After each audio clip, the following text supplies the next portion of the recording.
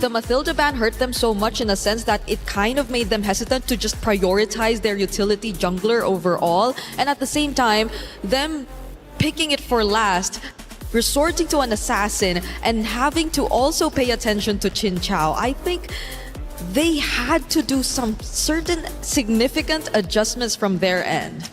And I got a key talking point I want to bring up to both of you out there. But for all of you at home and also in the venue as well, check it out. My Champion Pick. It's here. 2 champions, 1 game. My Champions Pick event is now live. From July 27th, submit your predictions for the MSC and MWI champions for a chance to win 50,000 in-game diamonds and MSC 2021 and 2025 tournament skins.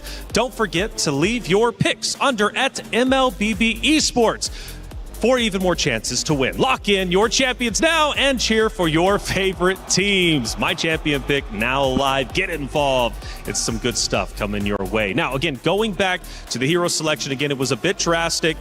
I mentioned the coach, though, for Twisted Minds, knowing the Indonesian playstyle, coming from Indonesian himself, of course, players also represented on both sides. Do you think he tried to get a little bit too tricky, thinking like, okay, I know the mindset of the Indonesian team on the opposite side for Falcons Indonesia, but maybe he just did a little bit too much? Indonesia as a region, they're a very fight-heavy region where it really is very, very short games just because you win the first 3 minutes. After those 3 minutes, it's very hard for you to make a comeback. So I think that's why both coaches tried to draft a little bit more risky and kind of hope for the best. I want to see them pull that back just a little bit and try to help out Chin Chao just a little bit more. I feel like she can get more help.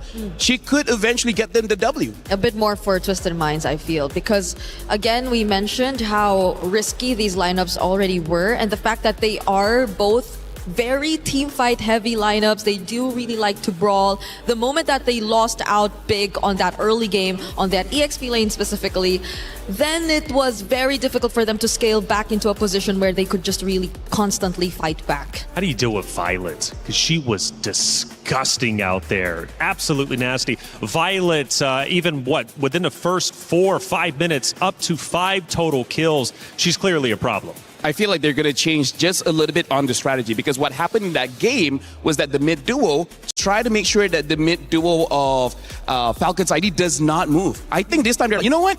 Let's help out the EXP lane. How about 3 people go there? How about 4 people go there? If they can shut down Violet early, maybe the game would have looked different. Yeah, maybe give the more Sa type of heroes that would just really catch them off guard. Have more range and have more range, movement around the map, because with the Valentina, range given, it's not so good as the other mid lane picks out there, but I think also movement really restricted because she really wasn't able to get the advantage in the mid lane up against the counterpart, up against the E. My biggest concern, though, for Twisted Minds, they lost that so quickly.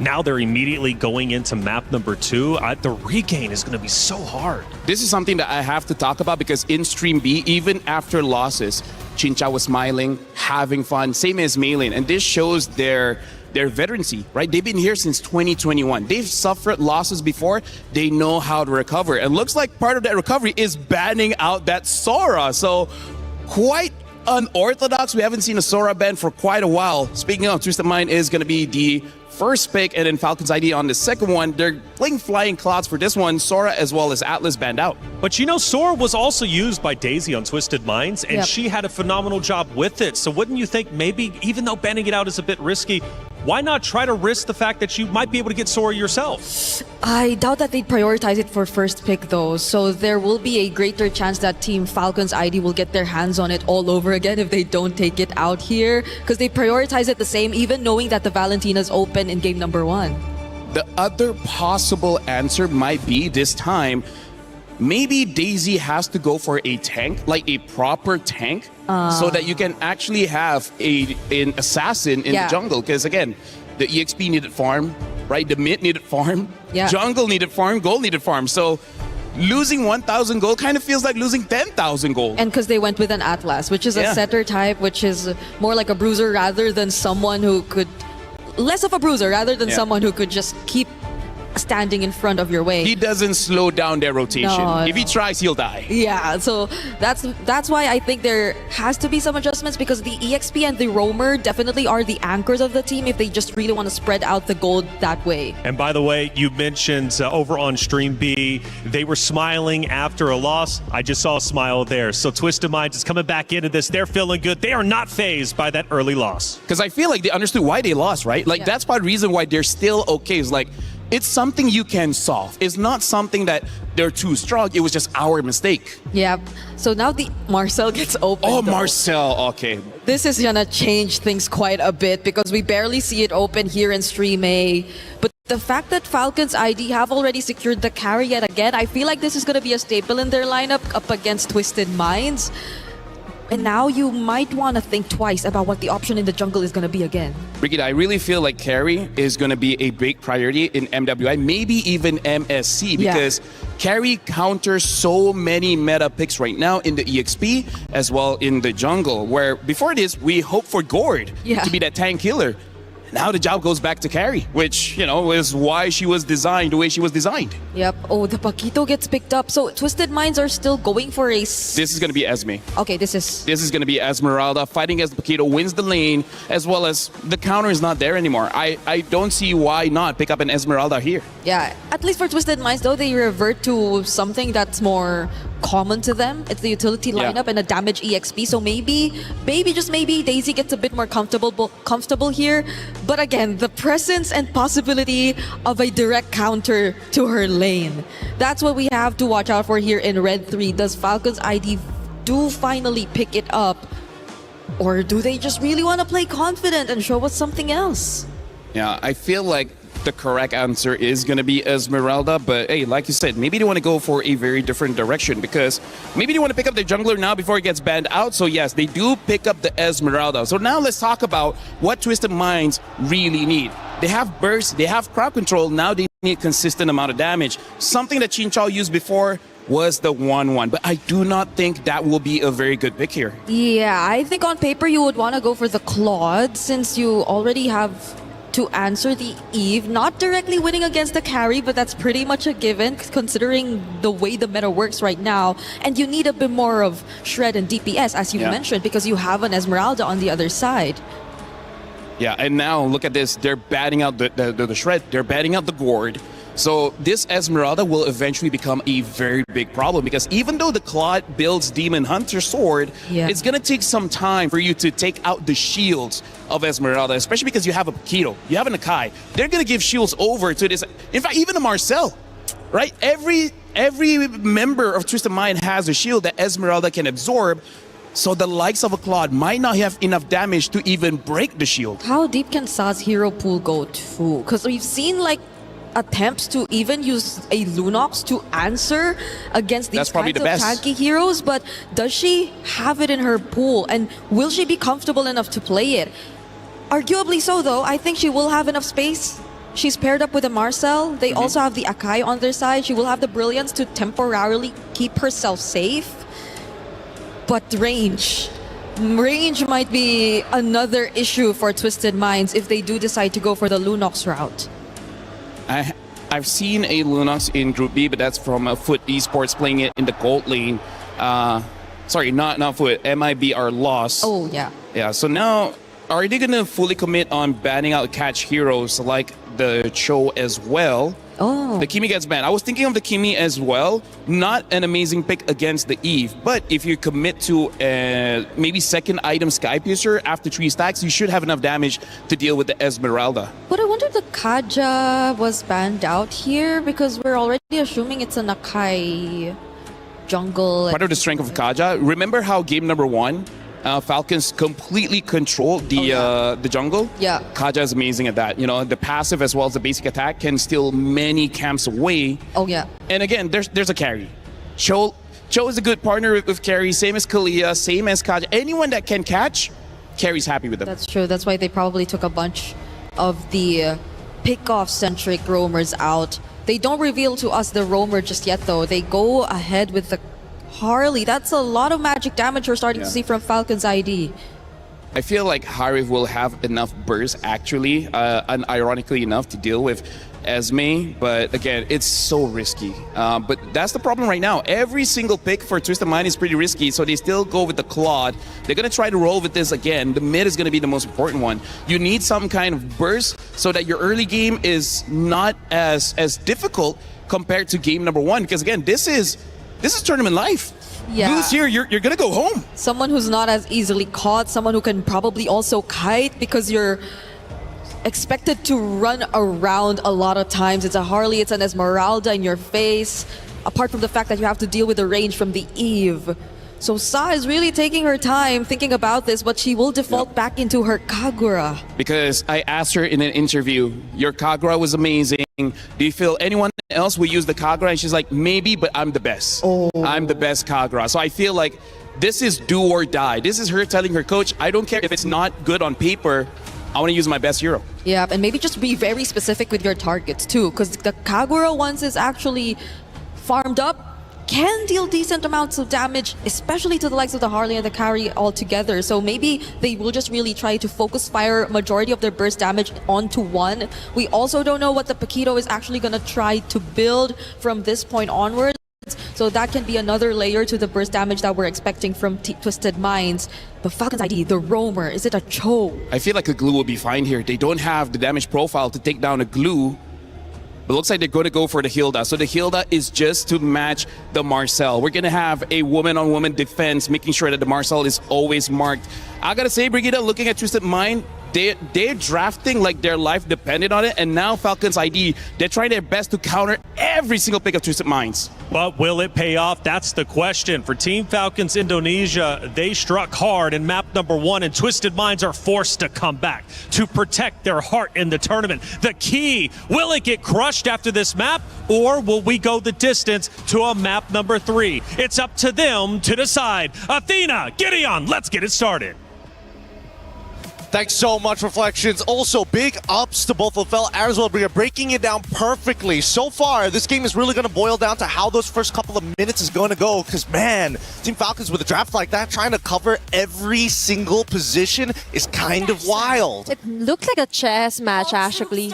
Answering each and every move that we've seen Twisted Mind try and take. Actually, for the Kagura, I'm a bit concerned. Although, it's all about the mechanics and the pilot, right? That's true. It's all about who uses the perfect timing as well here for Twisted. Immediate interception here for Twisted Minds, and a punish onto Seb. First blood here for Count Daisy. Violet might fall as well. It's Daisy right up front They're so with smart. an early double kill. They're so smart! They're so smart! This is the first time we're finally seeing the counter jungle actually happen. You're predicting your opponents, giving them no information, walk up to try and invade, and instantly body slammed into them. And you've got a Paquito who's strong at level 1 to make that happen. That was great. And now Litho for free. Great minds do think alike, and now it's Cal on to Levy and Ramundo. Now we see some action. Now we see the countermeasure that Twisted Minds change from game 1, now reflecting heavily onto game 2. So good. So very, very good. This is the best start possible that we can see from Twisted Minds' side. However, it's not over just yet. Just because First Blood was given over doesn't necessarily mean that the entire game is over. It's just going to be a little tough for Zev to come back into it, and I think Violet, unfortunately, just does not have the base stats to contest with Paquito until first items are purchased. Yeah, and it's actually one of the analyses earlier onto giving Daisy a hero that could actually withstand and do some action. And now it's up to main lane to actually try and bear some of the responsibility to setting up bigger and better team fights here for Twisted Minds. And now onto the top lane is going to be Chinchao yet again being targeted. There's Seva onto the side lanes. Very nice BMI out here just to disengage. Yeah, they didn't see the BMI, unfortunately. They could have waited just a little bit longer just in case it times out and see whether the mistake was going to be made. But with the Deadly Magic already gone and information on where Zev is, this should be a pretty free turtle as Raimundo opens up the map to see Kao. Okay, Violet is there as well. They're still waiting for that big square, that big RWM that TV might do, but instead they just focus on trying to level things up here for Twisted, not giving them any more kills than necessary. Oh man, the turtle already slain and Zev in position to try to make another attack and another attempt on that top side. Mid gets attacked instead as Twisted Minds are sending the reinforcements. Okay, now they react. It's Xinqiao yet again being left defenseless. Even the Deadly Magic committed. BMI just enough of a shield to get back and survive. And now it's Cow living some of those frame moments with a chucking shot, but all is still good. No kills yet, just yet here for Team Falcons. Yep, but now they're going to take their time as Twisted Minds know that they have enough of a lead to start stealing away some spare change from Falcons. In this case, one of the small camps, Zev just has to watch. Okay, it's all about maintaining their tempo as well. Main lane committing the heavy spin. Raimundo will be bowling down. What a smooth transition for game 2 here for Twisted. Yeah, Raimundo, a little should be careful here because at this point, Twisted Minds, they don't mind just ripping the ult. They don't mind just finding even more picks. They already have the lead. They're not going to play from behind. They're showing that they have enough dominance to play ahead. Can Zev steal this away in time? Zev does not have retribution just yet. Okay, she's just rushing through everything. And it looks like it's still main lane here. Possible punish? Okay, onto the top lane. They go for the counter punish. Raimundo onto the back, targeting Cow. It's Sa. And again, going in with a golden orb, but no one is caught here onto the side of Team Falcons. But yet again, what a great answer. Trying to push back a little against Twisted. A slight adaptation. Oh, the deck overturn connects, and now the Blazing Duet in the back line! Xinqiao does a great job to committing a damage, but still isn't enough to actually turn it into a kill. Now, across the map, there was also an attempt here for Team Falcons, but unfortunately, though, it doesn't succeed. It doesn't still equate onto any kills. 4 minutes into the game, and they still haven't found the right rhythm yet. Maybe here under the turtle, they will. It's all about adaptation. Now Violet trying to maintain as much pressure as possible to create that space. Sa needs to clear that midway before they get it, and now the fight starts to begin! Oh, now it's Raimundo forcing out Daisy. Missed position here for Twisted Minds. Still, it's Sa follow up closely with the Thrasho and Sammy umbrellas being thrown all over the bush. Neutral objective still up. They might not reset this one as Twisted continues their dominance here onto the top lane. Raimundo and the rest of Team Falcons will disengage and not contest the turtle anymore. Sa, and again with Yin yung overturn, Liv trying to run away. Golden Aura as well, looking for the side steps just to try and survive. And she will not, even with the flying clouds, still isn't enough time to actually help her. Very nicely played. So far, Twisted Minds are coming out of this with 0 deaths. The kill score is 4-0. Falcons have yet to find something against them. However, the lead isn't running away just yet. Yep. Despite what happened in the early game, Zev is still trying to make plays across the map. Now getting caught. Is this going to be a death? Okay, it's going to be the magic trick here. Trying to run away, but it looks like there is no way out but to go down here for Zev. I mean, they made the attempt, right? Try to clear up the wave really, really fast so that Violet has a little bit of time to kind of maintain control, or could have gone to roam had that wave been completely destroyed. But at this point, Zev is getting targeted hard by Twisted Minds. They are not letting this transition into the mid-game go to waste like in Game 1. Okay, now they're finally maximizing what their composition is made for, right? Immediate turnarounds. And it's all about delaying things up here for Team Falcons. Now they're trying to find a way. Does how about let Liv farm up as much as he can?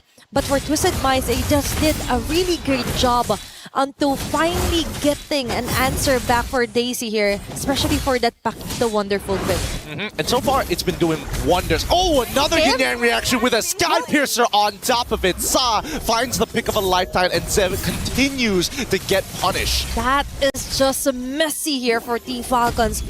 An early 0-3 onto your jungler, and now it's Twisted Minds written all over the map. Even Liv will have a hard time trying to find the right lanes to stay and farm up as much as he can. Yeah, the worst possible outcomes have already come true. Xinqiao just needs to scale because Sa and Daisy are strong enough to take out Zev and Liv if they are exposed to the enemy. Now, Twisted Minds are going to take their time with this. I think they want to extend this lead even further. They didn't bother invading the orange buff, but they just want the turtle first. It seems like they're not going to overextend. They're playing it by the book. Very textbook plays. Okay, it's all about maintaining composure here also for Twisted Minds. And we do like that they don't do this flashy, unnecessary movements across the map unless it's really necessary. All about clearing up the lanes, not letting any lane turret being destroyed here for Team Falcons. And Daisy, she is confident enough that she could hold over on the two members, even forcing out some of the poker tricks here for Seva. And for Twisted Minds, if ever they committed, they were ready for any rumble. They were ready for battle immediately.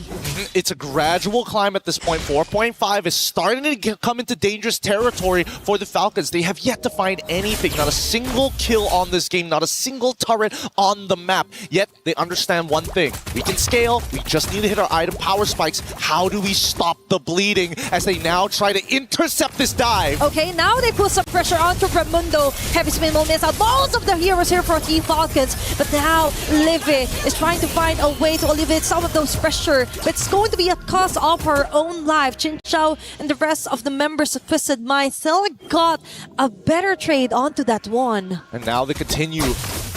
They try to press the advantage here. Falcons tried. They finally get a kill back. Unfortunately for Livy, it did cost her absolutely everything. Last tier 1 turret here on the bottom side finally destroyed. Mid needs to be cracked wide open before Twisted Minds can accelerate this game any further. They're just limited by the structures that Falcon continuously tried to defend. And also because of Twisted Minds, the change and the momentum they're facing as well. And Sa finally getting her hands on a hero she's most comfortable with, right? She's doing a great job onto checking each and every bush, preventing what happened onto game number 1 with Sev. Just targeting all over again onto their core damage dealers. Vision is everything here for Twisted Minds. It is, and right now Daisy holding a very powerful position, but Violet's going to expose it first. I see a Genius Wand being purchased. Pretty greedy here, considering everything that's already happened in the early stages of the game. And I would have imagined, at least with the composition that they have, shredding that MR is vital for Violet and Livy. At this point of time, there should be an attack from the Falcons, but it seems like they don't have enough manpower or the resources. They will find one in Kao as the Lord goes into the hands of Twisted Minds. It's all about the baby steps here for Team Falcons.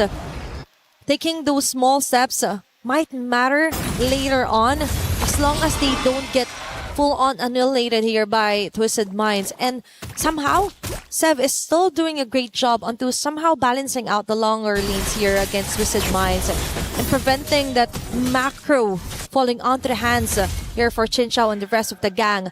Lord will be marching onto the top lane. Twisted Minds trying to find another person to actually take down here. But for Falcons, it's all about clearing up, making it safer, and Sa being inflicted a lot of damage here, but still will survive.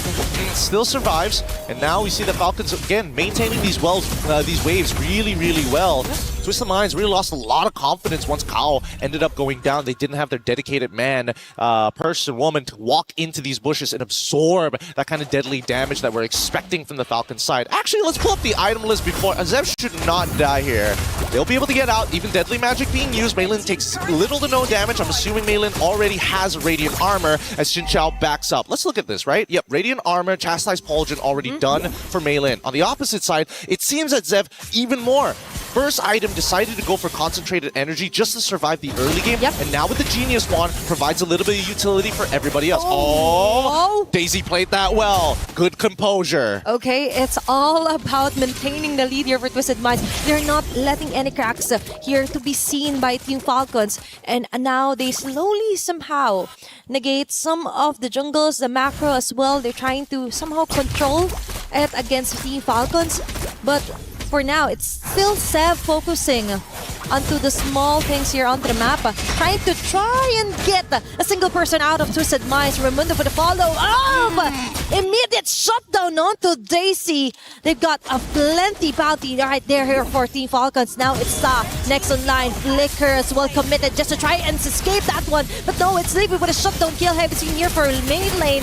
Trying to corner out Livy, and they will do so with Chincha with a double kill. It's 2 on the 3, and Sev will get those numbers as well. And Team Falcons kindly get a very beautiful play here. Chincha forced out onto her Flicker. Now we see some action happening here on the map. Really, really tough for Chinchao especially because, again, you're coming to the point of the game where you already have your Trinity items. It's just maintaining the Art of Thievery stacks on top of the Golden Staff stacks. Daisy nearly one-shotting Zev, but the counterplay play is just too much. Just like predicted by our studio, Violet on this Esme is a problem. Just let her cook, right? And she ate well enough to actually absorb some of those, not some, most of the shields here from Twisted Minds. And now for Team Falcons, they were just waiting to pounce on their prey. And now finally we see the tables have been turned. Now they got the chance to take down an objective, and then top of that, a possible takedown yet again. Ramona onto Sa. They're forcing out Twisted out of their position. Xinjiao goes in with a blazing do it. Immediate shutdown onto Seb. And they go in and take the Lord as well in the process. Liv and the rest of the gang tries to go in with a trade-off, just enough to finally get an advantage. Shutdown immediately onto Xinjiao. They continue here on the Purple Wolf side. And it looks like for Twisted Mind, they got a Lord, but at the sacrifice of 2 members. Yeah, not 100% sure how that was going to start playing out here. Fortunately, if Xinjiao survived, I think there was definitely an opportunity for Twisted Minds to take this back. But look at the gold lead, despite getting the Lord, despite doing everything correctly, minimizing the damage, Falcons still walk away positive despite that. That was a very smart move actually here for Team Falcons, just waiting. And then Raimundo focusing solely on Tusa, preventing the burst from ever happening. She was just so far. And even though Xinjiao was managed or has managed to actually reach Sev and the rest, but one thing is for sure, the rest of the gang, they were willing to take the risk and they took it. That is a high reward play here for Team Falcons. And now it's Violet being targeted. Even if Rattery was committed on her, but they were not successful. That is huge info here for Team Falcons. Just not, unfortunately, just needed a couple more attacks coming in from Xinjiao, which is the main win condition so far for the Twisted Minds. If you look at the items, and already max builds are starting to come. One last item to complete the full set. A Winter Crown coming in from Xinjiao. We're expecting Twisted Minds for the upcoming fight to try to get Falcons to gather together to get a maximized Blazing Duet, and hopefully that's going to be enough to bait out everything from the Falcons. That's the thing. Now we have to solely focus onto when and where Xinjiao could possibly come from, because she is the most crucial piece alongside with Saa, and Raimundo is just doing a great job onto spotting out those 2 critical members here for Twisted Minds. And looking at the Dabijot ranking, she is the key to all the fights that Twisted Minds would be able to win onto this clash. They're really struggling. Again, only Xinjiao can technically do relevant damage to this Esme, but now they're trying to defend themselves as the conceal comes out. All this for a tier 2. You can see how the tables have shifted from a dominating early game from the side of Twisted Minds into the mid game, where Falcons use their experience to hold on to the economy and stop the bleeding. This is a really great showing of veterancy, not only by the Falcons, but creative adaptive plays from Twisted Minds, because now they've hit the second roadblock. The first one was preset from game number 1. Coming into this one, we need to see them do it on the fly without the help of their coach. It's all about maintaining the pressure to stop the bleeding, right? And that is exactly what Falcons did. They didn't let it really roll over here onto Twisted Minds. Instead, they still continued onto their day jobs, which is to farm up Sev as much as they can. Let Liv take most of the farms as well when it comes to the minion waves, and now they focus onto getting Daisy out of position. That was a really close call here for Sev. Now they come back. There's a positive position here for Team Falcon, and they could attempt another gank if ever, but Twisted Minds, they're just not letting things go walk by. This is so good. Falcons know how to get the attention of Twisted. They show that Harley in the mid lane. Yep. Twisted continue to respond to it. They gotta play this slow, and now Raimundo might just be in some trouble. Okay, she's getting a lot of attention here for Twisted Minds. Immortality being popped off. Kao eliminating Sev at the most crucial timing. Living with real world manipulation is Xinjiao with a Winter Crown play here.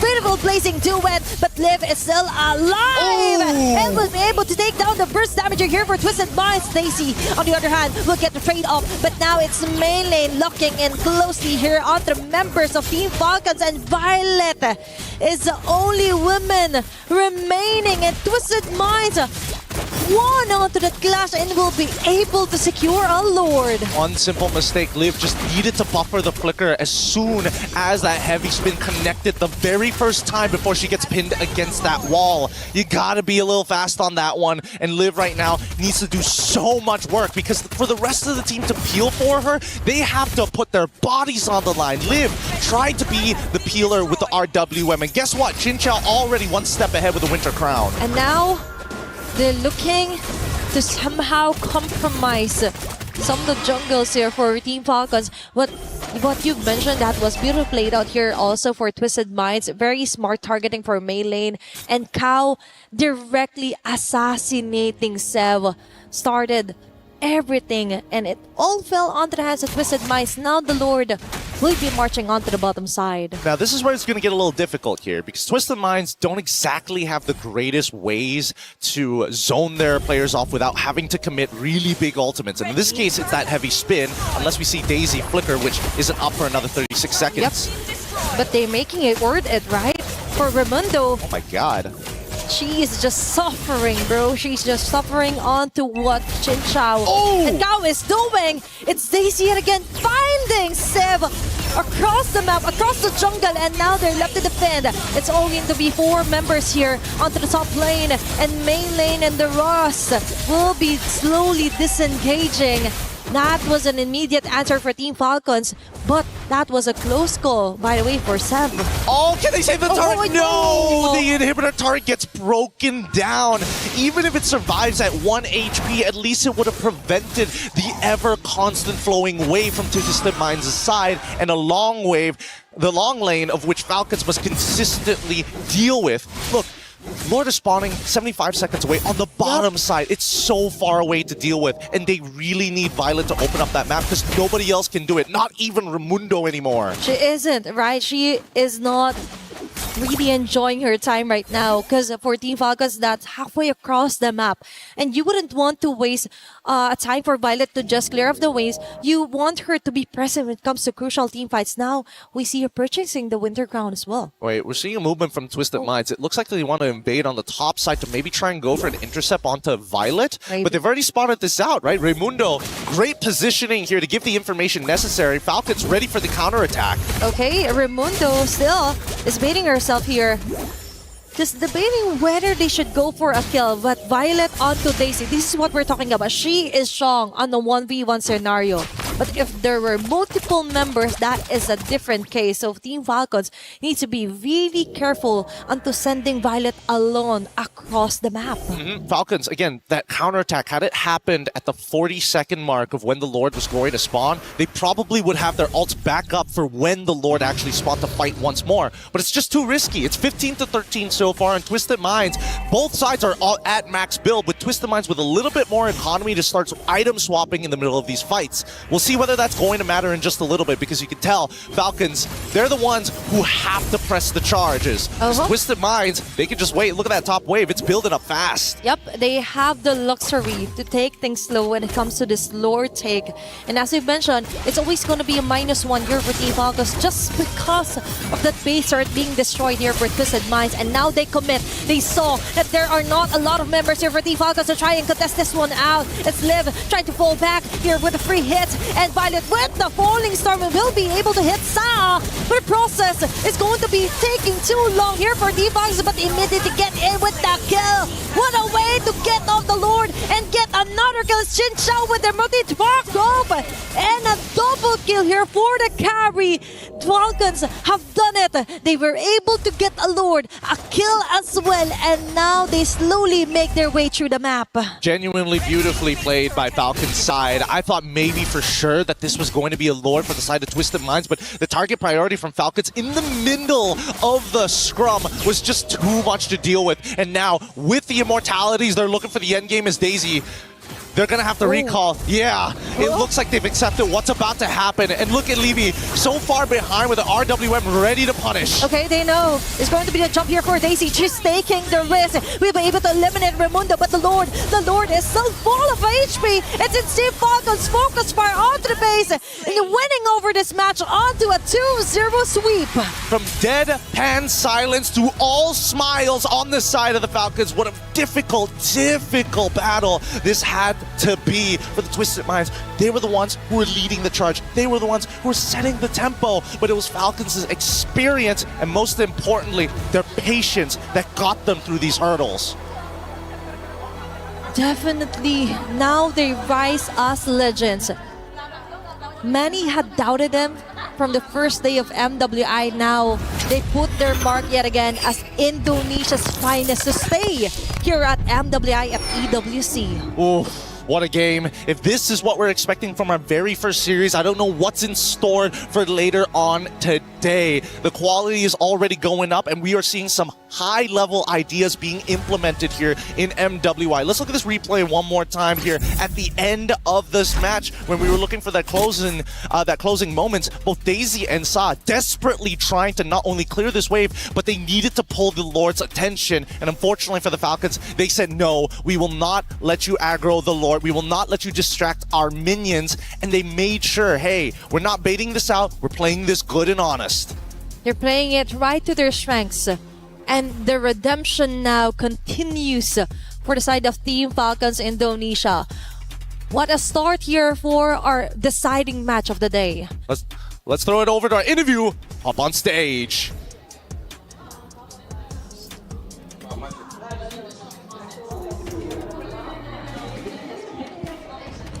From your former teammates?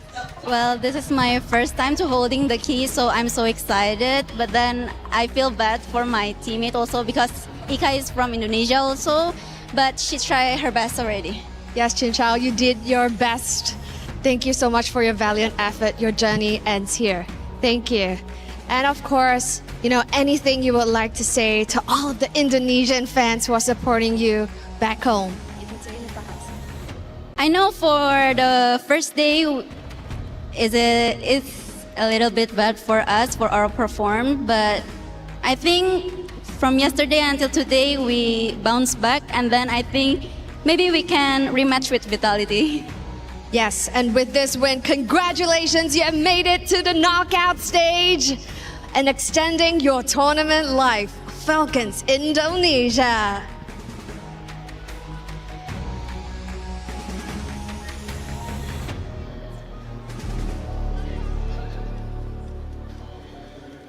It is time for that very important moment. We have a tradition here at the Esports World Cup.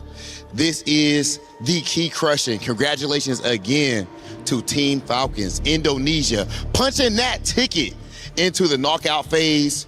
We got to make sure we careful here. Stuff get real serious. Making sure that our key master lets you know exactly how it's done. Okay. We've seen the respect on stage, but at the end of the day, ladies and gentlemen, there can only be one when it comes to competition. Nothing is given, everything is earned. Oh my gosh. Yes, sir. Oh my. You see the reaction there. Congratulations again. Ladies and gentlemen, they are officially qualified for our knockout stages. Let's go ahead and take a look at the match highlights.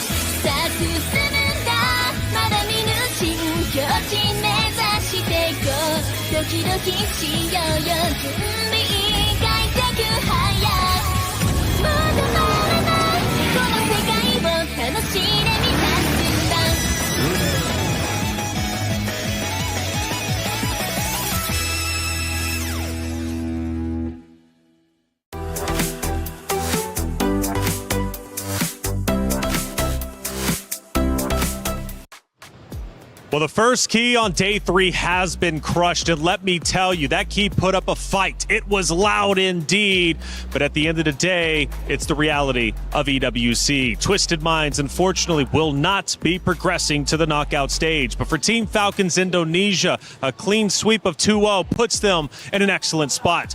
During the match, though, Rose had a chance to catch up with some interesting people out in our audience. We're having fun here in Paris, but I do have a few questions because it is an interesting match right now. We know that Falcon's ID is going up against Twisted Mind. Now, I'm pretty sure Funi is split because if you guys remember, Funi used to play in Falcon's ID, but her sister is in Twisted Mind. So how are we feeling about this matchup? Actually, right now, I'm very nervous. I'm trembling nonstop. Oh my god, I almost cried. Oh my god. Okay. Yeah, I can feel you're nervous. Yeah, but yeah, Funi, does this match makes you feel sentimental?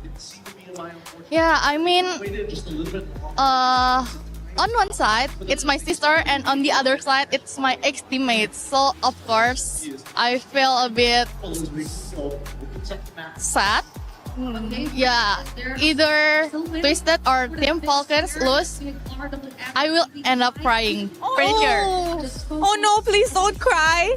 Please don't cry, girl.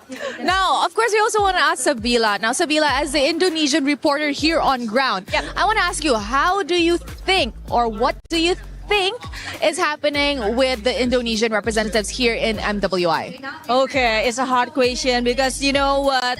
As we see from the Falcon ID, their play on their first match is not that good. They lose 0-2 from Seita, but now we can see their step up from yesterday until today. I'm sorry, Funi, because as we know in the first game, we saw Falcon ID playing so good, playing so well, but on the second game, we don't know. But Falcon ID, you have to reset. You have to do your best because this is your last chance to go in the knockout stage. You know what? I feel the Indo pride really strong right here. Sabila, I know you have a question for Funi, right? Yes, Funi. Is there anything you want to say to Chinchao, your sister? Good luck. I love you. Whatever happens, either you're winning or you're losing, you're still the best gold winner for me. Oh, she's tearing up. Oh my God, so sentimental. Thank you so much, girl. Sabila, anything for the Indonesian viewers? Of course. Can I say in Bahasa, right? Yeah, go ahead. Alright. Teman-teman semua, satukan dukungan kalian untuk tim ataupun player Indonesia yang sedang berjuang di MWI at EWC 2026. Thank you very much, girls. That's it from us, and we'll see you guys next time. Play is in our DNA. Whenever we let it out, it becomes our superpower. Now imagine an entire city being built to supercharge it. Kadir City, powered by Play. Thank you, Rose and Sevilla, for catching up with some of the players out there in the audience. Funi, what a tough spot to be in.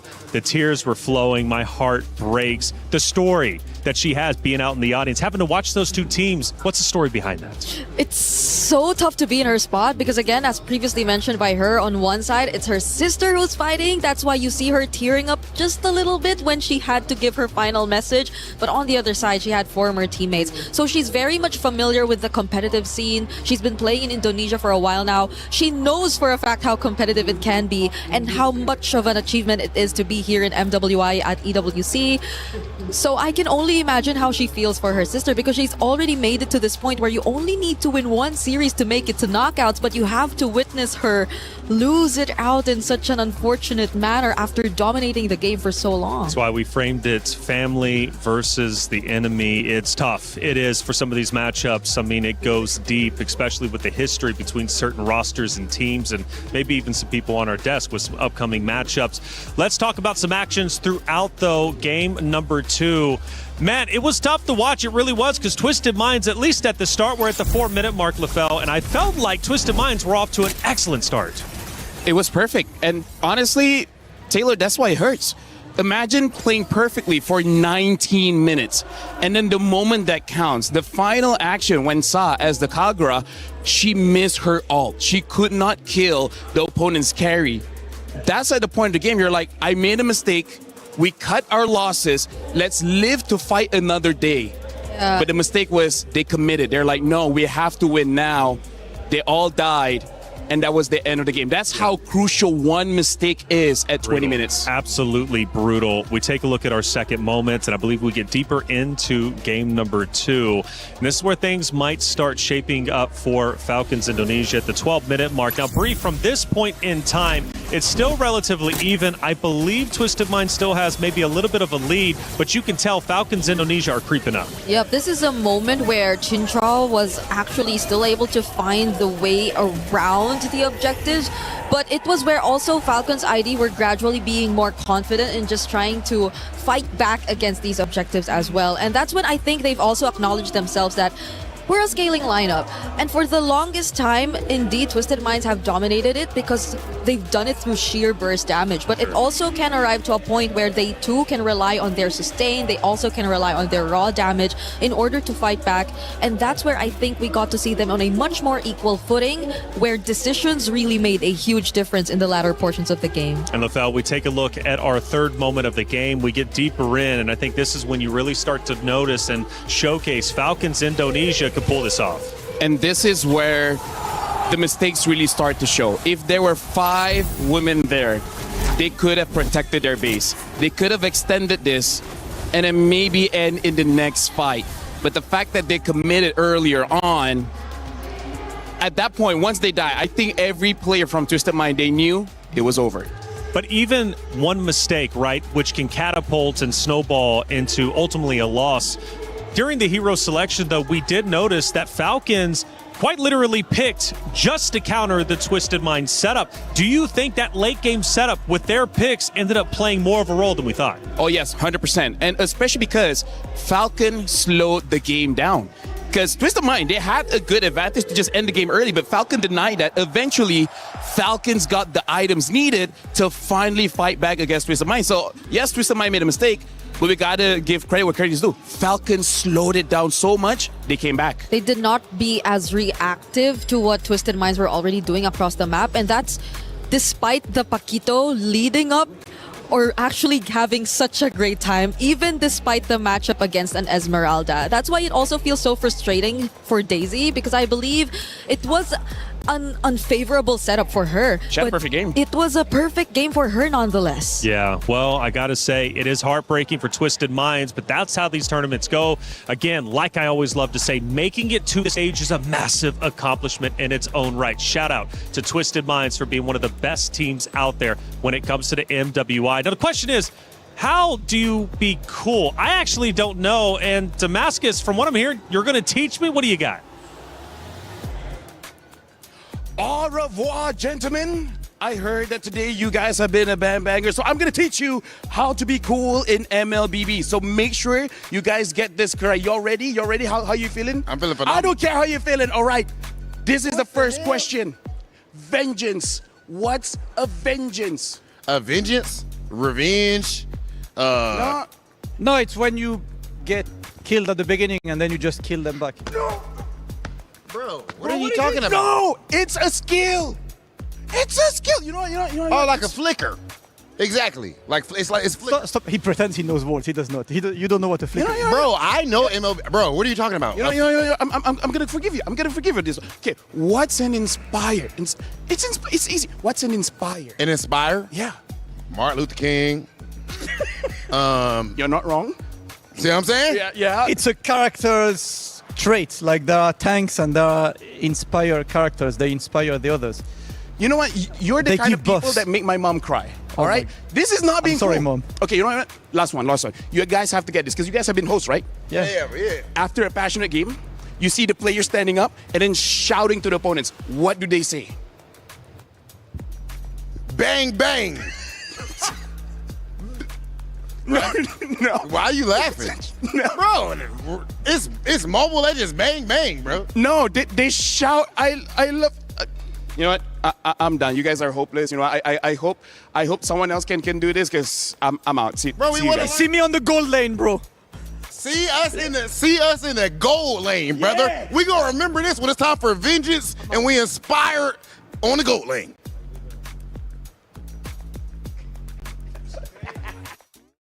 Play is in our DNA. Whenever we let it out, it becomes our superpower. Now imagine an entire city being built to supercharge it. Kadir City, powered by play. LaFell, I'm not going to lie. At one point, I got pretty scared. I thought you were going to take them both down. Dude, they were hopeless, man. I tried my best. Hearts out to them. You know what? Briggs, maybe you have more patience. Maybe you could have made them more cool. I don't know how else to explain vengeance and inspire, though. Like, I think you're the best teacher to do that. Well, you tried. I tried. But honestly, they're very, very cool guys. You know, hopefully we get to hang out, but just not play MLBB. Give them a second chance, if you will. I have faith in them. I think they can learn how to be cool. Hey, Muton's got a special message. Let's listen in.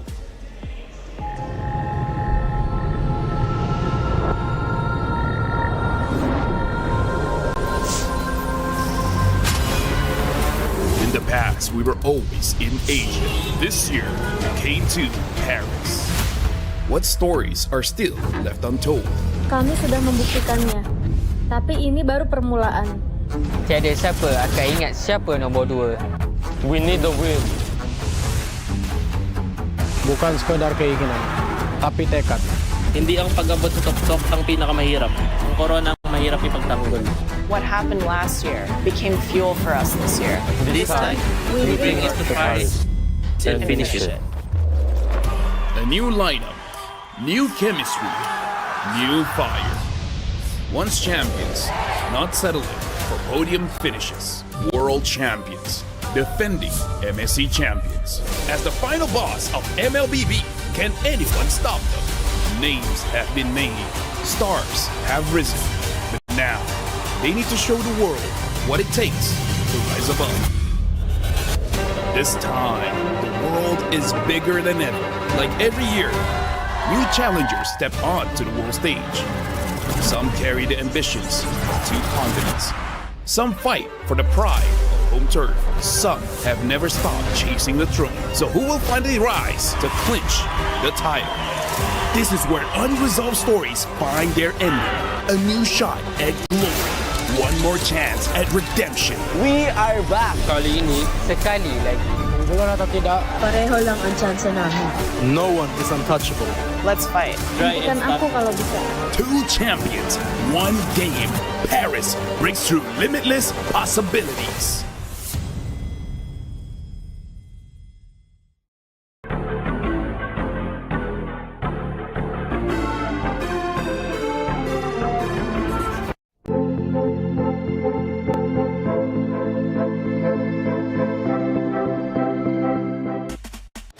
I don't know about you, but I'm pumped up not only for MWI, but MSC as well, taking place here in Paris, France at the Esports World Cup. LaFell, it's MLBB for like 3 of the 7 weeks. Oh, dude, I love MLBB. That's why I've been here for like 9 years now. I didn't know until someone asked me. I was like, I've been here for 9 years, bro. Yeah, I didn't even realize that it's been here for 10 years 10 already. years. Because just yesterday we celebrated their 10th anniversary. Yeah, she just hit 30.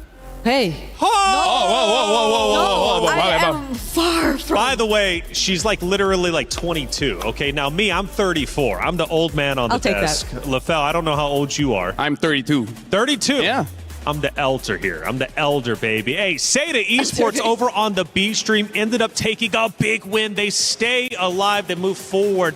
They win 2-0 over their opponents. Now, this is a big deal, right? Because Seda Esports, man, coming into it, we kind of question, would they be able to redevelop the meta? They're representing a region that has been underrepresented. In this case, though, they managed to take down VP in a dominant way.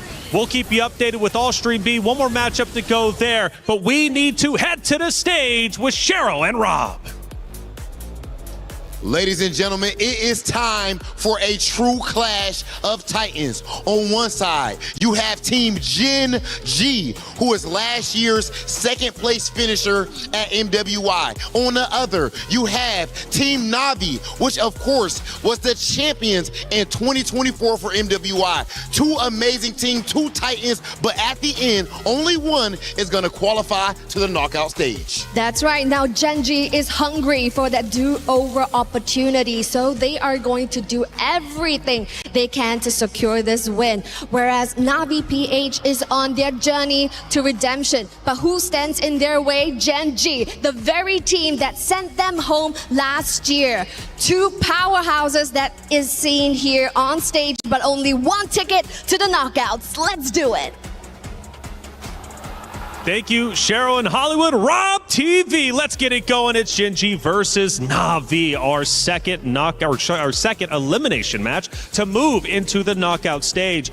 And this is a big one. It's a blockbuster matchup. You've got the 2025 EWC MWI runner-up of Gen.G taking on the 2024 EWC MWI champions of Navi. This one means a lot, not only for the club championship race, but also for the history they both hold when it comes to the MWI. Yep, I cannot believe we might just see a replication of last year take place here in another elimination series, simply because they meet yet again in the lower bracket where life is at stake. What if it just so happens to repeat? Because yesterday we saw that Vitality swept Gen.G all over again, similar to last year's grand finals.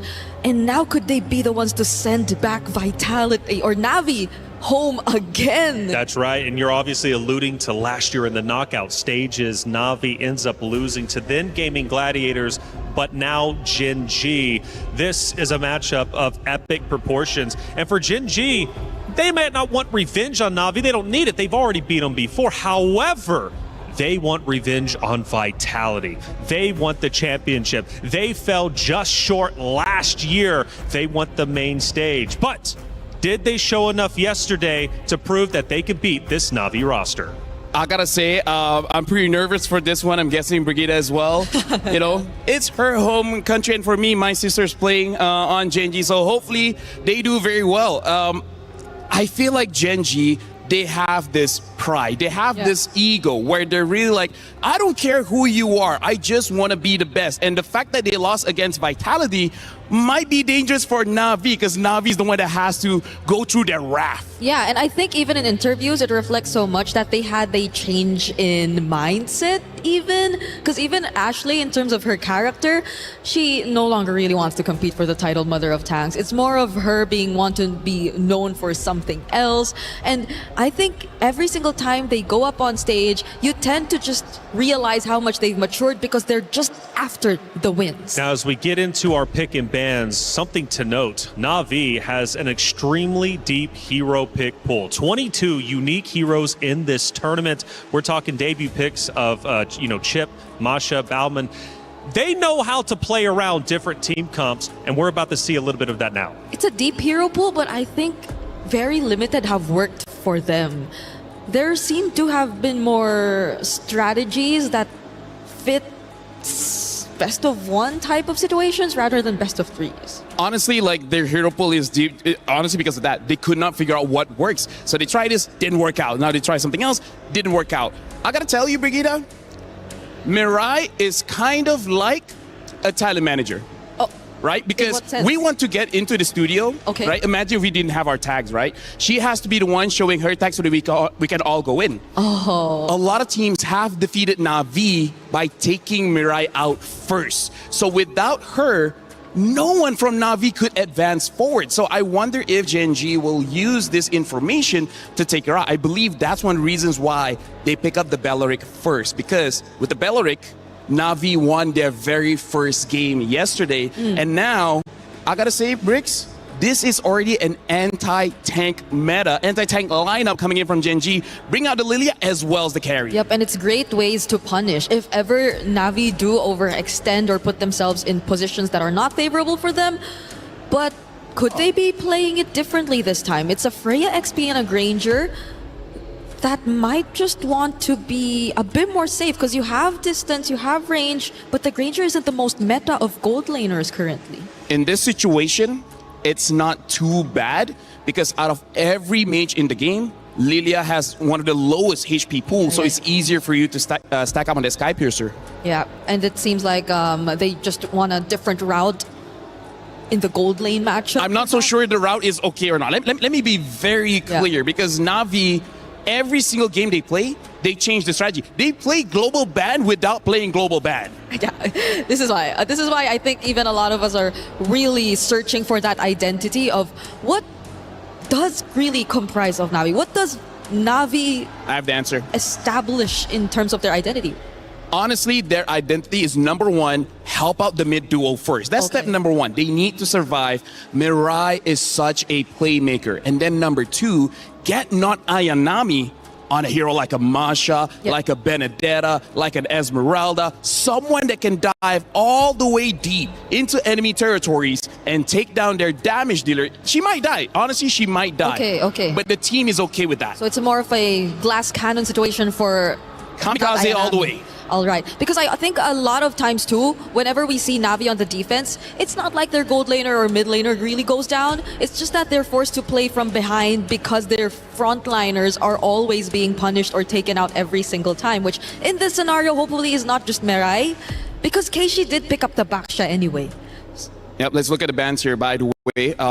Gen.G already banned out 2 EXP laners, ban out the Paquito as well as the Phovias, and then 2 roamers here with the Atlas as well as Matilda. Na'Vi finish out their bans, Marcel, Hirara, Esmeralda, Akai, as well as the Sora. So they're really targeting Arya as well as potentially a tank jungle from Rui, bringing in that Akai. I think that's a very good idea, kind of forcing out Gen.G to use a damage dealer in the jungle, which I gotta tell you, it doesn't look like a very good assassin jungle matchup here.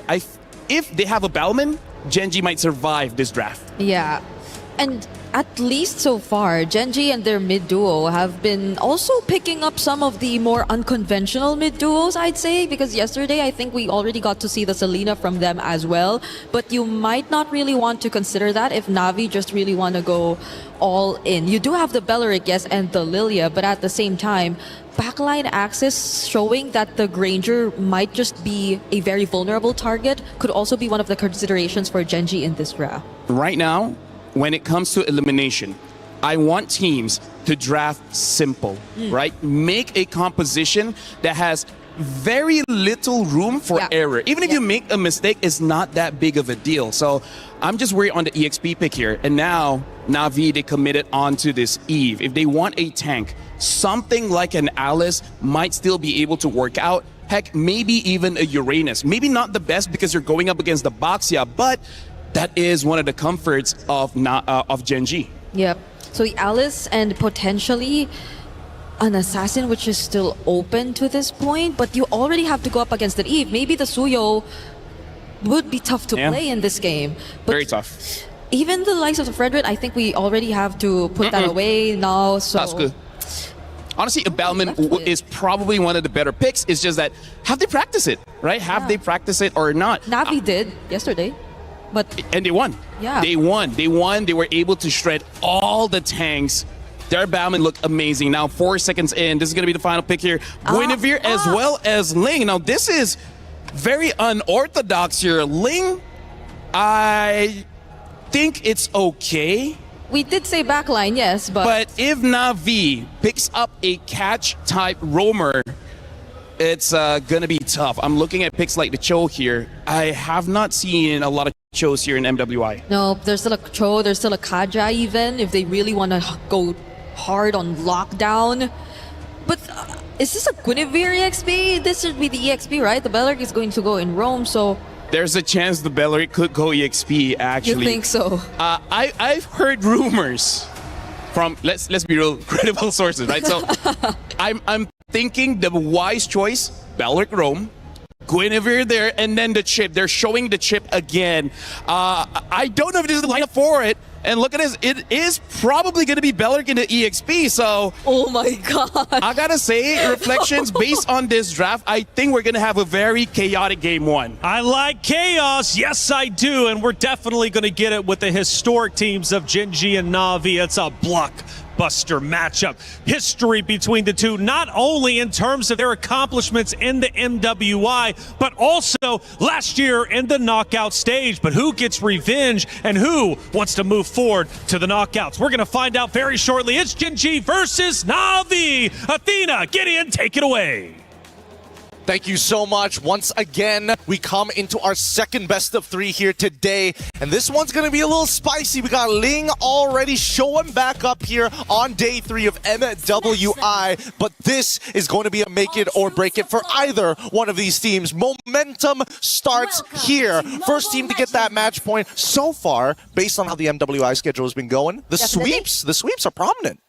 For Gen.G so far, we've seen them kind of react onto the draft, but a very credible source out there for Lafel, with Arya using the Beleric onto the XP. Something quite refreshing, although it's not really on the standard that we've seen here so far for MWI. But the thing is, they're up against a Freya onto the XP, plus a chip tempo changer here for Na'Vi PH. Yeah, the tempo changer and the tempo breakers are going to be really, really important in this game. Arya, as much as, you know, the Wrath of the Dryads is used as an initiation tool, might just be used as a replacement to deal with the shortcut from Chip. And now, I think I'm most worried about, it's going to be that Granger, right? Because Granger, the only situation that they want to have is, yes, I am winning from the get-go in lane, and then once I get out of the lane, I can clean it up easy when Ayanami does a majority of that work. Not only does Ayanami need to win this lane, but as you can see, patrolling along enemy territory just to give that info back. It's all about Ayanami's move for this game to actually kind of compensate onto what others will be missing out on. You've mentioned the vision, but looking closer.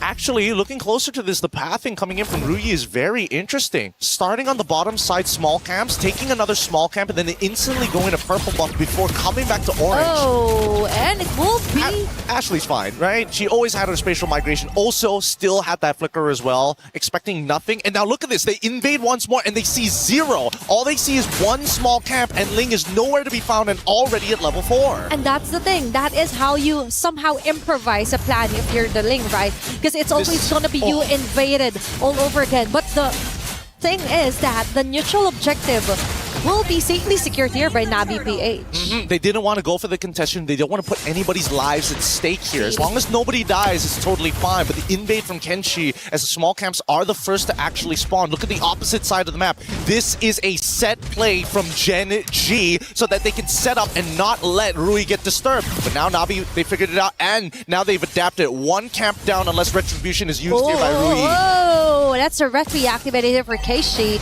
We're trying to run away, but as you've mentioned, it's all about navigating the jungle safely for now, right? For Gen.G. It's preventing Mirai from finding the right target, which is actually Rui. And right on cue, it's going to be shortcut activated. And as I mentioned, it's going to be forcing out the Tempest of Blades here for Rui. Tempest of Blades right there going in. Is going to be Rain with the RWM, not Ayanami, going wild. There are not a lot of kills. Actually, 0 kills at all from that initiation. It's just a purple buff being contested. And that's bad enough, especially when you're on a Ling. Ruyi will have a little bit of downtime and doesn't necessarily have enough energy to go back and forth between lanes to search out for these finishing kills. However, Ayanami has done a very good job of relaying the information. A great play from Na'Vi PH, finding the little pockets of space in enemy territory, figuring out what Gen.G were trying to do with the jungle path. Plus, it's a good idea also to kind of brute force her way, especially Ashley didn't get her ulti at time, right? When the purple buff was kind of contested. Now we see some reactions all over the map here, some visions for Mirai as well. Looking forward to more clashes now that the shortcut has been activated here. Plus, another neutral objective we're keeping our eyes out on. Now, the scary thing right now is the fact that Ashley can only do so much against that shortcut in comparison to Arya on this Beleric. So Arya somehow not only has to clear the lane a little bit faster than Ayanami, but may have to sacrifice her lane a little bit more during these neutral objective fights. Okay, it's all about getting the better trade if ever. It's now Mariah again with Ton onto Ashley as well. RWF, perfect timing here for Rian's first blood. Not Ayanami jumping on the line of fire here for Ruby and Ashley. She's keeping it at bay. And a fresh objective take here for KG. Ashley left defenseless even with the spatial migration. She will go down, girl. Missed opportunity with the Wrath of the Dryads. Could have knocked up 2, and now it's going to be an ever slow bleed here. This is the traditional tank v assassin matchup. It becomes oppressive, and Gen.G knew that the early game was going to be a little rough. It is. So now they follow suit onto somehow managing some of the lanes here onto the map. But for Navi PH, they know they just have to interrupt, continuously interrupt Ropey in the process, even forcing out the Tempest of Fate just to try and survive. Rian getting the numbers rolling for her Granger is looking quite good here. And Arya is just all over the place. She has to be at 2 places at a time right now. It's a losing situation for Arya at this stage of the game, right? Ideally, Gen.G wanted to stay as even as possible to Navi. This is not their other item power spike. Sayori already is, again, getting zoned out in a majority of these fights, and now finally putting the influence onto Panda. Even the gold lane isn't safe anymore. And a waste of a Rain of Dryad. And a big info here for Rain. Although Panda 1 will be able to get the kill, a jump, and a space obligation. Veteran to climb onto Ashley, not Ayanami from the back with the Valkyrie descent.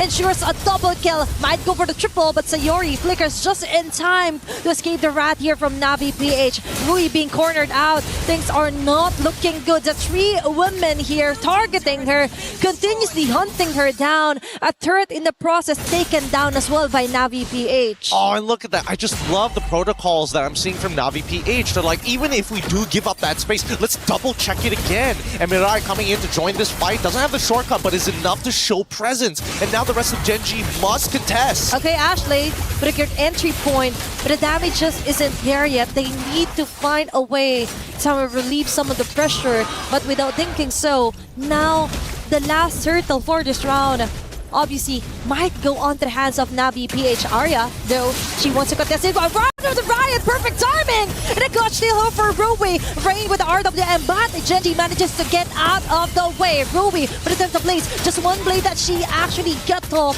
and that is going to be a chase down kill here for not Ayanami. Considering everything that has happened, pretty good overall. Like, Rui still, despite... Oh, hold on. Oh, that's an immediate takedown onto Panda 1, but she will do. She will survive it, and that is quite scary now that Navi has tempo, and at will, they could actually go on for team fights. Yeah, this 3.7k lead is starting to expand very far out of control as Ayanami is becoming a legitimate problem. The lane that was supposed to be controlled by Arya was going well at beginnings, but after this point, 3 turtles, it's not looking that great. This mid-game is going to be very vicious as Ayanami now controls the entirety of this bottom side, and they're even going for a lane swap from the side of Gen.G. But at least we saw some great catch here for Arya, right, with the Wrath of Dryad. But the thing is, you mentioned the gold lead was quite onto the side of Navi PH. So with that said, they have to be really careful onto where they will be sending at Panda. And right at you, he just purchased her a golden staff together with the corrosion side. Now we kinda get some action or little bits of damages coming in from Gen.G if ever, but still, it's a never-ending deny and somehow vision here onto the purple buff. But now Rui finally gets the purple buff, but in the process, it's not Ayanami doing her job, taking down turret after turret. Again, Navi PH, they come in, they say, you know what, let's give them a forked option. In chess terms, is putting 2 pieces under threat at the same time. And unfortunately for Gen.G, they must only pick one. They chose the purple buff, they sacrificed their T2 because of that, and Ayanami is having the time of her life. Panda on the opposite side. The last hope here for the late game for Gen.G. They're going to need a lot of time for Panda to get to where they need to be because of how much pressure and most importantly, the shortening of the laning phase. It's all about stretching out the game here for Gen.G, just enough to try and give enough time here for Panda 1. A failed attempt there for Ashley. It's like a go here for Mirai, going in with a shortcut. It's only not Ayanami being called in. Very nice action though for Gen.G here. Just try and negate, cut their losses as early as possible, but no, it's Arya taking the risk, and again, a Rain with the early RWM, and Raptor Drive will be catching up 3 members, but not long enough for Arya to stay alive. Not Ayanami out to Ashley, focus fire. Panda 1 with the free hits, now they finally do it, but at what cost? It's too expensive of a mistake to overstay their welcome there as Navi PH slowly backs away. It's going to be a catch onto not Ayanami and Keishi. 2-4-2 trade-off there, right on cue onto the Lord jungle. Oh my goodness, Ryu honestly could have maybe cleaned up the rest of this. And they got the Haas Claw in time. Unfortunately, just didn't want to give another Sky Piercer stack over to Riance. They need to find this shutdown onto Riance somehow. If they can, that extends the game for them and it doesn't allow them to actually snowball out of control, and they can focus all of their attention back onto Ayanami, who so far has been the big chunker. Even with Arya flickering in with the Wrath of the Dryads, bringing some members to a quarter depending on lifesteal or spell vamp, some of the squishier targets, man, even Rain taking a good chunk of damage. It's all about not Ayanami and Mirai doing a hell of a job here for game number 1. And as you mentioned, this is the kind of scenario that she really wanted, right? To give her a hero that could deal a lot of damage plus sustain the hell out of Gen.G. Now, we're noticing that Panda 1 actually has some of the items that she needed. Now, it's all about positioning. And the position here on the Lord is actually more so onto the side of Navi PH, but for Gen.G, they're not letting go of this long push onto the mid lane. Nope, they don't have to do much. They're going to try and threaten the T1, but Navi is still trying to set up this fork. Getting a good push on the long lane is going to force Rui, the fastest rotator they have on that team, to go and respond. And that's going to be quite a sacrifice here, because Navi now knows that it will be possible to try and catch a member here for Gen.G. Nice touch onto Ashley, but not Ayanami again with a chase down. Ashley's down, KG with a follow-up. Panda 1 already taken down. Rio with those bullets hitting on the right target. 3 women down immediately for Gen.G. And that was so worth it on the side of Navi PH and not yet finished. Sayori will fall down as well. It's only Rui left here to try and get the Lord, but no, it's too risky as Mirai will also call for backups. What a way to assert their dominance here for Navi. I don't know if the secondary motion was necessary, but I think that at the end of the day, they're trading ults for ults, and honestly, the fact that Gen.G is losing some of these fatter ults is way better for Navi, because they're not going to quote-unquote need the shortcut in enemy territory unless they are at all full fighting strength. And since all of them basically control the entire map, trying to go for that shortcut underneath towers at this stage by inhibitors is not going to be as worth it. I think Navi understand this. They're going to go into their siege tactics. They're going to use Rain. They're going to use the RWM to control everything. Yeah, it's all about reserving the right skill sets and combos here for Navi PH. Looking at the items are quite looking good, and a huge chunk of it is onto the hands of Rian and not Ayanami. Yeah, and the worst part, Ayanami, with these 3 items already looking to get some anti-heal on top of that, like the sustain is looking super good. It is. Fortunately, if they keep on chunking Ashley out, they're not going to have a secondary anti-heal user other than Sayori. And even then, Sayori can't deal with Ayanami alone. She can find the right angles as of the moment, because Mirai and Keishi could actually pin her out of the crowd.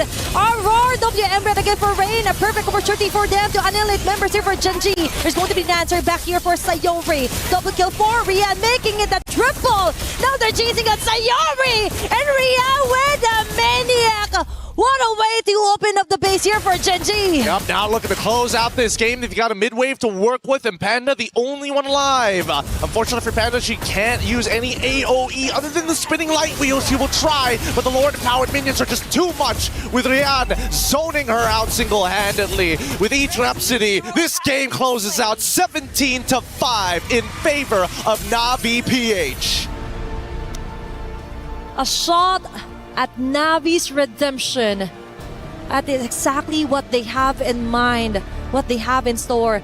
And they finally did it here onto their first game on a very crucial deciding matchup. Really, really difficult to deal with overall, man. I mean, when you're playing Ling into these types of tanks, it's you're hoping to stay even, if not get a little bit ahead of this Baxia. But these set plays coming in from Na'Vi, the fact that they understood that the importance is not about how many camps that this Ling steals, it's about that purple buff from early to mid. It's all about limiting the lifeline here, right? For Gen.G. And they hella check out all the objectives here for Na'Vi PH. Yeah, but that being said, a lot to think about. But we're going to go on a short break, and when we come back, more Mobile Legends action.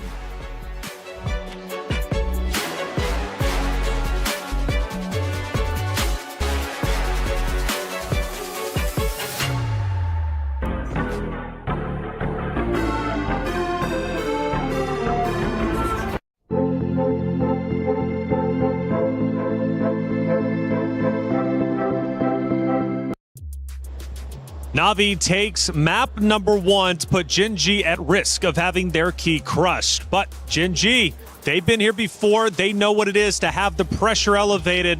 Let's see if they can come back. Hey, welcome back into our studio. I'm Taylor Reflections Noble, joined by, of course, Brigitte, Lefel. Good to see you two once again. First off, to open up the section, Beleric and EXP for Gen.G. It was a risk, right? We knew it was. If it pays off, excellent play, but it didn't pay off. Yeah, but the question is, why didn't it work out, right? Because here's the thing, Beleric is a great hero, but he is slow, right? So that was a mismatch, because that is a situation where you're on a racetrack where not Ayanami was a sprinter and Arya was a strongman. It was not close when it comes to what they're supposed to do. Yeah, because even for the composition of Gen.G in terms of the engage, it's mostly on maybe landing a spatial migration or two onto specific targets of Na'Vi, but the ultimate that you expect from a Beleric seems like it's more of a means to just respond to what Na'Vi might do. It's more of catch to the dives, and we saw it happen multiple times, but in the first few moments that we did, during those crucial times, Arya wasn't really able to be present because, as you mentioned, it's a pretty slow EXP laner if you're expecting a response from. And we have a couple of big moments from that map number 1. We take a look at least at our first one. Now, one of the things, Lefel, you were educating me on, Gen.G, early game. Right now, they just want to stall. They want to get into that late game because of the hero composition. Yeah, here's the thing. If we're looking at the heroes, once Rui gets around 4 items, once Peta gets 3 items, they should be able to deal enough damage to take down Na'Vi. But that's part of the problem, right? You're playing a waiting game.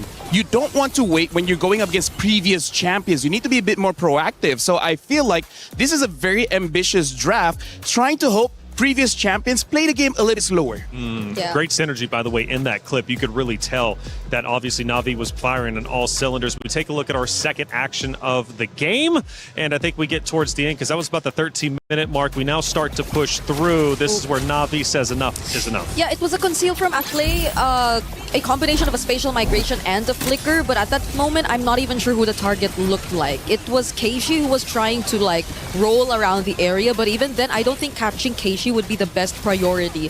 So maybe they could have attempted to go for the likes of Rian or even Rain, but these two seemed like targets that you just could not reach. And that's on top of the fact that Rian actually had Purify. She barely had to use it during the entire game. And you know what? That's a problem. Clearly, at this point, I did bring up with you, Ashley. Last year, she didn't have as deep of a hero selection. This year, she's switching things up. She's trying quite a bit. She does go with the squishier hero. She tried that against Vitality yesterday. It didn't end up working out. This day, though, she goes for it again, and it doesn't pay off. Yeah, this is one of those things where a lot of professional players go through, where they're mastering 1 or 2 heroes, but the meta just keeps on shifting is not enough. Right now, Ashley's at a problem where she's a jack of all trades, master of none. And now going up against previous champions, you need that 1 or 2 hero that you know you're going to win. So does she go back to default, Bree? Is it time to give up the squish, go back to the tank? I understand she doesn't want to go with the moniker of Mother of Tanks. She doesn't want that battle.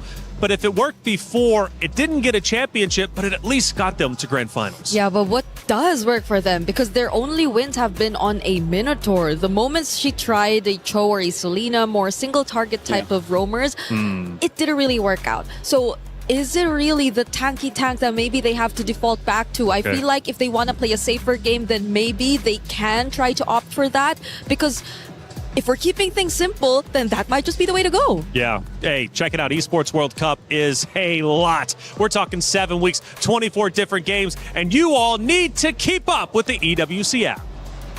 Thinks he can come in here and play my game. He knows nothing. Let's go! Tyler Wine, you're done.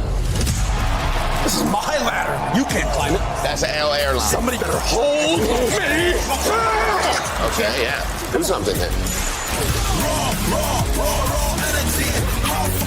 Blow the house down.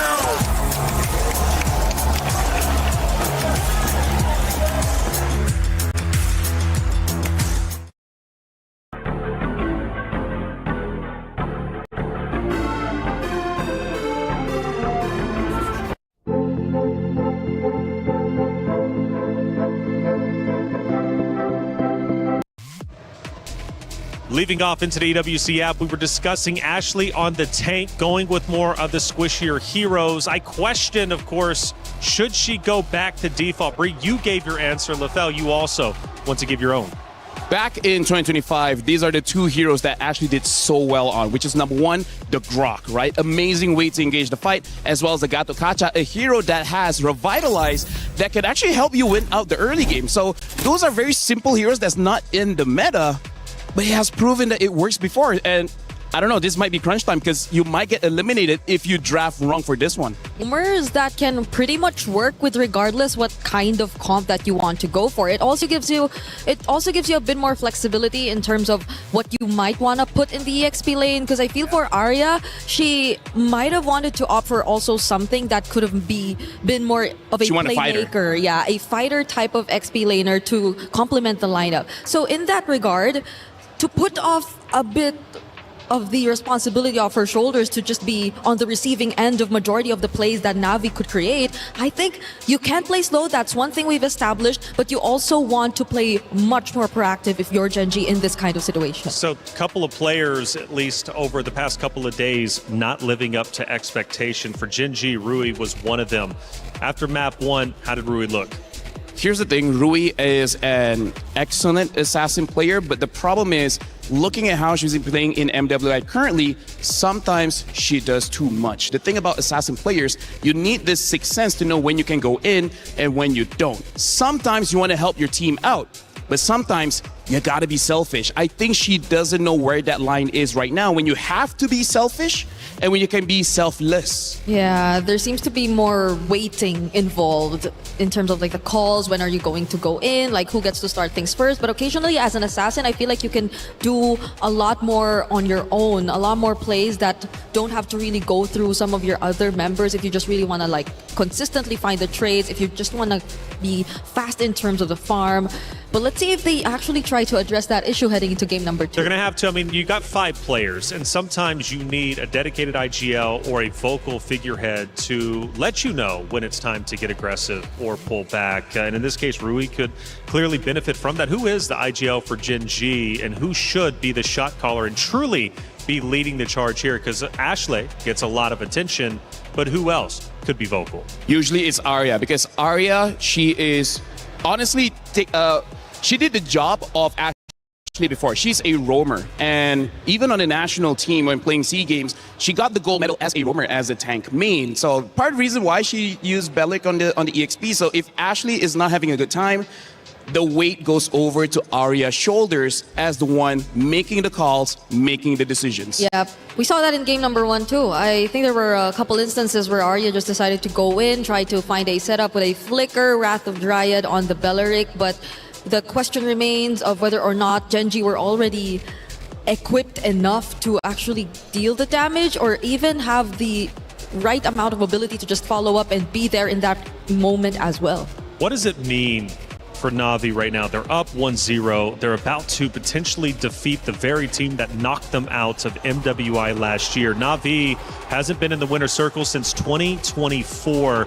To now be at the precipice of righting their wrongs, defeating their boogeyman, they got to lock in. I think it means a lot for them, because based on what they've been able to show us in the first 2 days, you could say, have not been meeting as much expectations. They have been playing a relatively slower game to what you expect from former champions of the first ever MWI, and they had some changes, yes, but I don't think we're able to see the full potential of these roster changes just yet. I'm gonna dive just a bit more deeper, and I feel like this means so much more specifically to not Ayanami, right? She's been in this roster for the longest time. Back in 24, honestly, she was one of my MVP candidates for that tournament, MWI. And here, starting off this year, she had a very bad start, right? Yeah. She played the tank in the EXP. She could not do anything. The moment she changed back into the fighter, she found her groove. She found her identity. She found the win. So I feel like as much as there's a lot of emotional weight on Na'Vi, I gotta say, not Ayanami, I feel like she feels it the most. We felt it too, not Ayanami. We felt it in that Freya game. The way she just constantly went for the chase against members she just spotted out. Against Ashley, I think, to be exact. That she never let her off whenever she did find her. And I think it's also an upgrade in some way. The way you see that she's not just really dying, even though she just constantly commits to the chase. On the side station for Stream B, it's currently underway. Another elimination match. In fact, these are going to be the last two played out before we head out into our knockout stage. It's Team Falcons Mena going against Foot Esports. Team Falcons Mena take map number 1 in sensational fashion. They also look to move forward, which is a big deal for the Falcons roster, Falcons organization in general. They could have 2 Falcons teams for MLBB for the MWI representing for the club championship race and knockouts. And honestly, that's pretty big because we had an interview where we start off the day where Foot basically said, we always fight against Falcons and then we always win. And this time, Falcons, when it really needs to lock in, they finally defeated Foot. Well, at least for one game. Even in the player arrivals, right? I think that was something one of the members from Foot Esports actually mentioned, that, yeah, she's feeling good about today. She's looking at a 2-0, but it seems like it's not as easy as they thought. They have to push it for a game number 3. And I want to go back to the Gen.G Na'Vi conversation because, Lefel, there was something you brought up yesterday to me when we were discussing NA teams in general. It seems like they've got to go through the gauntlet every single event just to make it to the next stage. Honestly, it's a mystery. If it happens for 1 year, fine. It's been like for 5 years now. That's insane. Doesn't matter if it's the open qualifiers, if it's the female qualifiers, every single group that they're in, there has to be champions. There has to be former champions. There's always the favorites. I have no idea what luck that they have for 5 years straight. They're always grouped up with champions. I don't know what's going on. For this year, though. I swear it's not planned. Yeah, for this year, though, shout outs to Mirko. Shout outs to Mirko. Gen.G. He was the one drew it, and then you know what? C'est la vie. He's a script writer. He's a script writer. He's a script writer. He just needs to fill us in with the script, right? I think that would help us out a lot here on the desk. But it is tough, right, for Gen.G. Fortunate Fire, though. My goodness. And it only makes, I think, victory, especially, think about it. Gen.G making it to grand finals. They hoist the trophy. They think about their journey to get there here for the 2026 MWI. It'll make victory all that sweeter. I gotta say, Gen.G, they sacrificed a lot. They spent quite a good time flying from North America to boot camp in Malaysia just to train so that you can face off against Indonesia, Philippines, quite strong regions in preparation for MWI. Right now, Gen.G, what they need to do is actually simple, but will they do it or not? Which is play back to their identity. I really feel like, here's the thing about philosophy. You're condemned when you are alive, because when you are alive, you have freedom. When you have freedom, you will have to face your own consequences. It's not on other people. So with with a lot of options for Gen.G, they got to strip some freedom away and just be like, this is what we're good at. We're going to stick to it. We're not going to go too crazy. Brother, I'm going back into VOD. I'm writing that down. I'm putting it on the wall, okay? We're talking bars from Lefel. We got our pick and band starting back up. It's a big moment for Gen.G. This hero selection is going to mean quite a bit. And the big question I have is, Ashley, where is she going to decide to go? Squishy one more time? Does she go back to what we know works, which is the tank? Let's find out. I would also be on that same page of hopefully Ashley just go just goes tanky frontline setup kind of roamer for the team. The Guinevere is, yes, a setup type, but it's not the tankiest of roamers available out there. And that particular lineup demanded them to have one because it's an assassin. They had a marksman in the gold lane, and they had the tank in the EXP lane. I gotta say, Taylor as well as Briggs, one of the reasons why IGLs or whoever's making the call, they gotta use Comfort Hero is because the more you know about your hero, the less you have to think about your hero, right? It frees up a lot of brain space, making it so that you make the right decisions. When you're using something unfamiliar, you're overthinking, how do I create my combos? How do I find an opening? But if you use something that you're familiar with, you don't have to think about it. Your hands just move naturally. Yep. And that's very important in this scenario where you have to play for an additional game just to secure your tournament life. Esmeralda's with the world that. watching, this With is the a lot world of pressure on the watching. players. It is definitely a lot. A lot of XP laters already taken out, even the Freya from Not Ayanami alongside the Phobius. Look at how much Arya and Not Ayanami. Let's see, 1, 2, 3, 4 EXP laters already out of picture. I would say the strong one now is like Arlet, Yuzong, but Sora. Does Ashley consider the Atlas here? It's the first time I think we see it open. Atlas is good. Bellaric is good. One, honestly, squishy hero that is meta is Matilda. Oh, but right. We'll see whether they pick it up. They go for the Valentina. This is, in my opinion, Briggs, very risky. I think they're picking up this Valentina to potentially deny an early Sora pick coming in from Na'Vi. But this gives Na'Vi that Bellaric, and Mirai has been able to use the Bellaric very well. I agree. At least they get a Wrath of Riot of their own if ever it does end up that way, but I guess it's a matter of comfort. Them also resorting back to that idea, if we want to ask it from Ashley, might as well do it for Sayori as well, because Sayori has been phenomenal on the Valentina either way, so maybe they're just sticking with that because it's indeed such a crucial match. But the Claude gets picked up, they secure it for the team. So the carry option is still going to be open for Gen.G. They already also see the glue on the other side if they want to match that. Personally, for me, I would go Baxia carry. Yeah. I feel like that's a good steal from Na'Vi and already a good matchup against Claude as well as Glue. Yeah, Baxia carry. I think keep it simple. Maybe Rui on the Assassins is something we do want to see, but if they're still trying to figure out how the playstyle will be between an Assassin jungler and a utility type, then maybe it's best to just resort to the utility. Because honestly, if you have Valentina, you're kind of showing that you want to fight very early, right? Yep. Valentina has a lot of bursts. What she doesn't have is that range. So you need gap closers. But instead, they want to go with comfort. They're picking up the Minotaur. As you say, they only really went with that one, and now showing the Uranus as well. Keeping the jungle as well as the gold lane open, I think actually might be pretty scary, because we could potentially see a carry ban, but maybe Panda will go back to her signature on the qualifiers to get here into the MWI, which is that Harif. Yeah, even recently she's also been playing a bit more of the Granger. So we're not entirely sure if that's going to be the option, but I might want a bit more damage to come 100%. in from Gen.G, because it's really just mostly the Valentina at this point. And again, the carry is likely to be taken out by Na'Vi from this point onwards. This is one of those games, because there's a glue, it's not bad for Lancelot. Because even if the glue was able to get on top of you, you have many dashes, you'll be fine either way. Because now that Arya is using a tank in the EXP, it means there's going to be a damage dealer. The real question is what? And I want an assassin that can fight at level 4, not at level 15. Yeah, and I don't know if they're considering it, but I've seen like MWI teams play a Hanabi into the glue too. It works because It works, just right? extra bounce. Yeah. And hey, you can't.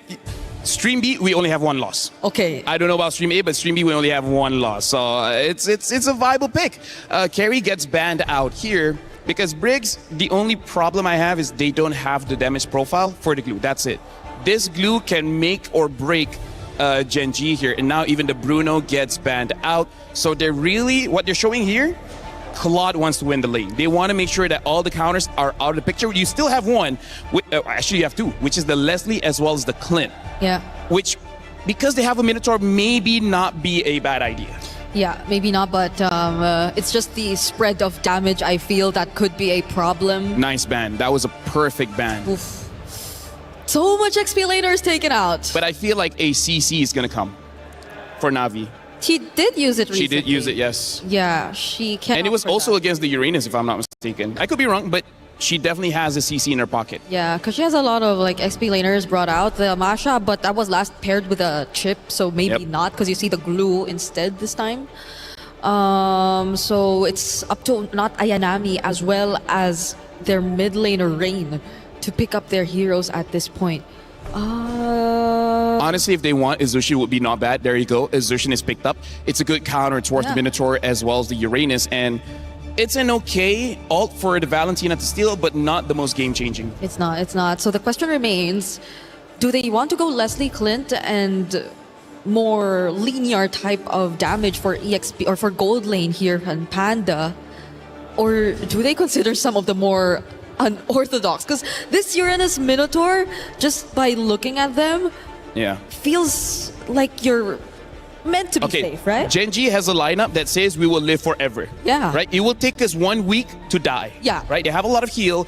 They're going to build Flash of the Oasis. If they haven't Hanabi, actually it makes a lot of sense. It makes a lot of sense. Makes a lot of sense. But the same as the Clint, same as the Leslie, heck, maybe even the Moskov. So they pick up a Suyo here. And now they pick up a Harif. So right now, Briggs, this is 100% comfort. Yep. This is less about the strategy and more about trust. Yep, we're not even looking at hero synergy anymore, I guess. It's just really them individually doing their thing and being comfortable in the heroes that they use. So it's just the EXP lane for not Ayanami that we're looking at. Majority have been taken out. CC is still there.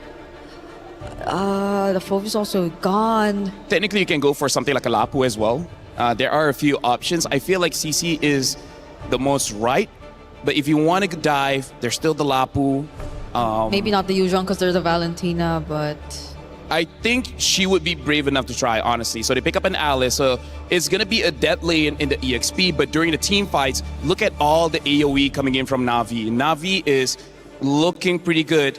I gotta say, Taylor, Gen.G, they're putting a lot of trust on the individual players here. And I'm okay with that. You know, you just took a heavy loss. You know that your key is at risk of being crushed. What do? Go back to your comfort picks. So, like you said, LaFell, look, you don't have to think about playing. You already know what your hero is capable of and what it can do. Now you can just focus on the game itself. Gen.G going with the comfort picks. Will it pay off? That's the big question because Na'Vi is knocking on the door of the knockout bracket. They want to reclaim gold. They want the championship. But will Gen.G shut them down one more time? Let's find out. Athena, Gideon, take it away. Match point here, and Gen.G trying to find the equalizer to turn it into the game 3. So far, Na'Vi at PH has been playing real good, but this draft has been interesting. When you thought they were not going to give a good ultimate to Valentina, right at the very end, they get the Throne of Ruin. Okay, that took quite a U-turn here for the draft for Na'Vi. But for Gen.G, that is quite fortunate, right? You finally get something that is very useful in terms of flashes here for Sayori. And speaking of the comfort as well, sticking to what you know best, even with your eyes closed. Let's see if that will reflect heavily as well here for the playstyle for Gen.G.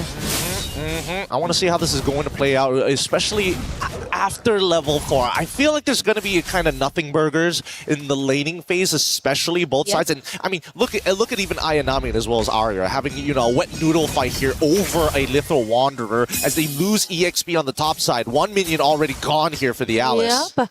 It's all about who's going to find the perfect first blood here. And as you mentioned, we're not gonna be seeing a lot of team fights yet, or even 1v1s here for not Ayanami and Arya. It's all about roaming around and giving vision and assistance if whenever needed here for Na'Vi and Gen.G. It's about controlling the wave, but most importantly, it's about maintaining the tempo. Both compositions kind of want to play the fights really, really slow. They're looking for the high-impact engages. An early rapid boots here from Mariah as we see the gank on top. Okay, that's going to be somewhat of a vision, but not really enough to get the first blood. We might see that up the body of Panda, but great assistance there for Ashley. Now, in a few seconds, it's going to be the turtle up in the mix, and it's Mirai finding her way already here to try and predict things on where members of Gen.G will be focusing their lots for. They did lose a little bit of tempo off of this. Mirai have to reposition as they're looking for the right targets. And in this case, it's going to be Rui. Mirai did this the last time, right? Made Rui's life really, really difficult. But now that Rain is level 4, look at the positions. Okay, it's Arya onto the backside. That took too much. And it gave Keishi the perfect first blood. Rain with a Force Crimson Beacon. And assistance with a not Ayanami, resulting onto a kill. That's 2 members down. XP and Room immediate takedown for Gen.G. The chain CC was just a little too good. Arya couldn't even get her ult off in time. And now you see Rain down on the bottom side, getting hit by the gank. Okay, Rui, go for the follow-up. Rian dashes out right in time. Now it's 4 members chasing them down. It's Rui being cornered out. But a commitment here for Navi, and even with a slam down spread and a grab, it all interconnects and results onto a kill for Navi. They weren't able to find the trade. This is great for Mirai. Again, the battle spell difference creating this tempo, and now the dive. Okay, they're forcing out a way to shut down Panda 1 as fast as they can. It's Mirai, even tanking up most of the turret damages. Oh boy, the shield from downtown right at max distance as well, and Sayori finally gets the Throne of Ruin as Arya looks to maintain control over that top side, but there's an interception about to happen. Keishi could punish this, and that concentration isn't going to be enough. Look, the anti-heal, Arya cannot tank the damage. Oh my gosh. This is kind of heartbreaking, especially for Arya. To be punished like this onto the early parts of the game.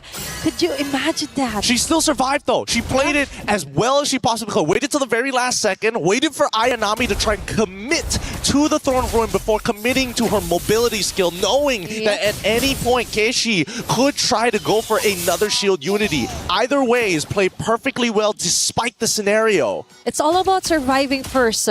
Then we see a plan formulating for Gen.G. And as you've mentioned, it's all about the mechanics too on what Arya could maximize with a hero such as Uranus. This is quite different with what we're used to seeing for her. But let's see, for now, for Navi PH, also taking their time before the turtle responds, and Arya just goes in with a cut, same as not Ayanami. Now, they slowly make their way downwards towards where the turtle will be respawning. Look at this. The rest of Gen.G now looking to kind of set this up, but Rui has been completely zoned off as Mirai. Nobody can really stop Mirai from zoning him out. Okay. And once he gets his ult on him, even worse. And now I think that Gen.G just has to back away. Okay, there's going to be another turn of ruin here for not Ayanami. 2 members caught in the crossfire, actually falling down. Immediate response onto Arya. She will go down. Double kill for not Ayanami, and a turtle for Navi. This is starting to look a little unwinnable here. Mirai gets to do literally anything she wants. Walk in, pull out a target, still not die, tank the damage and still be relevant. She's everywhere all at once. She's super glue at this point. She is a great provider as well. Like if Navi PH points to anyone, Mirai could get that. Mirai will give that to them. And even onto their own purple buffs for Gen.G, they're not even able to even get that. They're gonna have to pray here a little bit. The Navi makes the mistake, and unfortunately, it's just too tough. Rui even has to commit the retribution as well. They're unable to peel it off. I think that at this point, Ruyin as well as Sayori need to kind of work together to give that opportunity to kind of set the pace, right? Make sure that Mirai is CC'd enough so that Rui can actually get in on these fights to get the damage down. But still, it's such a big floodgate to get over. Okay, it's all about changing or spicing things up here for Gen.G. Because remember, it's still the early game-ish here for both Navi and Gen.G. Although technically speaking, there is a lot of advantages. 6 minutes in, turret destroyed, multiple objectives secured, plus the jungle camp being invaded is just too much for Gen.G to handle. Although there's still a sliver of HP, as you mentioned, in the body of Sayori and Rui going hand in hand. But that is if they're not continuously being hunted down by Mirai or even not Ayanami. Yep, they're gonna get dived under this tier 1. Whatever happens, will happen. And it's Ashley moving forward, not Ayanami again! With a perfect flicker, Sword of Ruin, and right from the back, just soaking up loads of damage that Gen.G is trying to show over here onto Navi. Padawan was able to let her Zaman Force build in, but not enough to equate onto a kill. It's still Navi getting a great team fight center here against Gen.G. The mechanics are starting to deteriorate. Sayori, unfortunately, just didn't flicker forward. Used the Throne of Ruins. I guess they gave up on the fight before they made the call, and now the Zaman Force out onto not Ayanami. Okay, she will technically still survive, but no, it's going to be a chase down here for Sayori. A quick start here, and trying to group things up, freshen things up here for Gen.G. A start is still a start, but now that they finally get a purple bomb, it is the turtle that's going to be traded for here for Navi and Arya. Arya wants to buy some enough time, but no. It's Navi just securing the objective clean and square. Yeah, they just have to scale Panda up. Everybody else has lost their relevance in this game. They are giving their bodies up, and luckily, I think that unless they find a huge shutdown, and even then, it's on right now, the majority of the lead is actually onto Kenshi and Mirai. Yes, Mirai will give you just a little bit of... Oh wait, actually Mirai is overscaling here, making a little too much money, in a matter of fact. Now the lowest gold overall is going to be Rain, so no more passive gold for Mirai. No, because Mirai actually noticed, hey, I could be anywhere and everywhere. That's actually 100% KP for her, a 205. Like, imagine that. She's doing the right marks on the right targets as well. Compromising so much of Rui's jungle. Like, onto the level comparisons here, Rui is also being kind of locked down here against Keishi. And now we see a more proactive play with the Conceal even under the shirt. They're going a bit too greedy here for Navi, but Rain as well, committing even a Crimson Beacon just to try and make things harder here for Rui with the Dash's Blade Surge.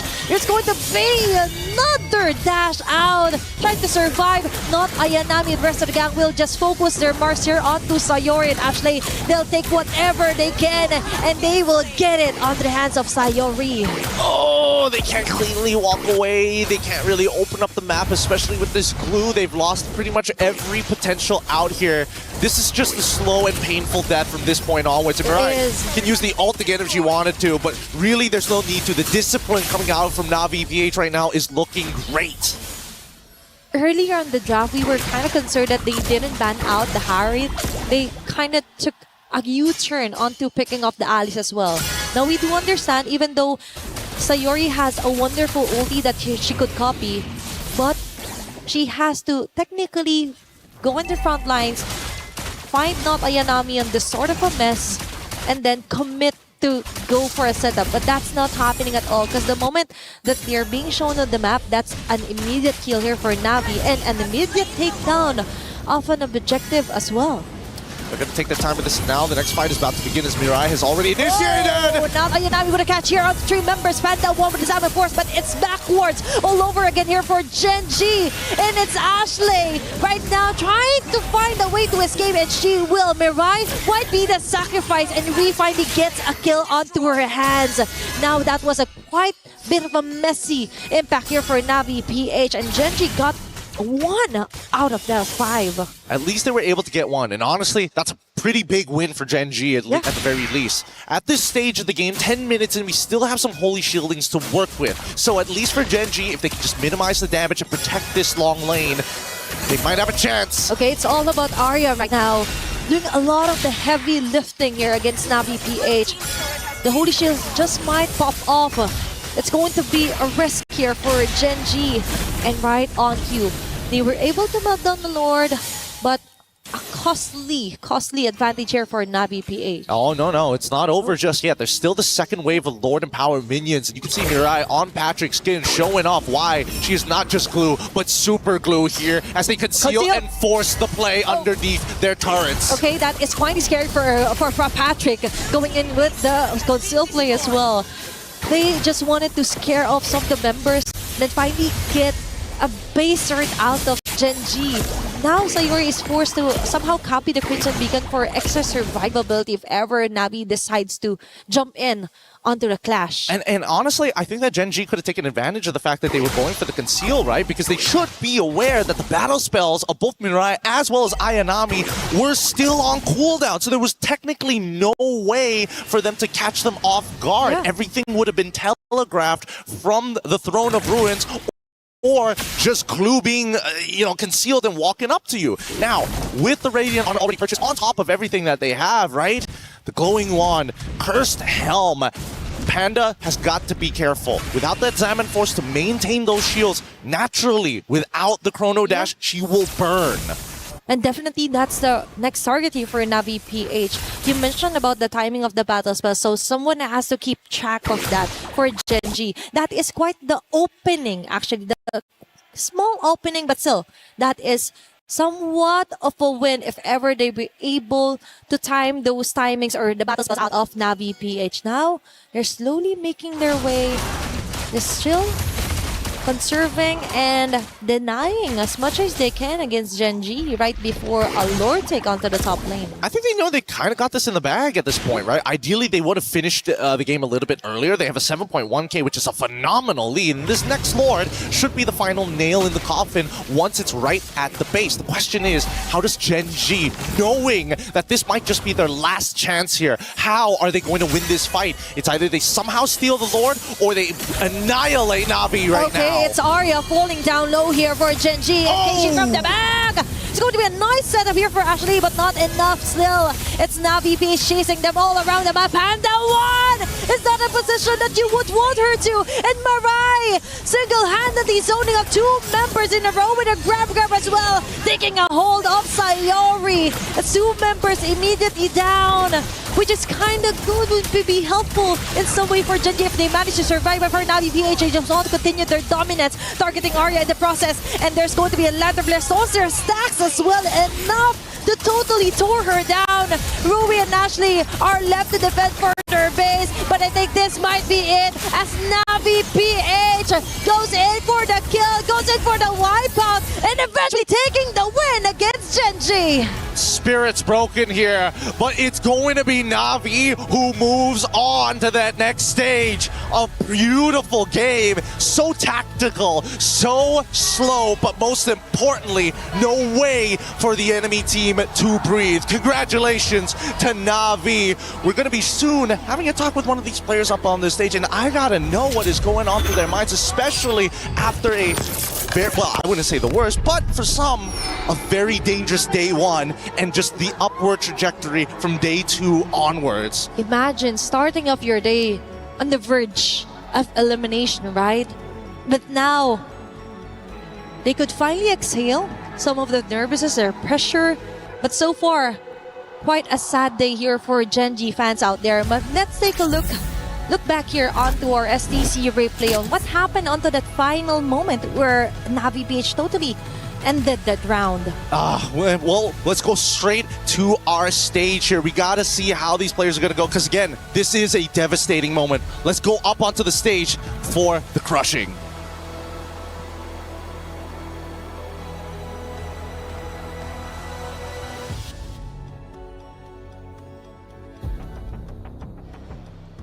Now, Ashley, hand on over your tournament key over to Navi. Thank you so much. You fought valiantly, and your journey ends here at MWI. Thank you. Ladies and gentlemen, and that was the exit right here for Gen.G. Now, heartiest congratulations to Navi Philippines. You guys have clocked that ticket to the knockout stage. Congratulations. Now, with that being said, you guys were sent home by Gen.G last year. So this is essentially a grudge match. How did you guys feel going into this match? I think this time it's our revenge for them because we lost against them last MWI, and I think my teammates were so confident then we can beat Gen.G. Rightfully so. Not just one game, but 2 games. You guys were chasing them down. You were hungry and out for blood. Now, of course, the day is still young because we still have another elimination match coming up for the knockout stage. And you might potentially see Geltec or Team Ray Young. Who do you think you might be meeting there? For me, any of the teams. Yeah. Any of the teams, but which one would you be more ready for or excited about? I mean what? Which team would you be more excited? Any teams, pero maybe Malaysia, Team Ray. Oh, why?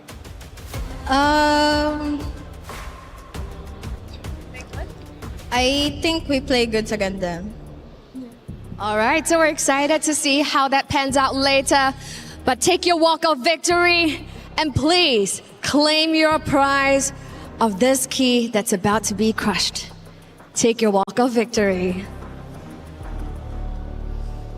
Last year's runner-up key is about to be crushed as Navi took the run back and ran away with it. It is time for another key-crushing moment as the dreams of the NA region are getting shattered and evaporated. As always, you know the drill. Or can I call this a drill if it's not a crushing moment itself? It is time for the key to be set and to be absolutely destroyed. Unfortunate for last year's runner-up, but Gen.G out of the tournament in the hands of Navi. It is time to go for the security check as always, as the key is now ready to be absolutely punched up. 1 key less in this tournament as we're getting close to our knockout rounds. Ooh, this sends shreds left, right and center. Another team out of the tournament, and of course once again congratulations to Team Navi. You guys will be back later in the tournament. We wish you the best of luck, and of course after a brilliant victory it's time for you guys to celebrate, take a rest and be back after with hopefully another shattered key between your hands. Without further ado, let's take a look at the highlights.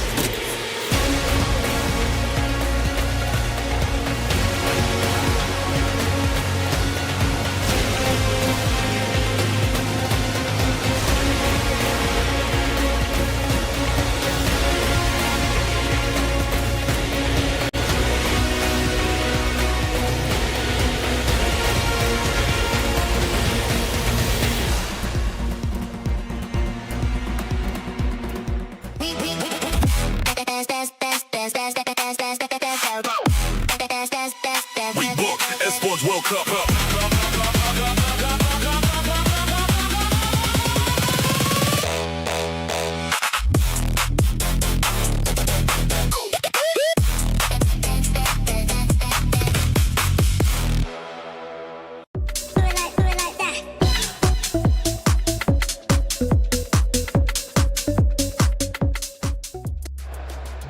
The hope of NA has fallen. Gen.G unfortunately will no longer have a chance to go back into grand finals and reclaim what they narrowly lost last year to Vitality, which opens up a spot in grand finals. Who's it going to be? Well, maybe Navi. An impressive win, 2-0. They have officially punched their ticket into the knockout stages.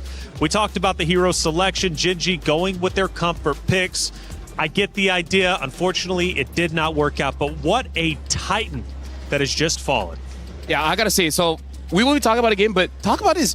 There's a possibility of a 24 champion against a 25 champion in the grand finals. Now that is crazy. But talking about that game just now, we discussed how the previous series, that one mistake at the late game cost you the game. Unfortunately for Gen.G, that one mistake in the early game where Arya was just in too deep in Navi territory, and Navi having that Boxia denied Uranus of that heal. That was the mistake that gave everything to Navi. Yeah, it's understandable. You expect the Uranus to just be very aggressive in the lane, potentially go for those early cuts, but it's different. Now you look at Navi and their lineup, they're also very tanky dudes who are just prepared to fight you on in the early stages of the game. And it just snowballed into more and more kills to the most unfortunate targets. I think Rui followed next after that kill onto Arya. So these two anchors already falling down meant a lot for Gen.G. It was Na'Vi taking the win. Let's take a look at their path to victory through our first moment. And we're deep into the game at this point now, 10 minutes in. You can already see a goal disparity between the two. Na'Vi at this point already has a severe lead. I would say this is actually very impressive by Gen.G. I honestly thought they would have been wiped out, but somehow, some way, they were able to kite long enough that they're able to kill Mirai. And honestly, I think at that point, they're like, hey, maybe we can win this, but 7,000 gold is just too hard to keep up. Yeah, Gen.G had multiple instances wherein they just really worked together to keep each other safe. It's surprising, although that's not the kind of mid to late game you want to see from them, because again, evidently they were on a Suyo, they also had a Harith, which I think they also really thought hard about, because that's where their main carries are going to revolve around. But the fact that the ones who were supposed to protect their carries already fell in the early stages, it hurt them a lot and it was hard to come back from. We have one more key moment to victory. Let's take a look, obviously, as Na'Vi starts to again close that vice grip, taking down Gen.G. Ultimately, we're now 13 minutes in and the troops are pushing forward. This is where Na'Vi was being very patient. They understood the intentions of Gen.G, which is Gen.G tried to take a surprise fight against Na'Vi around that Lord. Na'Vi smelled it a mile away and just waited for Gen.G to expose themselves and then go in and then fight, because they know they had the advantage. At that point, there was nothing Gen.G could do. Yeah, it was a very honest lineup too for Gen.G. You could see the kind of plays they would go from for a mile away. You know that it just should be typically starting from Ashley. Sayori, most of the time, did get the Throne of Ruin a couple times, but it was just mostly just keep her teammates safe. And we didn't really get to see her play the aggressive type of Valentina that she successfully did in game number 1. It was a blockbuster matchup for sure. Long-standing history between the two, not only in MWI, but also here, or excuse me, last year, whenever it comes to the knockout stages. And it is the revenge arc now for Na'Vi. They've already won 3/5 of the roster in 2024. They're looking to do it again. Did they show to you, Lefel, a lot of strengths during this matchup? Because, again, you mentioned their hero selection, their hero pool, right? They have a plethora of heroes that they can use. With that deep amount of hero selection, I mean, for me, versatility, that mentions, for me, I think a champion. I think Na'Vi could very well make a deep run. They showed improvement, and that's very important because they started off looking very shaky. A lot of their fans showed doubts, like, are we sure this is the Na'Vi that we thought could be champions? This is nothing that we hoped for. But then, day 2 of MWI, they started slow, but they got there. And today against Gen.G, they look like they're in 2024 prime position to win it again. Man, and also, too, for Gen.G, losing out on this means they don't get club championship points for that organization. But Na'Vi potentially does, and they need them because last year they had a storied run. This year, they want to do the same, and this is one step forward in the right direction for this Na'Vi organization. If you had to give an MVP to one of the Na'Vi members from those two maps, easy, who would you give it to? Easy, not Ayanami. Game 1 on that Freya, always give pressure towards the damage dealers. And then on that Alice, how many of those setups was like highlight-worthy, TikTok-worthy highlights? Those were amazing engages by not Ayanami. Plus the game-deciding play also, which happened in the first few minutes of the game, was all because of not Ayanami. It happened in her lane. It happened towards her counterpart, which was Arya. So I think it's very well deserved of her to get the MVP of the series, if ever we did have any. Not Ayanami getting a lot of attention, not only in our content pieces, but also out there on the stage. And now things start to get real. Up until this point, it's been double elimination, but now we're moving into the knockout stages. What does that mean? In the knockout stage, the stakes escalate with every single step. Teams start in a best-of-3 quarterfinal before advancing to an unforgiving best-of-5 semifinal. Teams who fall short of the grand finals will be granted the opportunity for a podium finish in the third-place match. Finally, the top 2 teams battling for the title in the best-of-7 grand finals. In this single elimination format, every match is do or die. On the world stage where dreams are shattered and history is made, a monumental $500,000 prize pool and crucial club championship points are on the line. But only one team will rise above. In the first of 2 MLBB championships at EWC, who will be crowned the queens of MLBB? 2 champions, 1 game. This is MWI at EWC 2026.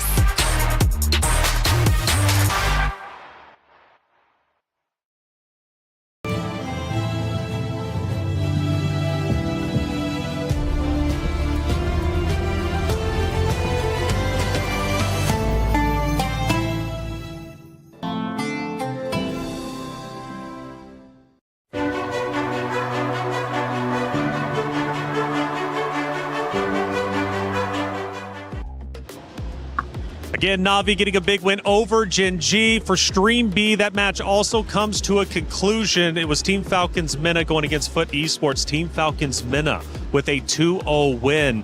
Again, massive for the Falcons organization, who went back-to-back into club championship. Now they've got 2 teams represented, and they're trying to catch up the first place, which is tied with 3 teams, one of those being 100 Thieves. Falcons Mena, strong team making it through, defeating Foot Esports. Is this an upset, a surprise, or should we have expected that result? Honestly, I expected it because despite Foot having the upper hand or the upper foot against Falcons for quite a long time, I believe that after seeing their game in Stream B, I'm like, you know what? They're kind of like Na'Vi. They started off slow. They were trying to figure out their identity, but once they figure it out, it's game over. There's nothing you can do to stop them. I was supposed to say it's very similar, not because of just the slow starts, but also because of the veterancy, which I think took a bit of download time before they eventually were able to flesh it out and really guide the other members of the team. Because again, if you would remember, in Team Falcons Mena, they are really very experienced players when it comes to the international competitive scene. Absolutely. Well, Falcons Mena get that big win, which means our knockout bracket is about to be at least drawn up. But until then, we have Rose with an interview with one of the players from Na'Vi. Hey guys, Keshi here from Na'Vi. First of all, congratulations on qualifying to the knockout stages. We feeling good? Yeah, thank you. Now, let's talk a little bit about your journey in MWI this year, because as we can see from the first 2 days of MWI, Na'Vi's performance shocked everybody else because it looked rather shaky. So tell me, what did you guys fix in order to get a very clean win today? I think we just adjusted our communication because the first 2 days it was not clear, and I think it's because of pressure. Pressure as the only sole representative of the Philippines, right? Okay, now I gotta ask you, would you consider this a statement match? Because we know, first of all, there is history. Gen.G ended your journey in the last year MWI. And second, a lot of people started doubting you guys as the title contenders. So what do you think? I think it's a statement, yeah. Are you happy with the statement you put out today? Yeah. Proud of Very your happy, performance? yeah. How would you rate your performance today? I think 10 out of 10, but there's still a game later, so we'll see. All right, we'll see. And you know what, Keshi, since the Filipinos are in the knockout stages, is there perhaps anything you'd like to say to the Filipino supporters back at home?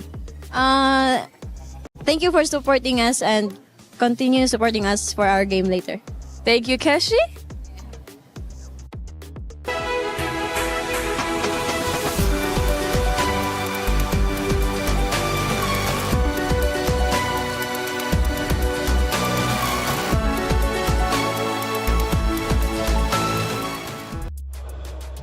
Thank you, Rose, as always, for that interview. Keshi from Na'Vi in good spirits, and rightly so, after a big win against last year's runner-up of Gen.G. But their work isn't done just yet.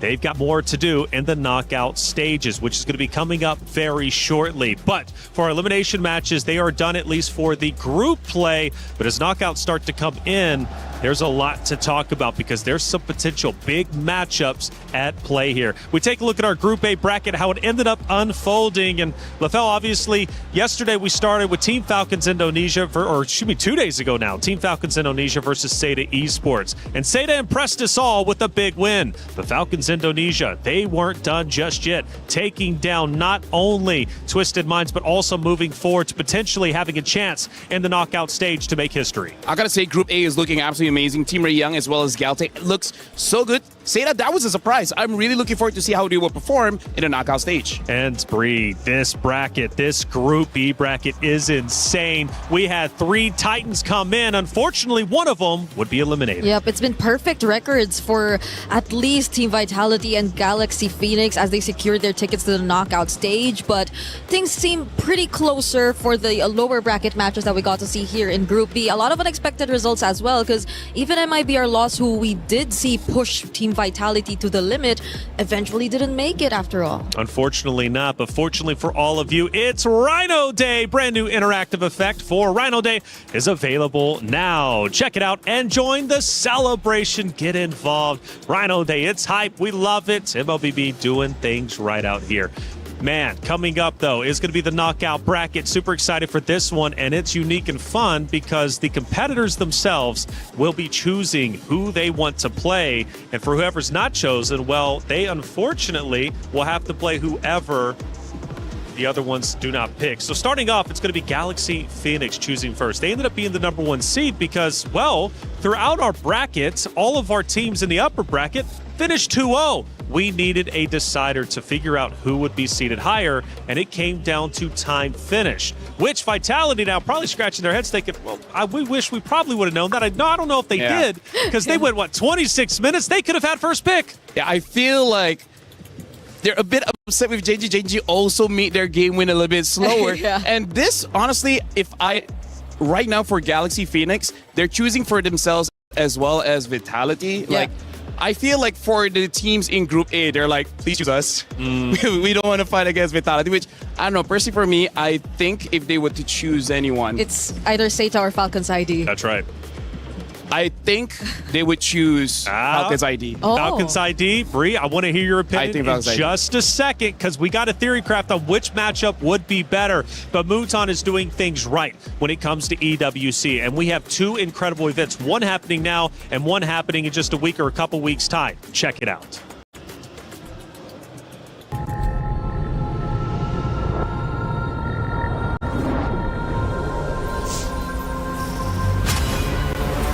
In the past, we were always in Asia. This year, we came to Paris. What stories are still left untold? Kami sudah membuktikannya, tapi ini baru permulaan. Tiada siapa akan ingat siapa nombor 2. We need the win. Bukan sekadar keinginan, tapi tekad. Hindi ang pag-abot sa top ang pinakamahirap. Ang corona ang mahirap ipagtanggol. What happened last year became fuel for us this year. This time, we bring it to fight and finish it. A new lineup, new chemistry, new fire. Once champions, not settling for podium finishes. World champions, defending MSC champions. As the final boss of MLBB, can anyone stop them? Names have been named, stars have risen, but now they need to show the world what it takes to rise above. This time, the world is bigger than ever. Like every year, new challengers step on to the world stage. Some carry the ambitions of 2 continents. Some fight for the pride of home turf. Some have never stopped chasing the throne. So who will finally rise to clinch the title? This is where unresolved stories find their ending. A new shot at glory. One more chance at redemption. We are back. Kali ini, sekali lagi. Bukan atau tidak, Pareho lang ang chance namin. no one is untouchable. Let's fight. Bukan ako kalau bisa. 2 champions, 1 game. Paris breaks through limitless possibilities.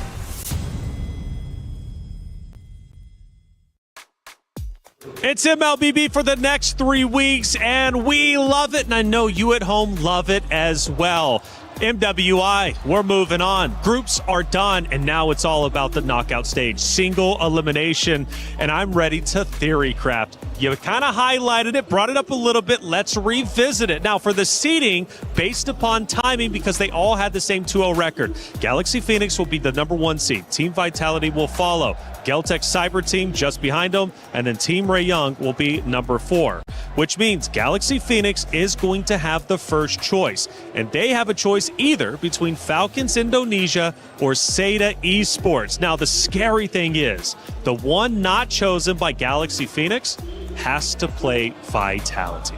Actually, now that I think about it, it's better for them to go up against Seta because Falcon's ID, Vitality, they're from the same region. They have a lot of information with each other. So I feel like the smart move would just let them play because you would get so much information out of that. Oh, that's true. And I believe it could be somewhat of a double-edged sword if you have very limited information about Seta overall. But at the same time, you might just want to risk the edge of having more experience compared to a newly coming region to the competitive stage of MWI. And you got to think for Falcons Indonesia, though, if they are chosen, one of the things, Galaxy Phoenix matchup will be taking place first. Oh. So Falcons Indonesia goes from matchup straight into matchup. Now, talking such a short time period, Lefel, how do you prep in that such a short time span? Because, man, you're going from a match on B stream straight in to the mainstream. Honestly, it's quite weird, but some players actually prefer it just for one simple fact, which is you got your warm-up. Because some players, if they play and then 2 hours, 3 hours of doing nothing, they just start to slow down. So some players is like, yes, we are good now, let's just go now. And instead of thinking about what your opponent is doing, just focus on what you're doing. And then after game one, hopefully your coach can figure out what to do game number 2. Yeah, at first it does not seem as favorable. It comes along with being in the lower bracket and having to survive through all those elimination matches. But at the same time, especially if it happens in the same day, might as well just keep the ball rolling because you've already started playing anyway. Hey, the comms are flowing, and Sadia had us a chance to get our listenings from day number 2. Let's hear what the competitors were saying during their matches. Hey guys, Sayori here from Gen.G, and she looks rather upset after the loss up against Navi. So let's talk a little bit about the game first of all. I know you guys came in rather confident, especially because you guys were the one that sent Navi home last year. What happened? What fell short in today's match? Honestly, we did come in confident. We knew that we could beat Navi, but I think just in game, I think how we usually play just didn't it just didn't go into the game, and maybe communication was off and our play style, because this was not how we usually play, and we know that we're way better. So yeah, I understand. It was just very disappointing that we did lose. Yeah. I understand. Losing is never easy. So I want to ask you, throughout your journey in MWI this year, and you know what, throughout your journey, throughout all MWIs over the years, what is the biggest key lessons that you always take home with you? Honestly, I think the biggest key lesson is that, honestly, me and my team and everyone else can always push to be better. Since I saw during this MWI, there was a lot of upsets at the start. So there's not ever just one person on top. You know, anyone can take the crown. So yeah, there's a lot of contenders this year. Yeah, nothing is impossible. So what's next for Sayori? Honestly, I'm not really sure. We have to stay tuned. I'm very confident with my team. We are very close. We've been playing for a while, and with the addition of Rui as for this year, but it just really depends on the direction of everyone else. So yeah, I'm just gonna follow. And you know what? I think to wrap this up, since a lot of people were definitely rooting on you guys as a title contenders, is there anything at all you want to say to your fans out there? I just want to say thank you for supporting, and hopefully you'll see us next year playing other tournaments. But yeah, we'll come back way stronger. I hope to see you guys come back stronger next year. Yes. All right, guys. Thank you so much, Sayori. Thank you. Thank you, Rose, as always, for the great interviews, getting the coverage out there with the players where they matter most. Gen.G on their exit interview, still in high spirits, it seems. They want to come back even stronger next year. Yeah, I always feel sad when I see teams have to exit without them playing their best game, or without them being able to play the kind of play style that you know they're used to playing. And it's unfortunate it happened to Gen.G, but I'm glad to hear that they're just looking to come back stronger the next time we see them. Yeah, we don't want to lose them, right? We definitely want to see them come back. NA needs a solid representation, and Gen.G is that good representation. Hey, like I said, throughout day 2, there was a lot of great comms, and Sadia had a chance to listen in. Main carry guys, nice. Carry no masa satu Jod. Dadah guys. Jessica. Sakit.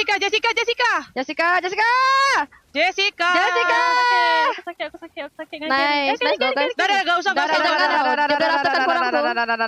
Nih. Aku cari nyawa. Aku cari nyawa guys. Carry. Nice bro guys. Thank you do guys. Kita boleh menang. Main. Bodoh nice. Nice team. Thank you Rotan. Mon udah setengah Mon. Ayo gas aja Vets. Let go ya. Hanabi. Udah IG Hanabi. Sabar ulti kun 13.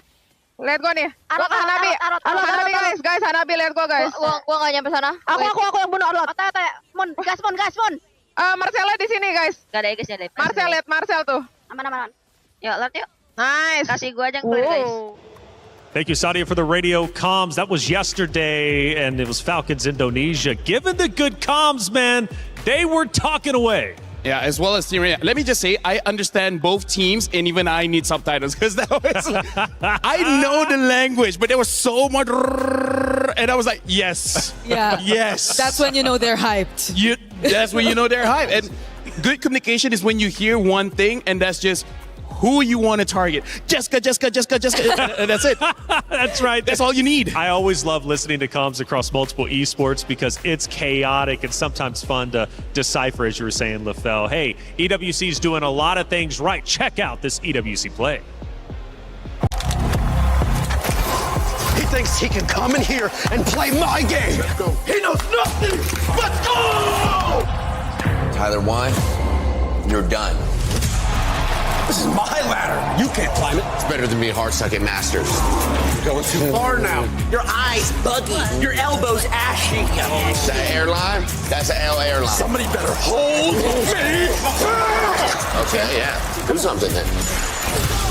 Raw energy. Blow the house down.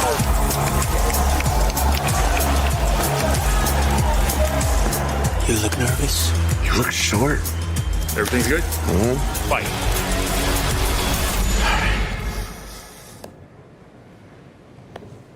Okay.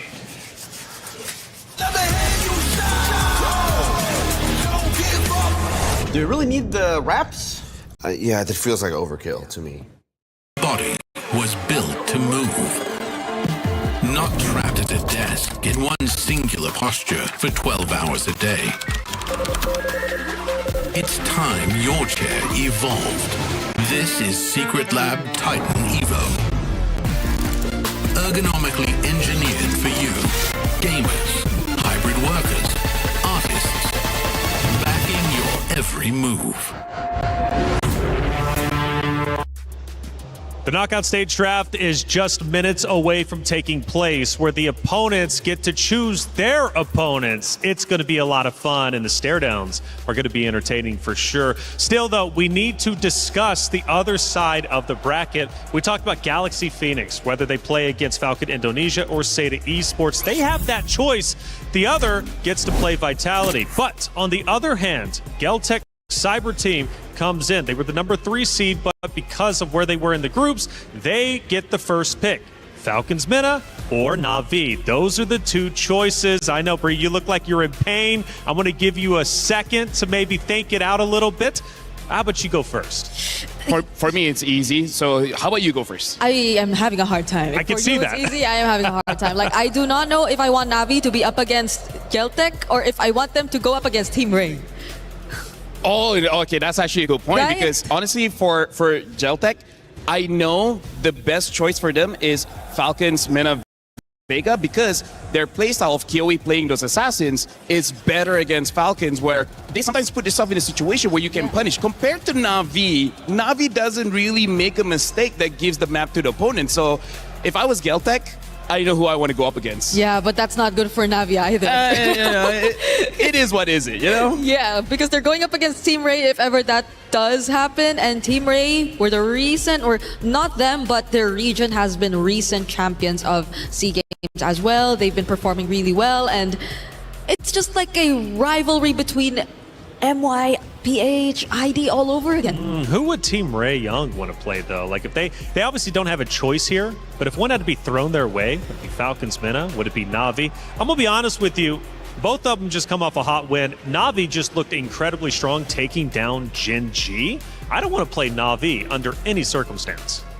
Although I do have to say, Team Ray Young, I would say their strategy for this MWI is quite flexible against both, because one of the underrated players coming in from Team Ray Young is Miko, their mid laner, where she is very good at winning the lanes, but also punishing the jungler. So if they're going up against Na'Vi, Na'Vi goes with a tank jungle, I feel like she can punish that. And then if they're going up against, again, either tank or assassin, I feel like they got the answer for both, because G-Boy likes to fight against assassins. So it's kind of interesting at the mid duo, they can deal with both. It's going to be interesting to see Geltec and Na'Vi up against each other, though, if ever that does happen, because they've been the more unorthodox teams, you know? Like, Kyoe on the likes of an Aulus even. That was cool. That was cool. They were able to win with that. But Navi though, when I say that they've also been unorthodox, it's not the same when you look at Gen.G who've been able to make it work. So I guess that's the only maybe problem that can happen if they do go up against each other. I do have to say though,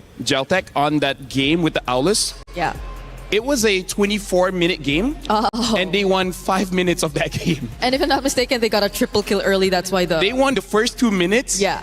And then lost for 19 minutes and only won the last 3 minutes. So it's a good pick, but they lost for a long time. Okay, so you're never really sure, but Yeah. regardless, I think them picking their matchups will all be equally as interesting. And they do get that choice, which is super unique, by the way, in like the format tournaments. You know, you got to think about it. You're walking up there, you're looking at your opponents. You've got 2 keys to select. Which one do you want to crush the most? Because it is single elimination.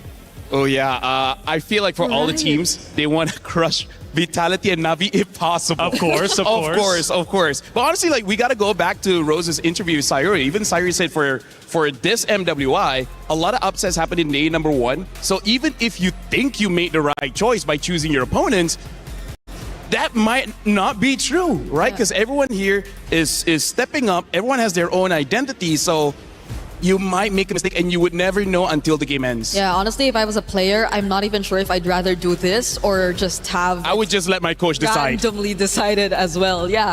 Because, yeah, when we did do the draw, well, not us, Mirko did the draw, you were already put up in this certain setup. You had to see like a group of death emerge eventually, but at the same time, you just had to adapt and adjust to what was already presented to you. But this is something you can make your own choice That's with. right. So whatever happens, if it doesn't go your way, who else to blame? That's right. And see, I was about to bring that up, Bree, and that's such a good point because it's scary. When last week I was on this very stage watching a different title and a player from Navi chose their opponents, he wanted the smoke, but he got it in the form of a loss, right? So you never know. You might be picking your opponent thinking you're picking the right choice because you can beat them only for you to lose. And like Bree said, you can only blame yourself. Well, enough deliberation. We now need to see action. The opponents are on stage ready to pick who they want to play in the knockout stage. Stage host, take it away.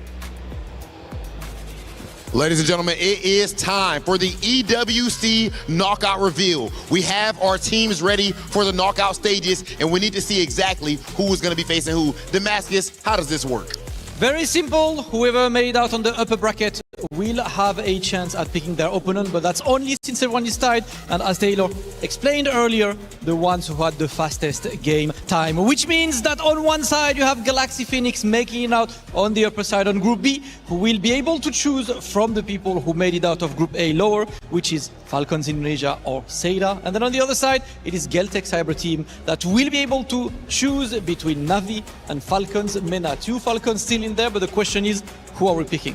Okay, that got me hyped up. Explanations, everybody, ladies and gentlemen, we actually understand how it goes. We need to bring out our 2 representatives. Please bring forward our players.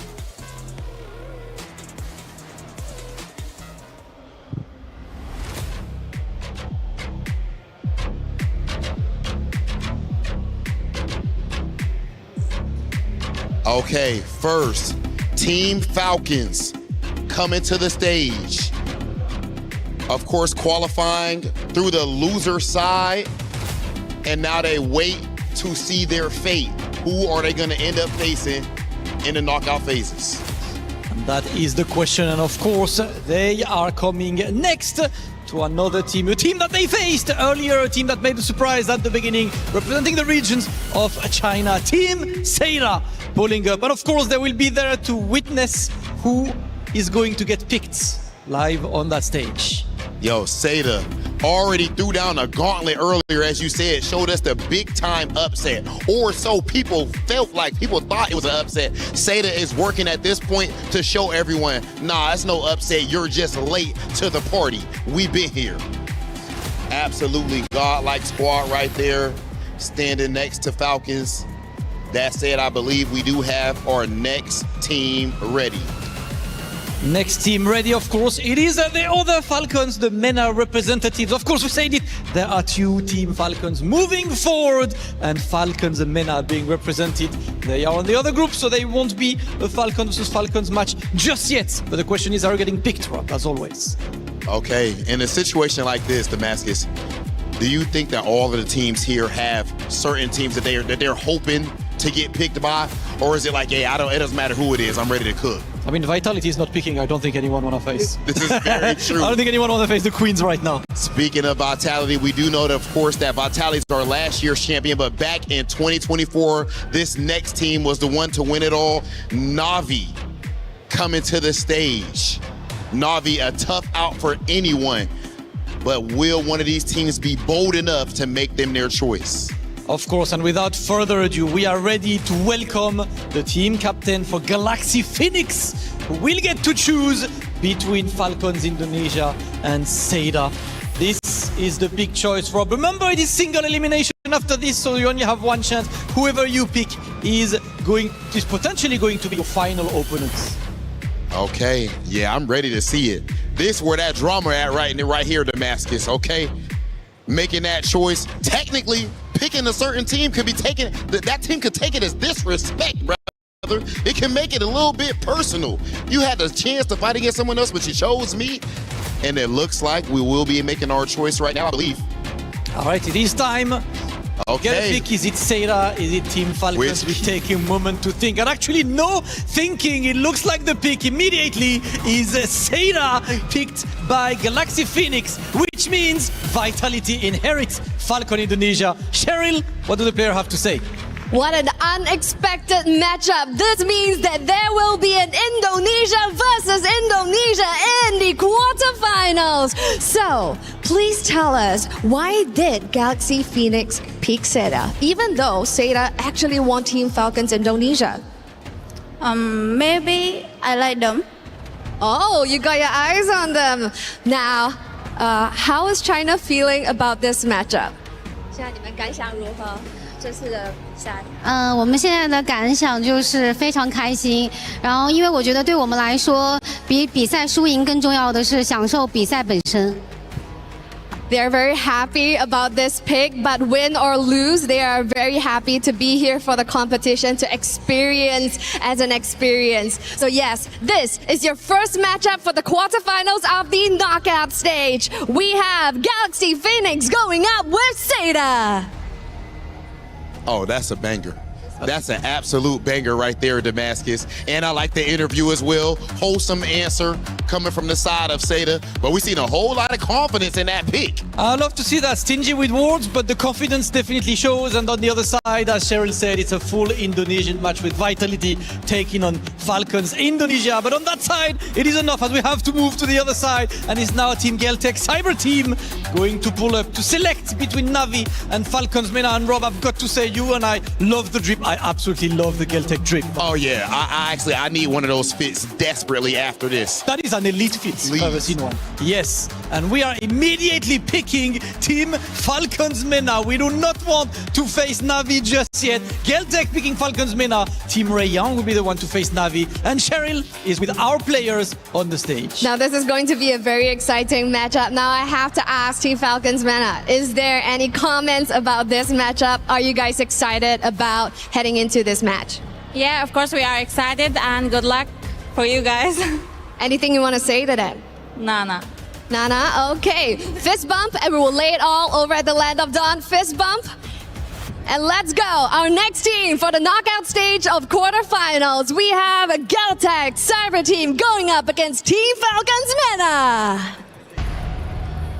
This is what we want to see, and with these picks being done, all 4 matches of our quarterfinals are now set with the big bracket on display. And to take a look at this bracket in detail, I would like to send it to the studio. Taylor with our experts in there. What are you guys thinking of that bracket?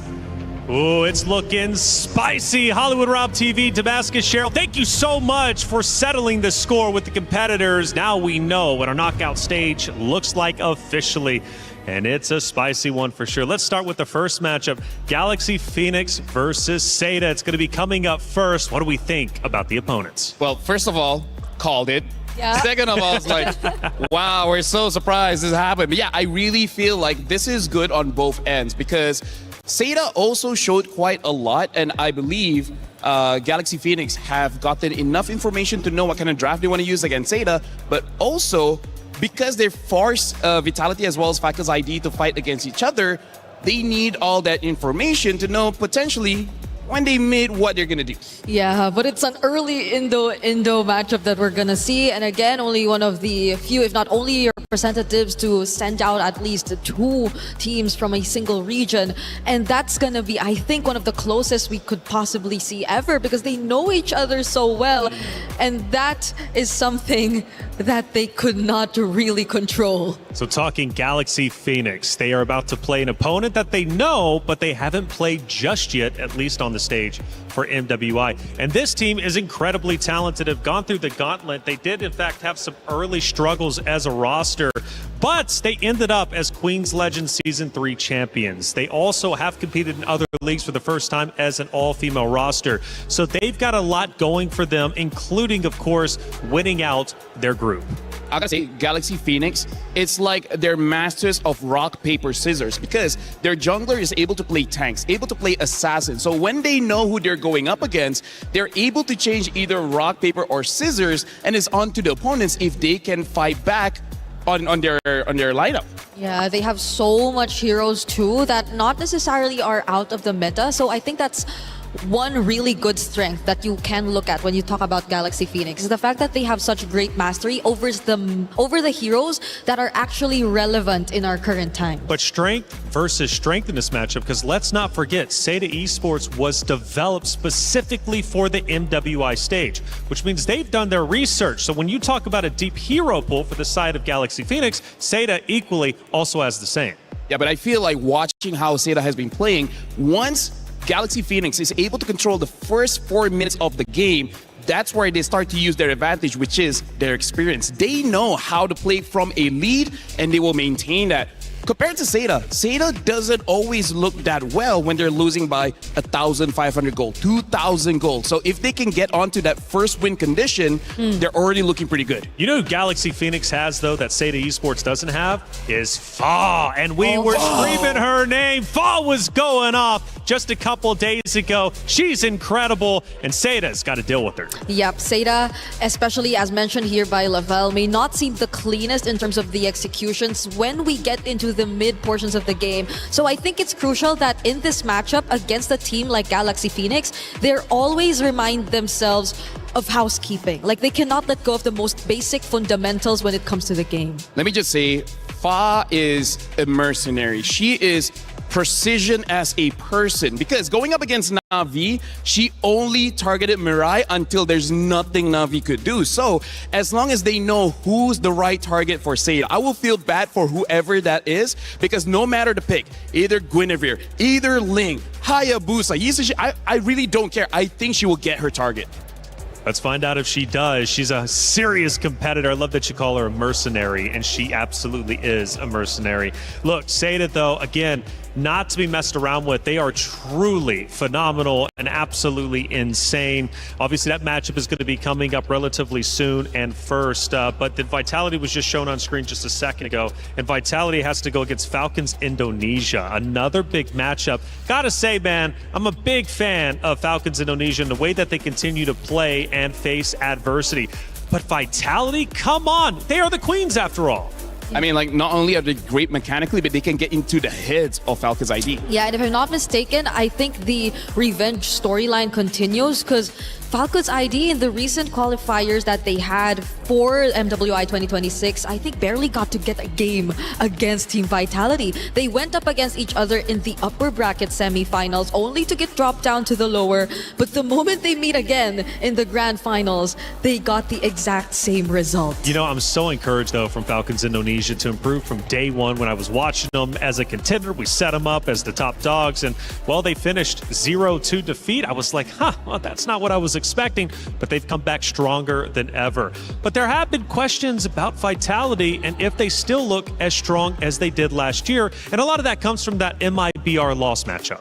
I gotta say, even though I saw that matchup, but Team Vitality is like the final boss that when they die, they get resurrected, and then they have more layers of HP, and then after they die again, they go to the next phase, and you're like, when is this going to be done? And then you're trying to get a health potion and they just take it away. They just evolve. And Bree, speaking of evolving, Geltech Cyber Team, they chose their opponents, and it's Falcons Mena they've got to go against. Now, Falcons Mena just came off a big win, so they're feeling confident going into their matchup. Later on today, mind you, we've got 4 of them. We're starting off with quarterfinals. We will finish them all here on this very stream. Falcons Mena is going to have a long day. The Geltech Cyber Team has been a big surprise in our tournament, and they have looked stellar. I agree. The way that people have been awaiting this comeback, again, we have to remind everyone that Kyoe, I think one of the star players that we've constantly been highlighting, took a bit of a break from the competitive scene. I think that was exactly 3 seasons of Lady MVP before she eventually got back.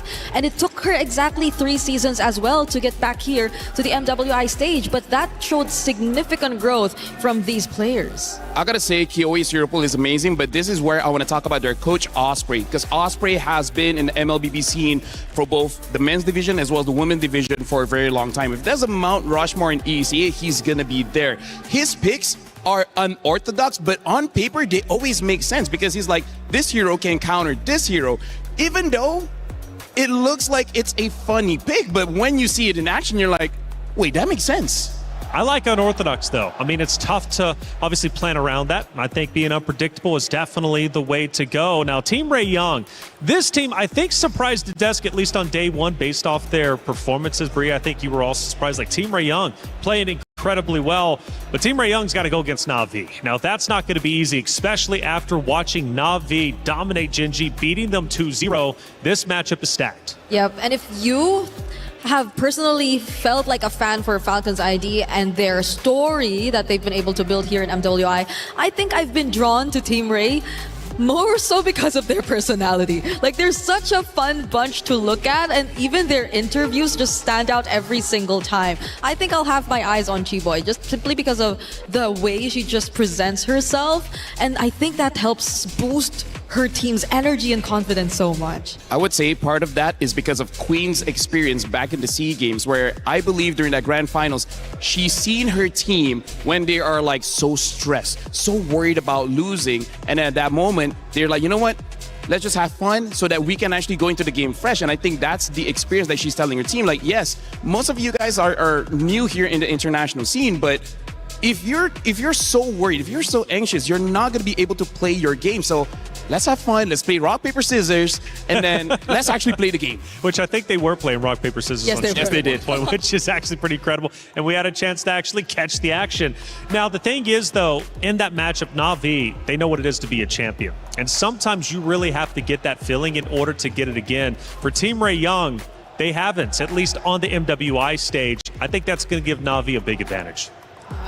Na'Vi hopefully get to really carry over what we get to see from, or what we got to see from them in this recent match that they just did up against Gen.G, and arguably so. Of course, Gen.G too wasn't able to show their best, but it was still a very dominant performance nonetheless. Here comes the knockout brackets though. So I'm wondering which goes first. Yes. All right. Well, first off, we know it's going to be Galaxy, Phoenix, Seda Esports happening first on main stage. But I'm looking at the future for semifinals. LaFell, I'm looking at potentially Na'Vi. Let's say if they continue to play well, we could have a Na'Vi Vitality Grand Finals. Actually, hold on. Looking at this, there's a chance that Na'Vi could go up against Galaxy, Phoenix, actually. And if that's the case, I think Na'Vi really wanted that one because Galaxy Phoenix had their number, and I feel like that matchup is going to be very personal. It's like you made it look humiliating day one. I want that revenge. Oh, more and more revenge storylines happening here, and we might just see one that will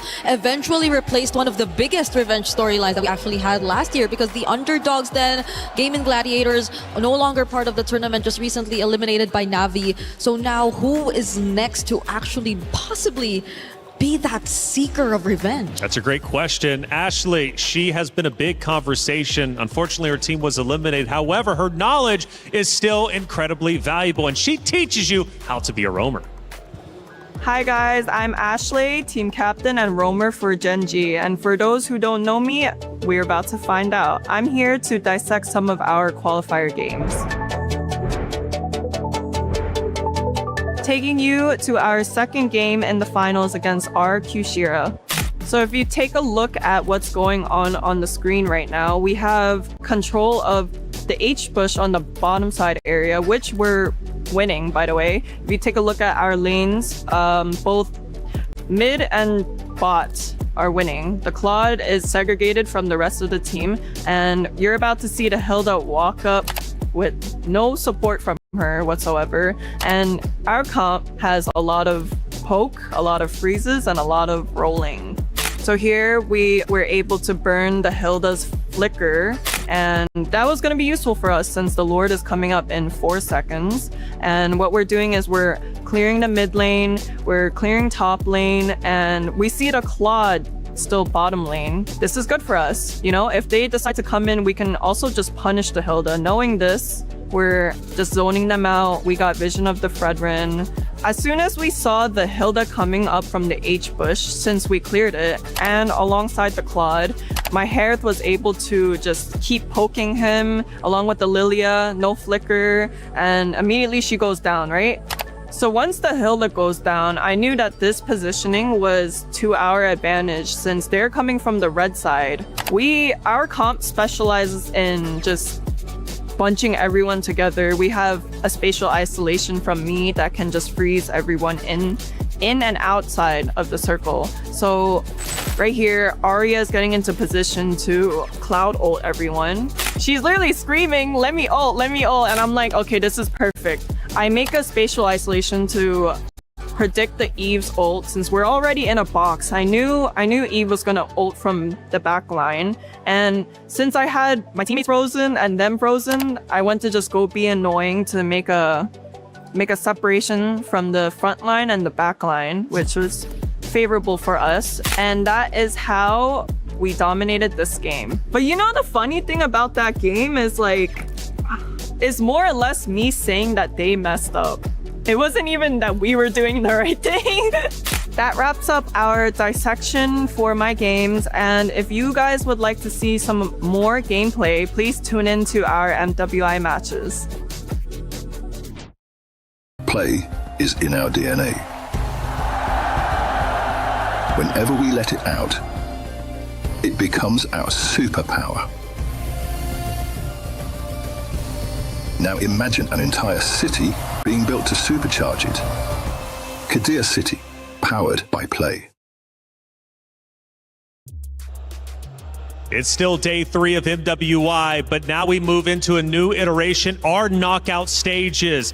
The competitors chose their opponents. Did they choose an easy route to semifinals, or did they choose their undoing? We're about to find all that out and more as we head to the stage with Damascus, Hollywood Rob TV, and Cheryl. Ladies and gentlemen, it is showtime here at the Esports World Cup as we are about to get rolling with our knockout stages. Right now, we are about to find out who is gonna step one step closer to lifting up that trophy and being the best MLBB women's team in the world. Yes, sir, Rob, it's time to be excited because it is the knockout stage right now. Every single match means tournament life on the line. So without further ado, let's welcome our first team onto the stage. They made their way through the upper bracket. Make some noise for Team Galaxy Phoenix! Galaxy Phoenix does not know the taste of defeat. This team has come here in their first international event, but yet they have not just looked like contenders, they have played like one of the favorites, of course, fighting out of Cambodia, and they are trying to make history here at MWI. Now, I do have a few questions for you guys before we head into the match. Now, this is an incredible showing right here, being the first time on the international stage. How are you guys feeling? Right now, I'm feeling so proud. So proud. Yeah. And anything you would like to say to your fans back home so that they can cheer for you, you can say it in your language.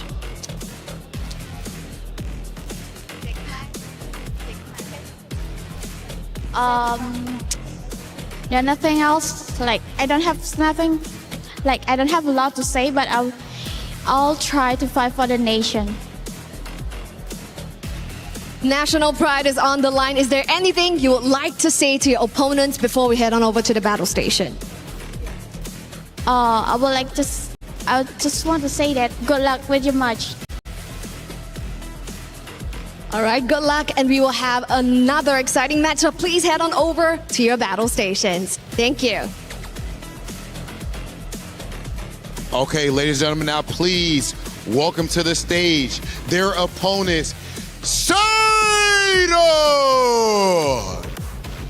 The team representing China, the new project, they entered the stage in an incredible way by the big upset, sending Falcons Indonesia straight to the lower bracket, fell to Team Ray Young, and then redeemed themselves against Virtus Pro. This team has been ridiculous, and when they win, it's always a 2-0. China's proud representative stepping up to the stage. 恭喜中国来到 knockout stage， 有什么想要对你的对手说的呢？ Is there anything you guys would like to say to your opponents? 我没有什么想对对手说的，我想跟我的队友说，我永远爱我的队友，我们是最强的队伍。 They said that they have nothing to say to the opponents, but she just want to say something to her teammates, and that is, you know, they're the best and they can do it. All right, so thank you, and please head on over to your battle stations. Now, this is a curveball that we did not see coming. Immediately after selecting their draws, they are going to play the match. This means that both teams are going in essentially blind, and this is what it takes to be the champion right here at MWI, because to be the creme de la creme means you have to go in prepared as always, and this is match 1 of the knockout stages. Over to you. Cheryl, Hollywood Rob TV, Damascus, thank you for setting the stage and as well for the interviews. The players are ready to go and they're about to get it underway. It's Galaxy Phoenix versus Seda for our first best of 5 matchup. It is single elimination. You only have 1 life. You lose, your key is crushed. You move forward, the championship is that much closer. We've already talked about these 2 wonderful teams. Let's break them down just a little bit more. Now, overall for Seda, biggest surprise we had, looking at the roster, Miss was supposed to be there, but Miss hasn't been there to my knowledge. It's been Fanwa who's been the sub. However, a sub that has led Seda to where they currently are. What do you think about that, Bree? It's a very explosive sub at that. I think her being the roamer and being one of the main leads in the team has really helped a lot.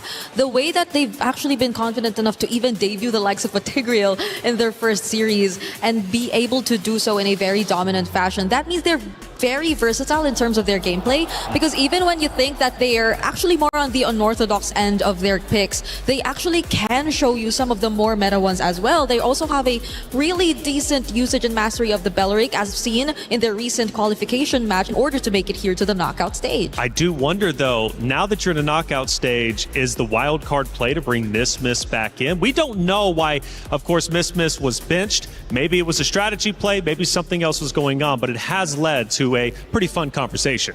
I mean, like, because of the meta change, perhaps her hero pool just didn't suit the current meta. Good point. And by the way, can we just say this might be the start of a legacy coming in from both organizations, because they haven't really had much success so far in MLBB, but now they're in the knockout stage. Winning this one, every single win each organization has after this just cements their position in MLBB lore. That's an excellent point. I mean, for both, right? Really the first time showcasing what they're made of as an org, as well as players here on the international stage. And this is a big moment, and I love that you set the stage with that very statement, because that's what the MWI is all about. And in fact, what the Esports World Cup is about in its entirety. It's about making history. It's about cementing your name, not only in the history books for the Esports World Cup, but the history books of esports as a whole. And Galaxy Phoenix and Seda could very well do that. This is just one of those road stops that they have to get through to the grand finals. Now, for Galaxy Phoenix, again, with those early struggles, one of the first things that I noticed is they've been working on their play style for years. Going into this matchup, that play style being worked on for years is going to pay dividends. I gotta say, looking at their games, they have a very unique way where their jungler as well as the roamer is the one moving the map, where everyone else is just focusing on getting enough money to actually get the items and then eventually help everyone out. So they have a way of play that the speed is just something that people cannot get used to. Yeah, you get to take so much of the opponent's attention with just these movements from their XP and their jungle. Whereas I think their gold lane has been very stable for the entire tournament. It's only been the claw that Winnie's ever used throughout all of their matches, and you really don't get to pay as much attention to it. It's just a very stable lane. She just really pretty much gets the job done, but majority of the action just comes from the other sides and the way that they move around the map. Going to the EXP lane now from gold, Jessica for Seda has been on fire this event, opposite of that of Ling. A power matchup for sure. Jessica, I mean, talk to me about her, LaFell. She has brought so much to this competition for the side of Seda, not only from the hero selection, but just from the slayability. Honestly, I gotta say, like, yes, we want to talk about the players, but this entire day, Taylor, whoever loses that EXP lane is super punishing because you get immediate access into the jungle. And if I'm gonna compare between the both of them, I kind of feel like Jessica might have a hard time. Yeah. Of course, it depends on the heroes, but I don't know. I'm actually leaning towards Galaxy Phoenix for this one. Their EXP lane is so strong. Yep, because they're Ling is amazing. Their hero pools are pretty similar if it's just that. Like, they both use the Alice, they both use the likes of the no, it's actually just the Alice, I think, that they use both. It's their shared hero pool. But other than that, we see more flexibility from Ling in terms of how they're able to utilize it. Because if there's one observation we got to see from Jessica yesterday when they lost, it's the fact that she probably does shine a bit more on playmaking or heroes that just play for the team. There tend to be more miscalculations whenever you give her those less flashy kinds of EXP lanes. It's 5 players per team. All of them have to work together to win. But Fa is an absolute powerhouse. We mentioned her earlier. And from what I'm hearing, LaFell, she might be just one of the strongest junglers in our entire MWI event. Honestly, I'm willing to put money on that one because honestly, Fa is an absolute mercenary. It's one thing when you're good at one hero. It's another when you're the master of each element, right? If you want someone to be the front line, she can be that. If you want someone to dive to the back line, she can be that. If you want her to use a selfless hero where she doesn't need to farm, everything else can go over to the gold lane, she can do that. Like, I would say that's one of the kind of players that each organization after MWI might start emailing her. It's like, hey, are you willing to relocate? That's true, that's true. It's also because she's just very firm on these heroes that either the Guinevere, either the Ling, whichever she uses, it just feels like the mastery is on point because I think we've observed that, especially from teams like, let's say, Twisted Minds earlier on. When you try to change a bit of what you're used to seeing in the jungle, then the dimensions of your gameplay, there are a lot of things that tend to shift. But when it comes to Galaxy Phoenix, it's just really them dictating majority of it through the EXP and the jungle. One thing I do have to say before the draft starts, something about Galaxy Phoenix, they make it look easy. Yeah. And that's pure talent. It's not well, actually, it's incredibly hard to make it look easy, funny enough. You would think going in there and just making it look easy is easy. It's not. It's one of the most difficult things to do. And Guy, speaking of difficulties, Guy from Seda, even through defeat, she finds a way to still perform well. She's the anchor, if you will, for this Seda roster. Guy is going to be the one I at least think that Jessica, Zhao, Name, Miss, or Fanwa, whoever decides to come in for this matchup, is going to be looking towards when things get rough. I'm starting to worry for her, though. Like, if it does so happen that Galaxy Phoenix try to go for the assassin route and we see another Ling gameplay, wait, is she taking a selfie? Yes, and I actually saw them checking the heroes out as well. But I think it's less about the draft and more like, which skin do I want to use for this one? Well, you have to really pick the best skin. Yes. You're already in the knockout stage. Yeah, I'm not going to lie. Some of the skins, though, are incredibly funny. Like Patrick, for example, running around. Oh, yeah. Imagine losing to a Patrick. Guy would be furious. I got to say, Patrick running towards you at light speed, speed is one of the most terrifying things you could ever imagine. And it's made a lot of Glue users happy because Glue is actually one of the heroes with very few skins. Yes. And you get surprised because he suddenly receives a Patrick skin. Yeah, I can't remember if it was Vivian, I think, from Vitality uses Patrick's skin, which is like she already talks her trash and she's beating you with the Patrick. Just so disrespectful on so many different Only levels. in MLBB can you see Sasuke being afraid of Patrick. That's only in MLBB. The logic is a bit different here. Even AOT characters like Eren Yeager, I'm pretty sure he doesn't want to face against Patrick. I know. It's not like we get to see the Yin also played as much in competitive gameplay, but it's weird here looking at Patrick just dominating over everyone. But that's just MLBB, isn't it? It gives flexibility and the opportunity for you at home to pick your favorite skins and play the game how you want to play. Regional pride was mentioned during the interview with Cheryl and the Galaxy Phoenix ladies. Regional pride so incredibly important here. And, one of the players from Galaxy Phoenix saying during that interview, like, I'm just so proud to represent my nation, to be on this stage. I know it's not enough for her. She wants to be a champion, obviously, but making it to the knockout stages, representing your nation, LaFell, that is such a big accomplishment. Because if you ask any player here, their motivation for playing, their motivation to become champions, there's many different layers. You have layers on, they want to change their family situation back at home. They want to make a name for themselves in their own country, in this game. They want to help out their friends.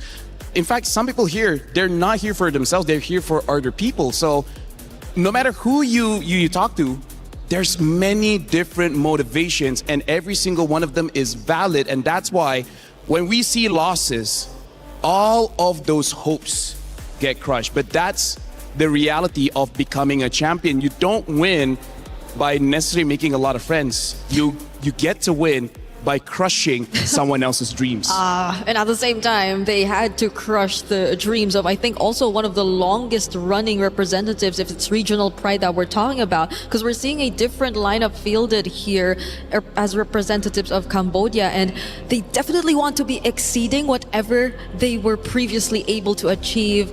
It hasn't been a significant finish in any of their previous MWI records, but now they're so close to exceeding all of that.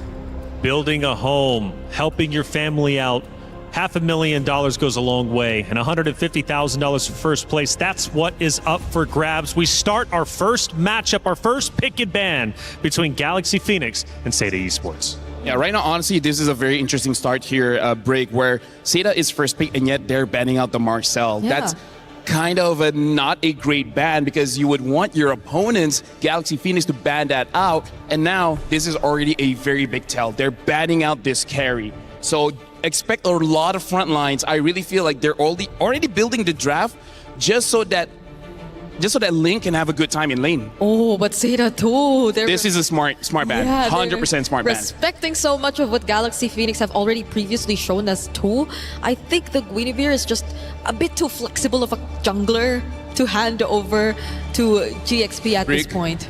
I was watching that game where Galaxy Phoenix went up against Na'Vi.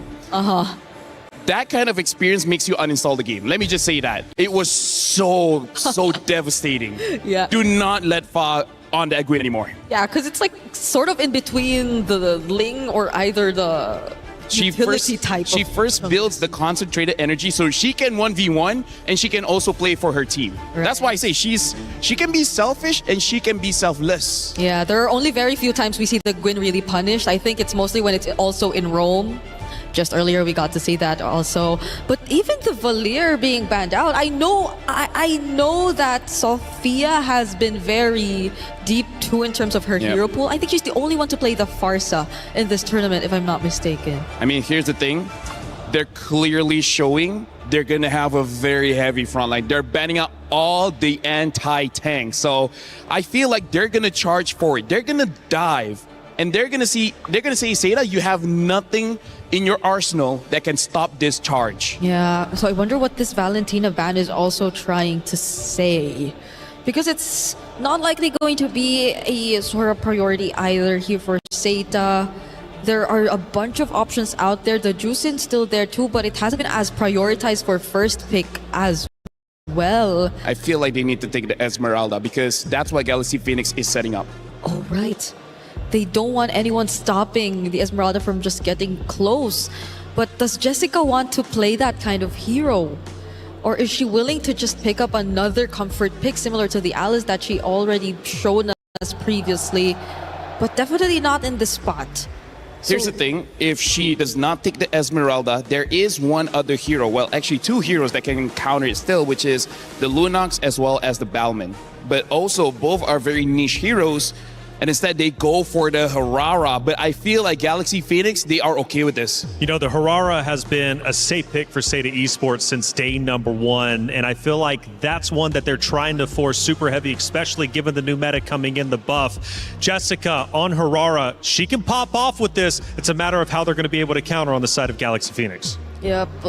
It's still a 50-50 in terms of stats, in terms of the win rate if you look at the Hirara, but it's a very considerable comfort pick if we're talking about Seta. Now they get the Claude. A lot of the roamers are actually available as well, such as the Atlas and Belleric if they already want to consider that. But knowing Galaxy Phoenix, it's been mostly just the Belleric, and there you go. They take it alongside the Claude. Yeah, still very strong opener coming in from Galaxy Phoenix. I gotta say, Seta on this Hirara pick, I think Hirara is a good hero, but she's not a win condition. She enables a win condition, so they still need to have that in the bag. And with carry gone, now you know you're going up against the Claude. What is gonna be the pickup? I'm thinking if we're talking about meta, it should be something like a Moskov, but Moskov is a mid-range marksman, which is not great against the Belleric, so they do pick up the Bruno as well as the Esmeralda. So now it's on Galaxy Phoenix, and they pick up the Boxia, and again, carry ban, Valier ban, Eve ban. This is their strategy from the very beginning. It's such a dive comp that they're really trying to go for. They're just going to go all in and force out the fights, which I feel is very uncomfortable for Guy. Now that she's on the Bruno, I guess you would also want to consider maybe a potential pairing that could help her. The Mathilda is also there. They have the Esmeralda on their side, which I don't think will be much of a problem. But does it get through the second banning phase? My theory is Seta is thinking whether they want to fight fire with fire. But for now, Galaxy Phoenix, their fire looks a bit hotter here, especially because there's very little that Seta has that can directly counter what Galaxy Phoenix has been showing. Yeah, and if they even do consider going for a utility roam, then most of the front lines are just going to fall on the Esmeralda, on Jessica all over again, and not to mention the fact that they're on a Hirara jungle. So that means they will, or GXP would have much easier access to just constantly go for the chase because they will lack crowd control. So would they really want to consider that, or maybe opt for a roamer that also has additional layers of catch and crowd control to respond against GXP? I gotta say they at least need some form of knockup. Yeah. If not, that Blazing Duet will just rip over your team, and that's something that they definitely don't want. One of the popular choices in MLBB is definitely the Cho, but so far at MWI, no Chos have been picked up so far. The other choice is Minotaur, but again, is not having an amazing showing here. I think Fanhua does play the Cho. It just hasn't been as successful previously, but again, into the Baksha, into the Claude, I think it will be a pretty decent option. It's not like you get to pair it with immediate burst, but you don't know what the mid lane pick is for Seta anyway. There might just be a chance you still get to see them pick up a burst mage. Here's the thing, Galaxy Phoenix can pick up something like a Kimi and just force out the early game, because we see Farsa as well as Selena and the Valentina being banned. All three early game mages have been taken off the table. Kimi is still there. If they want scale, they have the Zetian still available, but actually no, it's actually still a pretty good pick, but instead they pick up the Gord. Haven't seen the Gord for a while here. So now Seta, if they want to go loco, they could go for something like an Estes and just go for an Ube strat. But, you know, there's a Boxia there, so you're kind of already countered in that sense. Yeah, the Mathildas, the Estes, they are, again, considerable options. But the lack of crowd control might be a bit of a problem here for Seta, because there's nothing that's just going to lock down and hold down GXP once they just keep trying. Atlas is still there, so that should be the pick, no? Oh, right. Right, Atlas is still there. So it should be the Atlas. They go for a Tigreal. I was thinking for a Tigreal for some reason, but I don't think that's the pick. Lilia is picked up so that she can fight the tanks. This Tigreal is, I would say, must be some kind of comfort, because Wow, wow, wee, wow. Wow, wow, wee, wow. Wow, wow, wee, wow. We're just waiting for the XP lane, I guess. There is an Alice still. I think it's okay, but I think they might be better with damage. Maybe like a Lapu, maybe like a Bennett. Paquito's still up also. But the Esmeralda, a bit of damage, yeah, I'd agree. Okay, they lock in the Sora. And the Sora is amazing going up against Lilia. Lilia does not have a lot of HP. He can burst her down. Galaxy Phoenix versus Seda Esports. It's our first knockout round match. It means so much. Single elimination. You lose, your key is crushed. You will no longer have the chance of glory to earn the trophy over on that very stage. Of course, though, if you win, it's only a couple more series before you lift the trophy yourself and earn $150,000 for first place. It's Galaxy Phoenix versus Seda Esports to start our knockout round. Athena, Gideon, take it away. Thank you so much, Reflections. Man, this draft has been a little interesting as we come on into the series. This is going to be an interesting one. We're expecting some big team fights, but also some of these picks have been also really looking for the finer details, right? Looking for ways for maybe Sora to not only punish this Lilia, but more importantly, can also stop the Tigreal if necessary. They got so many different tools to utilize. The question is whether or not the laning phase is going to be okay. Let's see if that will reflect onto rotation here for GXP. You know what? You're right. They are kind of doing the research here onto what fit or works best for Seda. Remember from their first ever matchup against Falcon's ID, they actually used this Hirara. And then for the second game, they locked in the 2-0 with the Tigreal. Fantastic job, by the way, by Fanwa. So let's see if Galaxy Phoenix has something in store for that duo as well. Now, considering that we are also locking in the Bruno for Gaiga, which is somewhat new today for today's meta. We have seen a couple of teams actually, banning it out, but this might be first blood here as Fanwa forced the flicker away, losing an important battle spell prior to the very first turtle of this game. But coming back to the marksmans here, it's interesting because even Winnie recognizes, Gaiga is currently on a lane bully. Not only do I need to get the hybrid defense, oh my goodness, but also the tenacity. Even so finding first blood is already great here. Okay, that's a great start. So Sarita is actually starting off things with another rolling around kill here for Joe, and for GXP, it's all about the timings as well. Remember, for the Balearic, there are certain conditions that has to be met before you actually go in with the Wrath of Dryad, and all of that will be possible as well if Ling is able to back up right before a turtle take, and which in this case is going to be cornered or circled around by Seda Division, and Joe is still keeps on farming and relaxes their stance.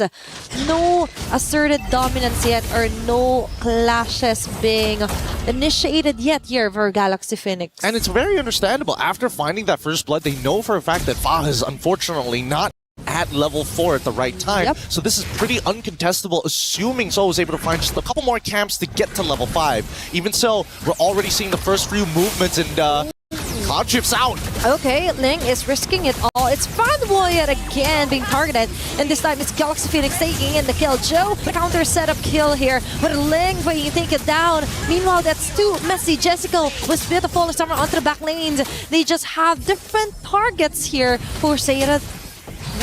Sophia, beautiful three-point shot with a Mystic Projectile over the wall to not only make Fa's job easier, but now this is a winning position. They just need to deal with Jessica. Okay, now they're hovering over here onto the turtle. It's Fanwa again with the position. She doesn't have her ultimate yet, so it's going to be GXP cornering most of the members here for Seda, and Jessica with a jump will hit no one, but instead it's Ling hitting in the face here for Joe with a double kill, plus a perfect Mystic Gush to top things off here for GXP. They might as well just grab the turtle while they're at it. Yeah, you can tell that GXP is kind of nervous, and even Seda, both of them are playing very anxious this game. The turtle contest was also a little weird. It was a little 50-50, and honestly, I think it's technically in Zoe's favor in the earlier stages of the game, having so many abilities and high base damages, out base damaging, unfortunately, the Boxia. It's 600 to 800, and now we're going to see Name in trouble. Okay, that's a forced Black Shoes onto Name.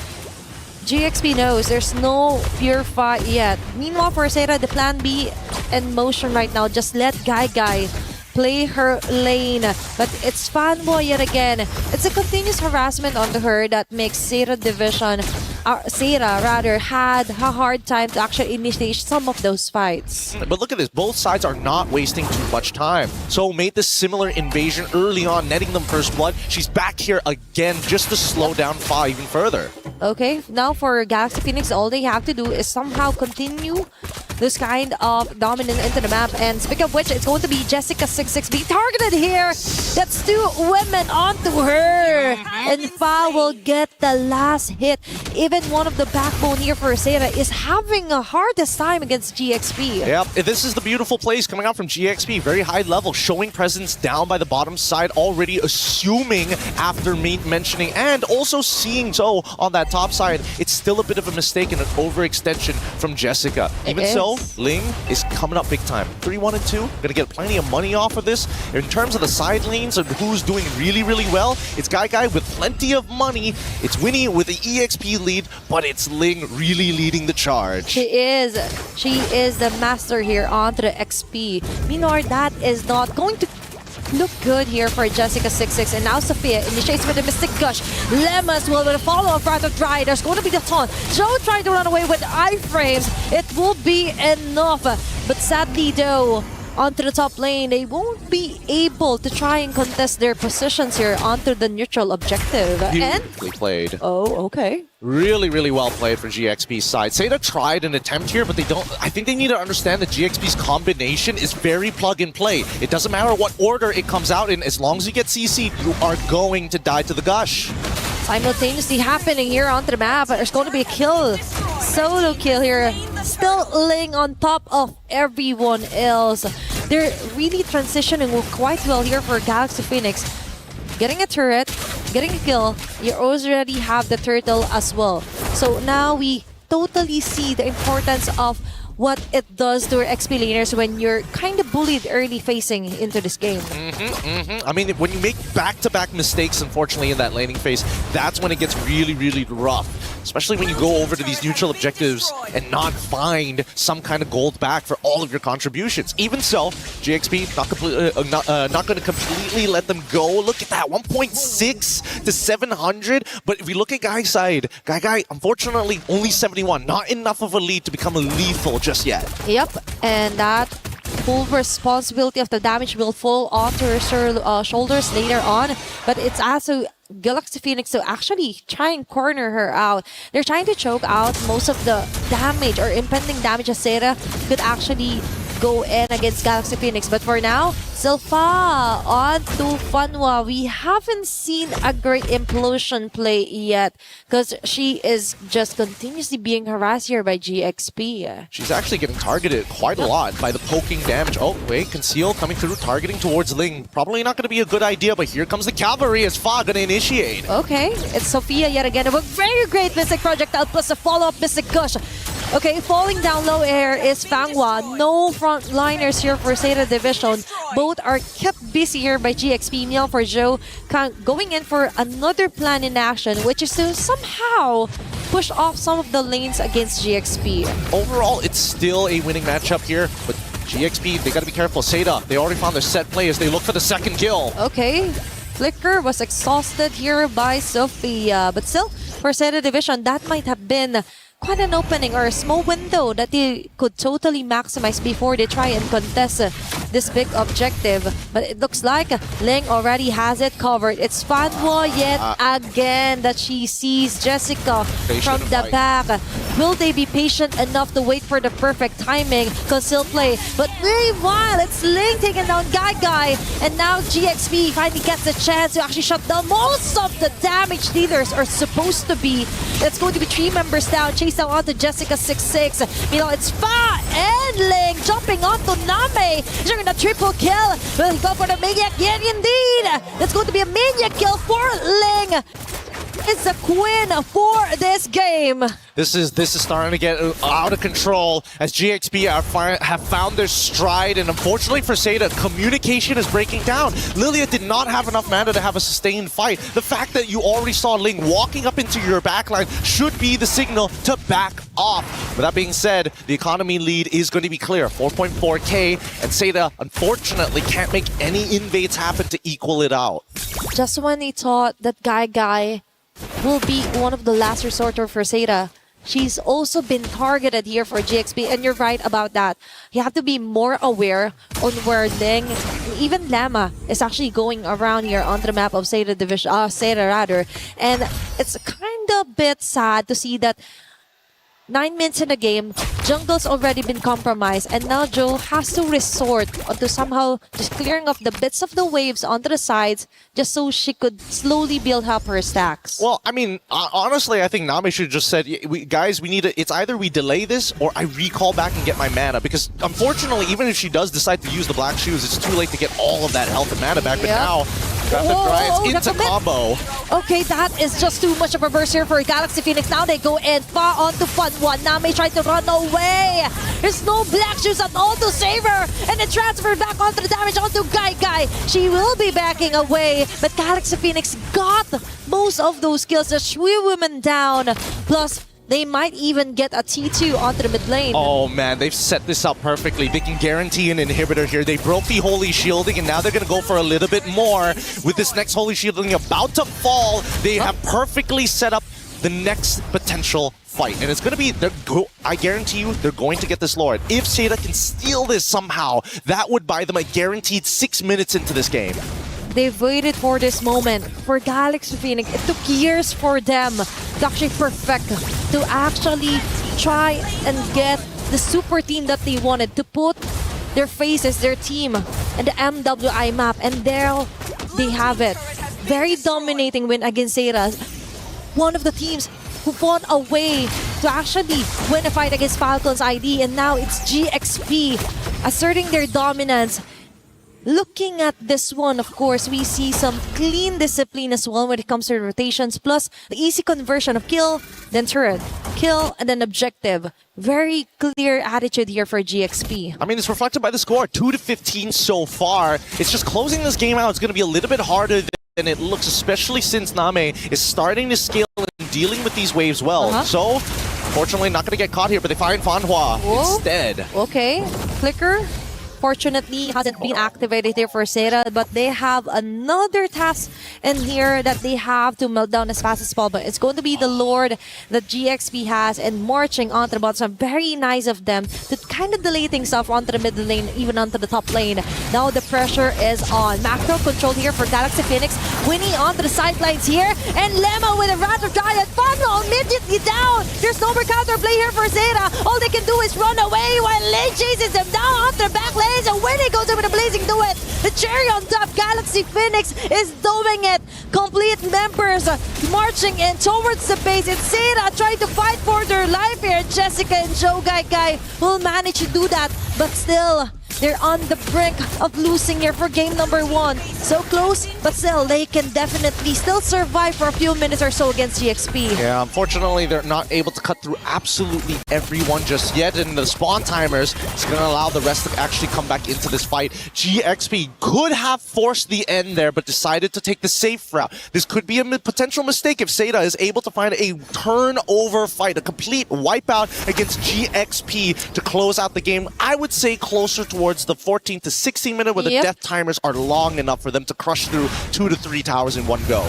And for that, for Galaxy Phoenix, they just kind of want more cleaner and clearer assertions of clashes here. I think that if they're going to look for the cleaner and an assertive way to play, they gotta ruin the position of Sophia. But just like mentioned in the beginning, right, their plug-and-play combinations, now that all 5 of them can get involved, it makes Ling's job really easy. Instead of just, hey, I gotta go Cloud every single time. Not necessary if the combo actually lands.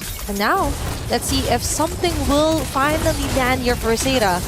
But one thing's for sure, those bullets are gonna land onto the last bit of base hurt onto the top lane near Forsaita. This is making it harder for them to go outside and try to somehow farm, even contest the Lord that will be spawning right on cue. All right, now they're going to have first position here. This should be a pretty free Lord for the side of GXP. Seda, unfortunately, must play the defense.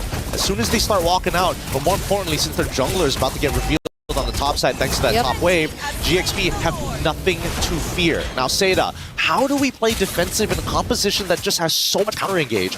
If Fanhua decides to flicker forward, unfortunately, a majority of the important members on the side of GXP have some form of counterplay. Sophia will never be anywhere close to the front lines. Winnie has a Purify, so that only leaves you with just a bunch of tanks, one of them who wants you to be in their face. Yep, and problems keeps piling up here for Seda, especially Fanhua being the first to go down each and every clash. So for GXP, it just makes it easier for them, right? No more frontliners. All they have to do is do their thing. Ling goes in with punches, and the rest could just focus fire onto the base, which might happen into the next wave.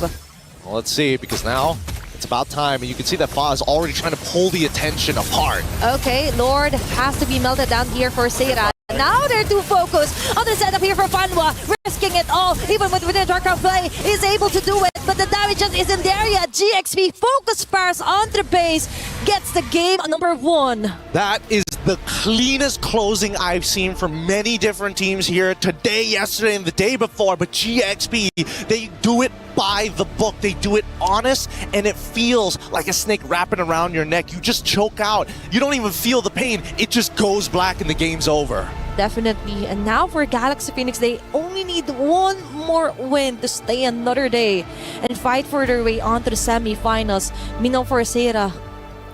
Man, they're going to have to hit the drawing board again. I think that they had an opportunity in the draft to actually punish this composition, but unfortunately decided to go the safe route. And the order, if the order changed just a little, it could have definitely helped at least GXP slow down that early game in the middle of this game. With that being said, though, we're going to go on a short break, and when we come back, it's going to be more MLBB action here at MWI.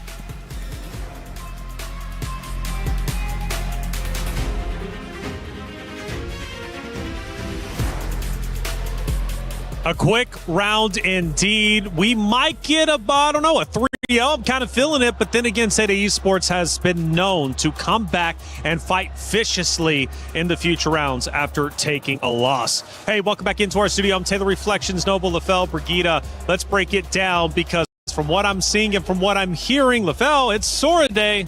I don't know, man. Starting the very first game of today, the EXP lane has been, I would say, the make it and break it for a lot of these teams. I mean, like, let's talk about this. Ling on a story with only one damage item. Just one. Just one, and she got a Maniac. She won a 1v1 against Gagai, against Jessica. Whoever's in front of Ling, they die. Yeah, I even thought it might have just been a Series 1 thing, because these were two Sora specialists. That was Team Falcon's ID and Twisted Minds, but it just really keeps happening over and over again. And that's on top of the fact that there was barely anyone to stop her from just going in. I notice it's all smiles on the side of Galaxy Phoenix. For the side of Seda, as we look in, it almost looks like misery and disappointment from that game number 1. Nothing seemed to have went well for them. Nothing went right. They did have a moment in time towards the very end before the final push onto the base where they managed to at least stop Galaxy Phoenix at the 1-yard line. However, it only extended the time just a little bit longer. Can I just say, like, I feel like going up against Galaxy Phoenix is like going through despair.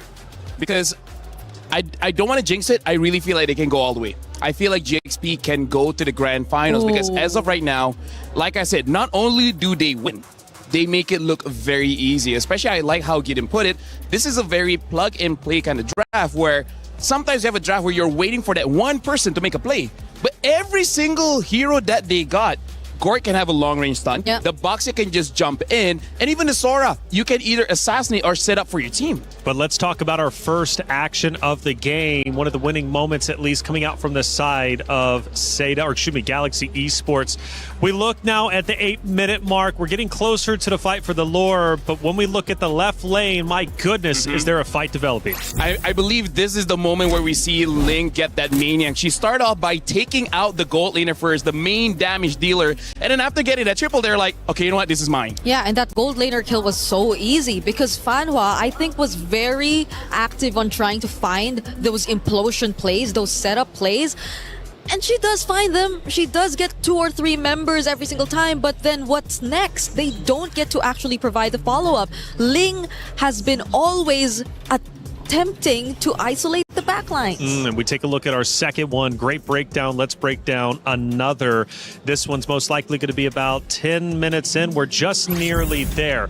Again, we go back to the mid now, even to the bottom right, and we start seeing another skirmish develop. This also just shows how individually everyone from Galaxy Phoenix, they can take care of themselves because there's dives. This is basically like a 1v1 everywhere else, and it's just like, you against me, who's going to win? And every single person from GXP won that bout. Yeah, and it's great because whoever starts to try and go for the fight and jump in, it's always them also being on the same page. Because sometimes you see people just trying to go for engage, but the targetization seems a bit off. Like they go for very different targets. But in this scenario, GXP, if Fao wants to go in, she jumps on a single member, then you could expect just everyone to focus fire on that before they move on to the next. One more final moment to check out during that first map that we ended up witnessing. And this time we go to the 11:30 mark.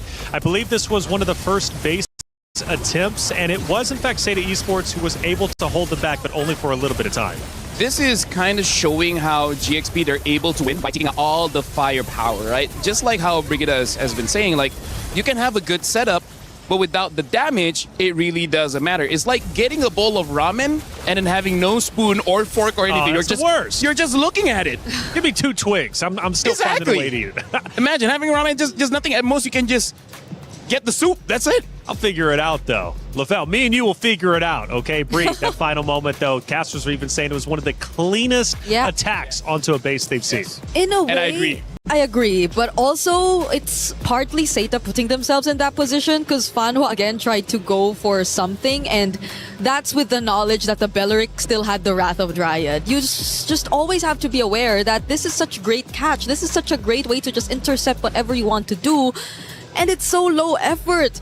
They barely had to do anything. Lema just had to wait so she could cast the Wrath of Dryad, and that's it. Now, one of the things I brought up during the hero selection, breaking it down, is for Seda, they love that Harara. Now, you did point it out, LaFell, that's not a win condition, but more so a piece of the puzzle that Seda Esports is trying to put together. Felt like Seda tried to do this on day one. It actually ended up working out. Relatively similar hero composition. Are they too reliant on the Harara? Do they need to switch things up?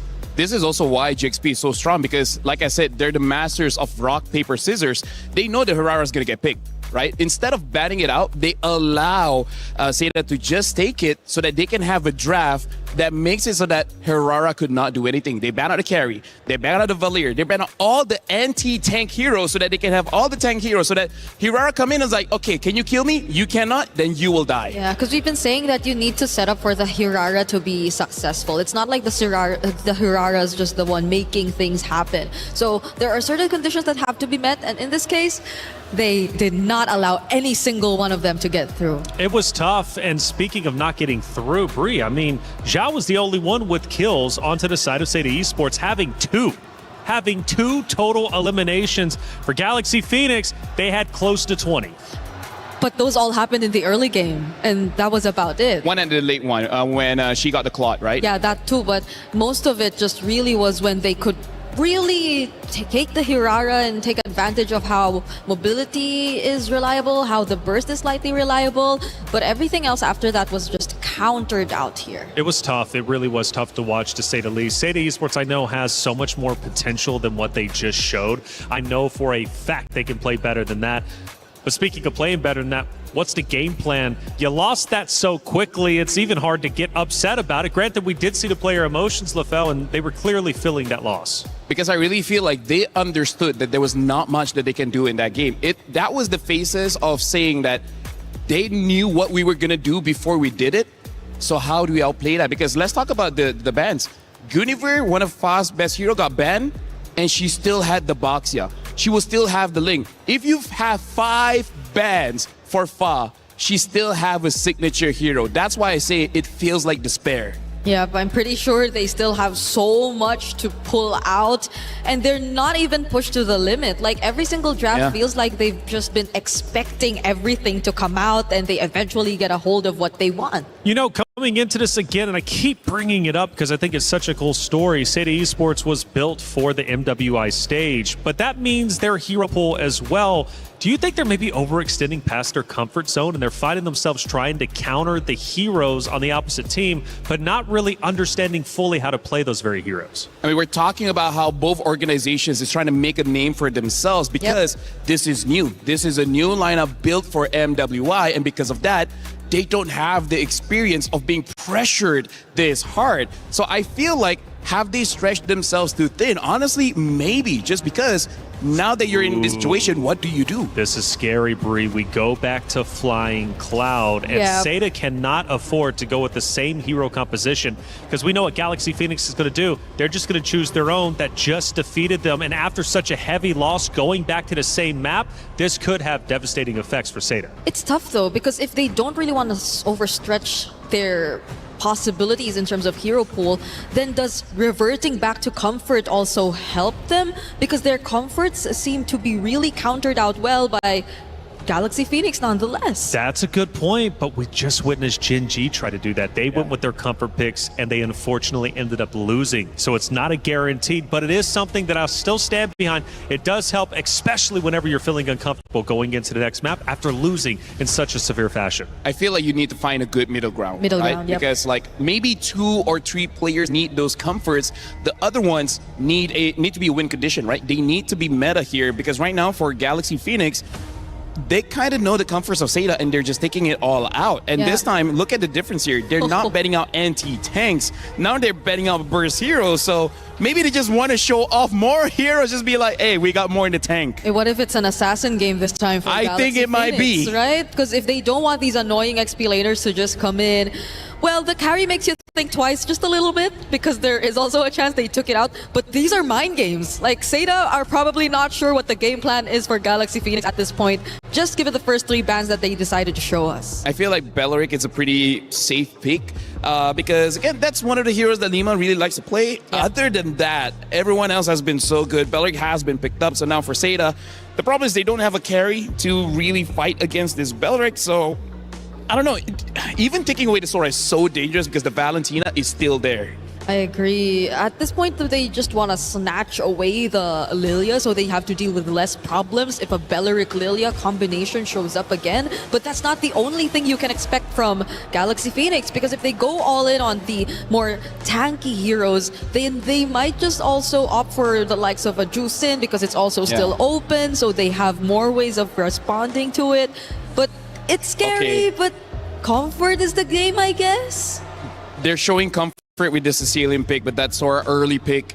A reason why we don't see Sora so early, it's so counterable, especially with that Valentina. So that's a risk, saying that I don't think you'll pick up the Valentina, and they don't. They pick up the Phoveus, but Phoveus is also a counter towards the Sora. And now that the Phoveus sees it's a Sicilian, it's not a Gord, it's not a Lilia, the Phoveus will be fine. I feel like Seda, they just overcommitted on that Sicilian pick, making it an easy Phoveus pick. Yeah, and you're forced to play slow. You have to play slightly slower than usual.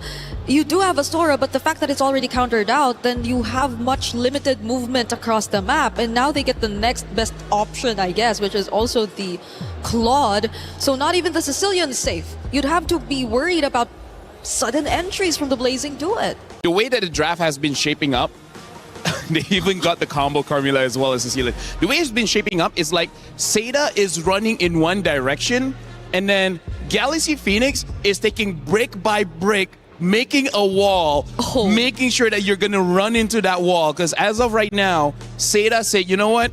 We are going for comfort. We're going for wombo combos. So just hoping for a very big team fight win, but that's one of Galaxy Phoenix's specialty, especially with that Belleric. I don't know if that's the best way to draft for this one. I hope Seda at least find some way to play opposite side of the map, because if they're just going really heavy on team fights and you're already forced to play slow, then that just really lessens your chances of being able to catch up to Galaxy Phoenix, because I just feel like Galaxy Phoenix are always going to step on the gas. They're not really going to allow Seda to play whatever game they want.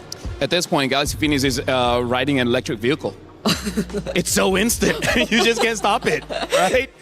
After the game, they'll charge it up. But during the game, it's all speed. Seda now, banning out the box, yeah. Very good ban, because as of right now, it seems like a different kind of dive comp coming in from Galaxy Phoenix.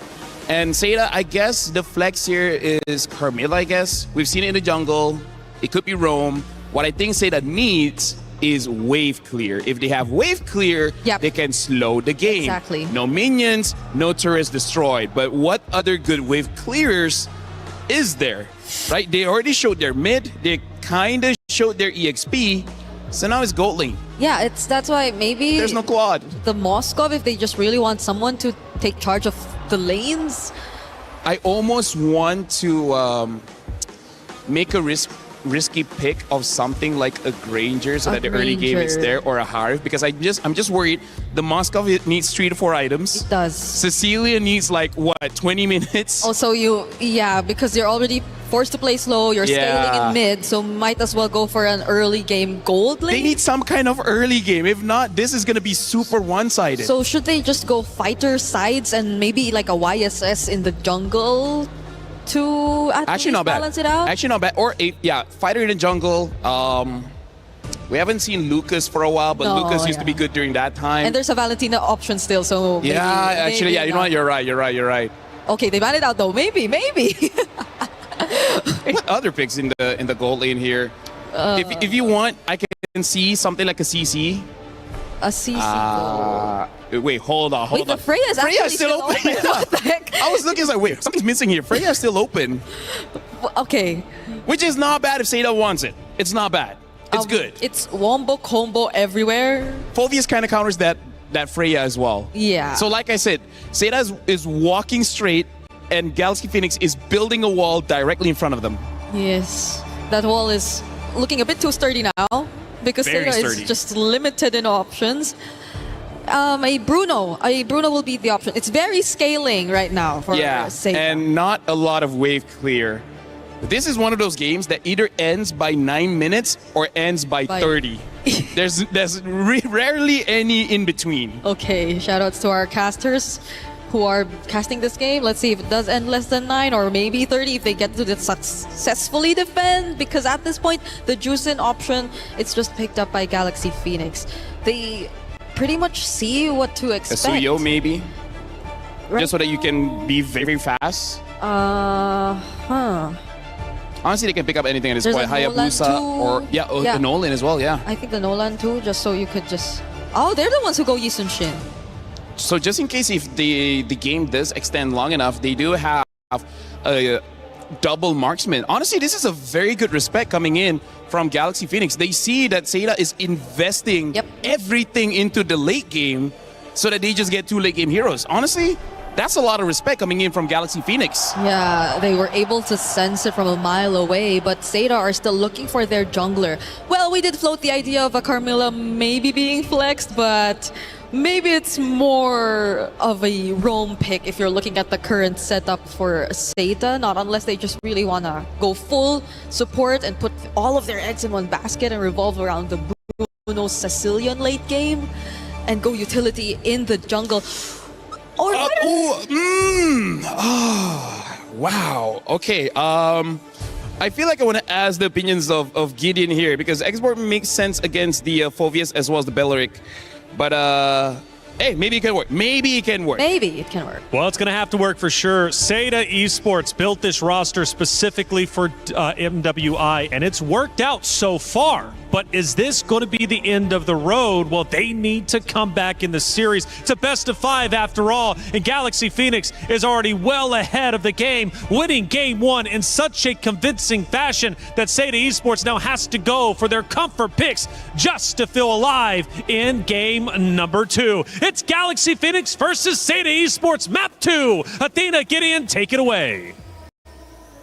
Thank you so much, Reflections. And yes, LaFell, I will explain it in just a bit here because this is going to be an intense game. Not only were both sides looking for comfort picks, but Seda really going above and beyond in the second half of the draft to shake things up for the mid trios. And I think that's where this game is going to come down to because level 1 is not in their favor when it comes down to the wave clear. Now, they both lost a concussive blast really, really quick. But that first motion gives Name the advantage that they were looking for and avoid the worst part of the early game, which was level 1. That is just the thing. They just want it to be in their favor when or where they want to decide to engage, right? And for Seda, with the export being shown as well here, Gideon, we have to dive deeper. But before that, for Fanwa as well, going in with the Revitalize, now they slowly disengage from that independent team fight. Now, here's the thing. When you have your mid-trios battling it out, it's really a 3v3. However, if you notice GXP's lineup, only Lima, unfortunately, is the tankiest person on their squad. Sophia's not going to walk up too far without Lima, and Fa doesn't want to get close at all. Now, here at level 2, this is where Sophia can get really, really aggressive, but Seda want to punish this. They are taxing the HP pool and also using the waltz so that Fanhua can get really aggressive and still walk out of safety. Plus, the additional shield is really helpful for them when it comes to clutch moments, right? And it's all about surviving, not only here on MWI, but surviving the game first. Okay, one game at a time here for Seda. And now we also have to somehow look at a closer look on how will Jessica fare well against the Phobius of Ling later on. Now she got this huge advantage with the setups with the Cloud Form current term, plus now she actually has damages she could inflict upon GXP whenever needed. And right on Q, it's not going to be, or it's might be going to be onto the objective here, which is a turtle that spawned right on Q. I think step 1 for either one of these teams, they may want to go for this neutral objective, but they don't necessarily have to take it. Wait, turtle ball hits! Okay, they're turning it into the bait. Name almost falling low. It's going to be a Virago armor being pop up here by the last Insanity. So with the first blood, it's Ling being the first blood against of all people. Now Seda semi-standard hard here, but surprisingly, they let go of the turtle. They just focus on to getting that huge first blood kill for Joe. That was actually a pretty insane fight there. Like, Jessica saved the day. Name was meant to die, and Jessica saved 2 lives with a single flicker and Cloud Shift. Now, we see Fanhua getting aggressive, but at the same time, they notice it. They don't mind if she dies, only because Kai is going to be their late game insurance policy next to Name. Yep. At this stage of the game, I would say that Seda, again, they're going to contest basically everything, but there's no real commitment to it. Maybe for now, because Seda just has to be really careful. It's all about digging in onto the lane and going for the free hits. It's going to be Name. Perfect bat speeds there, getting a kill onto Sophia. Now the numbers are quite rolling and going onto the side of Name and Fanhua. And this is exactly what you want to see. Some sacrifices from the side lanes that isn't in your late game scalers. Yep. Phobius knows that later in the game, he's going to be a lot less relevant. So at this point of time, you see that Jessica is going to take advantage of that. You know what? I'll miss out one wave, but if I can set up 2 beautiful kills for Name and speed her up, this game will be free. Who says that you have to play the long game, right, to activate a Sicilian? It's all about making it faster here for Seda. And now they also have this great vision when it comes to Name with the Sanguine Claws as well. When it comes to checking out each and every bush, if ever or whenever necessary. Now, right now, what's really uncomfortable is that both Jessica and Ling are really good at this Sora. They should understand the mechanics well. But unfortunately for Ling, they need to make sure that Jessica doesn't really get out of this lane. Ling needs to keep Jessica here for as long as possible and tax her life total every single time she walks up to that wave. Oh, but that's the thing. Sometimes Jessica just totally lets go and doesn't even put so much attention onto Ling. She just wants to be there when a fight actually occurs here for Seda. And that might actually happen in the next few seconds or so. It's Spa getting an advantage here for the Pixel Bush. But there's the Sanguine Claws that we're talking about. Great advantage here for Name. This position here for GXP. They're trying to dance around this neutral objective, and Jessica 6-6 is ready to rumble whenever ready. Foundry Chakra activated as well. It's going to be the blast here for Jessica 6-6, targeting Fa of all people. And Joe freely gets the turtle in hand. The bat flaps will be able to land in on those targets. Batspeed has to create as well where Name and Guy will join in the fights, but a little bit too late because Sera already got objective and a kill, but GXP got a trade in return.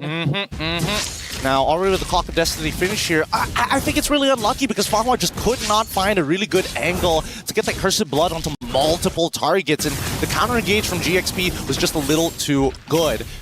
This comes down to execution, and I think that right now, both lineups to a certain degree is going to be very even towards the later half of the game. My biggest concern is whether or not Fa will be able to scale in time, because Fanwa is kind of unstoppable when Name is not too far away from her. They need to find a way to actually like zone out and let Fa do her job, which is to actually farm up as much as you can. So if ever that doesn't happen, what they wanted to do is somehow let Winnie do the talking, let Winnie do the damage if ever Fa doesn't get enough of the resources that she wants. And now Sera, here on the mid lane, they could actually force out some pickups here, but no, they're playing it safely for now. Personally, I think that Winnie, once she gets 3 items, she's going to look to Blazing Duet Name as soon as they can. And for the meantime, Seda, again, they're not looking to kind of accelerate this game, as you can tell. They're looking to just, hey, match them, match that energy. Don't let the EXP go to waste. Don't let the gold go to waste. It's all about conserving their energy as well, because whatever happens, all they needed is just to wait for enough stacks here for Nami to totally turn the slaps into 1 or 2 hits at most here against GXP. Plus, even though there's a threat of the Claude, Fanwa could actually bypass all frontliners here for GXP just to try and delay things up here. And Sophia might have enough stacks here for the Soul Snare. Lantern Flare activated there. Name! Okay, we see that coming. That is quite an advantage here for GXP. They could just try and reach her from the back, which is exactly what Ling is trying to do. No more flickers, but now they have to play it safe. They're slowly back away. Now they get a great vantage point, and they actually turn the tides into their favor and getting Ling in return. Beautiful, beautiful setup coming in from Seda. They got GXP again in a 4v5 scenario that they cannot win from. And until we see GXP fight as 5, these fights, even a man advantage, is all Seda needs. And that is exactly what Seda wants as well. That's going to be the last turtle falling onto the hands of Joe. Mingo Fa goes in with a plan B, just split pushing onto the top lane. And as you've mentioned, they need to fight on 5-on-5 here for Seda, but that isn't happening. So Jessica 66 takes advantage of the fact. Batspeed's yet again for Name, collecting all those stacks to win it with a side blazing duet. She might actually fall, but no, luckily she will be able to get back just in time. But still, it's Ling taken down yet again by Sera. Good teamwork coming in from Seda. They had to make sure that the chain CC was going to be effective. I mean, yes, it broke a little bit, but it was enough to chunk down Ling enough and get Winnie out of there. Oh, that's a Crimson Mirror activated by Sophia. A slap is there, but last insanity committed here by Joe just to try and ensure the kill if ever necessary. Name with a Batspeed's free hit on the win. Finley, of all people, will be taken down. Flicker out here for most of the members of GXP. But still, for Seda, it's all about throwing the body Fanwa to get something more in return for Seda. Yeah, but the thing is, they're not finding any more moments. Now GXP is starting to get into a scaling, starting to scale up into this match. Endless Battle already purchased for Yishin Shin. It will be able to start sustaining and getting in and out of these fights more effectively while still maintaining high bursts. When we look at everybody else, Guy so far already with 2 very valuable items is looking to get that Malefic Gun to extend her range, and then the composition is complete. Yep, it's all about making Guy more dependable as well. Like compared to game 1, she didn't have enough time to actually scale up. Now she has the advantage. She has the position. Now they destroyed her onto the top lane. Controlling the macro as well is one of Seda's weakest points from previous games, but now they're also focusing on to balancing out waves. And with Winnie, on the other hand, she just wants to focus or force out reactions from Seda, but no, they have their own plan in mind, and that's to target Sophia. Still no flicker yet. They know that it's just a Crimson Beacon. Now they transition here onto the objective. They're also going to break the Holy Shielding on the top side with a slow pushing wave as they're about to fight. Oh, Jessica 6 is forced out of her ulti just to get away. It's Ling onto the front line. They let go of the Lord. It said there's going to be a taunt. Fa will be securing the Lord on her way to annihilate members here for Seda. And now they catch them. Silas will pop of immortality. And Winnie finally gets an opening that she needs. It's Guy and Joe being left here. And Winnie ensures the double. Meanwhile, for Guy, she gets the triple in return. As Seda still got an advantage all over that messy clashes that GXP did. A 3 for 3. What? Hold on, no, Jessica in trouble. Unfortunately, no ult, and now it turns into a 3 for 4 in favor of GPX. Okay, now they finally get something more out of messy teamfights, miss initiations, and what mattered is that they were able to actually get an objective while they were doing so. They're going to keep on doing this, right? I mean, just look at the way that they're playing it, right? I think that the mistake here is the fact that Ling didn't immediately flicker onto Guy and trigger that passive. They needed that mini stun to happen to allow a cleaner way for Winnie to get in and apply that damage. Not to mention, got to stack it up. So again, communication starting to break down here, but it's not over just yet as they're about to dive. Okay, they're approaching Fanwa with a Dark Right Inferno pursuit, but Jessica 6 goes in with a counterplay, but not enough to do so damage. But still, that is a kill here for Seda. Guy onto the front. They were able to take down Link in the process. That's a 1-for-1, but Winnie just doesn't want that to be a tie. Ensures a third destroy onto the top lane. They're really good at their macro tank side here for GXP. It's actually really insane how good they are at making these macro decisions, right? They're not wasting any time, and Winnie knows that Zoe's got nothing on her as long as she has BMI. The only problem is Guy, because every one of those auto attacks, while Claude needs to get like 14 in to get that big damage, and oh, hold on. Okay, it's still Jessica 6 trying to somehow set up a play. Being forced out of their positions here is GXP, but still, Flicker activated for Sofia just to try and survive.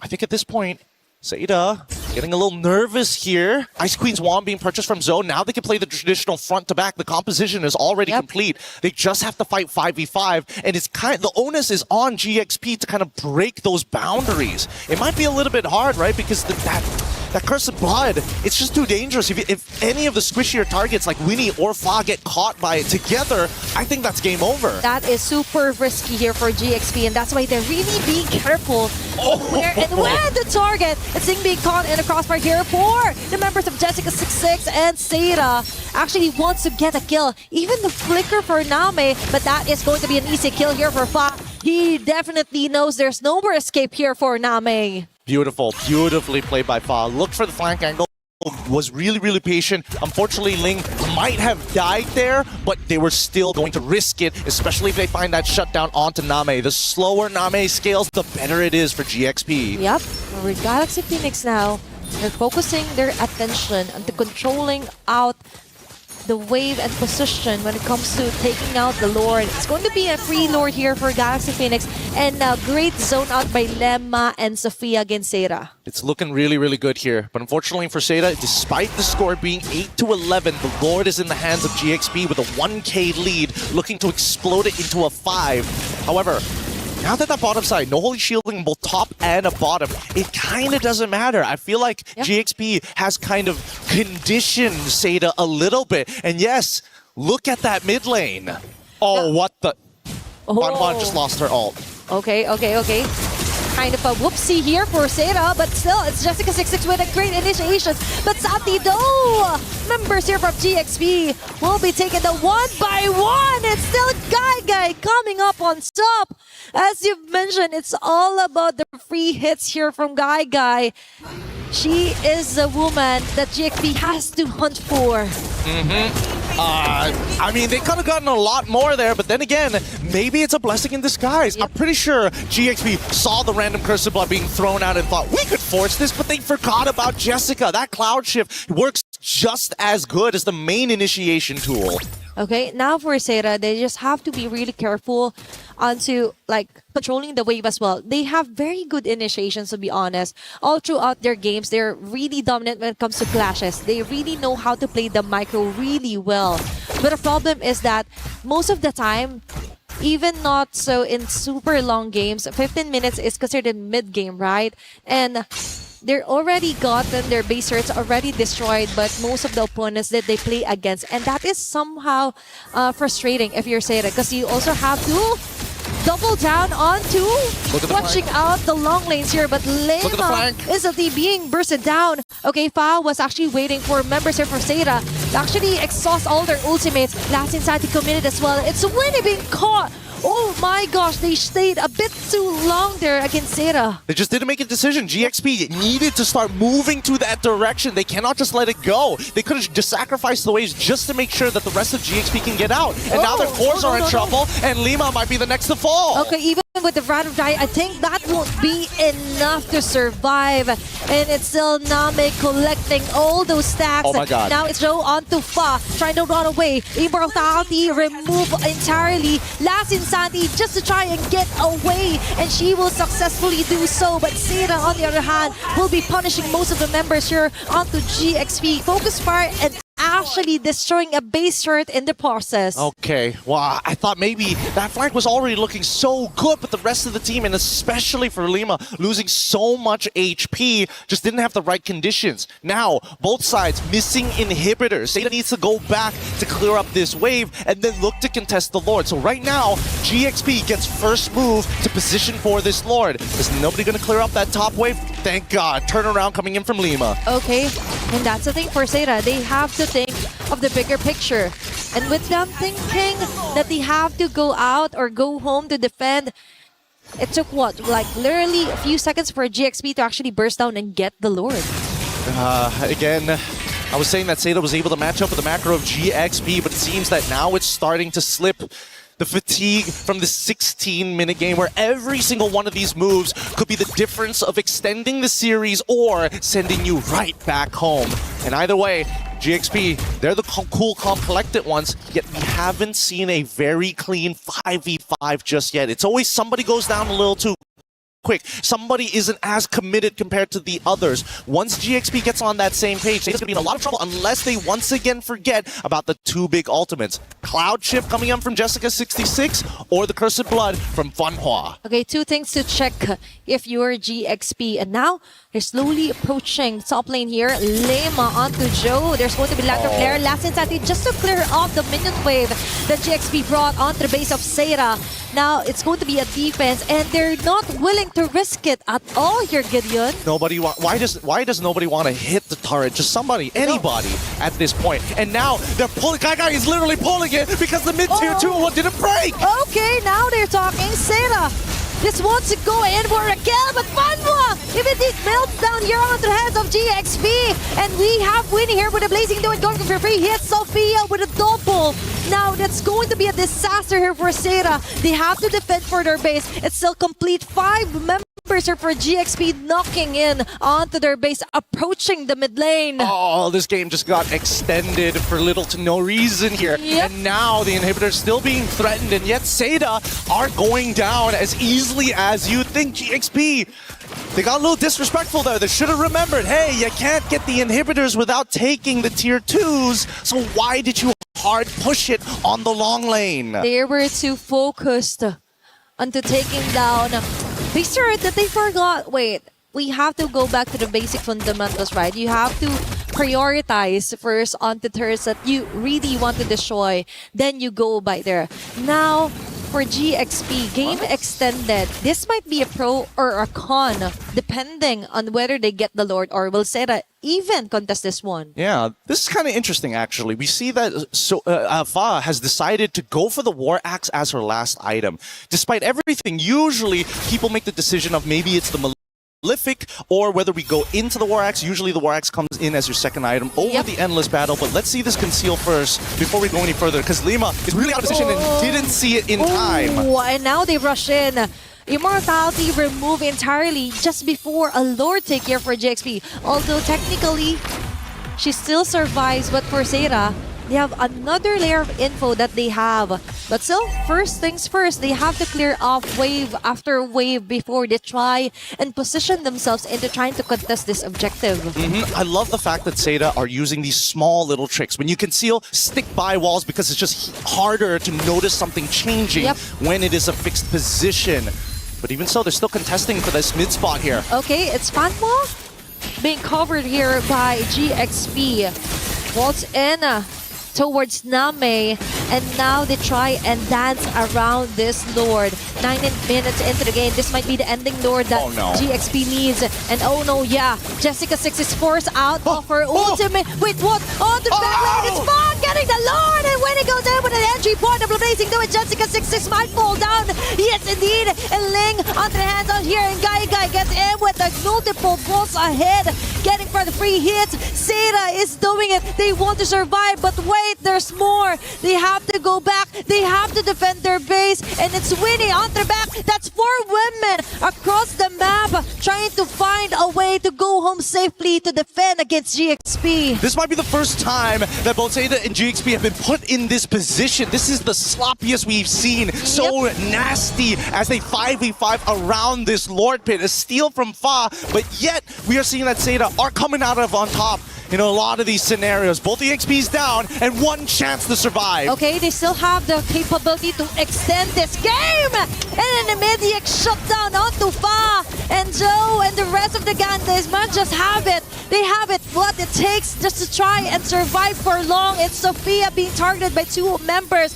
Even with the Lander Flare, I think that won't be enough because they are locking their sights onto her. And Guy still alive, still deathless by the way, onto this 21-minute game time. And there's a chance at the end of the game right here, right now. They got to deal with these waves. Let it push in just a little bit closer. They have to stop it right here at the inhibitor. If they don't commit to it, they're going to get cloud shifted. Okay, if they play it just right, they might be able to equalize this matchup. It's Lang and Winnie with the Blazing Do It with their ground. They just want to delay things up, but Seda just isn't having any of it. A minion wave will cross over, and it's Seda taking in game number 2. They extend it. They bring it to one chance, one more game to see Seda versus GXP. Holy! Both of these teams are pushing each other and are grinding each other down. Their plays are looking a little more sloppy, but at the same time, this is a new environment. No teams have pushed both of them this far, and they have so much to fix upon, not only in fundamentals, but just in the raw mechanics. It's a scary moment to be in here, because can you imagine the stress, the pressure, which is causing these consistent players to start deteriorating? We're going to take a breath here up on the table. We're going to be throwing it back over to Reflections at the studio. More MLBB action right after this.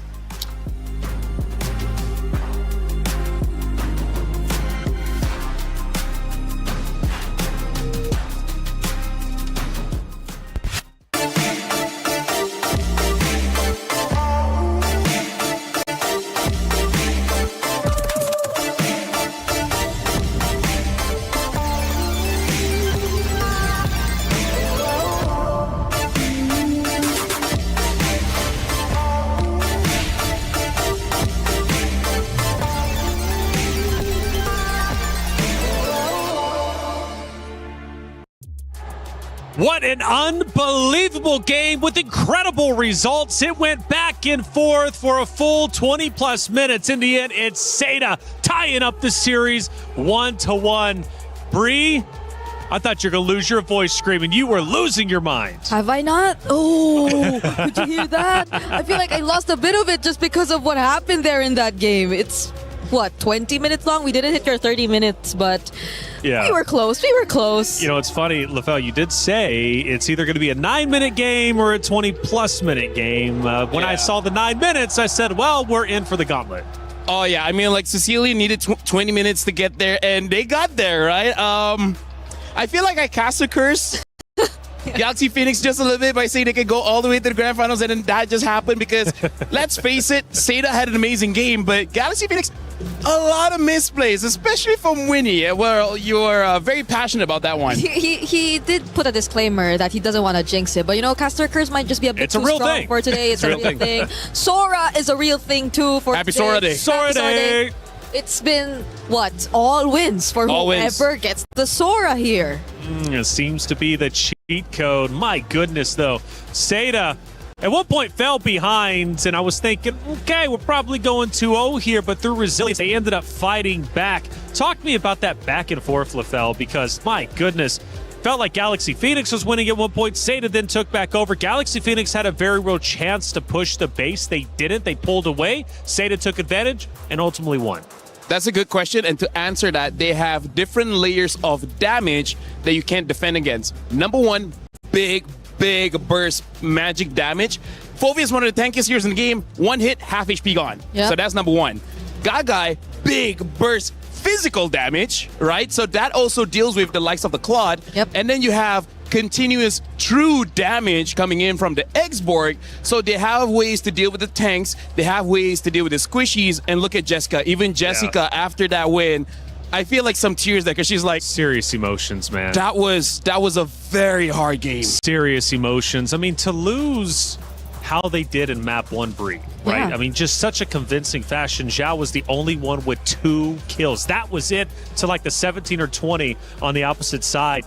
Unbelievable results. Let's take a look at a couple of actions. And usually I set them up and I kind of have a feeling where they're at. I'm not going to have any idea who's winning in this moment. We take a look at it, and it could very well be Galaxy Phoenix leading the way here. So it is a little bit later on. We're now down to the 12 minute marks, and it is in fact going to be Galaxy Phoenix leading, but just slightly. Yeah, and it's where I think you start to feel the scaling come in. I know it's just a 12-minute mark, but Lemma and Ling were starting to feel it.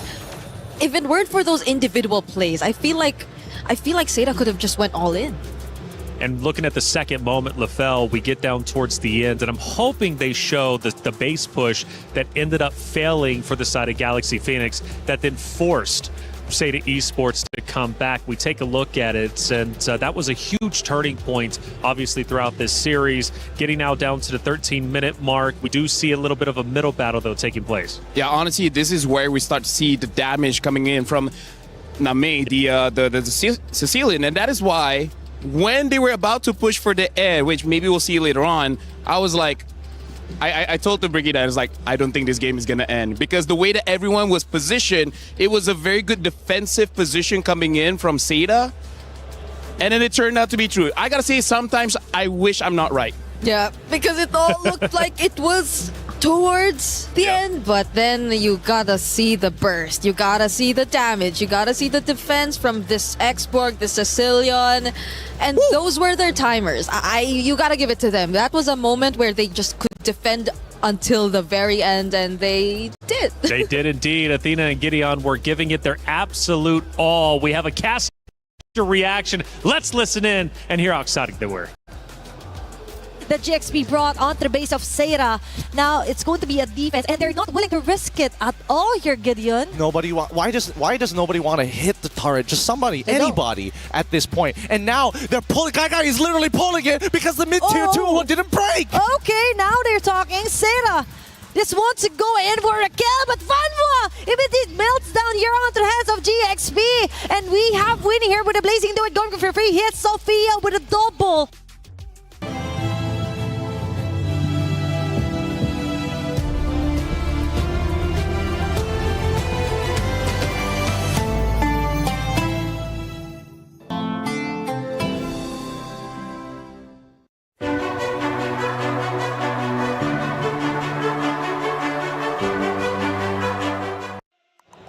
It was Inception for a moment. We're watching the casters react while watching the casters react to the caster react. And Athena, man, she was definitely caught off guard by that one. But you know what? They give it their all. Gideon, let me just say, same. Me and Briggs, like, if there was cams on us, we'd also be like, we're very passionate folks. You know, we love MLBB. Yeah, we love MLBB. And he's put a caster curse in game for 3 times straight in just a single minute. I don't know how that was possible, but everything just went the opposite way of whatever we need said. an analyst cam though on you, especially when you start losing your mind. I didn't know what was going on. I actually went to LaFell. I was like, what is happening? Like, what? Honestly, it looked like she was having a seizure. She never does that. You've never been this passionate.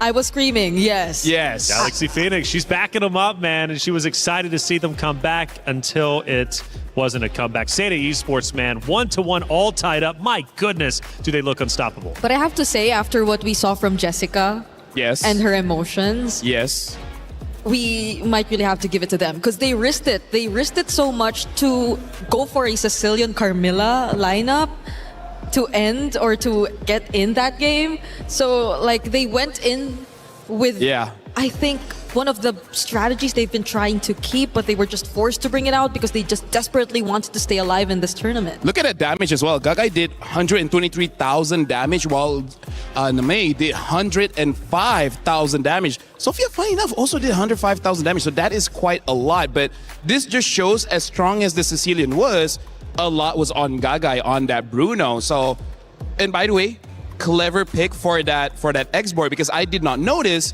there was not a lot of bursts from Galaxy Phoenix to destroy the Faraga armor. So I didn't notice that. So honestly, brilliant drafting coming in from Seda. Yeah, because it seems like you're just so tempted to go for the Juice, and everyone just seemed like they had to go melee and close towards the opponent so you could just freely use your lantern flares. But we're looking at Ling and Jessica. So much highlight on the EXP lane, at least for today. Whoever gets the Sora has a huge advantage.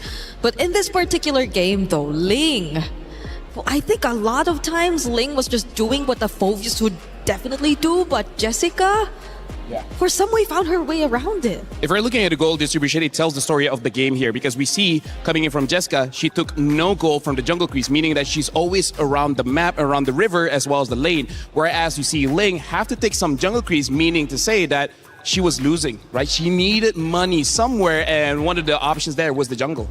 Well, let's head back to the stage for the two teams now to get ready for the pick and bans. And Galaxy Phoenix, Seda, this is going to be an incredible matchup now, clearly. You know, after map 1, I'm thinking, this might be a hot 3-0. We've only got 2 O's on our stage after all, but not the case this time. In fact, this is a historic moment. It's the first time we've actually had a 1-1 scoreline on our stage in its entirety. So this one could very well go the distance. And Seda finally gets some wind in their sails, and I think much needed after that game 1 loss. Now, for Galaxy Phoenix, that's a narrow loss, but sometimes those can sting more than a blowout. Honestly, reflections, I feel like Brigida is so happy because she loves extended series. She hates those 2-0. So finally getting it, you can feel her joy. Yeah, well, we might as well, because this is the last day we'll be seeing best of 3s. We're going to best of 5s, right? So we just want to make the most out of the best of 3s. Why are our casters doing this most? No, the casters are looking at us. We're looking at them because here's the thing. We have developed what we call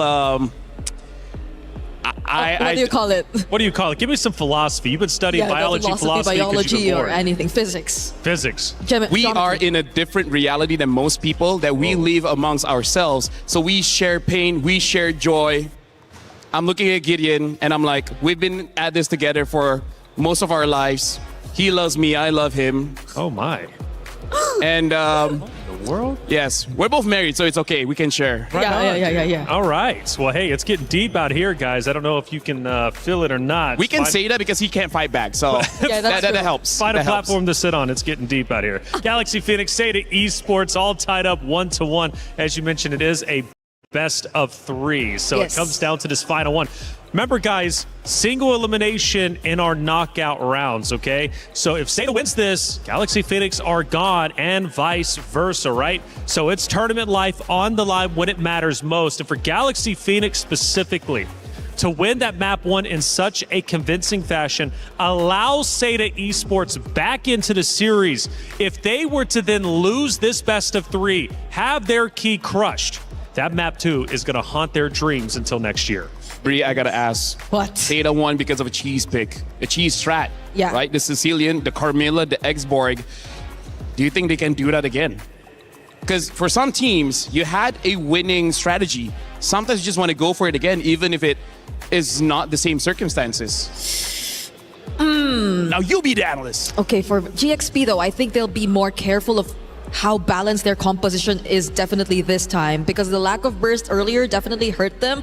The lack of range earlier definitely hurt them. They had to scale for both of their carries, and they might want to spread it out a bit, but it's another Flying Cloud map. Hey, talk about Sora Day, am I right? Sora Yeah, that's. Day. I was gonna say, dude, we need a Flying Cloud at this point because we're tied up 1-1 on Flying Cloud. We need a tiebreaker. We're gonna get exactly that. I'm excited for this one, man. 3 Flying Clouds to determine who moves forward and who goes home. You know, Gideon's favorite hero is Sora.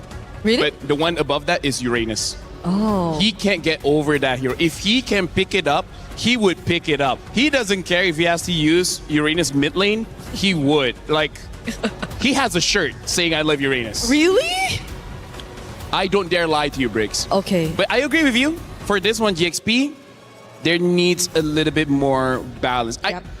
I'm almost even thinking maybe the Yushin Shin is too much respect, thinking that, you know, we're going to fight late game to late game, but a Cecilia on late game, I mean, like, that's not okay. Because either way, if they did hand over the Yi Sun Shin and they had a Sicilian and a Claude in their lineup, then just go full out on early game. Then just make sure that you snowball out of their minds just so enough that they couldn't really catch up. Because in a way, they just allowed the X-Borg to also somehow balance out Seta's lineup a bit more. They allowed for the Carmilla to get a bit of help, for the combo with the Waltz to actually be a problem. So this time heading into this draft, hopefully they both were able to reset and that they get to bring out their fullest potential. Full out. I'm thinking just go Assassin's Den. Let's get a repeat of that Honestly, one matchup that we had here on Group A. Like, that was incredible.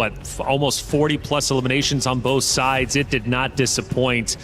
I'm ready for it, and I hope you guys are at home, because this is really such a tremendous matchup. It comes down to this one more map to determine it all. For Galaxy Phoenix, their first international LAN, and they are performing sensationally. Now on the opposite side for Seda, a team built specifically for MWI. They've had shaky moments, yes, but they continue to persevere and make it through against all odds. And both of these teams could very well be making a grand finals appearance. It's not going to be easy, but nothing ever is if you want to be a champion. We're going to have our hero picks in just a minute. And we've had 2 diverse hero pools between both rosters for sure. I'm just hoping for Seda. They get that Sora pick, they're going to be in some good hands. Yeah. But Harara, that is also one of their defaults, and it didn't work out in map 1. So let's see what they do going into the pick and bans. I want to see what the respect is, because they had a counter for the Sora, and it was not enough. I think it's also really more on the Sora now as a prio rather than the Hirara. Hopefully, if ever Seta does go to blue side, because I think earlier they were on... Were they on red? Earlier? They were on red because it was red, an X-Borg red 5 Yeah, pick. so hopefully this time they might as well... Oh, but wait, is Sora really first pickable though? Here's the conundrum. Conundrum. Big word, huh? Big word. Say they get a Sora. Okay. And say you want to run that Sicilian again. Sicilian dies very fast to a Sora. The reason why Sora has been doing so well is because teams know each other so well. Seda knows Galaxy Phoenix. Galaxy Phoenix knows Seda. I know Gideon, right? So they know that these damage dealers need some kind of answer, and the answer is Sora. Sora. Deals a lot of damage and usually gets away with it. Okay, so maybe just maybe if they do go blue side, we get to see that a bit of change, and it's something that will definitely apply. You call it, I guess, the tournament meta, quote unquote, especially in this context. But there are also a lot of other things that we're yet to actually see prioritized. The Freya, I think, was disregarded this entire series. Yes, I was very disappointed, but okay. So I'm wondering what the plan is going to be, because they definitely are thinking hard about this. The other word for tournament meta is pocket meta, which Oh, means yeah. it's just a meta for this current situation. So I feel like for Galaxy Phoenix, I think just go back to one of the strategies that they have used to win, because at this point, again, like, I feel like they're playing Galaxy bad, not even global bad, right? It's like, we've used this once, Galaxy so never again. Except the Claude, though. They never changed the Claude. Do you feel like they should finally change the Claude? Maybe not. There were a few times Winnie was in a position that a Claude should not be in. Yeah. But it's also maybe stemming from the understanding that once you push the waves against Team Zeta, you just get such a huge advantage, because that seemed to be one of their biggest problems too in the previous game, in all their previous series. Yeah, the wave management is something that's lacking a bit. Actually, maybe that's also why they banned out the Moskov. They want to ban out hero that can protect the waves. Because, yeah, at this point, Zeta, I feel like that game number 2, they won, but it was kind of a nightmare as well. Always have to go back to base, make sure the minions don't end the game. It happened like, what, 6 times minions almost ended the game. Yeah, and they... Well, I don't know if it's a good thing. They're not as reactive. Like, they're not just quick to decide to trust send their someone base. back. They trust their minions. They trust their minions. They trust their They got base. King Bob on their side. Yeah, but at the same time, is it really the right decision at times? Because, well, it does reward them. Sometimes they kite them long enough that even GXP are not able to recall, to reset. But at most, it really puts their base HP down to a very dangerous level. Well, going back, why didn't, I mean, realistically, Galaxy Phoenix like close the door on Zeta during that one base push? Because even the casters are like, this was your opportunity. Push forward. Why did they break away? They were spread out. Yeah, so step 1, take out the Sicilian. The Sicilian clears the wave very fast. They don't have that guy, right? Aphovius doesn't dive. Winnie could have, but Winnie could not. Right? So that's just... Oh my gosh. Look at that. A Carmilla ban. The respect showing from Coach Ririf. Right? Carry ban as well as the Carmilla ban. By the way, ladies and gentlemen, we just jump into the draft here. Zeta is going to be blue side first pick. GXP on the second pick. Red side Flying Clouds again. Sora is nowhere seen on the ban list here. Marcel Herrera as well as Guinevere banned out by Zeta. One more ban for GXP. Yeah, the Claude is also still going to be likely an option for a GXP later on, not unless Zeta actually deny it this time, but I don't think they might want to go that route. The Belleric is also still up for Zeta. Since the Carmel is already gone, might as well revert back to one of their picks that really worked the most. So not unless Galaxy Phoenix actually take it out here, but there are a lot that you might want to consider for the ban. Going for the Valir. I'm smelling an Akai later on. The Baksha Akai are actually still up. Actually, yes, yeah. Baxia. Never mind, Baxia. Baxia is a better pick here. Yeah. So Zeta, it's up to them now. The Balearic is up again, open. If they're already expecting the Baksha to come through anyway. Or do they deny the Claude?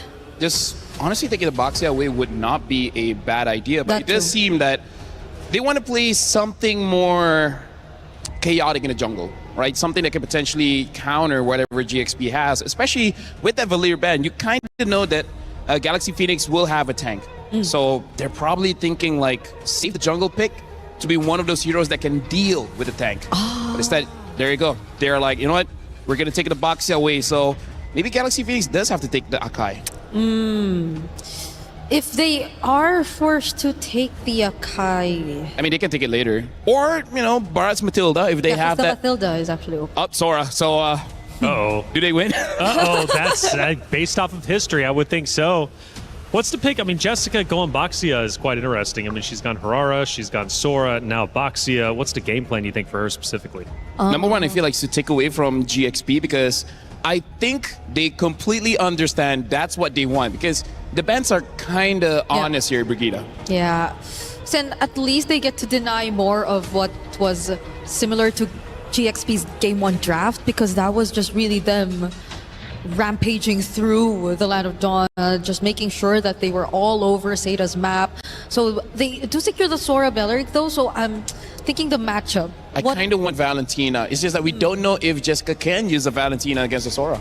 Yeah, maybe more on... Okay, so this time Zeta gets the Claude. That's another thing. So does Galaxy Phoenix take the Bruno? I'm not sure if the Bruno is the next option. But the Eve makes you a bit iffy about the Harith, yes. If they want the Akai, they got to take it now. If not, it's going to get back. A Ling! Honestly, quite early. For now, I think it's a Lingable game. But there's some EXPs, there's some roamers that will make Ling's life a little bit difficult. One of them is the Phobia, so they take that out. Yeah. it's a very aggressive start for Galaxy Phoenix to go for the Ling and the Sora together. Well, they do get to take out some of the counters, however, but...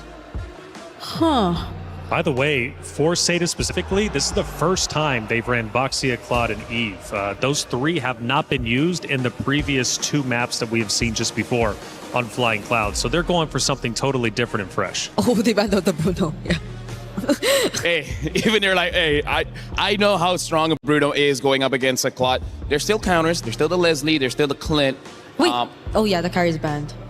Yes. Thank you for interrupting. Anyways, I'm just kidding.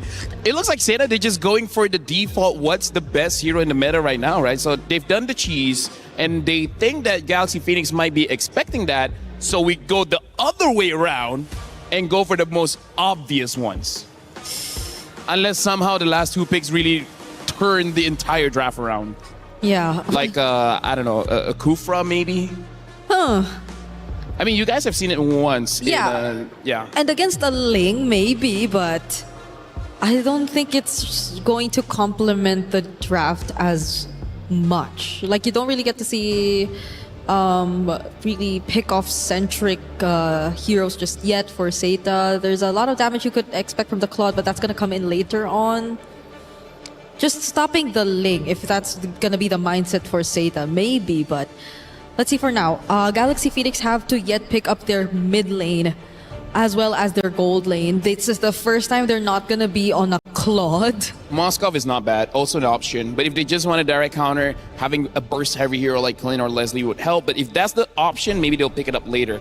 For now, Brig, I gotta say, in MWI, there's not a lot of lockdown heroes to really deal with picks like the Ling. So maybe they just go for pure tankiness, right? Something like the Rizzler might be okay. And then in terms of the roam, the Atlas is still open. Oh yeah, honestly.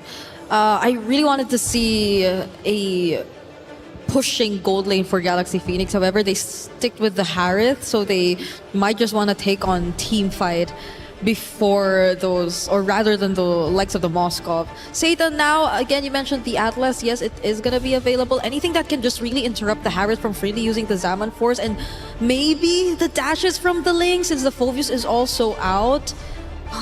The Gatot is actually still there too, but they go for the Hylos, a quick stun.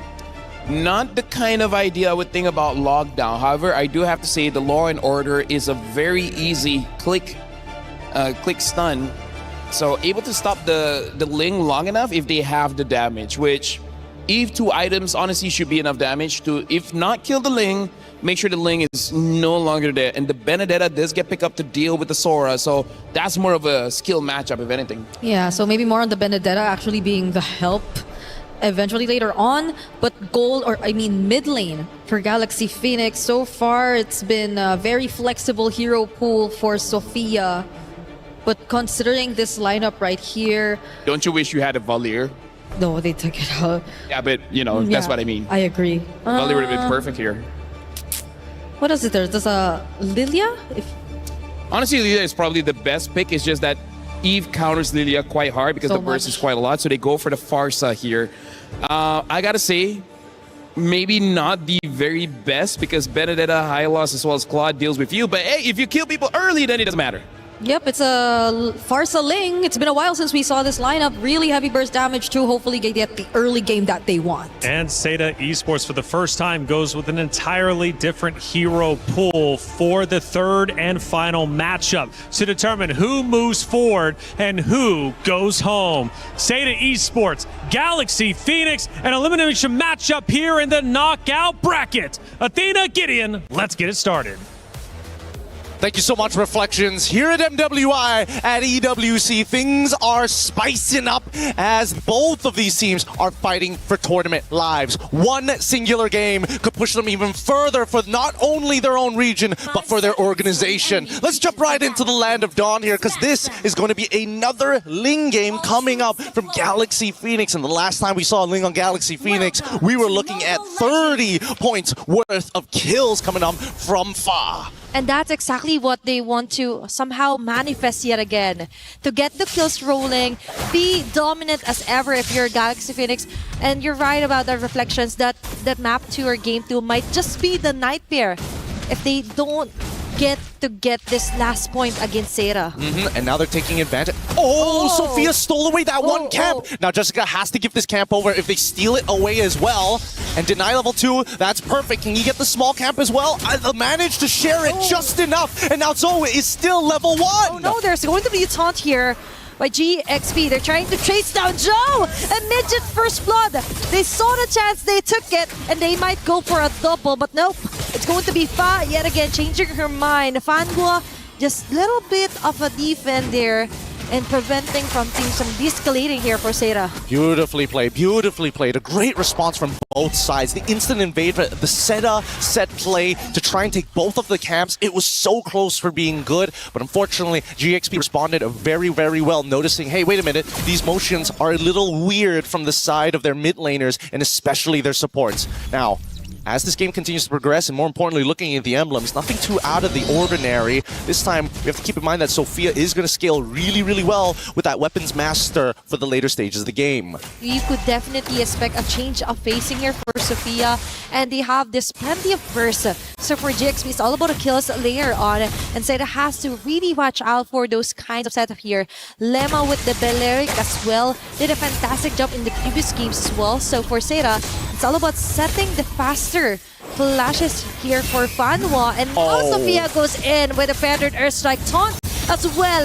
Definitely an easy kill yet again for Fa, and Joe taking out in the process. Now they smoothly transition onto taking down a neutral objective.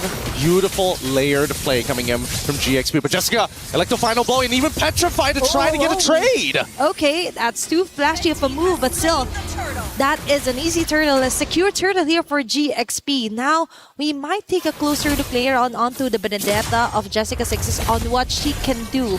Can she do miracles with it, right? Yep, GXP, they're going to have to try their best here. Zoe now trying to set up another gank on that top side. Hey. Without Petrify, it's going to be a little bit harder, but unfortunately for Ling, overstayed in the lane, didn't have the ult to punish. Okay, that is something that Zeta could capitalize on. GXP, on the other hand, is taking few steps at a time here, taking their time before they go all in against Zeta.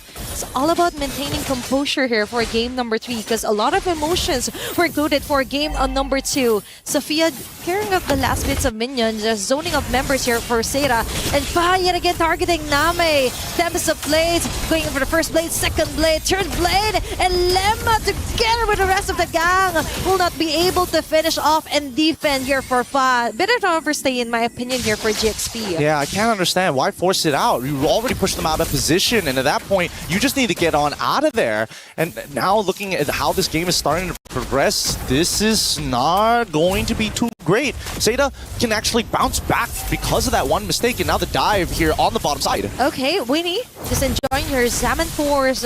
Just enough of a tower hug to prevent things from escalating against Zeta. I do want to come back to the point that this is such a high-stakes game, and the emotions were so incredibly high as well. Like Jessica, after game number 2, was already shaking off of that, and now needs to play a high-mechanic hero. It's not like Sora, where you press a couple of buttons and you feel good about yourself. Benedetta's timing needs to be precise and sharp. You can have the biggest impact, or little to nothing if you whiff all of your abilities. Did she have enough of a break to actually calm down her nerves and go through with miracle team fight setup play here for Zeta? But for GXP on the other hand, I do understand there might be some kind of a frustration. There were so many missed moments. And for game number 2, it's now or never. There's no more turning back, no more lower bracket climb up. But now for Zeta, they focus far onto the objective, laying onto the front line, targeting Zoe, forcing out the transformation here, while Name plans in the RWM. Most of the GXP members here just try and take their time before they go all in with a feathered Earthstrike. Ling with a follow-up with Lemma as well. That's the Blades committed just right on track here, and Joe can do nothing but try to run away, as the very passive here for Sophia will ensure that kill. All right.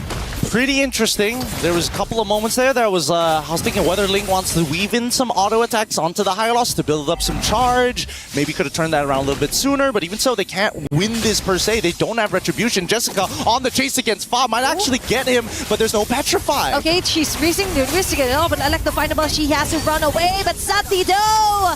She runs into Winnie with the rest of the gang giggling off their all. It's an immediate alternative and an intervention here for GXP. I think GXP is starting to lose composure here, right? The strength of their bond is that they've got the mechanics, but they don't seem to be talking to each other as much as they need to be. We need to see that teamwork actually come through to get these clean styles of play that we expect from them. Seda, on the other hand, now, despite it being a 2.5k, Seda still has a great opportunity of actually turning this around.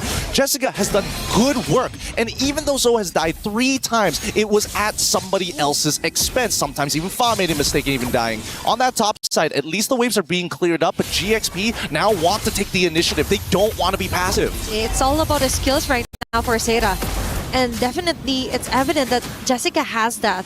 But now, it's all about maintaining and trying to take control of the situation. Plus, also not letting GXP corner them out with the macro yet again. And now, it's all about balancing out the waves. And Winnie is winning on the Gold Day matchup. That's 4 members of GXP targeting Fanwa alone. Doors Pathway just to try and disengage. Now she comes back. There will be quite a stun here, but Ling and the others will just slowly retreat back. Unfortunately, Ling doesn't have her flicker up just yet. I think there was a moment where they were thinking, if maybe I get a dash down, I could maybe flick onto like Name or maybe even Gai and try to trigger something, but didn't have the battle spell, don't have access to it. Fanwa does lose not only her ult, but also the Revitalize, which is pretty important because in the next 20 seconds, the next turtle is going to spawn, and she's going to have to wait another 23 seconds or so to get it back up in the middle of that fight. So unless GXP recognize that timing, they could maybe try and force this, but Zeta want to take first position. Okay, it's all about them trying to capitalize on what Joe can do here with the backshot, right? They have this beautiful setup. They just can't seem to do it right for now. But for GXP, that is somehow... Let's see, if they were able to somehow compose themselves, there were a kind of a bit of a messy initiations from Lemma. And speak of which, she's going to spot on Fanwa here. It's going in. Okay, there's going to be law and order. Sophia with the Feathered Earth Strike forces out Name out of position. Lema with a rapid fire. Ling targeting 2 members in a row, and Fa just targeted Name onto the back lines with the Tempest of Blaze. Beautiful play here, chased down by GXP. Now we're talking. Now they are very disciplined and have this plan in mind, and the plan is to kill before taking down an objective. What an outplay coming in from Ling. The Wrath of the Dryads as a follow-up was already great, but that Wombo combo is what GXP needs to secure this Lord right here, right now, to start a bigger advantage. They were 5k ahead. Now they're going to turn it closer to 7 to 8k, depending on whether or not Seda can stop this pressure, stop this momentum. They will lose some outer turrets for this, but how much gold will they bleed? For now, it's looking like too much, right? But for Seda, they have this Benedetta that could be one of the somehow a tricky part here for Seda that could actually reach the backlines. But the problem is that they also have to ensure that someone is ready and willing enough to somehow clear off the last bits of the lane. Yeah, what a build. Hyper Burst build. Haven't seen this in a long while, as a matter of fact. Heptacy's on top of the Endless Battle, making sure that if Jessica does find that backline access and able to close the distance, they might be able to one-shot target. But the ones closing the distance are GXP! With Ling yet again with a miracle setup, Winnie enabled to get those chrono dashes and synchrovisions in. Now they punch in from the air. Fa goes in with a perfect timing. Tempest of Blades, getting all of those blades, eliminating 4 members. It's just Jessica 6 is remaining to defend for their base. So holy shields will be popping off bottom and even onto the mid lane. GXP has their eyes on their prize. Clear the wave. They want to clear off the wave. They want to ensure a victory, and Jessica 66 has the proper kits to actually prevent GXP from actually ending up this game number 3. And that's a good thing about Benedetta actually building a lot of damage. It's moments like this, yes, I can actually deal with the waves more effectively rather than having to wait for my War Axe to give me the stats over time. I can clear it right now. And that's what Seda needs. Instant impact. GXP on the opposite side, they can take their time a little bit because they're still waiting for the big ultimates from the side of Seda, the RWM, maybe even the Glorious Pathway, but notice that they're putting a lot of their attention onto Zo and Fanhua. Without that front line, you can tell that Seda kind of lose direction of who really is the anchor of the team. And keep in mind, it should be Name. And so far, Name is having a really hard time landing those beautiful blocks where she could catch most of the members for GXP. Sophia is actually doing a stellar job. In contrast with her feathered airstrikes, really right on cue, hitting the right marks, plus an additional finishing move from Fa, right? All she needs to do is come at the later time, finish off, get those skills running, and for GXP, it's kind of going more smoothly compared to what happened onto game number 2. Looks like they've got it all together for now. For now, the question is, when is it going to be enough to overtake it? It's 4-14 still with an 8K lead. The economy is in GXP's side. Third item already complete from Winnie, so that's her power spike right here. Unless Guy has 3 items, I don't know how they're going to compete. Let's see.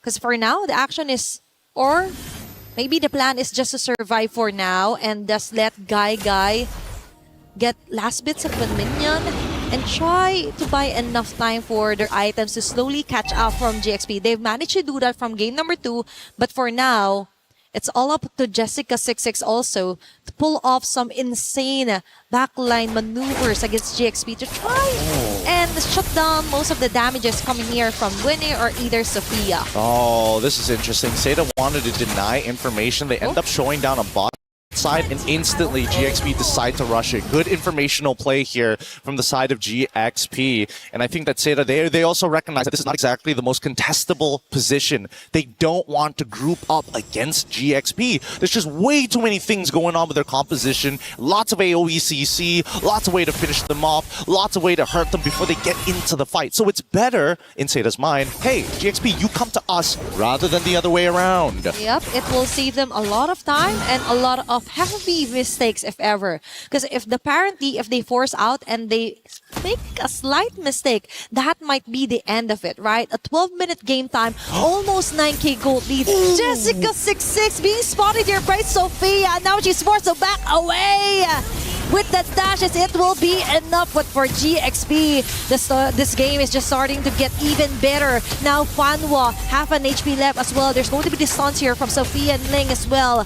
The Lord will be melted down, but this ensures a quick entry point onto the mid lane by Galaxy Phoenix. Good play coming in from Jessica, trying her best attempt onto Winnie, but Winnie one step ahead, already buffering in, taking advantage of the new patch and its control system as now the next fight occurs. Okay, they managed to actually go out of the range right here for Guy, and now they go in. It's Ling yet again, finding the right angles. Now risking it all with the RWM, but with a Tempest of Blade will be able to finish off 2 members, making it 3, a triple kill for Fa! 4 of them already low, put down to 20 or 10%, and yet Fa somehow taking turret aggro manages to survive through all the pain. It's not over just yet. Another feathered airstrike as this is the endgame scenario. It looks like Galaxy Phoenix is willing to risk it all, years in the making, and they want to take this game. But Jessica66 and together with Joe, they want to extend this one.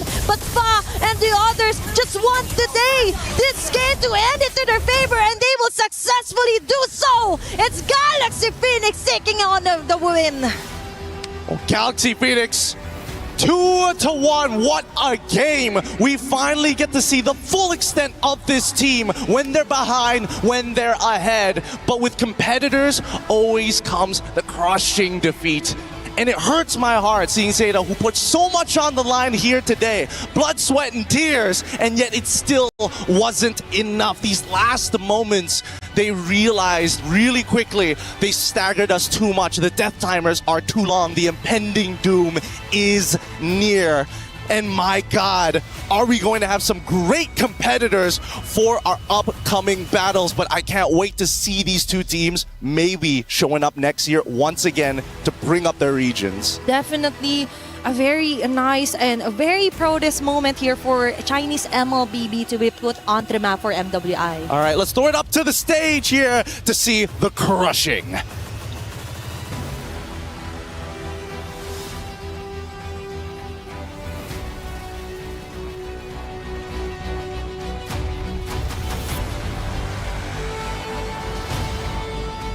have our winners of Galaxy Phoenix. Congratulations, and of course, Seda. So we will do the key handovers. And thank you so much, Seda. That was an incredible showing. You guys fought valiantly, but your journey ends here. Thank you. Thank you, Seda. So now, congratulations to Galaxy Phoenix. You guys have risen to the occasion and, of course, extending that tournament life. How does it feel holding that key of Seda in your hands right now? We feel so excited and happy. And happy. Earlier on in the interview, before the match started, you guys said that you're proud to be here and proud to represent Cambodia. And I think, and I'm sure that they're all very proud back home. Is there anything you would love to say to all of the fans out there? You can say it in Khmer as well. លទ្ធផលមួយនេះខ្ញុំនឹងសន្យាថាខ្ញុំនឹងយកឈានទៅដល់អាចនិយាយបានថា Grand Final ជូនទៅអ្នកទាំងអស់គ្នានៅក្នុងប្រទេសកម្ពុជា One step closer to the finals, and this is Galaxy Phoenix. Now the next one, the potential matchup will be against Team Ray Young or Navi Philippines. Who do you think you might meet? I think is Navi. You think you might meet Navi? Yes. All right. So hopefully in the matchup later, you might actually see them. Congratulations once more to Galaxy Phoenix, the best showing so far right here. And of course, take your walk of victory.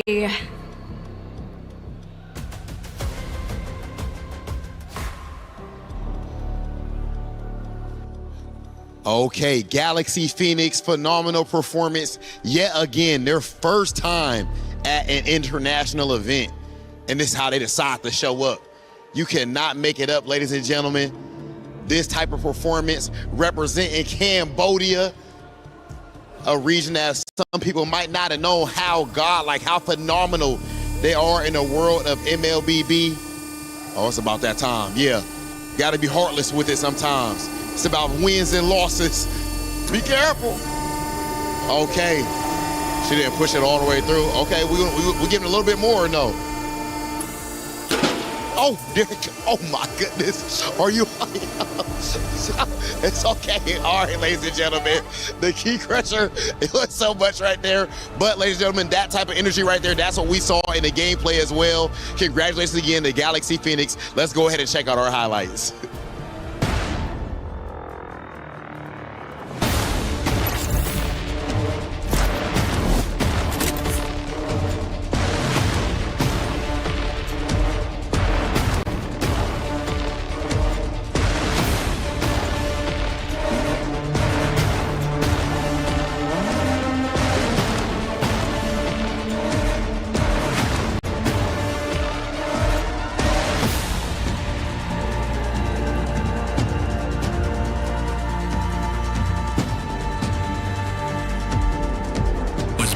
To move, not trapped at a desk in one singular posture for 12 hours a day. It's time your chair evolved. This is Secret Lab Titan Evo. Ergonomically engineered for you, gamers, hybrid workers, artists, backing your every move. On their very first international stage, Galaxy Phoenix gets the job done. It wasn't easy, however, it was our first ever third match in a best of three here on this very stage, but it was entertaining nonetheless. And one name that was being screamed, Bree, was Fa, the mercenary, making it happen. My boy, Fa. So talented. So talented. This jungler, I am now agreeing with LaFell when we say that she just might be one of the best that you have to watch out for here in this tournament. The mercenary, man. Like, she gets the job done, but shout out to Seda as well. That was an amazing play. Like, we can feel the emotions, even though, like, we're quite a distance away. Right. True wins, true losses. I hope they come back next year. You know, they were built specifically for MWI. They joined the stage. They made it to the knockout stage. That is a huge accomplishment to finish 5th through 8th, and one of their first appearances here on the international stage. You've got to give credit where credit is due. And you, like you said, the emotions, you could feel that from Jessica, especially after that Game 2 win. She really wanted it, but at the end of the day, it wasn't Seda Esports moving forward. But making it to the stage was a massive accomplishment. Shout out to Seda, Galaxy Phoenix, and shout out to Sora. It's Sora Day, and Sora gets the win again. 100%. How crazy that is this? What, almost 5 hours? I know. Of our show, and every single time Sora sees the Land of Dawn, he wins. How many flying clouds have we had? That's 3 here in the series. All 3. More than the Esmeralda even, right? You were expecting, like, because of the adjustments, the Esmeralda to be the XP laner that's really gonna shine. I mean, she did a couple times, but today, why has it been always Sora? Sora has been making waves, the setups have been on point, and the matchups, they're always winning it out in the EXP lane. Seems to be the case. Sora, Grand Finals, you're a champion. That's really what it takes, right? Again, looking at the players' emotions, still feeling so much for the team of Seda. They really gave it their all, and shout out to the ladies, of course, for doing it. Shout out to Fanwall, too, coming in as a sub and playing so incredibly well and getting this roster to the main stage. But Galaxy Phoenix continuing to move forward. They are looking unstoppable. Oh, yeah, for sure. And I feel like even though they lost in game number 2, I think they already took some notes on what worked and what didn't work, right? Because if you want to become champions, honestly, getting 1 or 2 losses here and there is going to be very beneficial, because if you keep on winning by Grand Finals, if you did lose one game, you have no idea how to recover. There's no better way to discover more of what could be improved than before the Grand Finals. And they said it themselves. They think it's going to be Na'Vi. They want to go up against Na'Vi in the semifinals before eventually getting there. So that's an interesting pick, because I believe the record has been much smoother for Team Ray Young. Ray Young has definitely been looking great. The record has been a bit smoother. However, it doesn't matter if it's smooth, rocky, choppy, as long as you get there. That's all that matters at the end of the day. For Galaxy Phoenix, yes, they drop a map, but they still ended up crushing the key of Seda Esports. They will move forward, but the question is, who is going to be their opponent? Well, we'll have to answer that in just a little bit. To recap this match even further, let's take a look at one of our first moments of the game, at least that we wanted to break down, because there was plenty of them, and a lot of moments making you two go absolutely insane. This is our first one, 9-minute mark. Bree, what are we looking at? Okay, this was a moment where I feel like you get to see how willing they are to just go in for the dives, and that setup you see from a Sora all over again. Just imagine that delayed Wrath of Dryad into the setup that was actually going to be the main center of attraction for this sequence. It's just so great to think how GXP mastered the way that they tend to pull out their team fights. Hey, big moves from them. Second moments. Actually, we're going to go, I think, favorite moment for us anyways. We get to watch the commentators once again reacting to that map number 3. Let's see how crazy they were getting. Hey, they managed to actually go out of the ring. Right here for Guy, and now they go in. It's Ling yet again, finding the right angles. Now they're risking it all with the RWM, but Fa with a Tempest of Blade will be able to finish off 2 members, making it 3, a triple kill for Fa. 4 of them already low, put down to 20 or 10%, and yet Fa somehow taking turret aggro manages to survive through all the pain. It's not over just yet. Another feathered airstrike, as this is the end game scenario.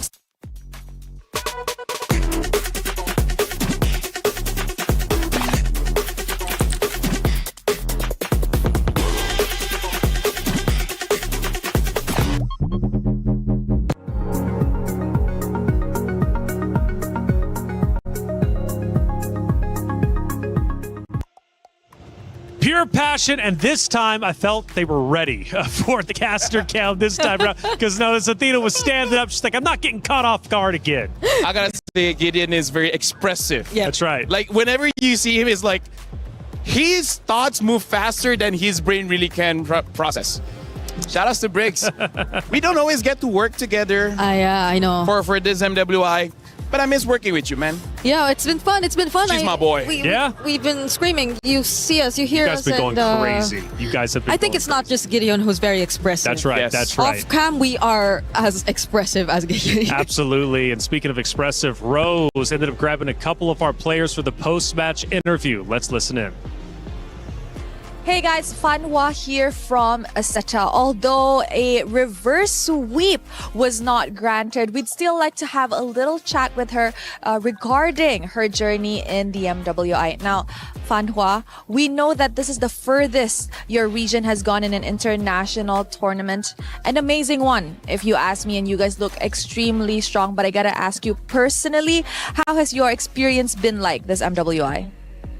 As you know, our team is first time come up to the international stage, and for our whole team, I think we didn't imagine we can go so far as to get this time. But I'm looking forward maybe next year or next year we can get a better result. Oh, this result to me is amazing. Honestly, I counted on you guys as the underdogs because from match 1 up until now, you guys always had such a great fighting spirit. Now, I gotta ask you, what more can we expect from your region, China, in the upcoming tournaments? I'm expecting like our regions, no matter which is like women MLBB or like men's the game. I expected our score maybe next year will be better and better. We just keep on improving. Now, Fanhua, is there any message that you have to give to the Chinese fans watching back at home? Thank you guys for all the support, and I believe next year we'll do better. Jayo! Good luck, Fanhua, and I hope to see you again next year. That's it from us.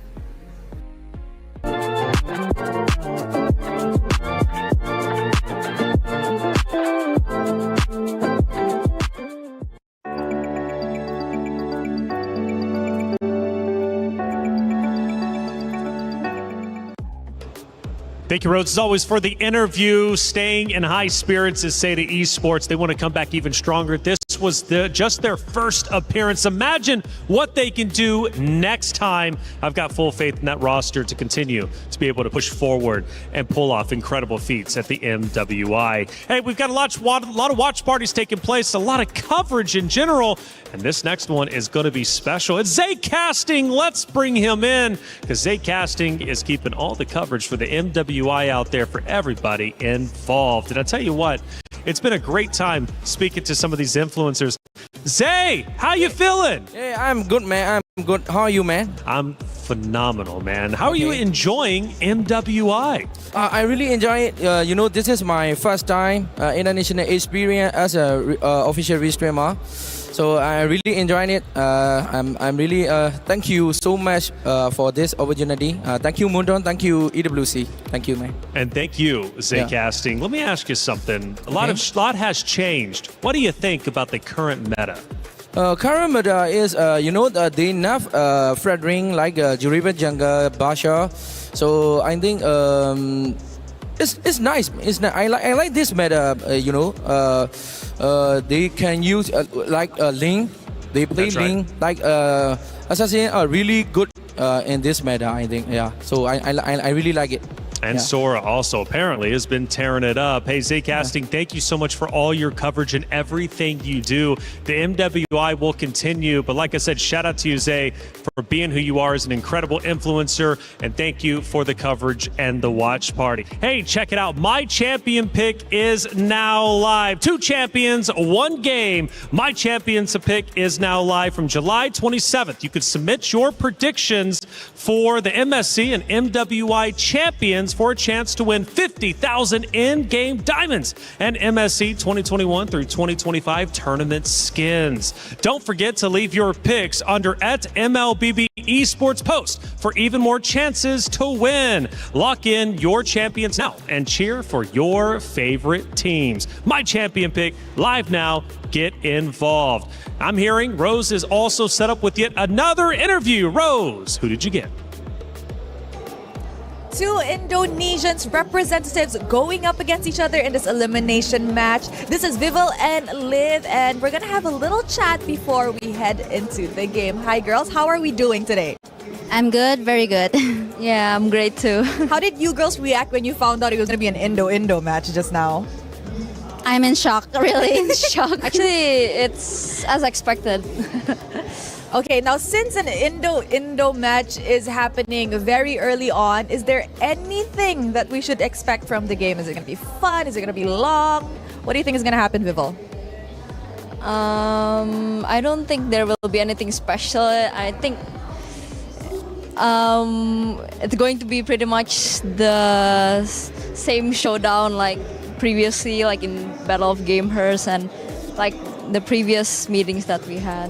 What about for the sides of Falcon's ID? Aren't you guys scared? Because you guys played a game today. Are you scared that they will read your strats and everything? Maybe there will be a new draft, but then I'm hoping for a rematch. But I think it's going to be in grand final. But then we come out like now today. But then, yeah, we'll see on the Line of Dawn. We'll see in the Line of Dawn. It is a very early matchup. So now the question lies on, what do you think the score will be? Let's start with Liv. I'm hoping for 2-1. 2-1. Okay. 2-1. I'm also hoping for that because since we are Indo and Indo are facing each other right now, we want to make this a very fun game for y'all. And yeah. Okay. I think it will be a fun game. Definitely one to watch. So any message to each other? Let's have a good match. Yep. Good luck, have fun. Good luck, have fun. Very friendly fire over here. Nothing too extreme. Good luck, girls, on this match. And that's it from us. Throwing it back to you guys at the studio.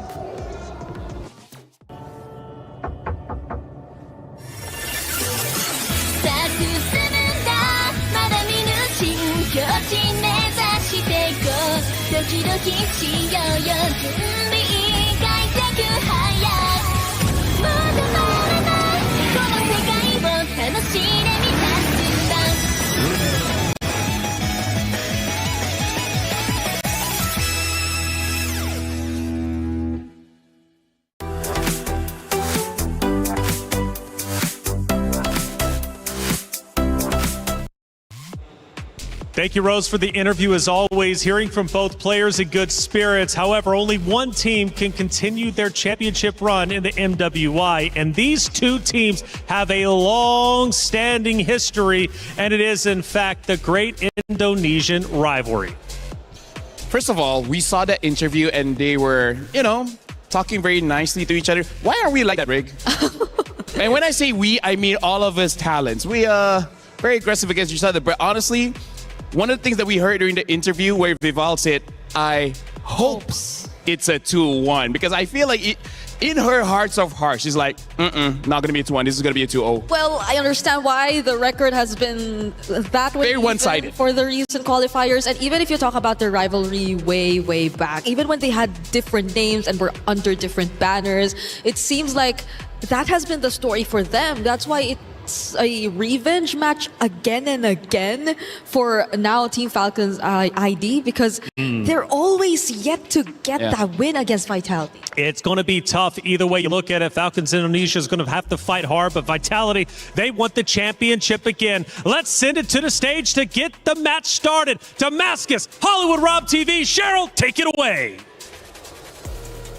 And it is time to continue with our knockout stage of the event. We just saw Galaxy Phoenix put on an absolute masterclass, and now we have to see if the ball is going to keep on rolling in that same direction. Damascus, who are we bringing to the stage first? Hey, listen, Rob, technically they need no introduction, but we need to make some noise, of course, for the Queen. And I see the Vitality fans, les fans de Vita, je vous vois. Est-ce que vous êtes prêts, s'il vous plaît? Un max de bruit pour Vitality! Team Vitality, simply put, the best in the world. They barely lose games, let alone matches. Last year, they won MWI without losing a single game. That is the definition of excellence. That is the definition of professionalism and, of course, of perfection. These are the reigning queens of MLBB, and now we have to see if anyone can overthrow their reign. Now, City, anything you would like to say to the most familiar of foes, your opponent, team? Let's both do our best and keep the streaks like before. Exciting. Head on over to your battle station.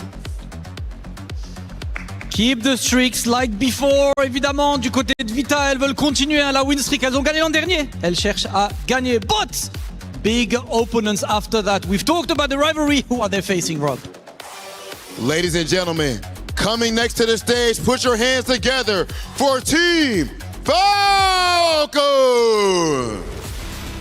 The Indonesian division of Team Falcons. We got 2 Falcons still there, and Falcons ID are back, led by Violet. They opened in a difficult match, losing to Seda, but then the redemption was absolutely perfect, destroying both Aurora and then Twisted Minds, and they inherited Vitality because they were not picked by Galaxy earlier. It is time for them to showcase if they can take down the Queens. And now, anything you would like to say to our defending champion? I hope we can have a good match and we can 2-1 you guys. Oh, okay, let's see. Please head on over to your battle stations. Now, friends, this is a one and done. No more extra chances, no more extra lives. On one hand, our defending champions, Team Vitality, has been having perfect streaks so far. Whereas over on the other hand, Team Falcons has been fighting from day one. One is well rested, one is relentless. But there's a bigger picture at stake. Organizations, club championship points. Can Team Falcon score one for the team? Or will Team Vitality take this win? This is the battle of the familiar foe. Ale, let's go! Cheryl, Hollywood Rob, TV, and Damascus, thank you for setting the stage, and the stage is about to ignite. You have an Indonesian rivalry between 2 great titans, Team Vitality versus Falcons Indonesia. This is going to be a matchup, potentially an upset, depending on how it ends up unfolding. Now, these guys, these ladies, they have history for the longest time, and it dates back, I'm talking many days. In fact, I'm thinking 719 days in total. Last time they met was at, or at least for MWI, was at the EWC 2024 Championship. Now, we all know Na'Vi got the victory there, right? It was not Vitality. But either way, for Vitality, they beat Falcons Indonesia. So, LaFell, they meet once again. I don't know. The rematch. Let's see how it goes. I mean, here's the thing. If we're talking about history, Vitality made a name for themselves because they don't just win. They dominate. They make sure when they enter that tournament, they don't drop a single game. So, honestly, for this one, I feel like for the players, for the organization, it's not enough to win. Yeah. It has to be quick. It has to be decisive. It has to send a message to every single team thinking they can get Vitality later on in the grand finals. Yeah, especially as they finally made their return to the MWI stage. Because if you would recall last year, they also weren't here. That's why we saw their last matchup way back. Because it was Onyx for TV, if I'm not mistaken, taking the stage last MWI 2025. And now that they finally made it here, they did reveal their roster. And they've shown up, even though it was quite a bit shaky in day number 1. I can only hope that the momentum keeps going because they played earlier this morning, and I hope that carries over. What makes Team Vitality so confident? Why did they continually win? It has to transcend just hero picks, just gameplay. The confidence they have is unmatched by any of the ladies competing in MWI. I would say they went through hardships because the way that they train against professional male players. Right? So even in losing matches, they went up in literal the best of the best that any region can really produce. And that's why they have such a big hero pool. And then in terms of gameplay-wise, how they've always been dominating, we got to talk about the Mother of Tanks, man. The way that she sets up fights. Doesn't matter if it's a Cho, a Grok, a Hylos, it really doesn't matter. Vivian makes life easy for everyone in Vitality. And in the last match, I saw Vitality going up against Gen.G. The Arlet of Fumi Echo, bro, that was popping. Yeah, and every single time you see Vitality encounter a slight mishap or a bit of a bump in terms of their road, which is always very dominant, which is always going their way.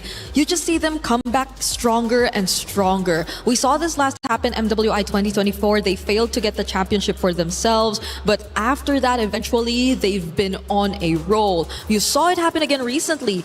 When they played for Indonesia in the recent SEA Games, they failed to win that championship, but now they've been on a roll once again, winning the Battle of Gamehurst. They did not need to qualify through that. They were already directly invited, and even now, with such a strong start, they're on the road to replicating a flawless record yet again, dropping 0 games if they keep this going. And I love that you brought the Battle of the Gamers up. You know, that was season 2. They both met, and Vitality swept Falcons. You know, they swept them in a best-of-7 series. That is quite significant. Technically, this is a revenge from that very qualifier.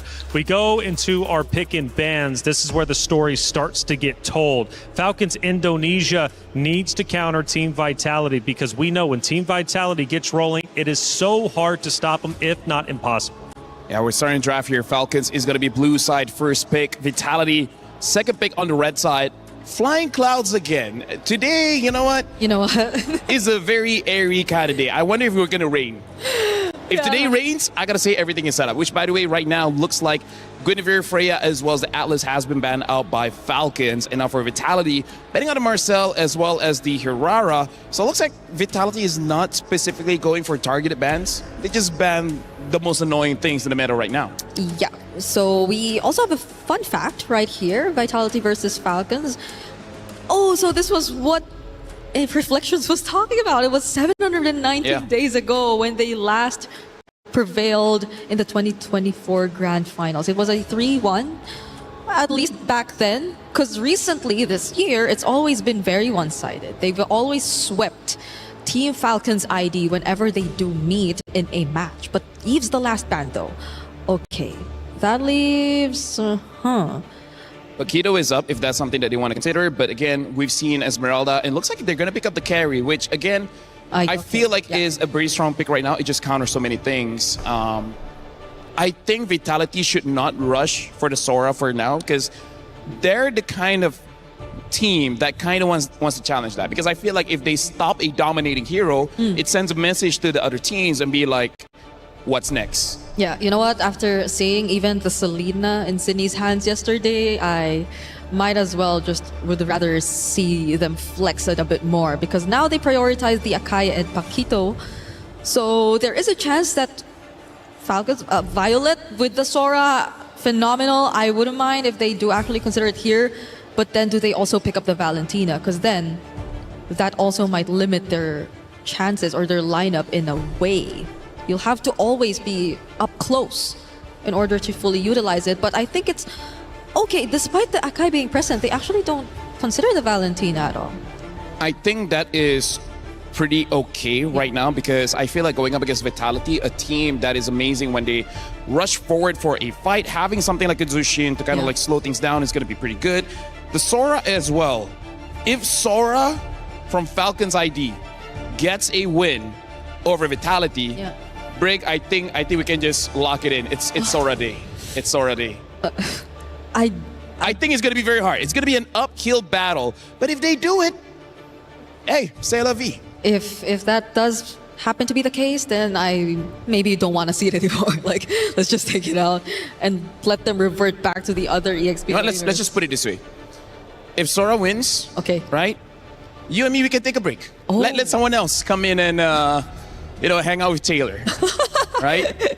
That's true. Please don't leave me. Anyways, Kimmy has been picked up here, which, by the way, is a pretty good counter against the Zushin, especially after Zushin's current nerf of the range of her lantern, making it so that it's much easier for Kimmy to punish. I just honestly like how they're just so not reactive to the Sora, and how they're just keeping it simple in terms of their approach in the draft. They're making it like, oh no. Yeah. Anyways. Yeah, that's true. And honestly, in terms of just repositioning overall, I think the Kimmy would have a much easier time doing that compared to the other mages that could have been the option here. I mean, the Valentina definitely has dashes yet, but they might want a bit more of the DPS to come through, because we actually don't know what the gold lane is going to be just yet. You don't know what the pick for Chell could be. I think Harvey would be a pretty safe ban. Yeah. Because I feel like the carry can deal with most gold laners. Maybe even consider a Granger. Because right now, Break, my worry is, what about his Paquito? Yeah. Right? If Esmeralda gets banned out, then the natural counter has been, let through. Yeah, because the Freya could not be considered anymore since they've already revealed the carry and the Sora. Oh, wait, yeah, anyway. you're right. So, but it's also banned. So, yeah. we No, honestly, right now, I'm just worried about that, right? Because the Paquito can deal with the Zushin as well as the carry. And we've seen Falcons... No, we've seen... Who did I forget? Either way... Violet. Paquitos is one of those heroes. Once he gets like 3 kills, right around 3 kills, yeah, it becomes very difficult to deal with. Yeah, I agree. So at this point, we also don't really know what the mid duo is gonna look like for either sides because we already see the mages. The glue is still open if that's something that Falcons wants to get. Because right now, let's recap about Vitality and their strategy going into this game. It looks like they're trying to force Falcon's ID on some kind of damage jungler because in terms of the tanks, I would say Balman is still up and Balman is not great right now just because going up against Paquito, a lot of CC, going up against Akai, a lot of CC, going up against Kimi, a lot of CC. So right now, Vitality, they're really attacking the junglers. At this point, I really don't know what's good for Falcon's ID. If it's someone with some slight escape mechanic, the Suyo Harley can be considered here, especially as you see how vulnerable the mid lane actually is. So you might just want to force out those random escape tools every now and then, those surprise angles if you go for the Harley. Objectives, I think, are, however you look at it, going to be a problem though for Team Falcon's ID. Yeah, having the Akai as well as the Paquito, it kind of covers 2 problems, right? Around the turtle itself, the Akai is going to be great, and then the Paquito can deal with the mid laner, he can deal with the jungler, so yeah, I feel like they're opening the only viable option is a Fredrin, but Fredrin after the nerf, you can really feel the big difference. He's not as tanky as before. Eventually, he'll kind of be, where he needs to be, but that's not why you pick up a Fredrin. You want Fredrin for that instant result. Yeah, I mean, if you pair it with a carry, maybe there can be some ways around it. And then you can opt for a more tanky roam just to compensate for the front lines, because I think the Sora is more of a setup rather than a front line. If I'm a jungler, I hate going up against this trio, man. Yeah. The Belleric, the Akai, the Paquito. At this point, I'm like, hey, can I don't know, use a Hanzo or something? Oh, wait. They've used it before. It did not look great. It did not. They've used it before. I know. That's why I brought it up. Nolan may be okay, but less about those objectives and hyper farm, try to get a 2-level lead against the Akai, and then try to deal with the Kimi or whatever gold laner they eventually get. So there are a couple options out there for Sev. There's a Suyo, Harley, Nolan, maybe a different assassin too if you would consider, but it's just tough. At most, maybe a Haya. I mean, like, look at this. They're all tanky, right? Like I said, they're gonna pick up the Nolan because they're trying to hyper farm. That's the only damaged jungler that I feel like you can hyper farm against an Akai because the nerf makes it so that Akai clears very, very late, and then just ignore 2 turtles. Yeah. Ignore 2 turtles, get all the farm, and I hope you have enough damage. With this, Falcon's ID might be okay with letting the Harith through, but does Vitality really pick that up? There are other options if they don't want to go that route, because that's also going to be primarily magic damage. I guess Bruno is not bad if they want to, use something that Zeta has used and proven in the game. And we got to talk about Shell as well. Shell can basically use anything. I've never really seen her being bad at any kind of heroes. Okay, so the Harith is going to be the go-to still for Chell here, putting enough faith in the team composition they've decided to field as well. For now, all looks normal. This is typical draft coming in from Falcon's ID as well as Vitality. Predictions, what are we thinking? I still think Vitality's got it.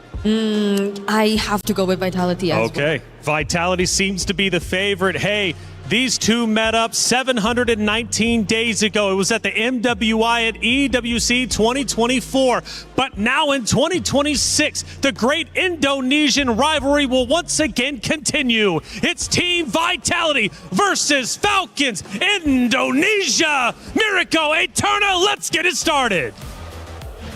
And here we go, ladies and gentlemen. Game number 1 in this ID versus ID matchup. We're heading straight into the land of dawn. And the big question is whether or not Team Falcon's ID will be able to claim their revenge up against their bitter rivals, Team Vitality, the defending champions. And it's really cool to see as we get into the land of dawn. Hold on from Echo, taking a bit of punishment early on. Great hold on that bush from both Chev and Violet, really learning from the pattern of Vitality in the last few matches we've seen from them. But it's just really cool to see, Eterna. The last 2 years, it's been home court advantage for Falcon's ID in Saudi Arabia. And now we see home court advantage for Vitality. And I gotta say, it's so surprising, it's so breathtaking as well, because I think last time around, back last year, Vitality was the one that was really under pressure from everyone that was in the venue. And this time around, they've actually rocked up with drums. So even additional support, it's amazing to see. But let's get straight into the game right now. We are seeing an array of different picks. And it's interesting to see that the Nolan actually shows up here. And I feel like it will be quite difficult for the Nolan here come the early game and the earlier or the later stages of the game, especially with how much CC there is on Team Vitality. Yeah, we've been seeing a lot more of these Nolan just farming out the Storm, clearing it out, trying to get the prio. Bottom lane though, Liv doing a good job in this matchup. You'd expect for a win for the carry. Chev down below with a fracture, the Purify, not enough to get Chell out. First blood to Chev. Caster Curse. Caster Curse. Caster Curse. Yep. But I love it. I love it. I love that Falcons are going to be able to get that a little bit ahead. And it looks like they're going to be able to chunk some gold out of that turret as well. So it will help Liv in that particular matchup. The carry will be a monster come the later stages of the game, especially when she gets her items up. And, you know, this is something very, very interesting as well. Just looking at the matchup, Falcons ID, it's been so weird their run, yeah? They start off losing to Seda in a crazy underdog win, an early upset to the tournament, but then they climbed up and now they're just gonna go straight into playing strong side for the carry. They know they have no shot at the neutral objective. And back to the all-in from Violet over to Cine. Flicker around the safety. Violet chases her down below. Chelsea will survive. Vival on the turtle, picks up the red tree on it, securing it. Violet gets away with the flicker, and it will just be a 2-0 start, but a neutral objective to Vitality. And I think that's something that we can expect, right? I mean, Falcons came in here, guns blazing, utilizing a Nolan in the jungle. Meanwhile, Vitality took a slower route. They picked up the Akai once again. I think it's one of the comfort heroes that Vival has utilized over the course of the years, especially last year.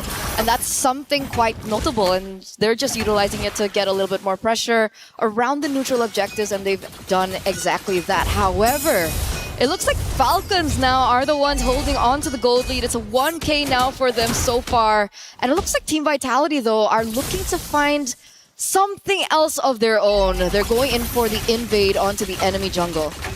Yeah, one thing that they can do, but unfortunately for them, the Nolan can clear really quickly. Seb trying to cut them down. Vivian holding this position. Raimundo with a taunt. Unbreakable forces the heavy spin out. The traction pulse locks Violet down.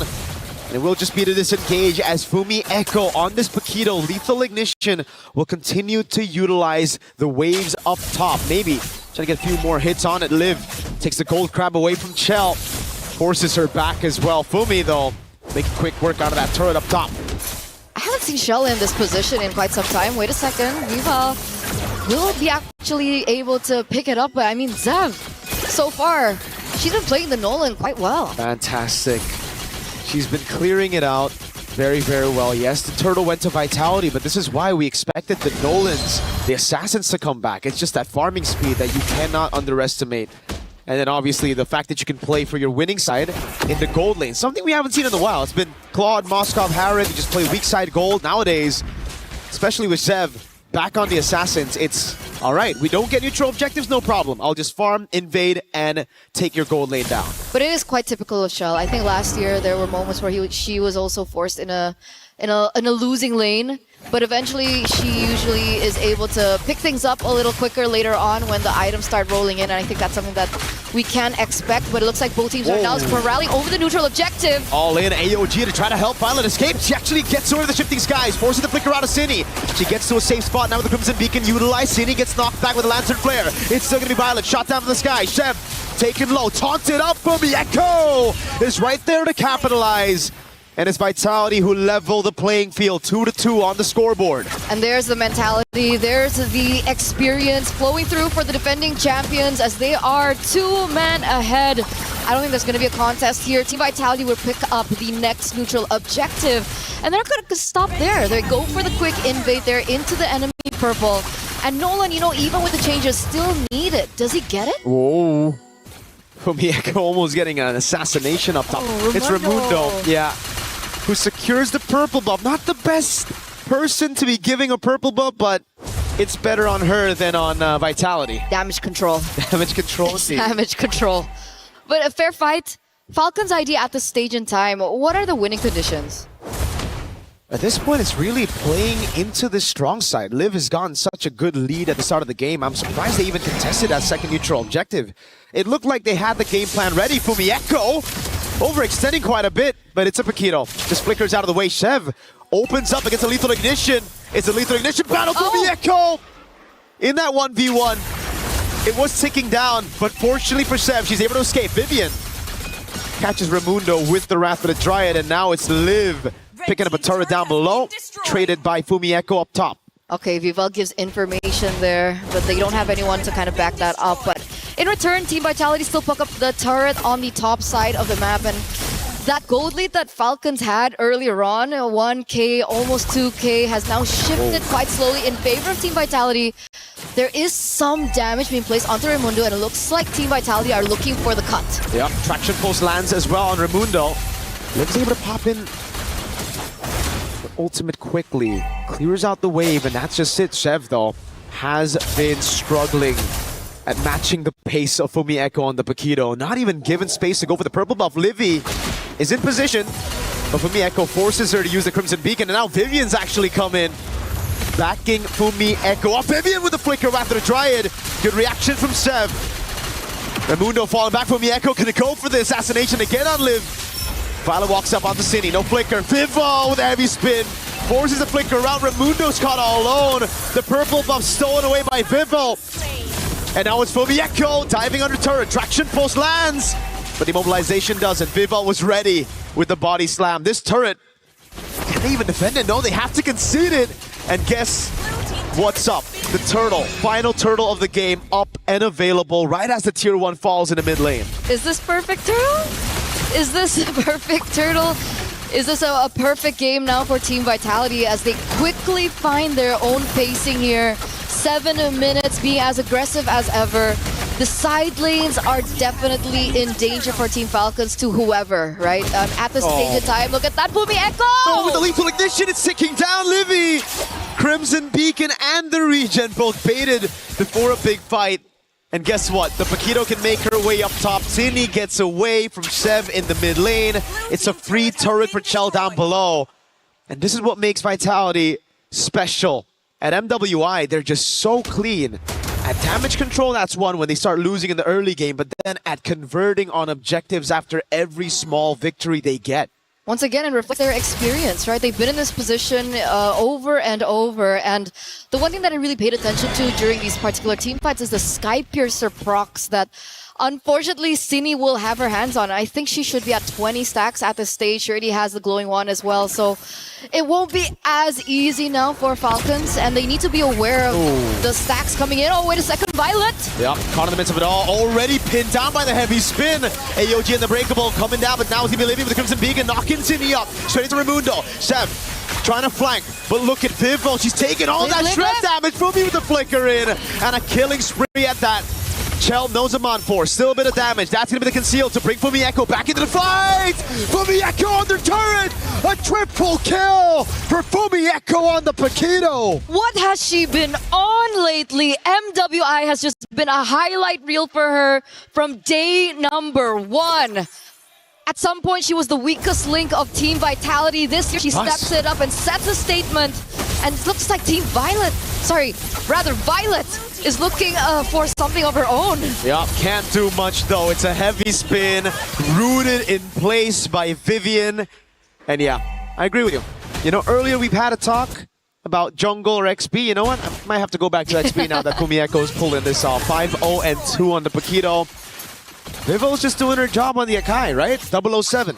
Just enabling the rest of the team, enabling the damage dealers. Fumi Echo's, oh god. Zev! Two jabs and knockout, sending Zev straight back home. Oh god. Usually it's the person walking into the bush that gets cooked. I don't know. That was rough. Opposite Kumar. Ramuk? Rumak. Oh wait, no, you're no, right. It's Ramuk. It's Ramuk. It's Ramuk. Well, there you go. 7,000 gold lead still for Team Vitality, and I'm just still so speechless and breathless of the development of Fumi Echo. Yesterday when she picked up the Lapu Lapu, it was crazy. Artelot was also insane, and now she brings out the Alice and the Paquito. And now Team Vitality are knocking on the base of Team Falcons. They have a Lord on the way. It's only been 10 minutes. And I feel like Team Falcons don't have the best clear. They really don't, no. The carry is good at dealing with the Lord, but that's about it. And if she utilizes that cycle on the ultimate straight up, not going to be great for the rest of the team when it comes to the skirmishes. Vivian already flicker, the Raptor Dryad lands, but it's just onto Raimundo, who's still there. Shifting Skies on two, but the rest of the team is able to disengage in time as Shev walks up in the back, but it's just the frontliners tanking up a storm as the Revitalize coming down in the Shifting Skies again, this time up top for Mieko. Still trying to deal damage. Lantern Flare picking up the Panda, but Tini gets the mobilization down on Liv. Lord still up. Up top is going to be the Cannon Minion. Liv taking a ton of damage over. And they've cracked open the base already. Base turret number one taken down in the mid lane. They're going to try to push in these waves to get another top lane.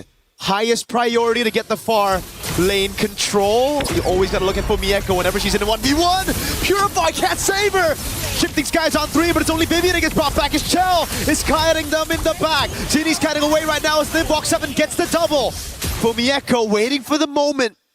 Falcons have defended well. 1-for-2 trade, and they lose Cini in the process. So the stacks on the Sky Piercer are going to reduce quite a bit. They lose Vivian in the process, and they fail to take the side lane inhibitor turrets. Falcons, I would say they walk away, and they walk away clean here. Right? All they need to do now is try to find a moment where Liv can execute these team fights a lot better. I think spacing is going to be ever as important. Vival and Vivian, though, aren't going to be easy to push through. Wait a second, Shell! She gets taken out! Absolutely, Falcons know when to pounce. It's almost like they got that bird eye view of what's happening on the map. Chell took the purple buff, stayed a bit too long. Fumieko wants to go for the punish. Order a knockout strike on Zev. Good peel though. Fumieko thrown back again. That's gonna be a big shutdown for Raimundo. Violet jumping to the back, now jumping all over. It's the rest of the team trying to peel for her, but it's Violet over there with Livy to take City down. Vitality's crumbling, the Lantern Flare to bring her back into Liv. All of a sudden the game's back to level. That 8,000 gold lead now down to 2,000 as Zev will try to take the purple buff. Vivian, the mother of tanks, is able to save the purple, but that's about it. I don't know, Zev, because she made that move onto the purple buff, she needs to recall, and that delays this take for just a bit. That's true, but it does still surmount a comeback angle here for Team Falcons. The fact that they were able to get that move onto Shell, the fact that they were able to look for that opening, that was brilliant. Team Vitality, after that, they looked scrambled in that particular team fight. They lost Cini in the process, they lost a lot of members in the process, and now Team Falcons are the ones to pick up the Lord here in the 13th minute of the game. Wow. Wow, wow, wee, wow. Wow, wee, wee, wow. Is that the new one? Is that the updated one? Could be. Okay, Falcons ID. Now let's see how they capitalize on the Lord. So far, they've been great at setting up ambushes. Just like this, just a bit of poke onto Vival. Straight to half HP. Chell's gotta be really careful, man. Gank down below for first blood. The second time around, it's just overextension. Shifting Skies, baiting on the Purify. Good breath for the Dryad to disengage, but now the AOG comes through. Vivian got knocked up in the Lantern Flare, but it's not enough as Fumieko makes her move into the bottom lane. Now let's see how Vitality deal with this. On the base they go. It's Fumieko taking the turret down, and it's a winning trade at the end. Falcons ID though with the Flying Clouds going in, getting the assassination with the help of Livy. So Fumieko here gets a taste of her own medicine, and then she gets ambushed. But she didn't realize, you know, I thought it was going to be a 1v1. It turns out they brought Livy with her. So a little unfair, but obviously they still got the job done. Fumi Echo, however, despite losing her life, was able to get that inhibitor turret in the bottom side, and that is going to work in favor of Team Vitality come the next Lord that should spawn in under 90 seconds now. The thing is, the carry has her power spike down too. Wait a second, Violet. Shifting skies, Cine has to move away. Wrath of the Dryad taunts Violet just a bit. Cine goes past the wall right now. Sev is able to cut him down. Raimundo picks up the kill. Vivian has to jump away with the flicker. Immortality already down, and now she's going to be caught. Bursted out by Liv. Vitality down just to play it safe. Falcon's ID have taken control of the map. But like you mentioned, Eterna, that is true. When the Lord spawns back again, Vitality will still have that far lane control, and it's up to Falcon's ID to try to send someone down below and play it quick. So the big question is, who are they going to send, right? I don't think if they... It has to be Shev. And I don't think Shev can be alone. Nope. Because 1v1 against the Paquito, we saw what happened earlier on in the top side. If they send Shev alone... See, this is the overthinking that is going to happen here for Falcons, and Team Vitality are sure to make way of it. You can see how much damage Fumi Echo is actually building here with everything popped up here, the Malefic Roar, the Hunter Strike. So imagine that first burst of damage from the Paquito, the first jab that occurs. That is going to be a problem. They're going to have to send maybe one or more than two people down if they want to try and win that 1v1 against Fumi Echo, because at this stage in time, Fumi Echo is the king of the far lane. There's something that has gone downhill though. The Sky Piercer stacks of Cine. She's just building it up very calm, very steadily, but now it's all gone. So she won't have that execution factor. Shev, this is a very scary position to be holding. Oh my god, Vivel spots her.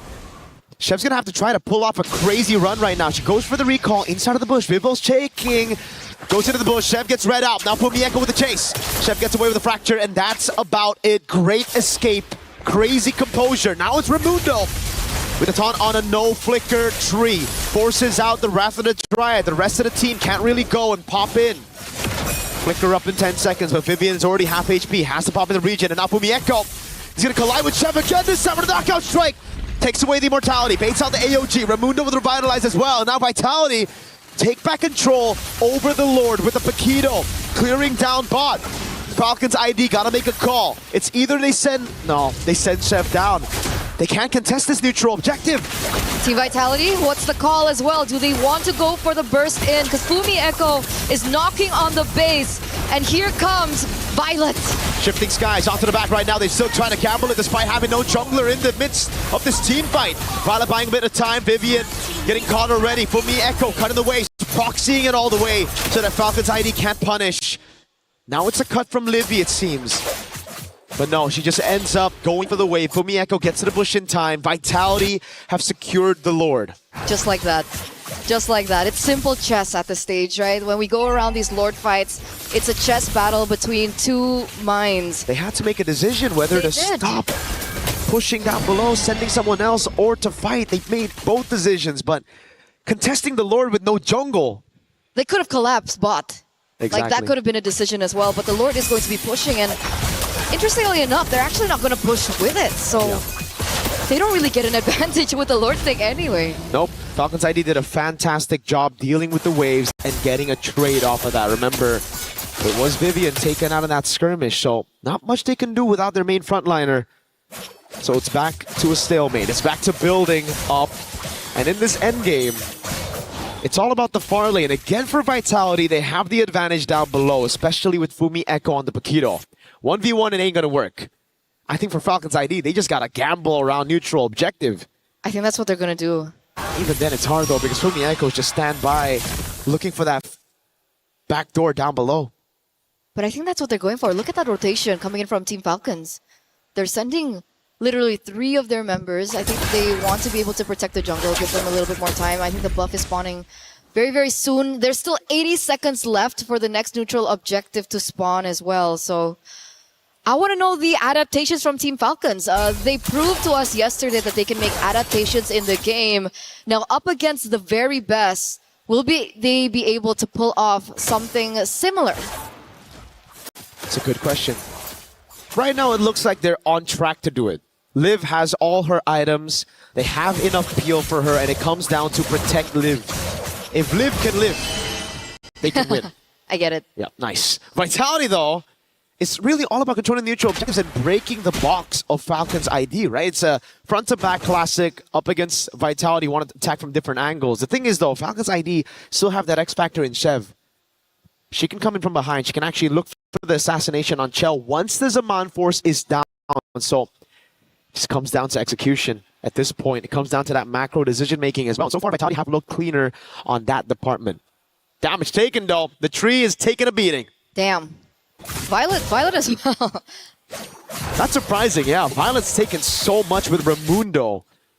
Because I feel like every time we look at these team fights between these two teams, it always seems like Violet is the one to initiate first, and then there's like that engage after with the AOG coming. So obviously they're the ones that are absorbing as much damage, and they're just there to kind of just stand there to allow Livy and Liv to do their thing. And so far in these team fights, it's kind of worked. So is it possible for them to force another 5v5? They can force a 5v5, but up top, the minions will take the base turret down, and it'll go straight to the base. Livy shows herself up top. Vitality hold the Lord on the edge of a reset. And they send Fumi Echo down below again. It's the build-up play. It's all about that Lord dance, and Vitality, they have the composure to do it. Falcon's ID, they have to make a decision while the wave isn't shoved in. Now it's a bit too late. That's the decision, though. They're sending Carry and Gato Kacha on the bottom side of the map.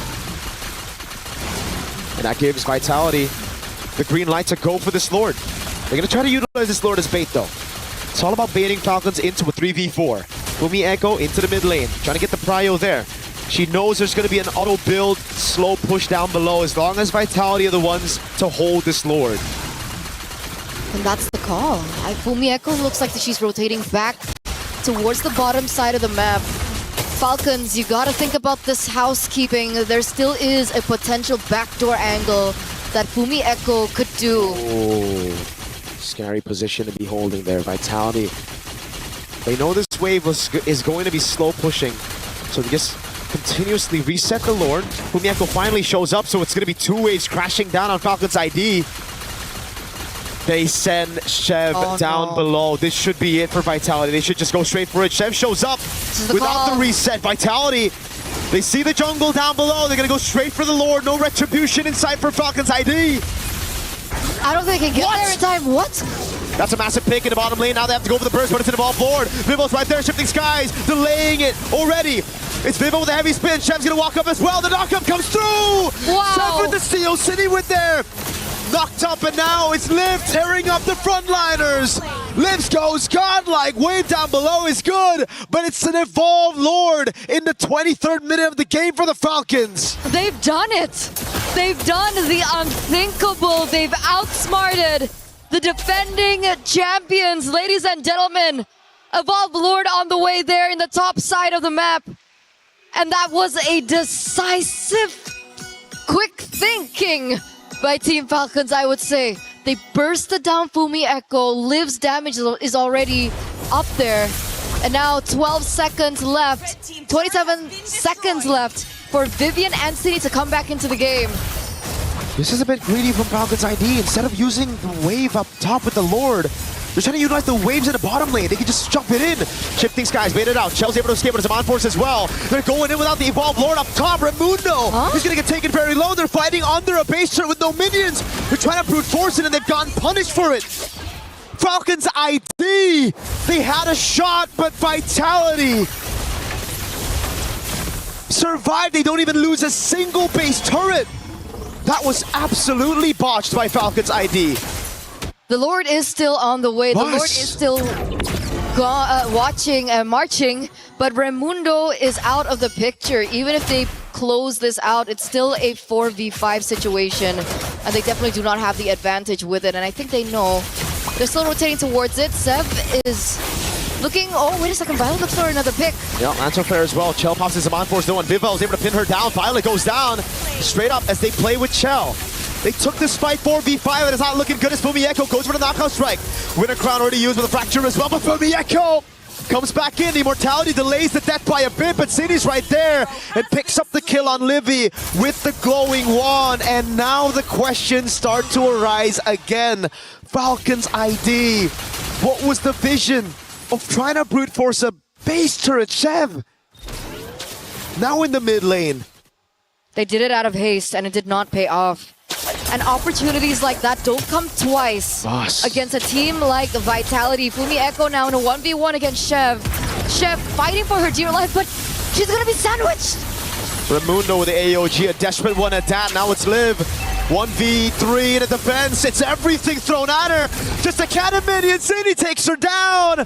Vitality take game one after a back and forth and a confusing Falcons ID call that will certainly send everybody in backstage of the locker rooms of Falcons guessing and wondering,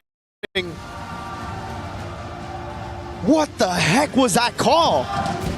When you're on a stage like this, when you hear the supporters of the opponents like this, sometimes decision making can go wrong.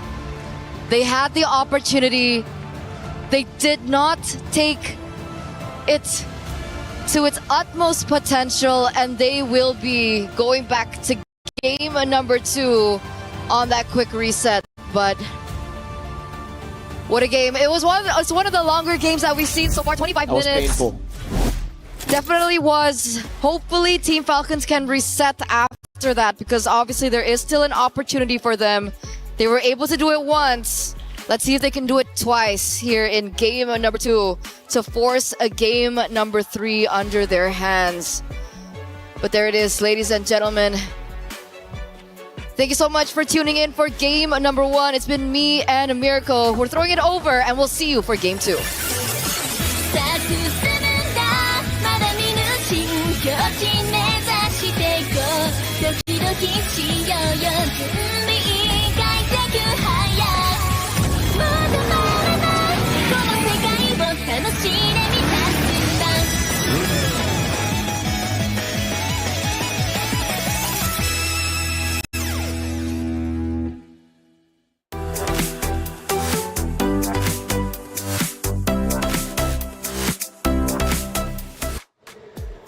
The great Indonesian rivalry is well underway. What an incredible matchup, but a matchup full of mistakes and overcommitments. But in the end, it is Vitality standing strong. But you can argue maybe they caught a lucky break a couple of different times. What a series, 25 minutes, mistakes begets mistakes. Bree, I know we were screaming. We were going for it. The fans were also going nuts too. Let's walk me through from start to finish. Let's start at the beginning. Looks like Falcons Indonesia are off to a great start, and I'm thinking to myself, my goodness, we could have an upset. I agree. They had the start which reflected so much of the experience and learnings that they've had throughout the years going up against this team again and again. And it seemed at the beginning that they were already able to adjust enough for it. But it did not stay that way up until the very end. That's right. The decisions that came along with those small wins, or maybe I wouldn't even consider them small, they were wins that could have led to actual victory. So going back to when, of course, Falcons Indonesia, they're leading, they're looking great. All of a sudden, Team Vitality start looking like the champions they are. They start dominating the fights, taking them down. The fans are going nuts. And Team Vitality push towards Falcon Indonesia's base. They get there. They have one turret left on the left-hand side. They leave it. They back away. I'm thinking it's over with. But then all of a sudden, Falcons Indonesia had something else in mind. They flip the script and they take the lead right back.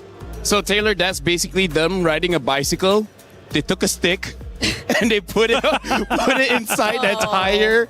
Like, that was honestly self-sabotage. I can see the vision where you're trying to force and engage, get the kill, and then that will be good. You know what make that look bad? That was over 20 minutes. If you did that at 12, you know what? Sure, right? It's not that punishing. But after 20 minutes, you're telling your opponents, hey, my base is going to be undefended, you know, have fun with it. It always has to be Vitality, with the longer games. It's weird to think that it's actually the case because, again, they're the team to beat, so you would expect the cleanest Sure. of games to come from them. But eventually teams have found ways to extend the matches against them, and in this scenario though, it's just frustrating. It's just frustrating to think about the way that things ended because Yeah. it was already such a good one for Team Falcons. Such a good one indeed. LaFell, let's take a look at our first action of the game.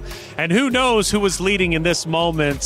We take a look at it. Looks dead even, actually. Quite literally dead even. But I think this was the point where it was Vitality starting to really heat up and apply that pressure onto Falcons Indonesia. This is where Fumieko really starts showing off just a little bit because that Paquito from Fumieko, just like we discussed during the draft, if a Paquito gets about 3 kills, he can already start conquering the map, and that's exactly what we saw coming in from Fumieko.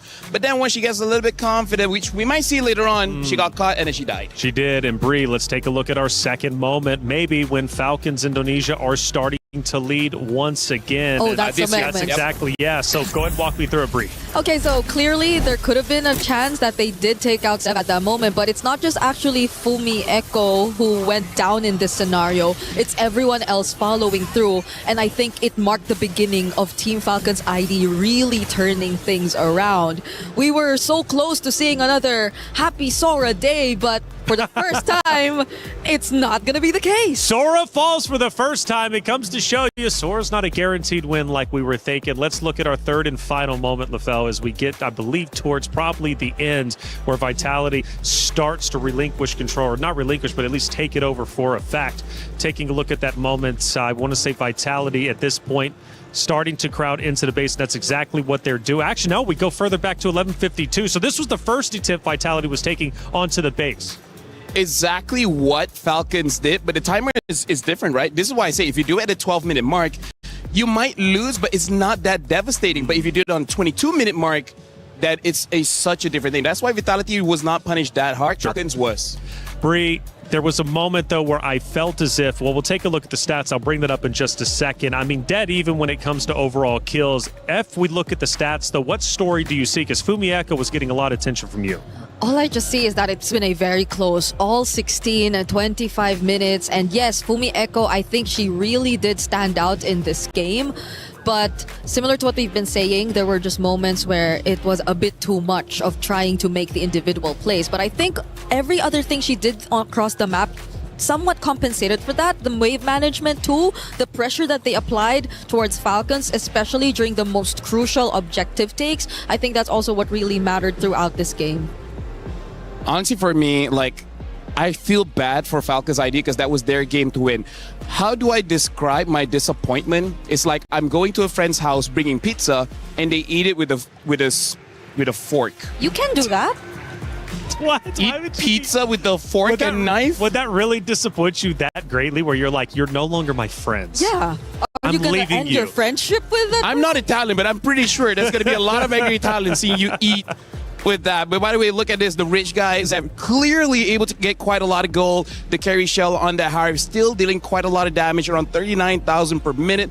And then Vivian, the sandbag. But Livy, the best wingman. Honestly, it's quite weird. We don't see any of the EXP laners here because they played a big role in this game as well. Yeah, it's maybe we don't count them anymore after what we've seen today. You know, like they've always been stealing the show, and they've been taking these.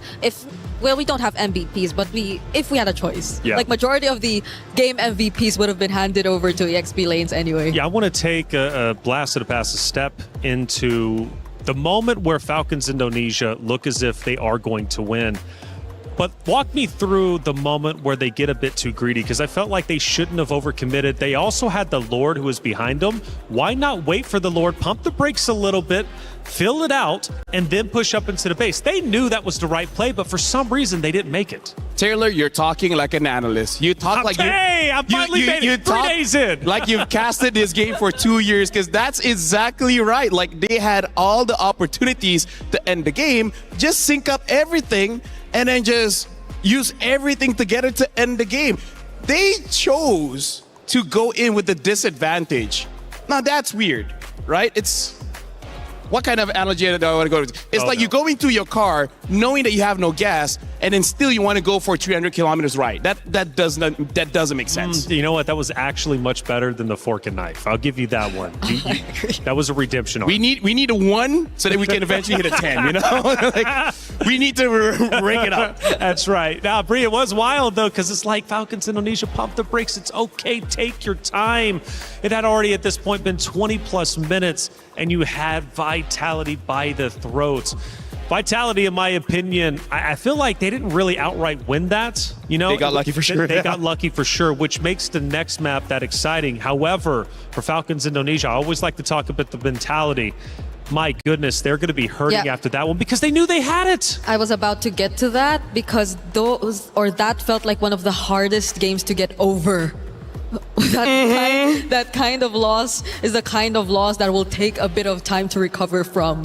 But again, they've been doing this for so long. Hopefully it doesn't get to them, because losing to Vitality, I guess, is something they've constantly tried to get through. And that's the key point there. And it's kind of akin to what I always say about being a champion. To be a champion, it's better to feel what it means to be a champion in the past. It's easier to win championships when you've already been a champion. It's hard to win your first ever championship. In this case, we're not even talking about the championship. We haven't even got there. But we're talking Vitality here. And for Falcons Indonesia to lose as many times as they had, and we're talking, honestly, I think it's hundreds of times in comparison over the time span of them playing each other. They finally got to the moment where they're like, oh my goodness, we can finally do this. And they just lost their minds. And it happens because, again, once you get over that hump, once you finally beat the boogeyman, it's like, okay, I know I can do it again, but you have to do it the first time. I gotta say, this is one of those moments where you get a bit superstitious and be like, there must be some kind of curse, man. How is it possible that you just lost that super winnable game? I agree. It's it's good to see that at least they somehow look recovered from that, based on at least their maybe body language and facial expression. Bree, the important thing is, though, is they didn't get dominated. They didn't just go in there without a fight. They genuinely could have won that. And I think for them, if I was their coach, if I was their mentor, IGL, I would say, you know what? Yes, we lost that. It's frustrating, but we could have beat them and we should have beat them. Let's repeat it and do it again. I like the carry ban because that was a problem. Live on that carry just destroyed everyone from Vitality. So now they got to find a different answer. Yeah, Liv had a really good highlight play in that game, and I feel like you don't want to really hand over that pick to her. I would also like to see Reflection's life coach. I think that'll be cool. I got you. Based on the way he's been trying to give some advice. Well, I think LaFell too. Me and him should go into business. He's more of a teacher, no? Yeah, but see, he could teach, and then I'll just be like the life coach, and then we'll figure out the prices. We'll let you know if you want to hire us. Yeah, I mean, like, speaking of philosophy, there was a philosopher in the West that said, competition is a healthy way of self-development, because you might think they're your opponents, but they're your friends, because without them, you will never get better. You'll always be stuck in limbo. It sounded good, but dude just read that like 5 minutes ago on the back of a cereal box or something. Shout outs to cereal boxes. Either ways, yeah, right now, Vitality taking out the Eve as well, and even the Sora, even they're like, okay, you know what? Hey. Yes, we won, but let's not take the chance. I thought we weren't expecting to see this, but it comes from the most unexpected team. Look at Coach Casey's face. Even he's like, not taking a chance. No. Not taking a chance. So that was so close. So do we see the Marcel open? Oh yeah, that has to be banned. 100% has to be banned. 100%. 100%. But unless you want like a trade of Freya or something, so just, I don't know, ban a Paquito. Let go of Marcel. Well, yeah, they go for the Paquito, the Freya ban. All right. Marcel. So the Paquito Marcel, yes. Marcel. It's gonna be open. Vivian, does she get her hands on this hero? You know you want it, Vivian. You know you do. Everyone wants Marcel. A good photographer. Who would want that? Yeah. Shout out to all the photographers out there. Y'all doing a great job. We have a lot around us here. Some of you aren't great, but the rest of y'all, pretty good. So I guess if they do get the Marcel, the Bellark will also be still there either way. So I'm thinking if they really want to prio Paquito instead? Yeah. Esmeralda is still there as well. Echo was... Oh, well, okay. Esmeralda. Just get the answer. Yeah, because even going up against Marcel, Marcel gives shields. Esmeralda are like shields. She's like, yes, give me all shields. Especially now that the carry is not there. The viable answer now is something like a Balman, something like a Lunox, which I'm pretty sure Falcon's ID have in their back pocket. But I know, girls, your pockets are fake, so I'm not so sure if they can bring that one out. Oh yeah. What is up with that? It depends. It depends on the style, okay? Sometimes we have functional pockets. I do have one right now Oh yeah, you do. Yeah, right? See, it depends on the style. So maybe also one of it would be the Claude if they just really want to... Well, I mean, the Claude Harris trade is still available anyway. So Atlas is the priority alongside the Baksha. I like the Baksha pick, a direct counter towards the Esmeralda, but also picking up the Atlas. I don't know, it's like they're letting go of the Marcel. Are they too worried that the Marcel shield is going to help the Esmeralda too much? Because now there's an opportunity for Vitality to take it. And Marcel, that's... The thing is, they already pick up the Atlas, so it's not like they're going to counter with an eventual Hilda or something, right?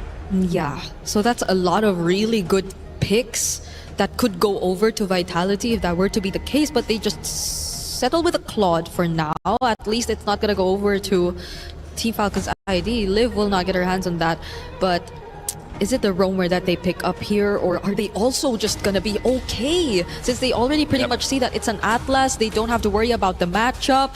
They'll just lock in another Akai for Vival. It's crazy, Brick, but I wouldn't be too upset if they pick up something like a Valir. The Valir to be able to deal with the Esmeralda as well as the Akai, because, well, now they pick up the Moskov. So before the gold laners get targeted, they banned this out. So Vitality and Falcon's ID at this moment, we've seen their game. We know that they both have what it takes, right? So going into game number 2, I feel like the draft right now doesn't scream a clear winner, right? Not from Vitality, not from Falcon's ID. If this trend continues, we might go for another extended game, something like 22 minutes and above. Ooh. Because both have shown Falcon's ID are very close to the level of Vitality. They just got to make sure when you have that lead, you need that discipline, right? You have to be... I know you're excited, adrenaline is pumping, but bring it down a bit. Yeah, and you also don't know what the mid lane option and pairing is going to be just yet. I believe there are still some very go-to mages that are available. The Gourd even might just be one of the options if we're talking about Shred, because you see how tanky these lineups actually are so far. You have Esmeralda, Akai on the other side, you have an Akai and a Baksha, so you might want to deal with it through additional damage, additional burst, and Shred, and Gourd could be one of them, but does it get through? It's Vitality picking first after this banning phase, and so far they've just tried to take out more of Vivian's options through the Matilda. Yeah, the Student Master, either the Valir or the Gourd, both would work pretty well here. They're banning at the Arlet. I would say that's a pretty good ban considering they have quite good amount of crowd control, especially because there's a chance they can pick up the Zushi later. So the Arlet could potentially be dangerous. Now that the Matilda has been banned out, in terms of the other roamers, I think Glue could be respected because looking at their lineup right now, they don't have the kind of damage profile to deal with the Glue. But at the same time, this is Vivian. Vivian has a lot. Maybe even ban out the Marcel just to not deal with that. Or still the Valeric, since it's Valeric as well, They could all just go in and just pop the Wrath of Dryad, so you already have direct answers. Plus, you could layer it pretty well. Again, we still don't know what the mage is gonna be. They're not paying attention to that. Oh, but yeah, Team Falcon's ID would not want that to happen. They take out the Beleric and the Mathilda too. So the Glue maybe next option, unless they want something along the lines of a Gatot Gacha. I'm thinking of Falcons now because they have to pick up the mid here. Yeah. I don't think there's much that really answers the Akai right now because I feel like if they go for a Zushin, I think it will work, right? Win it out with both the Atlas as well as the Baksha. There's a very good mid trio. Yep. The only problem is the Zushin doesn't really help that much against the Claude, doesn't really, maybe eventually help out against the Esmeralda. So yeah, I feel like Gourd or Zushin might be the pick here, but picking up a Gourd is very dangerous when there's a Claude and Esmeralda. Yeah, on top of the Akai that could just keep spinning around and potentially push you away, but there goes the Paquito ban. So even despite them having the Esmeralda, they would just rather not hand it over. Benedetta is still available. But the damage XP laners too are still out there, like the Benedetta. I feel like Bennett should be one of the better choices now against Esme. What else? A CC is there if you want to go simple. Lapo too, if they just want to go for. Oh no, that's an Esmeralda. The matchup is not gonna work. I mean, it's okay. Just you know, ignore the Esmeralda. Treat her like an X. Actually, no. Some people still go for their X. Either way, CC, the simpler option, gets picked up. Yeah. Okay. So the mage is just the last pick for Team Falcons at this point. There are a lot of options available. I think for them, if they want the gourd, I think it's fine. Yeah, it is. Because in terms of the dive coming in from Falcons, there is a dive, but not without, you know, them probably sacrificing at least one. They have the Akai as well as the Esmeralda. Yeah. Someone is going to get taken down with them. Yeah, and it's pretty much front to back. You kind of see who you really want to target down first. So I don't mind. It could also really pair up well with the Akai once you get to find a setup. But the roam options for Vivian have also been very limited. Marcel Glue. Considering that it's a CC, maybe not a... Well, the Gatot can go in alone either way. Whoa! Oh! Wait.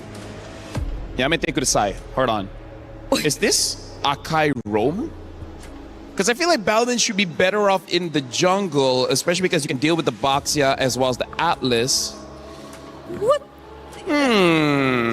Or I don't want to hear an or. No. Balmond jungle. Okay, Balmond jungle. Okay, Balmond jungle. Let's keep it that way. Falcons, they definitely need the damage to come through. You know what? I'm okay with Gord. Just kill the front line so fast. The cloud will be a problem, but that's a problem for 12-minute Gord later on. 0 to 11-minute Gord would be somewhat okay. But if not, what, huh? There's a... Okay. Yeah, Gord. I mean, like, eventually the cloud will be a problem, but hey, c'est la vie. That's someone else's problem when the time comes. See, I told you! No way! It's not Jungle Balmond. Wait, can't be Shell, Goat Lane, Balmond, no? Okay, no. No, wait, no, yeah. You know what? How about we throw that?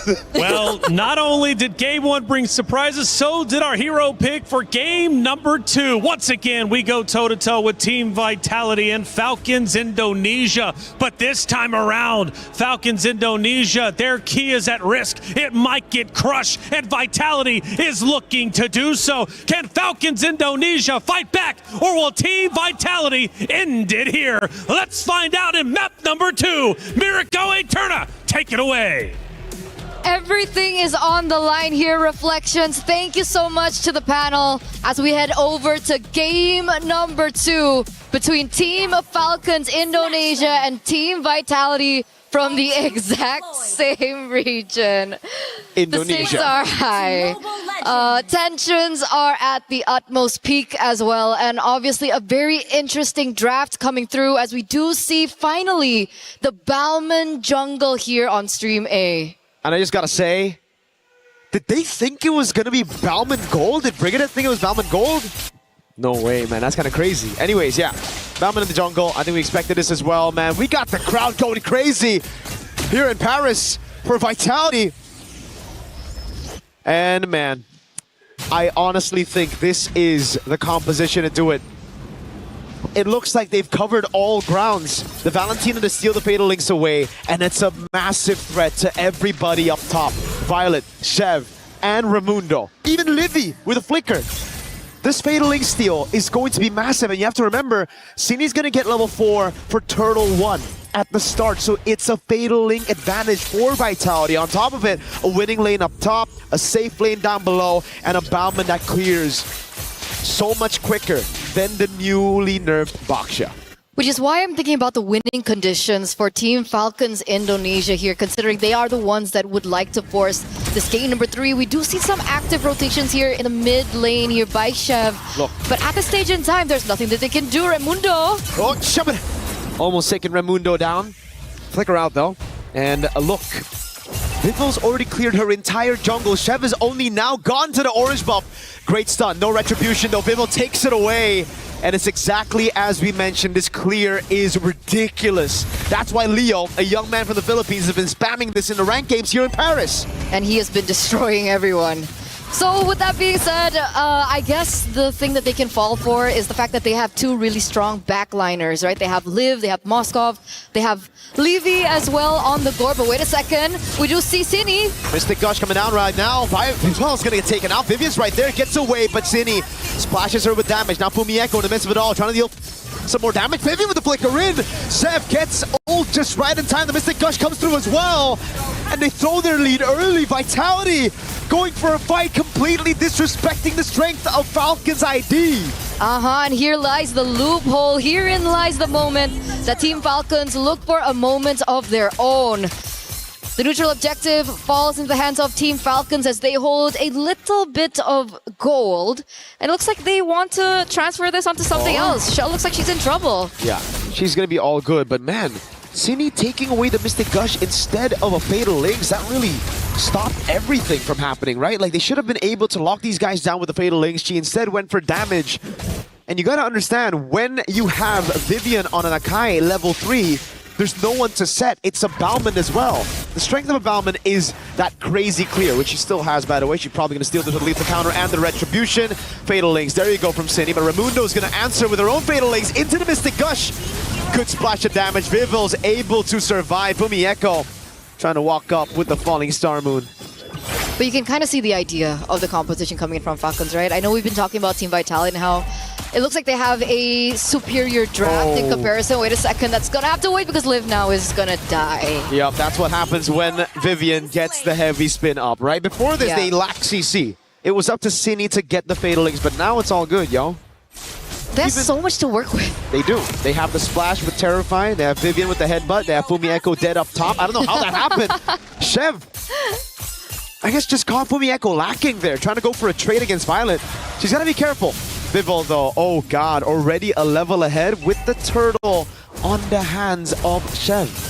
And 2 kills and 2 assists, and it's still Vival. Yeah, it reflects the clear speed that you were talking about, that you were mentioning from Bauman, and it really is reflected into the game. And despite everything that you mentioned earlier on, it's still Vitality that also holds that gold lead, 1,000 and counting.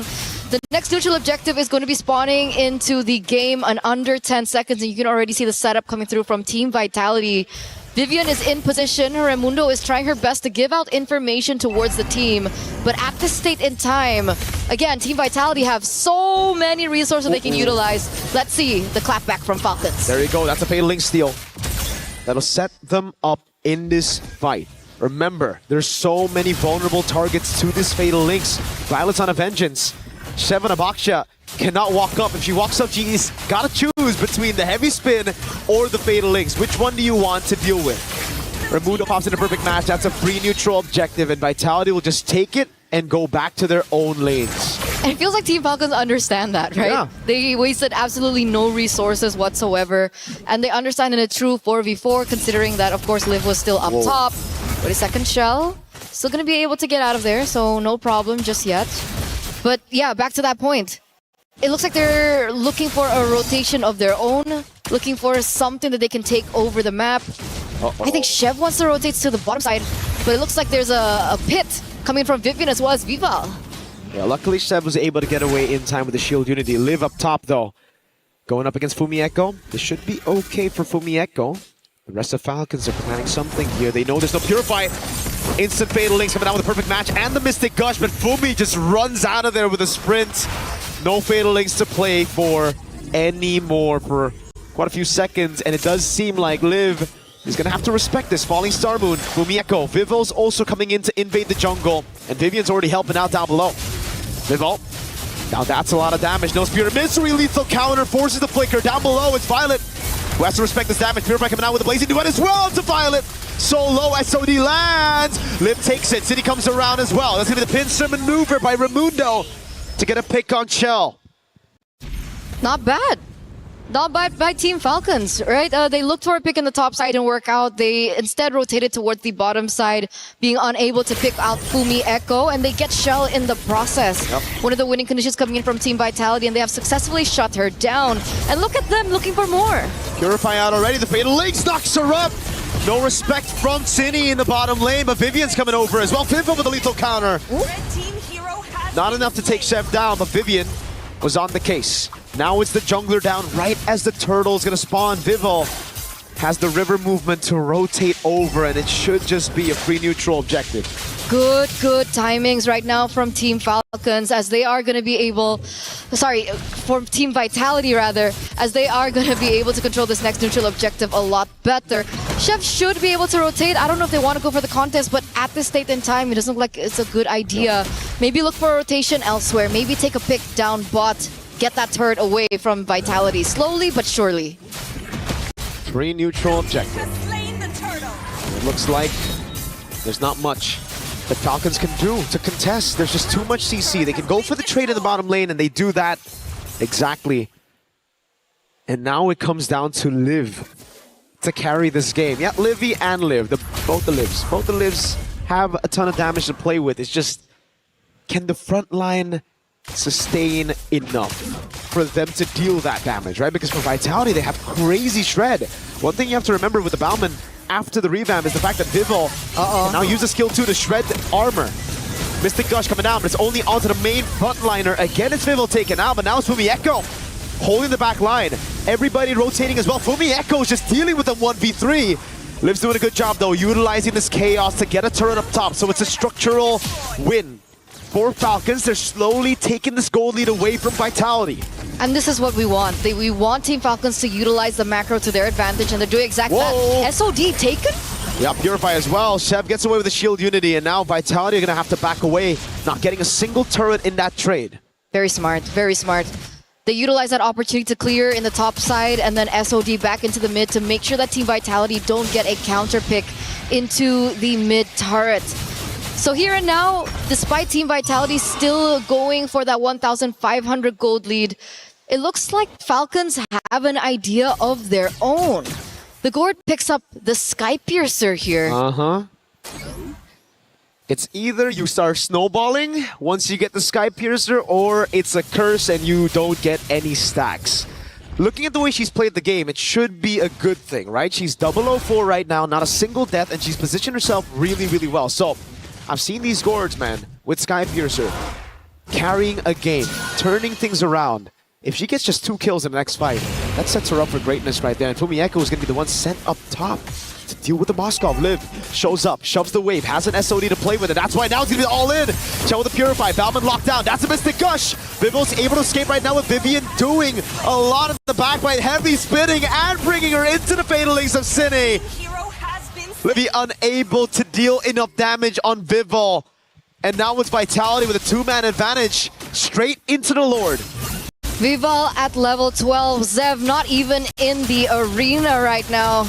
No chance. No chance. It's c'est la vie for Team Falcons at this point, right? They are going to lose that neutral objective to Team Vitality. A 3,000 gold lead once again. Going to be marching down in the bottom side of the map. Team Falcons, though, they do still have that hope, right? Liv is still catching up to her items. Would you see the damage dealt rankings here right now? And it looks like Violet is also on the charts. Yep. But it's his sisters who are topping the chart right now. Violet's doing a lot of damage, and Liv, again, waiting for that item power spike that should have hit now, right? That should have been that 3rd item power spike for Liv already. So we'll take a look at the item builds later on to confirm whether or not that's the case. It should be, yeah. Been farming up a storm the entire game. That is the 3rd item. So now we'll start seeing Liv deal damage. Good clear onto the Lord right now. They also have a Gord. So now it's up to Vitality to start getting creative. Try to siege this base. Vivian trying to be creative, gets pincered. And the Holy Shield has already been procced. Up top, Tier 2 gonna fall as well. Tier 2 in the mid lane, the final one. Vitality have their sights set on it. And it's Chell sent over. Winter Crown for Fumi Echo to deal with that Mystic Gush if ever she gets caught in the pincer, and is a good take by Sev with the red tree. It looks like the defending champions here are covering all their bases right now. And Team Falcons, do they really want to experience this again? I mean, the qualifiers, right? They lost all their games completely to Team Vitality. And it looks like here and there, we do see moments of brilliance coming in from Team Falcons. We saw it in game number 1, and we do see it here in game number 2. And hopefully they find their moment. Hopefully they work around what's been thrown at them so far by Team Vitality, and they look for a moment of their own. Shell, is this it? Is this the moment that they're looking for? Purify's all up still. Vivian still has the heavy spin as well. That's why Raimundo's hesitant to use the Fatal Links. Now it's Cine with the Fatal Links over on Violet with the Vengeance as well. Fumi Echo, Conan spins her. Now lethal counter. Bivol takes her down. A big shove it. Raimundo, perfect match, trying to escape now, but the rest of the team comes over. And it's a big headbutt. But a good disengage by Falcon's ID. Again, not the greatest of results for Team Falcons, losing Violet here. And again, more control over for Team Vitality as they are going to continue to look for more structures. You can see Fumi Echo already looking for a push and a control over the far side of the map as they are going to be once again corralling over the Lord, the second Lord of the game. As we take a look into the equipment, it looks like Liv is still working with that, right? They're staying with the Sky Piercer, going for a little bit more slow there with the Ice Queen wand. Hopefully it can be enough. Hopefully that can be something that they fall onto, but if and only if Liv can get a pick here, because we saw that additional item coming out from Cine. That's a Divine Glaive. So on top of everything that she's been able to do so far, she's going to deal even more magic damage into the Team Falcons. Not just from Cine, but also from Chell. She has a Wind of Nature now, which is going to be such a big problem to deal with if you're Falcons. You think right now you'd be in a comfortable spot to try to look for these 5v5s, but Liv, one of the main damage dealers, the main damage dealer when it comes to consistent DPS, she's gonna have to deal with Wind of Nature. She's building towards a Melfic gun, so she's chosen to go a bit more glass cannon, Liv. We'll see how that works out. Violet also the Sea Halberd. Not much survivability, but a heck of a lot of damage to try to bait out these resources before the skirmish, but it's responded over with Chastised Pauldrons at the same time for Fumi Echo and Vivian. These girls know what the win cons are for Falcons, and they want to shut it down with these items. And she knows that in the grand scheme of things, she's going to be controlling the far lane a lot, especially as we get into the Lord dances. And in that 1v1 against the Moskov, that Chastised Pauldron is going to come in clutch. And here is the decision from Team Vitality. They're getting a bit desperate though, Falcons ID. Walking up aggressively. Perfect match already down. Cine stole the Fatal Links. Chell with the Blazing Duet trying to go for the shred already. Vivian with the flicker in and the heavy spin. Vivian is able to pick it up. Now the Fatal Links knocks Vivian down. The Fatal Links from Vivian. The SOD lands the Mystic Gush. Comes around as well. And it goes through the Wind of Nature. Sheb frontlining now for Liv with a Melfic gun doing a lot of damage. Vivo has to run away. Vitality got the Lord, but Falcons ID strike back with a fight. Livy looking for the Mystic Projectile. Can she find it on Fumi Echo? Yes, she can. Now she's tied up. Good sprint. Vivo gets a lethal counter to take Raimundo down, but it's Liv sieging these turrets out. And that's what we were afraid of, right? The Sky Piercer and the Divine Glaive now on top of that. Livy gets a stack finally, and she's going to be able to work with that. Two, rather. In that particular scheme of things, the Lord does fall into the hands of the defending champions, but Team Falcons are able to strike back by winning out the skirmish, the team fight. And that's all they need at this moment, right? They need to buy a little bit more time, and it has worked.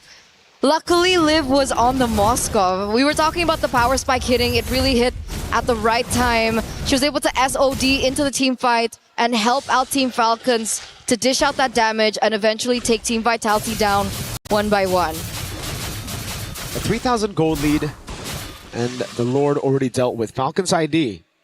Remember what we said, when it comes to scaling, they do have a very good comp once it gets to the later stage of the game. Liv, Melfic gun already, and the Wind of Nature that we saw from Chell didn't matter at all. They negated that with Livy flickering in forward, getting that Mystic Gush. But I think it all started, the mistake, all the way from the start. Cine kind of panicked with the Fatal Links, utilized it just on Violet, and it gave the chance for Raimundo to walk up, to get the fight, and also for Vivian. After she's utilized the heavy spin, they can no longer take the fights against Raimundo on the Fatal Links.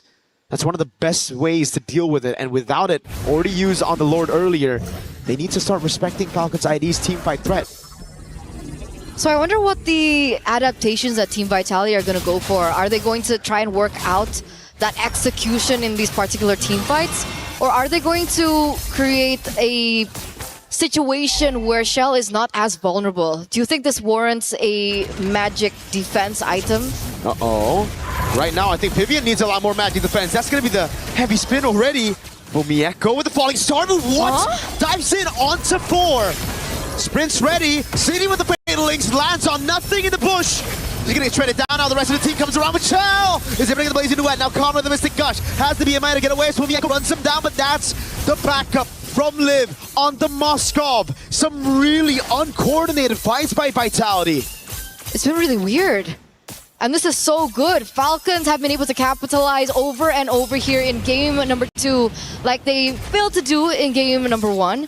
And that gold lead that Team Vitality were holding on to is slowly shrinking further and further away. Team Falcons have complete control over this neutral objective, and this time around, there's no gap in EXP lane between both jungles. This is a 4v5. Sini's not back up yet. Fumieko, they reset the Lord. Falcons are afraid of that CC threat from Vivian. The decision is still to go. Violet's already used the current call. Now he's getting the falling star move for Fumieko. Vivian with the zone on Chev. But look at the Batman also zoned away right now. Vivos looking for the angle right now for the goal for it. It's Chell who seals the Lord away. Out of 2 retributions, it's Chell on the Claude. SOD from Liv. They get the fight again. And it's a crazy save of the game from the Claude with the Art of Thievery. That could have been so bad for Team Vitality. They lose 2 members in the process. You can already feel the damage coming out from Liv because of the items that she's already have under her belt. The Malefic Gun as well with additional range to her kit. You could even see Fumieko really struggling against the damage of Violet, right? I think the additional item of the anti-regen, the Sea Halberd there, really helped her out in that 1v1 against Fumian. Fumieko's initial power, her strength that she had like in the earlier stage of the game has really been negated. She's so squishy now. Completely neutralized now. She is not... Whoa, Sydney stole the SOD. That's an interesting one. Don't know how she'll utilize it. We have seen a lot of pro players do this before. But I don't know how it will work out against Falcons ID's front to back. I don't think as a mage you want to dive into the backline of Falcons ID. Not right now. Hey, you're talking about the finals MVP of BOG? MWI 2025? Maybe she has a 200 IQ play. Maybe she does. Right? That's why, you know, we always gotta give her a bit of the benefit of the doubt right now. So we'll see. But it has been very shaky, Vitality, in the last few minutes. It's been Falcons ID who've controlled the map, who've really been forcing Vitality to make the reactive plays as they proactively regain control of the map very slowly but surely. Again, the perfect match now on Vivian, trying to bait out the heavy spin with the Mystic Projectile as well. Livy doesn't go for the Mystic Gush. It's just a heavy spin baited and there's nothing utilized. Remember, no Fatal Links, no nothing. Falcons ID again, that slow but steady control. Now Vivian gets stunned up again.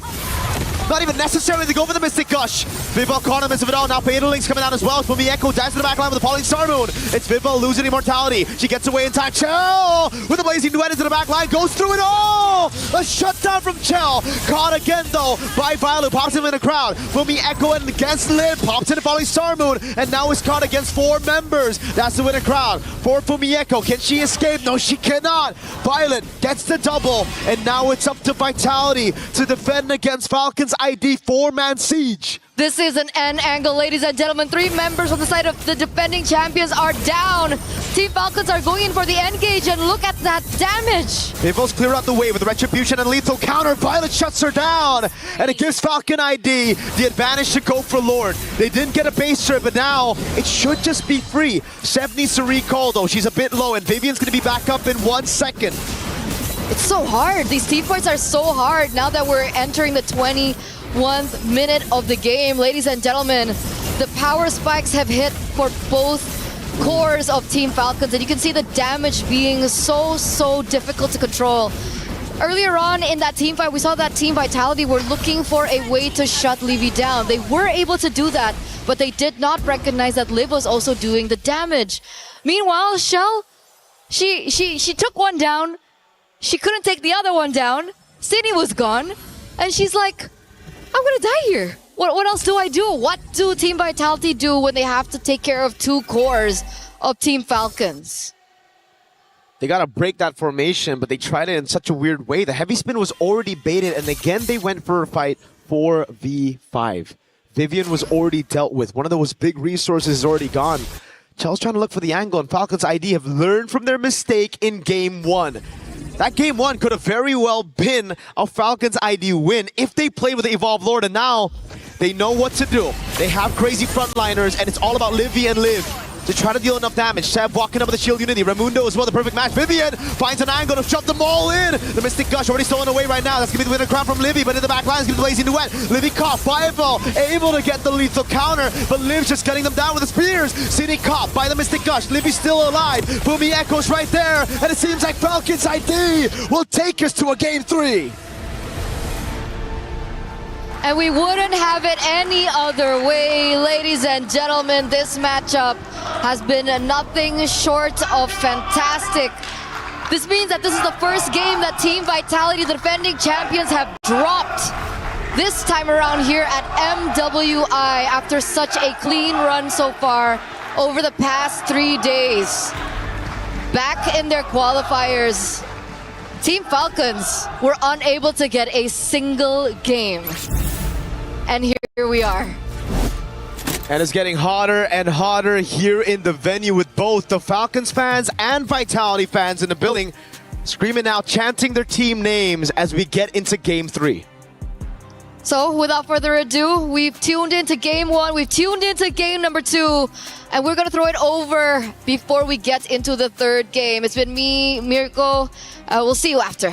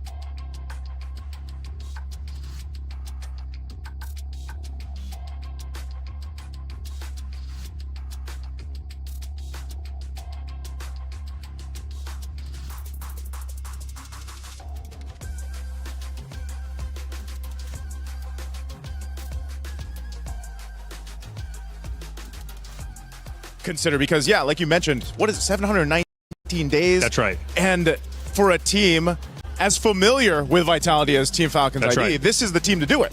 I mean, you think about the history as well. I mean, Vitality has beat Falcons Indonesia, I mean, over 100 times in the span of them meeting up with each other. Minimum. So the fact is, getting this map win is truly historic just for that namesake alone, but also for the fact that Vitality in their MWI run last year went flawless. They did not drop a single map. Here, they went flawless in their groups. Come to knockout stage, now they show that they can bleed. They nearly showed that against MIBR loss, right? That 26-minute game.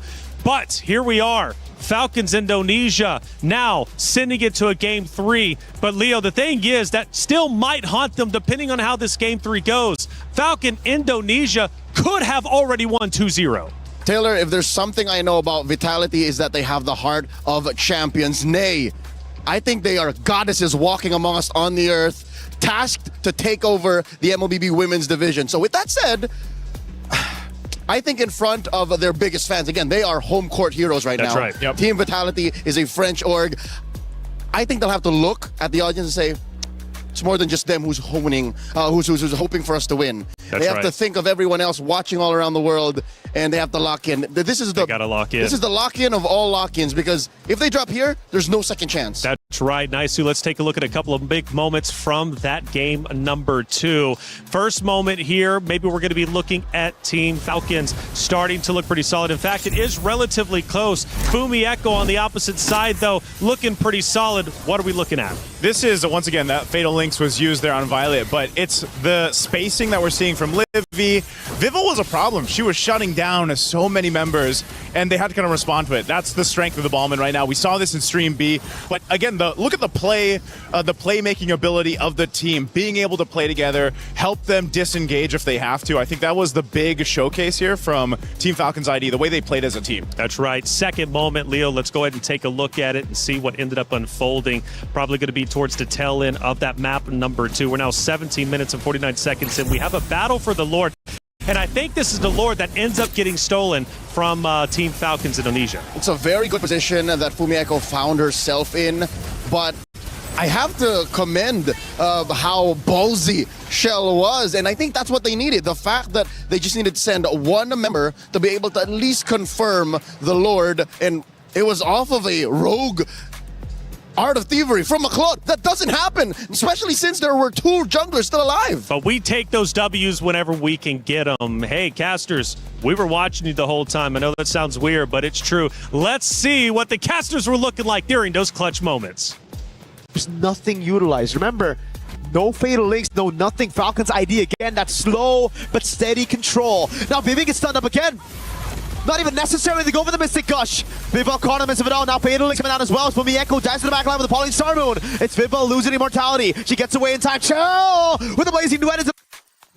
Mirko holding that mic like he's about to whisper sweet nothings into my ear. Sounding great up there with Eterna. Hey, I like that we got the little caster reactions. We just started that today, and I hope we get more, Leo. I wish we had those on Stream B. Yeah, the physicality of what we were doing. But here it's clear, it's intimate, it's personal, given that Rachel and Frederick are Indonesian. They've seen these ladies just bounce off of each other for years now.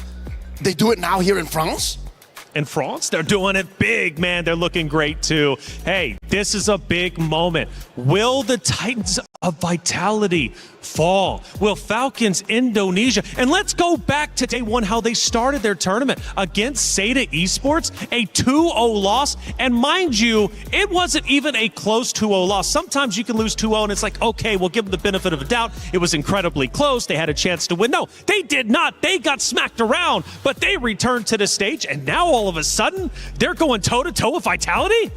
I'll say this, something that has been very apparent throughout MWI this year, 2026, the other teams around the world are catching up to Team Vitality. Sure. They've been dominating for so long, and something that you always have to pinpoint is, you know, when you're sitting at the top, eventually everybody wants to take you off that, that that target hill. On your back. Yeah, and that's what's been happening here. And I think this is also very apparent of the challenge that's happening for Team Vitality. But they have been very dominant for so long that eventually someone's going to catch up. And right now, it just happens to be on stage in this best-of-3 match with a familiar foe. Well, let's head to the stage. The competitors are getting ready once again to go toe-to-toe with each other. This is the battle for Indonesia. And who will end up ahead? Well, Falcons Indonesia, they want the glory. They want the championship. And if they do beat Vitality, there is a very real conversation that they, in fact, will be the favorites to win the championship. Leo, for Vitality, though, this is the first time. Now, I know they are veterans. I know they have a winning history. But let's think about it. Maybe now they're finally rattled. What was that? We just took a loss. We haven't taken a loss in the past 2 MWIs. What just happened? How can they regain? Taylor, it would be more than just a conversation if Falcons ID dropped Team Vitality. It would be a revolution. The world turned upside down. The favorites, the one who everyone swore has already punched their ticket to the grand finals, drops in the quarterfinals. Yep. I'll say this. Team Vitality, their wake-up call happened now, and they had a 5-minute timer to fix it. Team Falcons ID, as you mentioned, it was that Seta sweep. So they had what, 48 hours to wake up and get into their playoffs form. Map reveal, dangerous grass. I think this is Team Vitality's chance. Some way, somehow find an assassin on Vival. Dive a bit deeper. Assassin, why do you think Vitality on dangerous grass is the favorites? The Balmond, as much as I love it, is a very honest hero.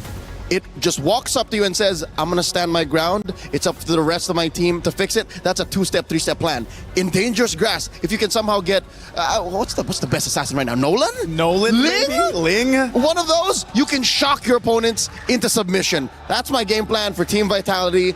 I wonder if that's what's going on in Team Falcon's ID's mind too. Leo, are you telling me a Ballman can't surprise him from dangerous grass and give him the shell? I'll tell you now, I've tried. This is not the best plan. That's true, that's true. You know, yeah, maybe one of the assassin picks, maybe also the roam, utilizing the dangerous grass map. This says, I'm sure that's not it. The flying clouds are there, but if it is dangerous grass, that's one of the things you can play around. Obviously, the map there, the map space that you have to work on. These bans, though, pretty similar. I mean, the Guinevere has been popping off lately. The Atlas was a utilized tool that Team Falcons actually use in the hands of Raimundo, and she's not going to get that. So what are they planning here for that first pick priority? And by the way, boys, we are in fact playing on Flying Clouds. So we are finishing where we started this best of 3. Okay, that being said, allow me to double back. I was expecting DG, all right? Apparently we're going to FC. Flying Clouds, it's all about fighting. It's not flying, it's fighting. It's fighting. So I'm okay with a fighter. I'm okay with like a Boxia still open. Yep. Belleric, Esmeralda. I take it back. Honesty might actually be the best policy. So maybe there is a room. Honesty is the best policy for this one. First pick is what we're going to find out. The carry being banned out too kind of gives some insight on what Team Vitality might be looking to pick up here. But this is the thing, man. We saw so much variation with first picks over on the teams that competed on Stream B. And over on Stream A, I mean, that's basically what it showed us of the meta. It's very versatile right now, a lot of unique picks, but in this time, again, with 2 opponents who know each other so well, what is the plan? A Moskov early pick. We didn't see this at all in Stream B.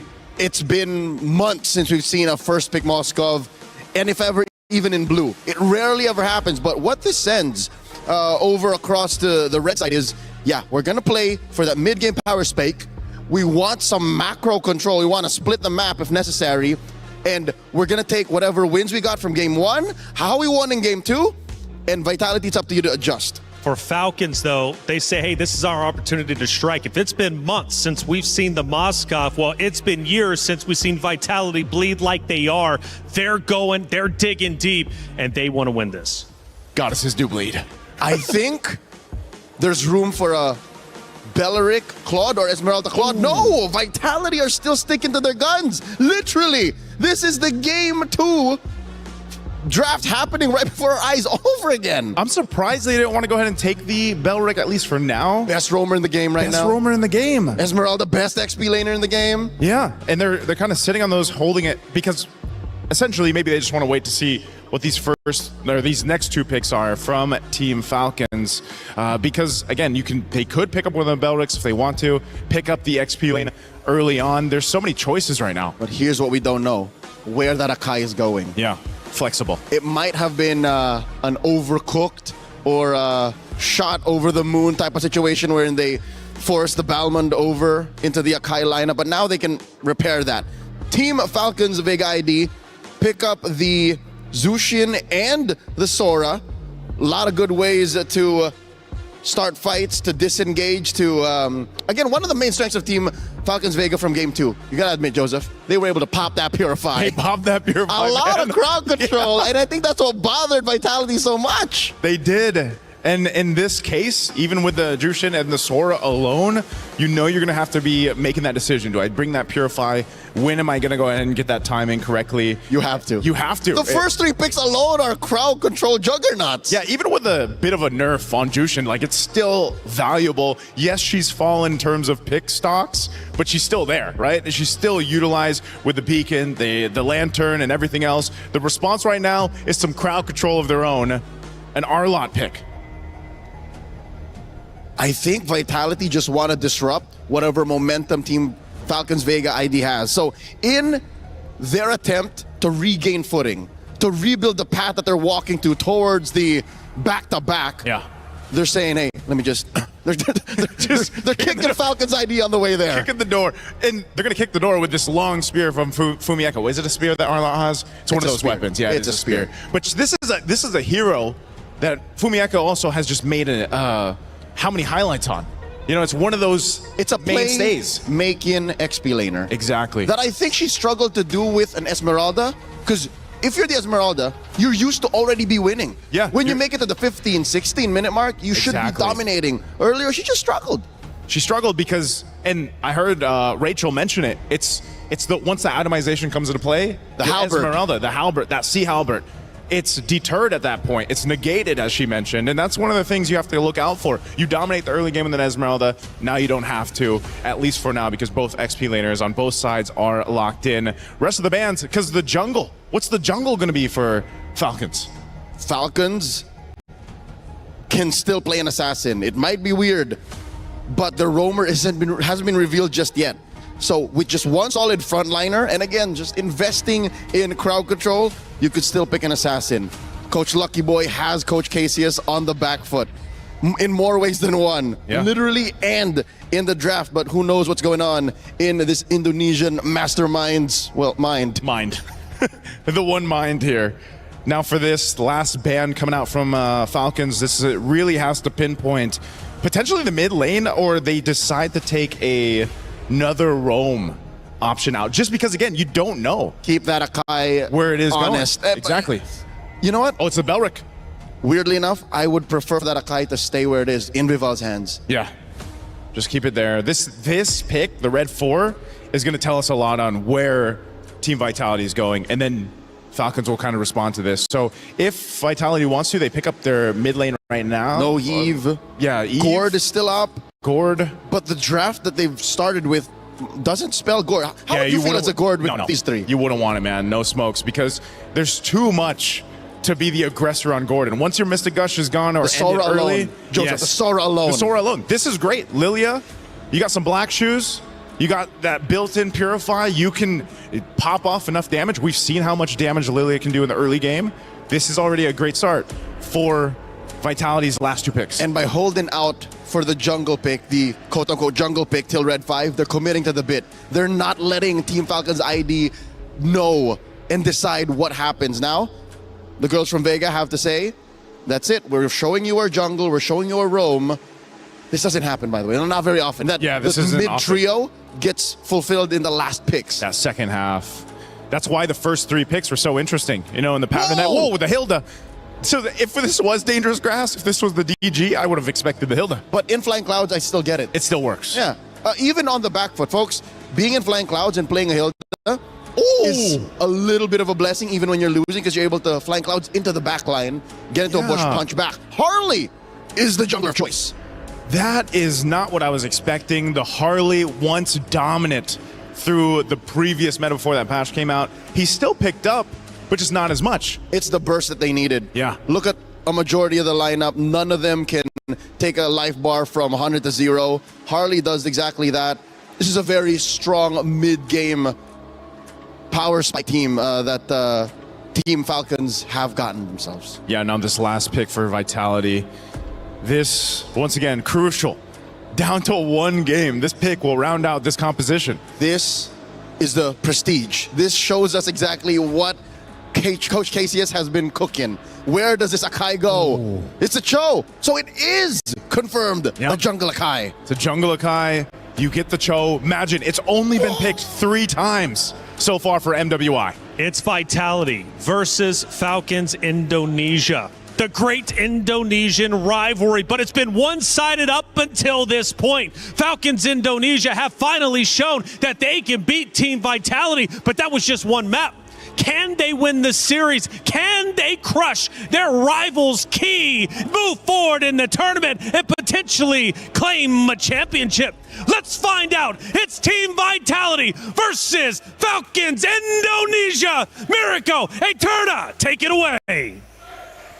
We are living in a world where the defending champions don't even get a chance to defend their throne. Ladies and gentlemen, one game away from elimination for both Team Falcons Indonesia and Team Vitality Indonesia.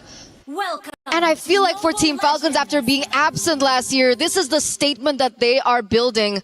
The statement that they're saying, hey, second place, it's enough. Yeah. I really like the responses, by the way, from both these teams coming into it in the drafts. Falcons ID, those last two picks, fantastic. The Harley pick and then the insta-deny from the counter of the Harley, the Hilda, takes it away. Leaving Vitality with either the Khalid or the Cho to try to deal with this Harley. And you can already see Vivian here start to screen out where this Harley is. And that's all Vivian can do later on as well. It's all about Vivian trying to delay Chef. So far, doing a good job with the Jikundo and the concussive blast! Vivian takes the orange buff away early on against Sev. Oh no, Raimundo couldn't see where Vivian was. And it's such a big win early against a Harley. That's huge. That's huge with the changes of the battlefield adjustment. God. How much gold you get from the buffs alone, that increase of 20%. The loss of that at that is also going to put Team Falcons in a position to think, you know, hey, where are we going to get that gold elsewhere? City as well is also doing a fine job as opening the map. That's a beautiful thing when you pick up something like the Lilia. You can utilize your glooms to open up the map, give vision and information over the team. So it's not just solely on Vivian. That pressure slightly alleviated. You can see the pressure constantly here being placed down by Vivian. It's always about that. You know what? I like the Akai pick from last game, but this screams Vivian, the Cho, right? She can make so many plays, she can be everywhere all at once to cover up any of the missing links that Vitality need to, you know, step up over. The mid-prio already gotten Vival onto the neutral objective. No orange but for Sev, so she's still level 3. This is free for Vitality. Turtle number 1, uncontested, just conceded by Falcons, and not a single way to look for a trade. Without level 4, Sev can't even go into bottom lane to take Chell down. Which is why she's resorting to invading the enemy jungle. She's trying to get Vivian, that lizard away, but she's gonna be unable to. Okay, she gets it in the end, but of course Vivian would be able to, you know, stall that timing by just a bit, stall that rotation by just a bit. But look at them go once again. Big skirmish. Vival just pops in a heavy spin. Sev has already utilized deadly magic, so Vival can actually just constantly go and put in the pressure, try to invade the jungle. She's got to respect Falcons with their damage though. So it will just be the disengage for Vitality. They'll be happy with the first turtle and they'll play their game again. It's so uncanny, right? Because we think that because of how fast the rotations of the Harley is and how fast the wave clear, as well as, you know, the creep clearing is, seeing Zev at level 4 compared to the Akai, who was nerfed quite a bit, by the way, at level 5, it's just something that you don't see every day. But Team Vitality, they know the scopes. They know the limits and how to execute it properly, and this is the situation that we are in right now. As they go for another invade onto Team Falcons, they're not allowing Zev a moment of breath and respite. It's the patience as well from Vivian not to just use that way the dragon straight up onto the first girl she sees. Removing his spin down. The chip these guys takes her away from the kick. Way the dragon onto Livy. The SOD is accurate. Forces Cini with the black shoes now. Vival, no heavy spin. It's an all-in as Fumi Echo is able to dive him the final slash, and now it's going to be Livy with the Crimson Beacon. Cini's already gotten rid of Sev. That's both the junglers down, but look at Vivian and Fumi Echo working in tandem together to get those resets for Fumi Echo.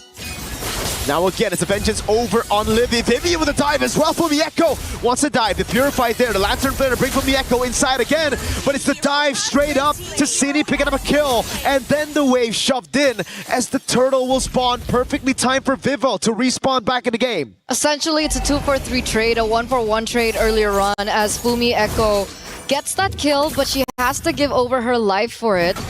It looks like Team Vitality are quick on the second turtle of the game. Vival is still ahead by just a bit. Actually, Zev's caught up. So the setup is there. Let's see the retaliation coming in from Team Falcons. Free. The retaliation is a trade up top. Remember the main carry last game, Liv, getting all the free farm and then building up to be an absolute menace in the late game. And so far, so good for Liv. Done a good job against Chell in that lane. Rotates up top, stays away from these fights, and constantly just builds on gold, farm. Let's see if she can do what she did in Game 2. And I wonder if Team Vitality want to adjust to the mistakes from Game number 2. Do they want to go for more onto Liv? But it looks like Zev. That's a lot of damage. A flicker on as well. Vivi gets away! How? With a sliver of health. That's literally on the brink. And City with Fumi Echo takes the main win con of Falcon's ID. Down up top. Ramundo on the hill. They're now going to be caught with the heavy spin. Free resets for the vengeance of Fumi Echo. Ramundo very low, taken out by Fumi Echo. I never want to see Vivian on the Panda ever again. I just want to see her on Cho. And we haven't seen her on the Cho so far here at MWI, so it's a breath of fresh air for sure, giving her a hero that's a lot more active around the map, allowing her to make a lot more plays, and that's how she was able to secure the title in the first place. Mother of Tanks, being one of the backbones of Team Vitality in these team fights and these skirmishes, and there she goes again! Almost a solo kill against a tank. It's a solo kill for Vivian on the Cho against the Harley. Now she'll die, but she already did what she needed to. How is she doing this on a Cho? So worth. What a worth trade, a roamer for Zev. And I bet you Zev is going to be caught quite behind of the Akai again. Wow. What? Aggressive Team Vitality here. A different change of pace for them. Absolutely not the safe Team Vitality that we saw from game number 1 and game number 2. Here, active from the get-go. They get a structure down bot and they completely and straight away collapse onto the final turtle of the game. This is perfect turtle for the defending champions here in game number 3. There was an attempt from Zev on the Harley, who's been sokoliled by Vivian on Cho. Oh my god. The Harley should have an advantage by now at this point of the game, but now without the advantage, and then you take a glance over Vitality's composition, you look at their composition here, and there's no one to target for Zev. The Arlet's too tanky. The Kai for sure. Yep. That's another kick on Zev. Vivian's reading her like a book. Zev gets out. The trick was already used. Vivil's just going to walk her down, and look who's coming. Fumi Echo with the cut in the final slash. He's forced back to the Panda. Vival will happily collect that kill. Chell in the mid lane with the Blazing Wind and also the BMI back. Baits them all into the rest of the team. And all this time used by Cine up top to zone Liv from the farm. Fumi Echo with constant pressure, not letting them back away for free. They're shutting everything down this time around. A 4,000 gold lead. Counting for Team Vitality up until this point in time, and they are collapsing once again. You can see the dive coming in from Vivian, but Team Falcons are quick to read it. Heavy spin utilized already. They are going to get a structure. They don't get a pick, they get a structure. And I think Shell is going to get another one up top. It looks like it's going to be 2. No heavy spin, but it's worth it, man. No retaliation from Falcons at all. Tier 2 up top, Tier 1 in mid falling. And look at Vival trying to take it away. The purple buff gets taken out by Cine. Violet has to use the Shifting Skies, and again, oh, Vivian! Wait, the dragon kicks her away! Sev cannot move. The final slash finds 2, and now Vival is going to collapse under turret. Violet's going to be chain CC'd. It's Fumi Echo with the dive. Vivian wants a bit more, but cannot find it. They're going to go for the Tier 2 in mid, and I hope they call it a day. It's only been 9 minutes. It's only been 9 minutes, and they're this deep into enemy territory. They've taken structures left and right like it's been nothing. Vivian constantly being able to look for these opportunities from a counter engage off of Violet's initiation. And it worked. And the person that she gets out of everyone there was Zev again. Zev is not having the greatest of times right now. 0-4-2. one level below of Vival. It's going to be very difficult for them to go for the contest on the objectives. And once again, they're looking for some revenge onto Vivian. And she just recalls on them. When a choke can recall on the enemy jungle like that, and everything gets used with Vivian not feeling like it's a threat at all, that's a problem right there. Oh god. She's stickered. Zev, you don't have deadly magic. If Vivian gets a kick on you... I think Vivian knows. I don't think she knows. She would have already walked in the bush and looked for the kick, but Zev desperately wants to hold on to this position. Throw it down below, already taken down. Vivian, again, just corralling over. Zev has a great position here, but Vivil's gonna walk up. And she finds her. Vivian doesn't have to flicker, so Zev should be fine. Maybe not. Maybe Vivian just wants to chase her to the end of the map. Hello? She's forcing Zev out of the fight. Violet with the shifting skies in the mid lane. Now it's going to be a 4v4 as the heavy spin gets used up by Vival, but he won't be able to find a pin. Spear of Misery. Vivian still chasing Zev. Up top she goes, running to the other side of the map. And there's no escape. This Cho is relentless on the chase. Finally, Zev gets a chance to recall. That was a good 30 seconds of just chasing one another down. And Vivian is able to actually, push out that top lane in the process of it. They're buying so much time. Vivian, again, she's not going to get touched here. They take a structure down bot. They're looking for the next structure up top. But even if they don't get the structure up top, that's already on the opposite side of where the Lord is spawning. And that means Team Vitality, once again, has the upper hand when it comes down to the Lord push. We've seen Falcon's ID come back from this kind of situation. Actually, very much the same situation. Zev with the reaction already. As Vivian walks up, Violet though. Caught on the shifting skies, the heavy spin as well. The final slash comes around, and Violet's going to be taken very low by the Blues. Taken out by City, who claims the unstoppable. Now it's Cho, the BMI forward. One thing's for sure. When Zev sleeps tonight, she's going to see Vivian on Cho in her nightmares. Again, it's Fumi with the stun. Vivian with the kick in the final slash. Just a cherry on top. Vivian gets another kill. The Lantern Flare doesn't deal anything on Vivian. And they're going to strip Falcon's ID down to just the crystal. They took everything. They came in and they took everything. A 10,000 gold lead by the defending champions. It's looking bleak here for Team Falcons. And, going back to what you were talking about earlier on, they were in a similar position as they were there in game number 2. But the difference is, Levy was on the gourd. This time around, Levy's on the Jushin. She doesn't have as much burst damage that she can utilize to the later stage of the game. Perhaps maybe if Levy had the Sky Piercer and she had stacks on it, I do see a world where Team Falcons can go for a comeback. But in this particular scenario, they're only relying on Liv. Vitality only needs to take Liv down. And for Falcons, they have to get everybody. They have a crazy read here. Oh no, Vivian hunting stepped away. The dragon lands and it connects Vivian. Trying to get the kill. It's gonna be Cine with the glooms. Oh, Vivian wants it for herself. A flicker and a Jeet Kundo to take Zev down for the 5th time this game. And that's the beauty of the Lilia pick. That's why it was so brilliant. Unable to be targeted, but Harley walked in on that herself. And now Zev once again caught out for the 5th time this game. Imagine that, leaving absolutely no trace of respite here for Team Falcons. And the Lord, it's going to be marching here in the mid lane. Ladies and gentlemen, is this the end of Team Falcons Indonesia? After such a crazy run, losing their first match of the tournament, but then climbing up and improving as they get into knockout stage with a crazy game 1 and 2 performance. Now it's Vivian with the walk-up. Lantern Flare and the Spear of Misery trying to pin him down, but Raimundo on the other side of the map will get bursted. Shifting skies by Violet, but that was been for Mieko with the final slash, and now Chell guns them down with the Blazing Duet. Back again, it's going to be Vivian trying to go on Zev. That's the hat trick already, but Mieko still able to survive with the resets on the Vengeance. The base is wide open, and Vitality will crush Falcon ID's key as they move to the semifinals.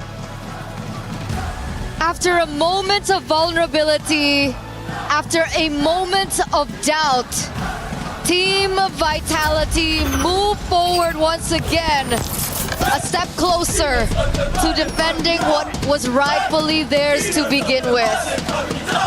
It looks like we will have an interview with the victors up on stage. We're gonna throw it to that. I will see you later.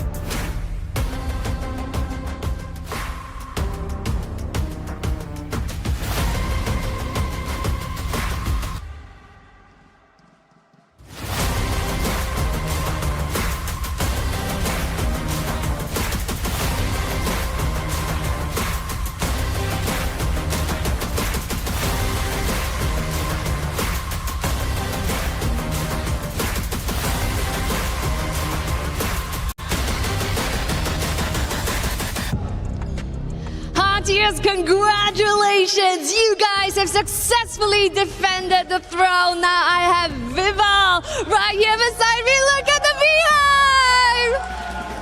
They're all cheering you guys on. Now you guys have faced Falcons Indonesia so many times. So what makes this match different? I think it's just us that we didn't play like our best, where everything was in order and all. We had a lot of blunders, so that's one thing for us to reevaluate. But what makes this match different, given that, you know, you met Falcons Indonesia so many times? What makes this particular match, you know, mean more?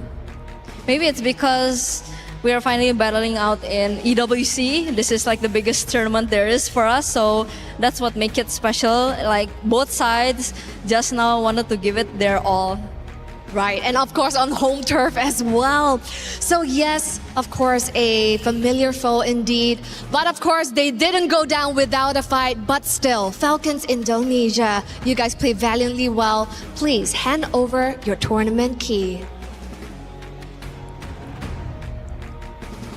You fought valiantly, not without a fight. You did spectacular, but your journey ends here, Falcons Indonesia. Thank you. So now, finally, I do have a question. After today, we will see the culmination of 4 of the best teams here at MWI. We will also be seeing 4 of the best junglers at the Land of Dawn. Now, with that being said, what makes you think sets you apart, that makes you potentially the Queen of the Jungle? How do you like that title? Maybe what makes me different, I guess, is maybe experience, and I can say my hero pool. That's right. You know, what I know is you play assassins as well, but right now, someone has been picking meta picks and utility jungles, and then you whipped out a pocket pick, the Bowman earlier. Really, really sexy. Now, congratulations once more, Vival. Potentially, if you secure the throne, Queen of the Jungle. Excited for that? And with that, congratulations! Team Vitality, take your walk of victory!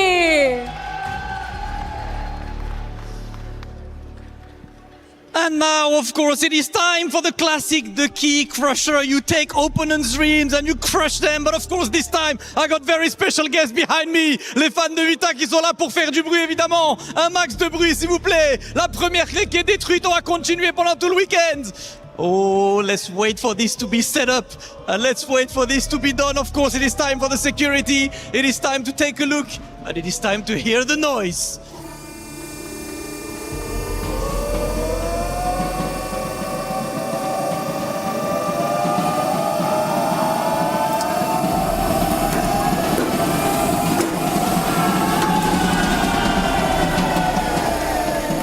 Vitality will move forward in the playoffs. They will be back tomorrow, of course, and I cannot even hear what I'm saying. I do hope you guys can hear anything, because the vibes are immaculate. But without further ado, let these guys party, and let's take a look at the highlights.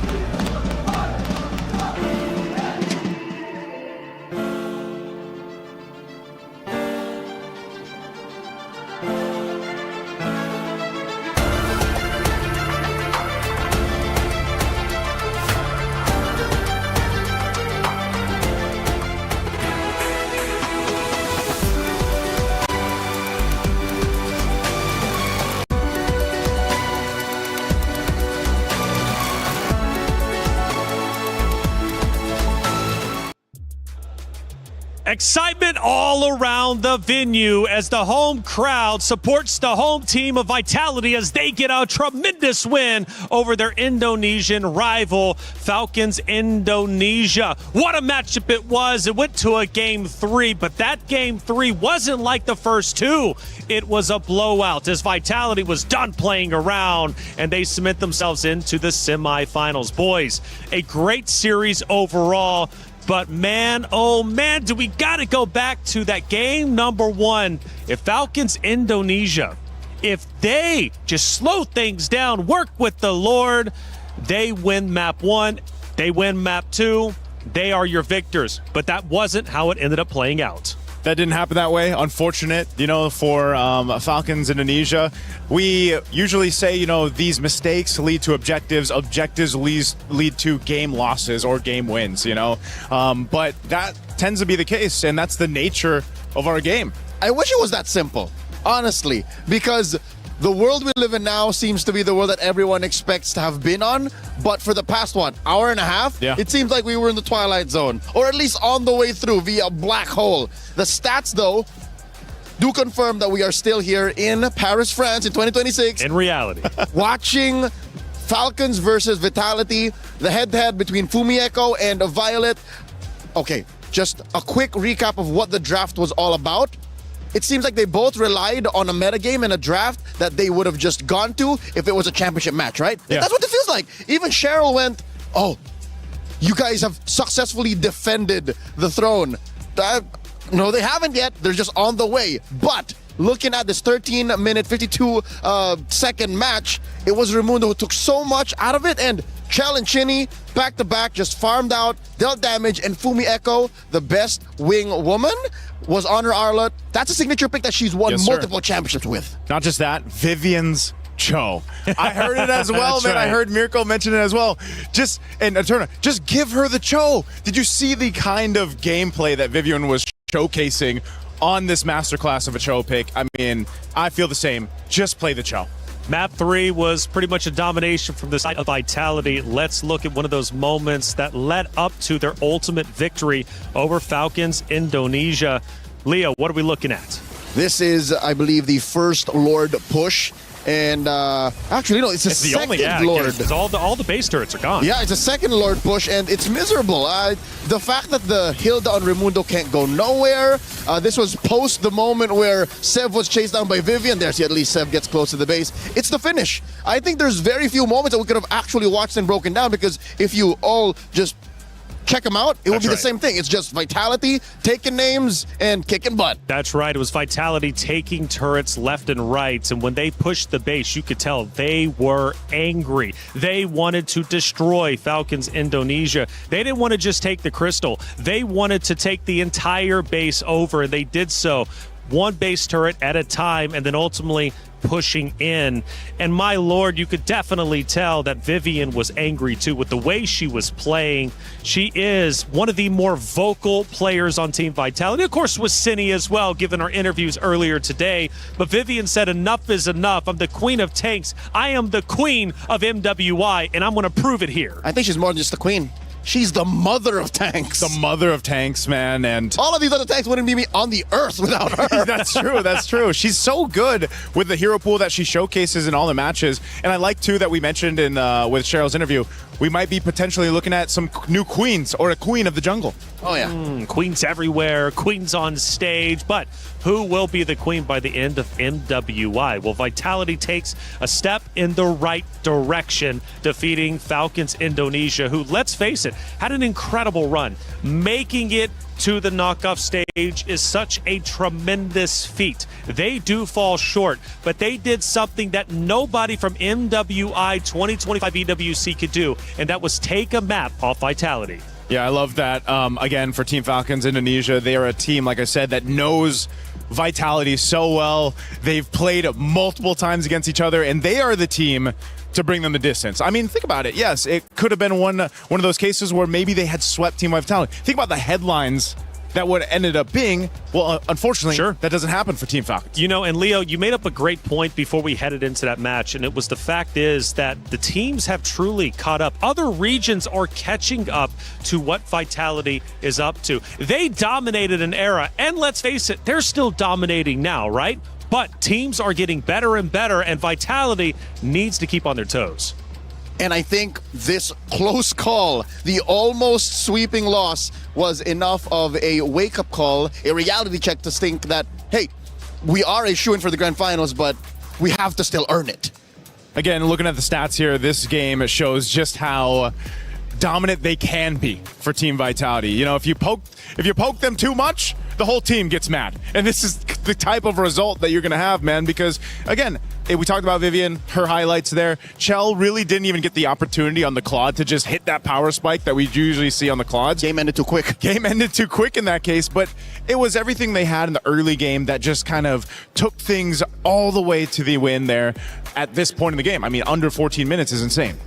It definitely is insane. And man, I mean, honestly, by even just minute 10, I mean, we could definitely tell that the map was about to end. There would be no comeback attempts from Falcons Indonesia like there was in map number 1, sadly. But hey, again, a great effort. Taking a map off Vitality is something to truly be proud of. We've got Rose on site with an interview with Vitality's Chell. Let's listen in. Hey guys, Shell here from Team Vitality, and oh my, that was an intense 2-1 full series. First of all, congratulations, because you are one step away from defending your throne. But let's talk a little bit about Team Vitality as a whole this MWI. People online have been saying that you guys don't look as dominant as last year's. You know, every now and then you guys are dropping games here and there, and you know, hard games also come and go. So what are the preparations for tomorrow's semifinals match? I know that just now it wasn't the best game that we did. So I guess it gives us a lot of material to review, and we'll make sure that we come back stronger in the next game tomorrow. Okay, now Shell, let's talk about game 2. What happened there? There was a lot of mistakes from my part, like my bad. But I knew what I did wrong, and I'll make sure not to do it again tomorrow. I think it's nice that you guys are already self-aware on the problems at hand. Easier for you guys to revise it overnight. Now, I know it's a tough ID match, the first one, you know, as you enter the knockout. So perhaps a message for your fellow Indonesians in the room to Team Falcons ID? I think Falcons ID, they were solid as a team. Their teamwork is great, and they are the best opponent so far. Aw, thank you very much, Shell. Congratulations. We'll see you tomorrow. That's it from us. Thank you, Rose, as always, for that great interview. Again, not only from the interview on stage with Cheryl, but also, of course, with Rose. Vitality realizes we made some mistakes, individual mistakes, team mistakes.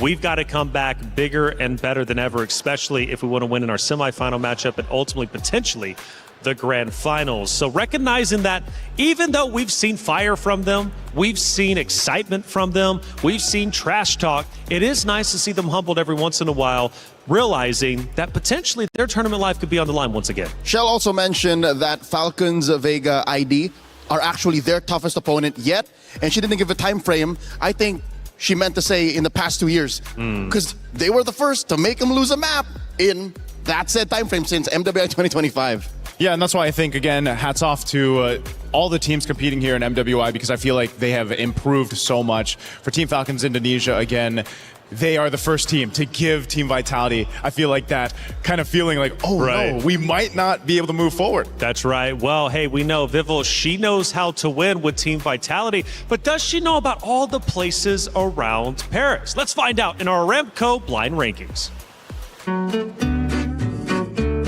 Yo, what's up, everybody? We're back at MWI EWC 2026. It's Mirko, joined here by the defending MWI champion, Vival. How you doing, Vival? I'm great. We are going to be playing a bit of a game, blind rankings of locations here in Paris. There'll be 5 locations. You're going to have to rank it from 1 to 5, and there are no changes, no swaps. Got it. So you have to lock in for this one, all right? Our first location is Disneyland Paris. I gotta rank that at first place because I really like theme parks. Yeah, have you been there? I have been there before. Okay. Eiffel Tower. Second place. Ooh. Yeah, because the Eiffel Tower is the iconic place to go in Paris, right? The Louvre Museum is our third location. I think gotta rank that at 4. Oh, not an art person? No. The Seine River. Oh, that's nice. Yeah? Third place. Third place, have you been like on the boats? Yeah, I've across been- the Seine I've River? been on the boat. Have you been to all these locations? I actually did. Oh, there you go. So this is coming from experience. The Notre Dame Cathedral of Paris. Technically, it's locked in at 5th. Yeah, it's at 5th place, and I feel great about the ranking. Actually, it's. Yeah? Is it exactly the way you would rank it if it's not blind rankings? I think I would move the cathedral at 4th place. if I had. So the Louvre would be at 5th if you were able to swap. Catch MWI EWC 26, see if she can defend her title with the rest of the team. That's it for us. Vivo, I believe in you as a player, but I don't know about those rankings. Granted, they were personal. She's been to all of them, but I think us boys up here, we kind of disagree with some of them. Yeah, I don't know. I think I would put... Well, would your number one be Disneyland? I think I haven't been. Give me till Sunday. I would put the Cathedral at number one. I would do Notre Dame at number one. Same. Same on that. I think so, especially given the history and, of course, the movie that was out there that was made about it. Hey, check it out. We got another great series about to be underway again for knockouts. This is an elimination round. It's single elimination for the remainder of our matches at MWI. It's Geltec Cyber Team going against Falcons Minna.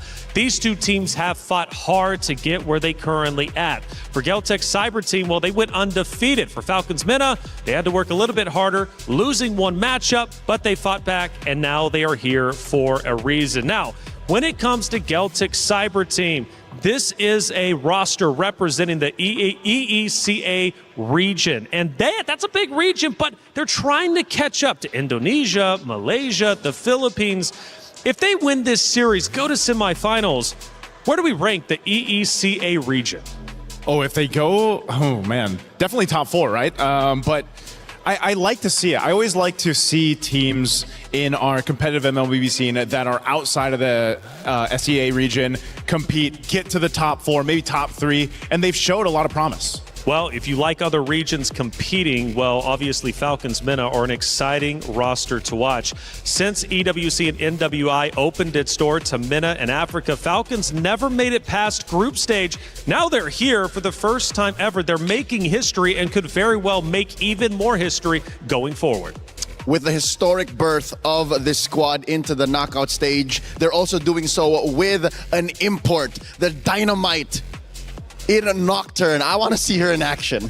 Okay, fair enough. And they also have, of course, living up to her names. It's Names as well, who's been performing incredibly well. And at one point was a huge favorite on the desk as we got the fans cheering us on over there. Shout out to you for being in the venue. We love each and every one of you.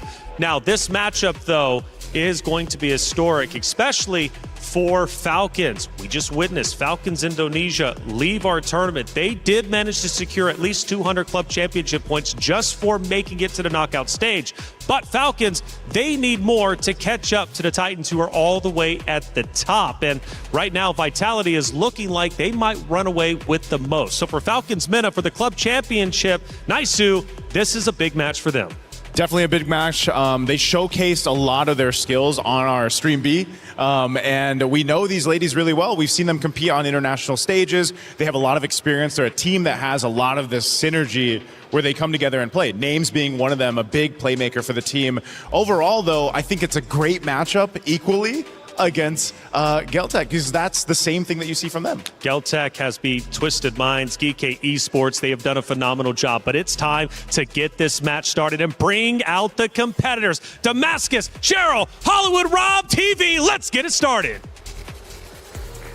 Ladies and gentlemen, it is showtime. Let's go ahead and keep things rolling in our knockout stages. First, let's welcome our first team to the stage. Put your hands together for Geltec Cyber Team. The representative of the EECA region, led by Kaiowei, the Ice Queen last year. Early exit for the region. Today we're trying to do better. 2 over GK, 2 over Twisted Minds. They have not dropped the game yet, and they hope they will continue this way. Geltec on the stage.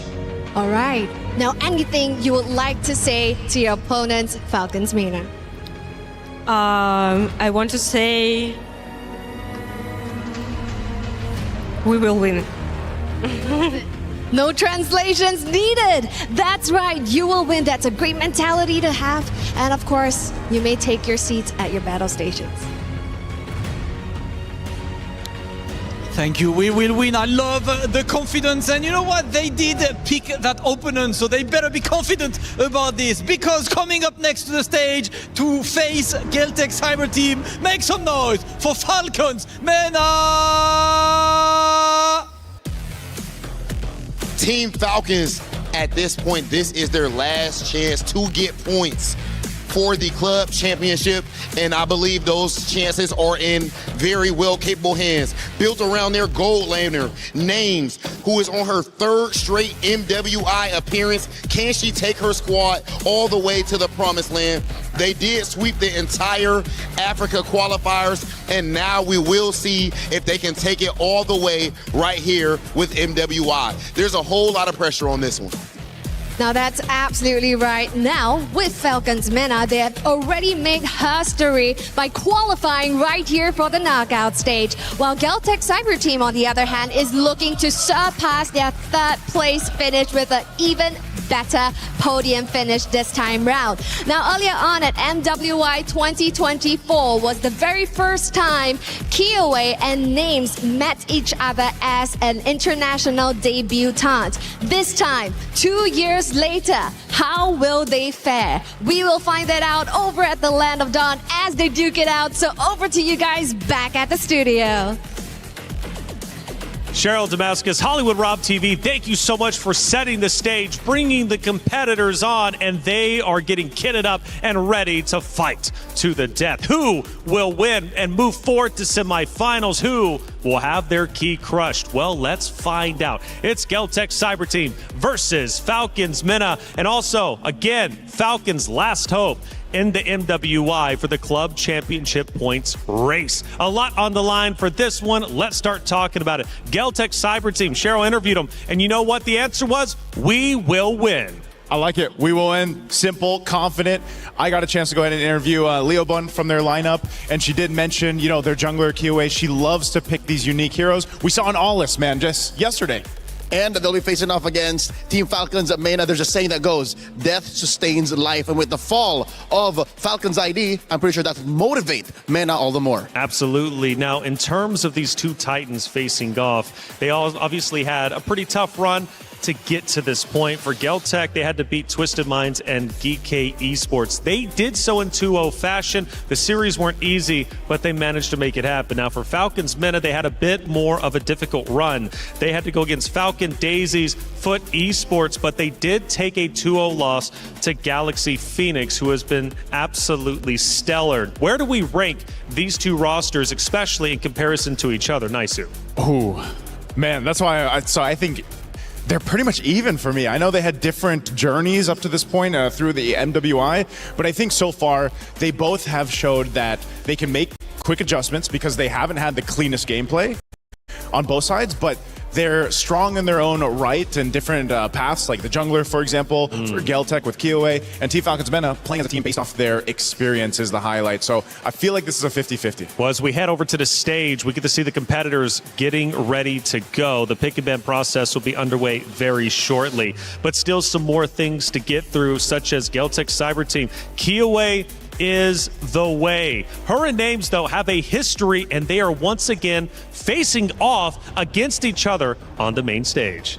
Going into the game proper, let's see if history repeats itself. When they both debuted, both very green, I think it's them now carrying the banner for both of their squads, leading the way, leading the charge. What an amazing turnout would be if either of these teams, well, that's actually how this works. One of them will be moving forward and proving that they belong on the top 4 stage. That's right. Kiowa is definitely one of the star-studded players on the Geltec Cyber Team roster, but she's not the only one competing, of course. Laibun, you mentioned the interview that you had with her a little bit earlier in the days over on the B stream. She's also going to be joining the stage with the EXP XP lane. Yeah, the XP lane right now as we're in the draft, you'll see just how important it is. A lot of the teams have actually opted to pick their XP laners first, especially on blue side. The Esmeralda being one of those heroes that does that so well. That's why the previous matchup was so interesting, because you had that Moskov first pick.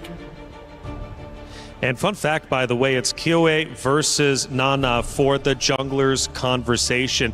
And Kiowe, to me personally, MWI is a motivation, because behind every girl, there's a history. Everybody here worked very hard. That's why I believe everyone should take a look at what we can do on that very stage. Kiowe brings a lot of pride for her roster. I think it's good, man. Again, the way that Geltec has performed so far, their journey up to this point, they've showcased so many interesting things. I mean, and I know some of them might have been seen as mistakes. I'm thinking the Louis Yi diversion send with the Clint. The Aulus. The Aulus. There's been so many good moments from them that I'm wondering if they look at that and say, you know what, that's a part of us. That's our personality. That's the way we play. We laugh about it, we correct it, and we move on. It's a brand of the region. Davai. I would not want to see Geltec turn into the next macro team. This is them. You expect them to fight. You expect them to get in there, play in the paint. Opening picks, Beleric has been banned out, so that means Esmeralda's open. Carry might actually be a big pick here. You were saying? I say it's got to be. Yeah. It's got to be, I think, the Esmeralda. That's probably the safest, I would say. One of the picks that they could go with, because, yeah, most likely you're going to face off the trade. Carry goes over to Falcons if they decide to go ahead and pick this, unless they have something else planned that we haven't seen just yet. But whoa, of course. What is it with the Hirata? Okay, so Hirata has gotten relatively silent for the past maybe 12, 18 hours after yesterday, but here we are. If Kiowe decides that this is the way, then we're expecting a snowball. Beleric, again, already banned out. I'm expecting him to always be open anyways. Freya's open too. Yeah, the Hirara is a weird pick. You know, Seda Esports were the first ones to truly dive in to Hirara after the new meta, of course, ended up giving her a buff. But the thing that I've learned is Hirara is only one piece of the puzzle, and you can't rely on it. Oh, Joseph. Taylor, jungle. Look at this. Coach Koba getting real playful. Picking a Carmilla early on, red 2, alongside a guard. I can see that smile on your face. Yes, sir. I'm not smiling about the Hirara, though. Yeah, no. This Carmilla says nothing about what the draft is going to be. This is mind games. Smoke and mirrors. Smoke and mirrors, that's the way to play it. Leo, I was saying this earlier on. I was like, man, I think when we get to the knockouts, we're not going to see a first pick Hirara. Right? I love the way Reflection says it, by the way. It validates me a little bit, but that's the thing. The Hirara is something that teams have been trying to test out, fumbling around with, and now in this best of 3, where it's this single elimination now in knockouts, can they utilize this? Can they actually make it work? They'll pick up a Claude to go ahead and put in the gold lane with this so far. Okay. Quick run through and a review of how the mechanics work. If Kiowe times it well, the Curse of Blood will actually not trigger. True. And that may even save heroes that get out of range, like, say, Tokyo's Claude, because if the Curse of Blood is triggered while the Hirata is in her iframes, it will not connect. It won't connect. So that's all, it's timing, but it's also the micro skills, that ability of Kiowe. And then there's Charizla, man. I'm actually so surprised. It's been a while. He's only been picked once in MWI so far, but the Rizzler is back. And is this the right move? Because you're working against the Carmilla. A good answer to the Carmilla. Exactly. Because when you're the Carmilla, you want to play in front. You want to be able to get the perfect COB. But with the Terizla, there's a threat of a counter penalty zone. Moskov closes up the first phase for Falcon's Mena, and you know what something tells me? They faced off way too many macro teams in the past 2 days. Yep. And that they just want to have an answer that can kind of clip back across the map. Yeah, just choose that way. I mean, this is one of the things, right, where Names has been able to do relatively well. She plays the Moskov. Remember, just earlier today, feels like yesterday, but just earlier today, how many SOD she was landing. That ultimate of the Moskov. She was on point with them. And so hopefully she's got that accuracy here too, because that's going to be really important on the way they play the map. If she's going to be split pushing, joining the team fights at the right moment to win those team fights, when that Curse of Blood or even the Mystic Gush are expended. Going into the second phase, Coach Koba first bans the Valentina, while Coach Osprey here taking out the Hylo, so they're not quite sure just yet. I don't know where that Carmilla's going. I'm not so sure if that's a jungler or a roamer, so we'll start taking out solid frontliners so that eventually our backline, if we do invest in one through the blue 4 and 5 picks, can kind of survive. Still no mid laner for Geltec Cyber Team. What is left? Got to be an Eve, man. I don't know. There's. I'm thinking the Eve. You already got the Terizla. You can fight in literally a penalty box at that point. That's true, and you kind of want something to answer back to the straight line, the true damage that's coming out of the passive of the Gourd. Yeah, I was actually thinking the last ban from Falcons Mena should have been the Eve. Yeah, not the Lilia, but they go that way anyway. So let's just say it's the Eve for Geltec. What else do they need? They still need that roam option over here, which is integral to making the Harara work. Like we mentioned, for that most successful that we've seen with the Harara performances has been because of that roam option. They can still Gatot. Yep. Gatot Kacha is still on the board. Red 4 here, though. Do you go with your XP now? Yes, in hopes of not revealing that jungle pick. Coach Koba, you have to commit to the bit. Hold out for it. Because that could still be a roam Carmilla. Even though we've, naturally we've seen her in the jungle. Mainly for this. Yuzhonga, man. I was going to say, you need more ways to pop that Purify. You gotta pop that Purify. There's Sora! Sora, all right. That one of the best to do it. One of the best to do it. Picks that up, got your crowd control, set up potential so that the Carmilla doesn't have to be the only one to do that. You can follow through from the projectiles. And deny the natural predator to Gourd. Fun fact about Sora, Sora has only lost once today, okay? Only once, and that was during our last matchup, map number 1. Until then, Sora had a 100% win rate. Sora's a menace. He's always been. And it tells you so much by that red 4 ban. Exactly. Valentina. Yeah, they don't want, and that was why we were so surprised earlier today too when we saw the Sora and the Valentina actually face off. Joseph, what if? Yeah. Atlas Red 5. Atlas Red 5. He's open. It would make it even more deadly. Imagine all of the linking. Too much layering. Okay. Geltec's going to take one out of the book that we saw from Vitality. They'll take a Cho. They've got the Jushin. That's a lot of crowd control. Everyone but the Claude can actually either slow, stun, or knock you up. Yep. Hirara to a smaller extent. But are we going to get it? Could this be the Atlas for the all-in? The Wombo combo, link y'all up and call it a day. This would be the most Wombo combo we've seen in a while if it is the Atlas. They can afford to do it. It's game 1. It's game 1. You might as well. What other roam would you want to take here? Unless it is a swing on the Carmilla, but I'm not sure if it's actually going to be. And I think that's the major decision that Team Falcons men are trying to decide right now, just because, again, the mere fact if they get the upper hand in game 1, they're off to already a momentous start in this best of 3 I series. would trust Nana to get there with it. Oh, so it is. Okay. Yep, it's the usual. It's a roam. Hold up. Wait, it's a roam Carmilla. Is it a jungle Alice? Huh? It has been a while since we've seen that.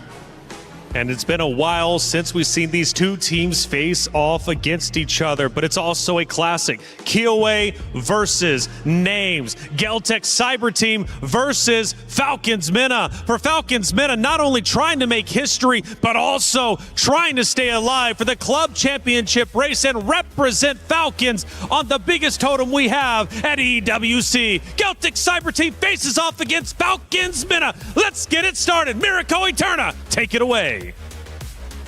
This was a matchup that Nucci really wanted after her previous accomplishment by taking her previous opponents down. And she finally gets it here and now with a very interesting and peculiar draft. The Alice in the jungle, Nana once again flexing her versatility in that role. Ridiculous to bring this up so late into the tournament as well. We'll find out if it actually works. Again, though, at the start of the game, we can see Sanjika and Koejo holding the mid very, very well. Already winning the trade. Names in the bottom lane. Gonna have to deal with Kiowa. Double dash.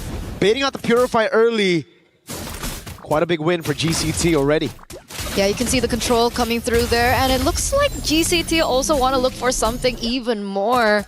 Already going in for the invade into the enemy jungle. The Cho and the Jushin in the mid lane. That mid duo, it's going to be difficult to try and look for something. As the pickup happens, Syrinx getting caught. Nana with the walk up too on this Alice jungle. I think GCT will have enough shred to deal with Alice later on in the game. I think they have enough damage as well early to just pin her down, especially with Liubon here already getting the XP crab. It's all about that first turtle. And yeah, the Sora has lost map 1 earlier, and also I believe it was game number 3 with Tomieko on the Arlet. Was that a flicker? It's very interesting. Series flickers out but walks up again, giving the opportunity for GCT to walk up and to get even more punishment down. Another battle spell already taken out of the play before the first turtle. It's Syrinx and Nucci having to use Flicker and Revitalize. I think it was a little bit of pressure. I think a little bit of nerves perhaps here in the stage, because once again, this is a elimination match. If they want to move forward here in MWI, they do need to take each other down. Meanwhile, now Nana already in position to pick up the neutral objective. Nucci, Nocturne, and Strings are there as well. Let's see what Kyoei can do. Walking up, shifting skies, the immobilization already there. Nana picks up the red tree, onto the neutral objective, pops in a throw in a ruin. That's giving the lot of damage coming through as Nucci is taken low, but look at Kyoei. Picking up a kill in the back line now as Kuejo's able to flicker out, but Kyoei still in the back line, trying to get Syrinx assassinated. Kyoei caught against 2. Mystic Projectile lands as Sanjika pops in a Crimson Beacon, and Kuejo jumps in with the G Kundo. Just one more hit onto Syrinx with no flicker. Great Mystic Projectile with the regen, and now it's Kuejo stuck against Nucci with a stun. She gets away. Oh! Nana with a fadeaway pick. Eventually, it all gathers into a 1-for-2 trade, and it looks like Falcon's Vega also pick up the neutral objective. So far, still, it looks like Falcon Vega pick up the control here, despite that early control from Geltec. And right at this point, Kyoei, we don't really feel the impact just yet. What are we waiting on from Kyoei? Wait a second, could be a solo kill up top. Right now for Kyoei, it's the cooldowns. It's all about the cooldowns when you're playing Hirara. It's all about how you can get those sliding skills up as fast as possible. Kuejo gets away with the G Kundo there. Oh, the SOD from downtown Names! Playing it safe the entire laning phase, but striking when necessary. What the heck? And now the Spear of Misery to pin Tokyo down. BMI, but Syrinx is right there. Frozen Blazing Red to throw the ruin. Gives Nana the killing spree, and it's Falcons, Mena, who are just running away with this game. The panel literally just talked about it. In their previous match, Names was able to pick up the Moskov, and the SODs landed perfectly. And then we see one right at the get-go here, 3 minutes in, and she gets a snipe of her own. An imbalance for the lane, despite Tokyo being able to survive for just a bit until, well, Nana came in and said, no, Kyoei! Gets away with the untargetable Curse of Blood though. Double untargetable, now it's Kuejo walking up, getting stunned, and now a turret for Falcons Vega. Turtles up, but GCT cannot contest. It just seems like Falcons Vega are going to go for another fight. Nocturne is the one who forces out the Crimson Beacon. Yet another big resource burnt out as Nana will just book it straight onto Turtle too. That, and they also take a creep away from Geltec. So they're really denying the resources from Geltec. They don't want Kyoei to farm. They know that one of the saving graces for Geltec is Kyoei, and she seems to have not as much space as she'd like here in this particular game. Falcons Vega really pumping up the gas, a 2,500 gold lead, 2 objectives under their belt, and they were able to pick up the turret down bot as well. So Falcons Vega, they're playing it clean, and they're really just collapsing over and over. And yet again, they do it. Liubon flickers out, gets the penalty zone. Defensively, the SOD. Close, but not close enough. Kuejo now with the G Kundo, able to get the G Kundo down, but no way the Dragon just yet. Shifting skies brings Kyoei right into the midst of it all right now. No untargetable. It's still on cooldown. Names takes her out, and Sanjika has to use the Crimson Beacon defensively. Now, can they get a trade in the bottom lane is the question. Nana rotates over. Tokyo's gonna have to respect this. And up top, it's all Falcons Vega. Picking up a turret for free yet again. Down below and now up top. They don't get the trade. They don't get the trade. They deny it away from Tokyo. And Tokyo is forced back here. You can see Nana just chasing her down. And it looks like the composition from Falcons Vega is working really, really well. They're using brute force between Nana, Nucci, and Nocturne, and they're facilitating names and Syrinx. Quite similar to, I would say, Game 2 of the other Falcons that we saw earlier on. Unfortunately, yes, Falcons ID sent home earlier today. Falcons Vega have no intention to suffer the same fate as their sisters. So far, so good. They've done a good job at balancing that safety with the right amount of aggression. Speaking of aggression, man, forcing it out. Oh, it's still in range of the Mystic Gush and the SOD. Again, at this point, that SOD is an execute. Who needs Flame Shot? Who needs Flame Shot when you have an SOD that lands like that? 2 out of 3 so far for names. And she is really working with this Moskov. I think this is one of her new power picks from the, old Clint, Brunos of the world. She's finally picked up another hero that really suits her. And it's working really, really well for them as well. 4,400 gold lead. You can see the turtle already spawning back into the game. But Nocturne is already in position to deny Kyoei from entering into that vicinity. And I think she knows that. Kyoei only focusing on the buffs and looking for something elsewhere. There's nothing for them to trade it with. This is getting very scary for GCT. It's only a best of 3. Getting that game 1. Huge momentum, huge morale boost. Kyoei's done a good job here just farming up a storm, but question is, will it be enough? Tokyo on the cloud as well, under farm compared to names. Uh-oh. Kyoei spotted, unable to get these waves. Falcons Vega, such a good way to suffocate their opponents, not to conceal. Cancel for the Mystic Projectile, straight into the Mystic Gush. Now Kyoei jumps onto the Moskov, but names has a Spear of Misery. Now Kyoei's on cooldown. The Curse of Blood, not even necessary. Lantern Flare knocks Nocturne up, but Nucci gets the stun on Kuejo. Now names with the SOD and the Misery. A double for names. What a follow-up there by Falcons Mena. You'd think that they were, just chilling for quite a bit, but it looks like they still have their eyes on the prize. The insta follow-up coming in from names and the initial stun there from Nucci. You can really feel the chemistry just beating into their gameplay, and they pick up yet another structure in the bottom lane. It's looking bleak for Geltec as even the buff gets taken away, and it's in the hands of names of all people. 5-0-1. She better get the orange buff at this point, man. She's the hyper carry right now, dealing so much damage, and at 8 minutes, almost completing that DHS to make it the Swift Trinity. A whole 1,500 gold ahead of her laner as well. This is just fantastic stuff from names. So she afforded all that without her Swift Trinity. And without the Bargain Hunter as well. Usually you'd expect a Bargain Hunter for a Moskov that does, to get this Swift Trinity early on. Kuejo, wait, the Dragon out to Nucci. Nucci's gonna find a Curse of Blood very soon now. She's gonna wait for the moment as well. They can see on the SOD lands again. The Spear of Misery locks her down. Names with a monster kill. 6-0-1. She's tearing it up. She is for sure.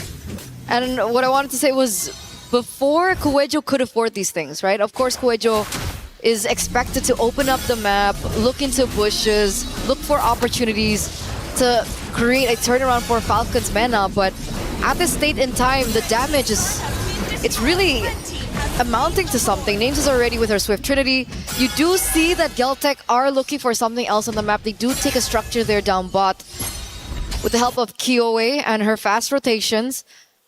But that's all they've been able to get so far. I guess slowly but surely they can come back, but it's a 7,000 gold lead in 10 minutes. Against a composition that should be the good one in late game. This is a scaling comp. It's a Gord, a Moskov, and even Alice in the jungle. GCT were the ones that should have had the early game here with their composition, but we'll see if they can defend this. Nana's already looking for the entrance here to go for the skirmish. You're going to track and get the Holy Shield down before the Lord even gets into the siege of Falcons Vega. I feel like everything banks on Kuejo right now. I mean, Syrinx doesn't have Purify, so there is an opportunity. Wait a second! Mystic Gush, defensive penalty zone. with the flicker from Liuban. But they've already dealt with the Holy Shield. Now they go for the charge with a Trident on the Lord. Good stun on Sonjika, who has to use the Crimson Beacon. Now they track back, holding the Lord into the mid, getting the Holy Shield. But again, it's such a massive victory for Falcons Vega. Far lane control already. Kyoe walks up. Mystic Projectile not in range. Falcons want more. The Ice Queen. Throne Ruin. Gets one, just one now. Kyoe trying to go for the clear in the wave already. Liuban's coming there, but the Shifting Skies brings Sonjika back into the Mystic Gush. Names. Just caught the Milfit gun now. Could have been a kill on Kyoe. Liuban taking up a Storm and Asnup against Names. Way the Dragon Purified out of now is Names. Is able to just go for the damage. Kyoe's gonna fall to Syrinx. Names on the base. Kuejo's trying to take that damage again, but Names stays locked in 11 minutes. And it's game 1 for Falcons Vega. Such a decisive victory here by Team Falcons Mena.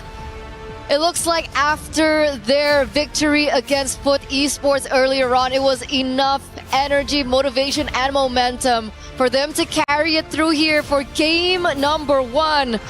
But remember, ladies and gentlemen, this is a best of 3. This is just the beginning. Geltec Cyber team still have a chance to come back and force a game number 3. It all depends on the reset here.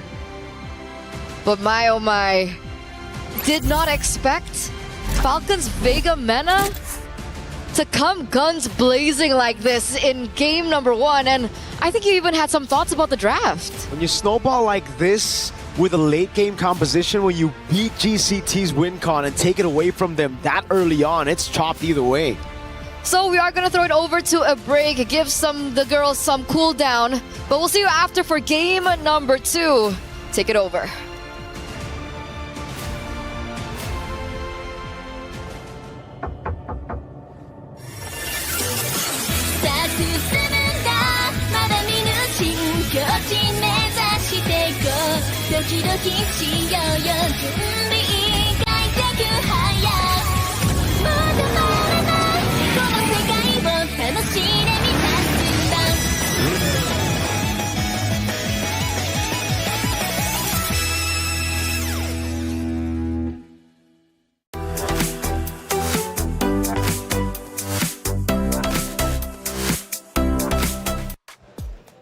Falcons Mena have already made history coming to this very stage, making it to the knockout rounds. They continue to do so by winning round number 1. They are 1 round away from moving forward into our semifinals. Boys, a great matchup. Falcons Mena coming in a lot stronger than I was expecting, quite honestly, especially given the fact that Geltec Cyber team won 2-0, 2-0 in their respective groups. Falcons Mena surprising everybody.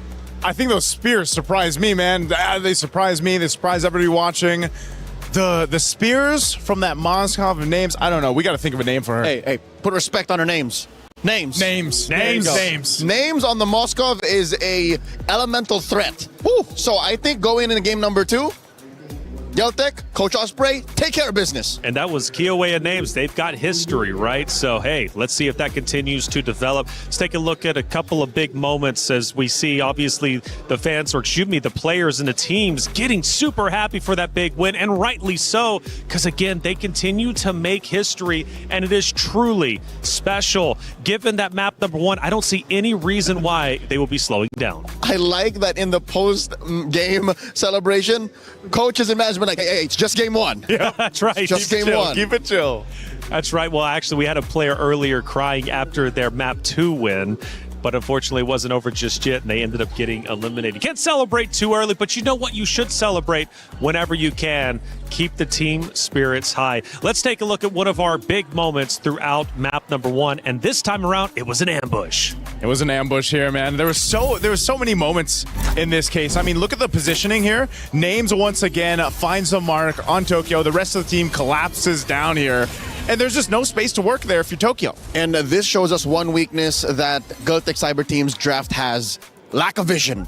Cho is great. Cho is an immortal figure in MLBB. He's always going to be around given his kit, but they had no vision. They didn't know where the rest of Falcons Vega Mena was, so they couldn't protect Tokyo. Well, let's take a look at our second moment from the game, and this will be the final moment we'll be reviewing. We get towards the tail end, the home base. It's under invasion. Look at this, Leo. This setup is basically the fruition of the entire game. Names is unleashing, by the way. She's, look at this, 6-0-2. By the way, again, how many spears did she land? I lost count at one moment. Almost all of them. Almost all of them. Maybe missed one. Not all.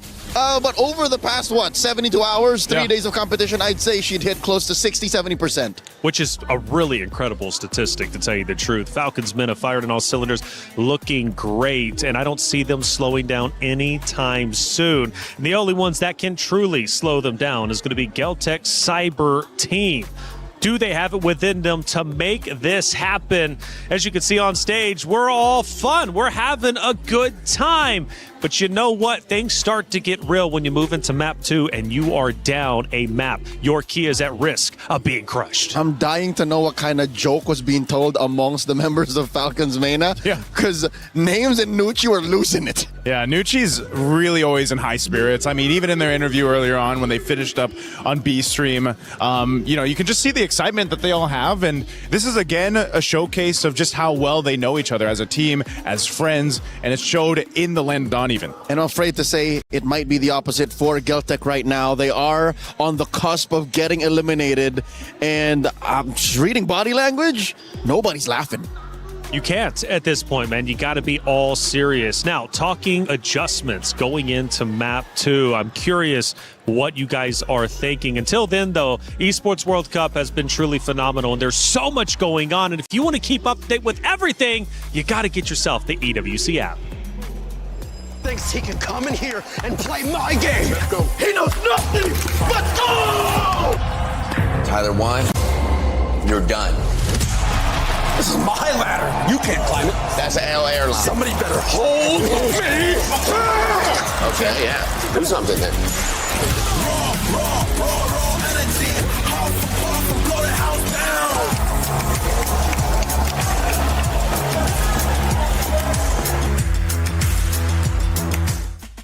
EWC app, it's live now. All you have to do, of course, is just scan the QR code that's going to be on your screen momentarily to get involved. Like I said, the Esports World Cup is truly phenomenal. There's so much going on. And if you think you can call it, if you think you got what it takes to see who's going to win, well, go ahead and put it all on the line. Scan the app and let us know how good you are. Not only through that, but also in our chat as well. Make sure you're keeping active. Let's take a look at a couple of our stats from that map number 1. And clearly it's going to be favored heavily towards Falcons Mena. Oh, man, 11:37 on this one at 12-1 in favor of Falcons Mena, and you can just see it across the board. They started out strong, and they finished even stronger for this one. You get nothing, ma'am. Not a single turtle, nor lord, at least a turret.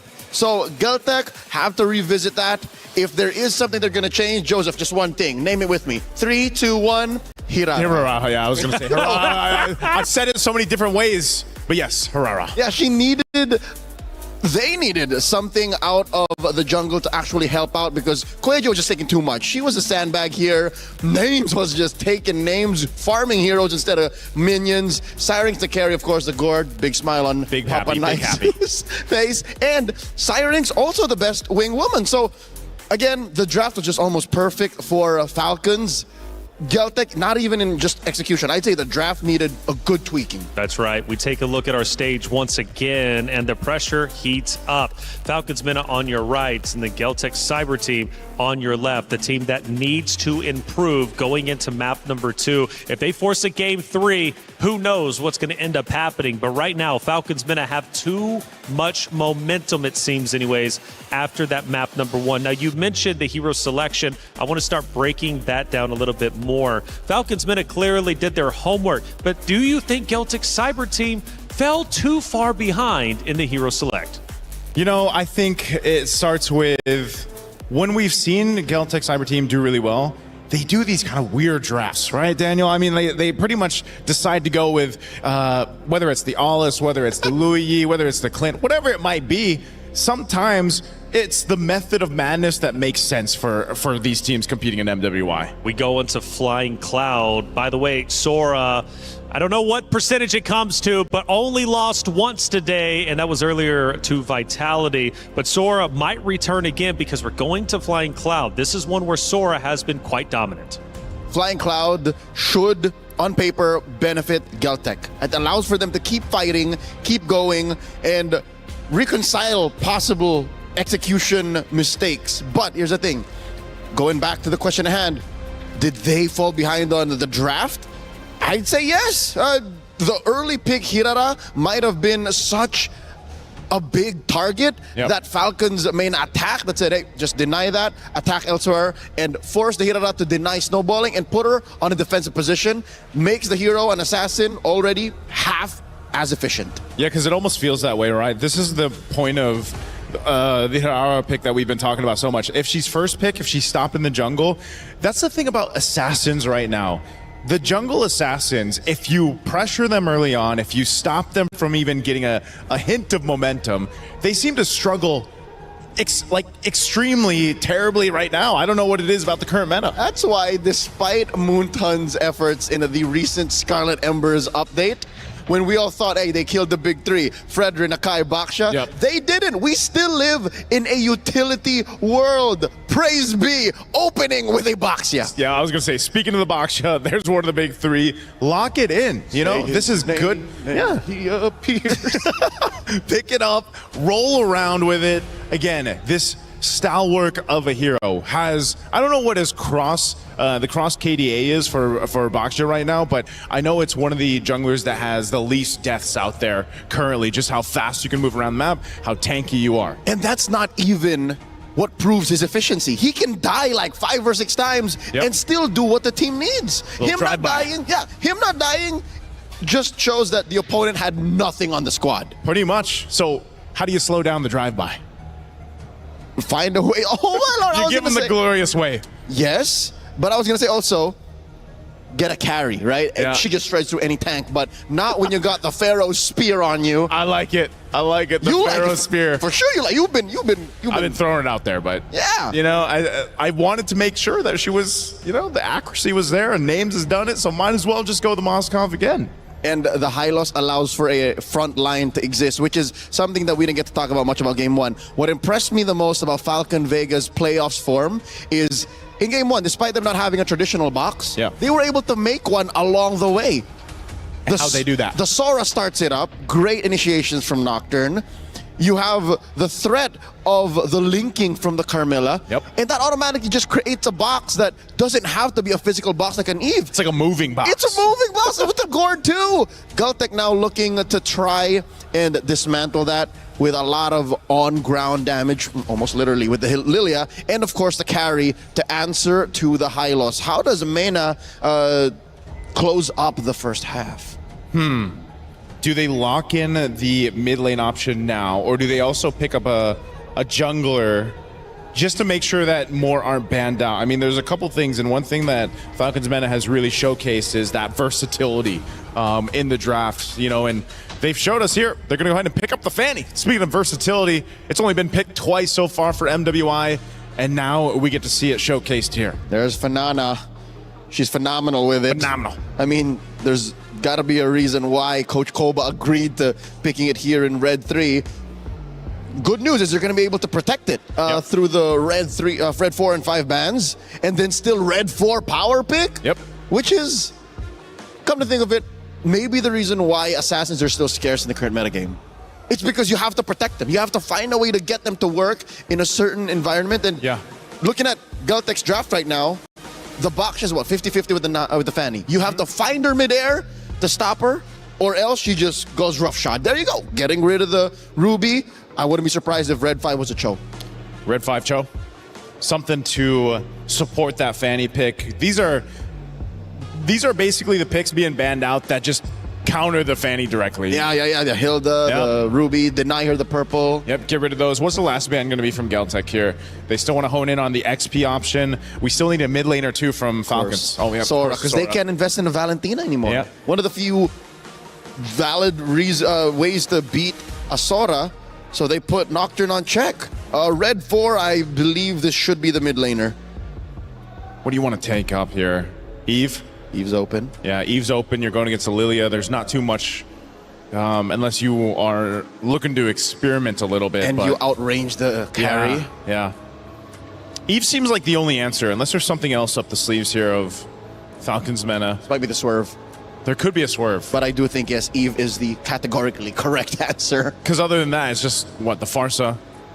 They're gonna hold off on the mid lane pick. They'll pick up a Lapu Lapu for now. Yeah, no rush. They know it's a Lilia, and they know that there's no way that Eve can get denied anymore. I wonder if that's something Coach Osprey at this current moment is thinking about. Or did it even cross their minds or come up in conversation?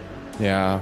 I almost thought they'd just hold off on the XP just to see what the XP lane would be for Geltec first, but I think this is also just kind of showcasing how confident Nocturne is in her play and her ability to go ahead and fight off. Yeah. Coach, give it to me. Coach, let me take it. Coach. Also, it's another way to, in the early to mid, put the carry on check. Yeah.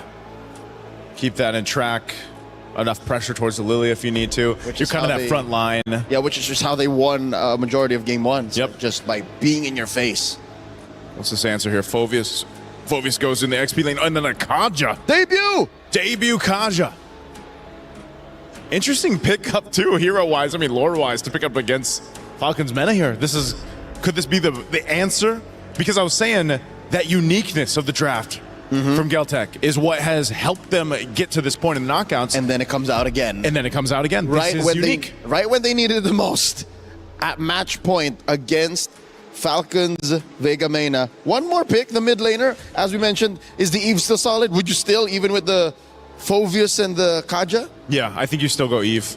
Gives you control, gives you utility, fight around the objective. You know, you're not going to be too worried. I mean, even so, whoa. The swerve is here. Another debut of Vexana? Double debut in game 2 of this best of 3. I haven't seen enough Vexana in recent history. Correct. She's such a stationary hero. Where's this coming from?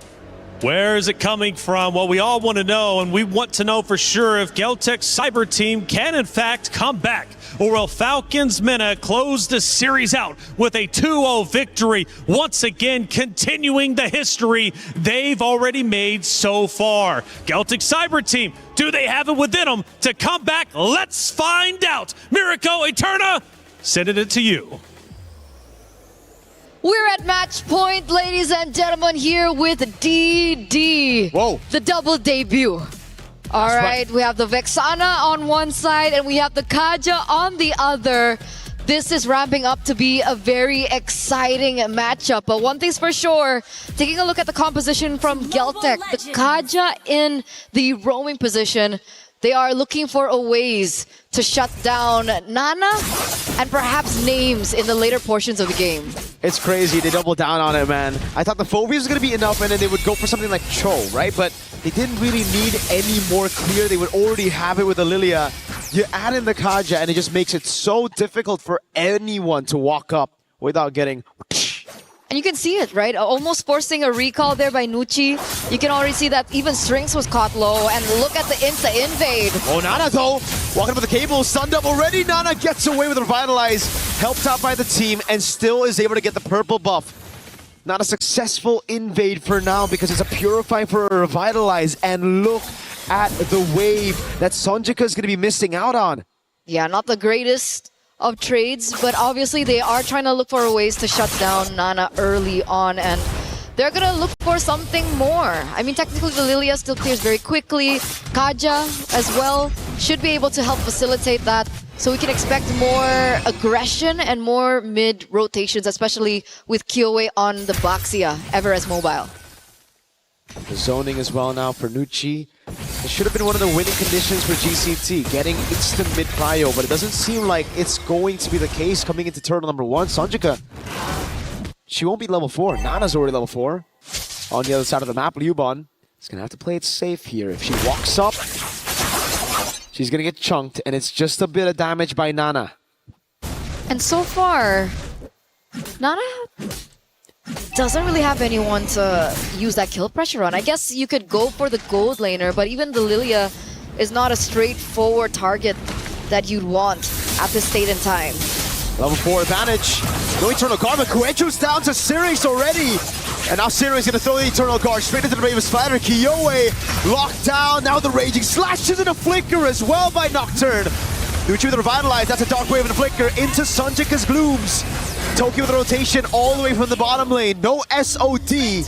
Just a turtle for Falcons Vega and 2 kills to GCT. Which is not bad, right? That's a trade that we didn't really see from game number 1. I mean, Falcons Vega went a little bit too greedy into the enemy jungle, and Geltec was able to punish them for it, right? 2 members. Luckily, there was, you know, the facilitation or the backup coming in from Liuban on the Phobius, and they were able to get a little trade of their own. Now, the big question is, what do they use alongside it? Where do they go after that? Because obviously, neutral objective will go into the hands of Nana, and that is going to push them a little bit further on as we get into the mid-game. Kyo is going to go in with the shield unity a couple of times there. Well, for me, it's just strange. Falcons Vega, they got enough damage on Kyoe to guarantee Turtle, but then they just overextended. The Lapu Lapu Nocturne decided the Raging Slash, missing the first 2, but wanting to flicker past for the third one to hit. A bit off on the calculations, but at this time, it's still okay. They were able to make it away, but it could have been a big win. Could have been. It's not that bad, though. They do see the rotations coming through from Falcons. Whoa. Mena. It looks like they want to target the gold lane like we talked about earlier on, but Nucci there gets spot out. Kuejo and Sonjik are in the vicinity, but the thing is, if the Kaja gets the Divine Judgment, there's no insta-burst to follow it through. It's a Lilia. It's not like a Farsa. It's not like a Kadita. So it's going to be interesting to see that chemistry between these two. Yeah, the combo will be for later. I agree, the Lilia won't be able to go for it, but that's why Nana is trying to deal with Tokyo. That's the real one-shot that they have right now. With the Divine Judgment straight into the carry. Now that the carry, Tokyo, has already used the ultimate, I think Falcons Vega has just depleted GCT of that resource, that main resource, negated the insta-kill with the Divine Judgment now. And that's going to make it a little bit more difficult for Geltec if they still want to contest for the second neutral objective, the second turtle of the game, considering that Kyoe is a level below of Nana right now. I guess she does catch up. There is still a chance for a drive run. Let's see if they're able to get it, because it looks like Geltec are actually in a better position to pick up this turtle this time around. It should be Geltec with the advantage over the neutral objectives with the Phobies and Abaksha. Nucci gonna have to escape from this one. Darkwave comes out with the Eternal Guard, locks them down. 2 members. AoE coming around with Nocturne and Nana with the cut thrown around Tokyo. Nana with a double. Now the Black Shoes baited away already. Nocturne trying to go for this dive again. But Sonjika is able to escape. Names in that skirmish, so chaotic, getting a double as well. A 4-for-2 trade at the very end of it. And Falcons, they're able to utilize the composition really, really well in that particular team fight. We're going to take a look at the replay here. And Strings, just impeccable timing with her ult, and the follow-up definitely was there. You can see Names unable to get that SOD, by the way. And if she did, Tokyo would have been eliminated way, way earlier.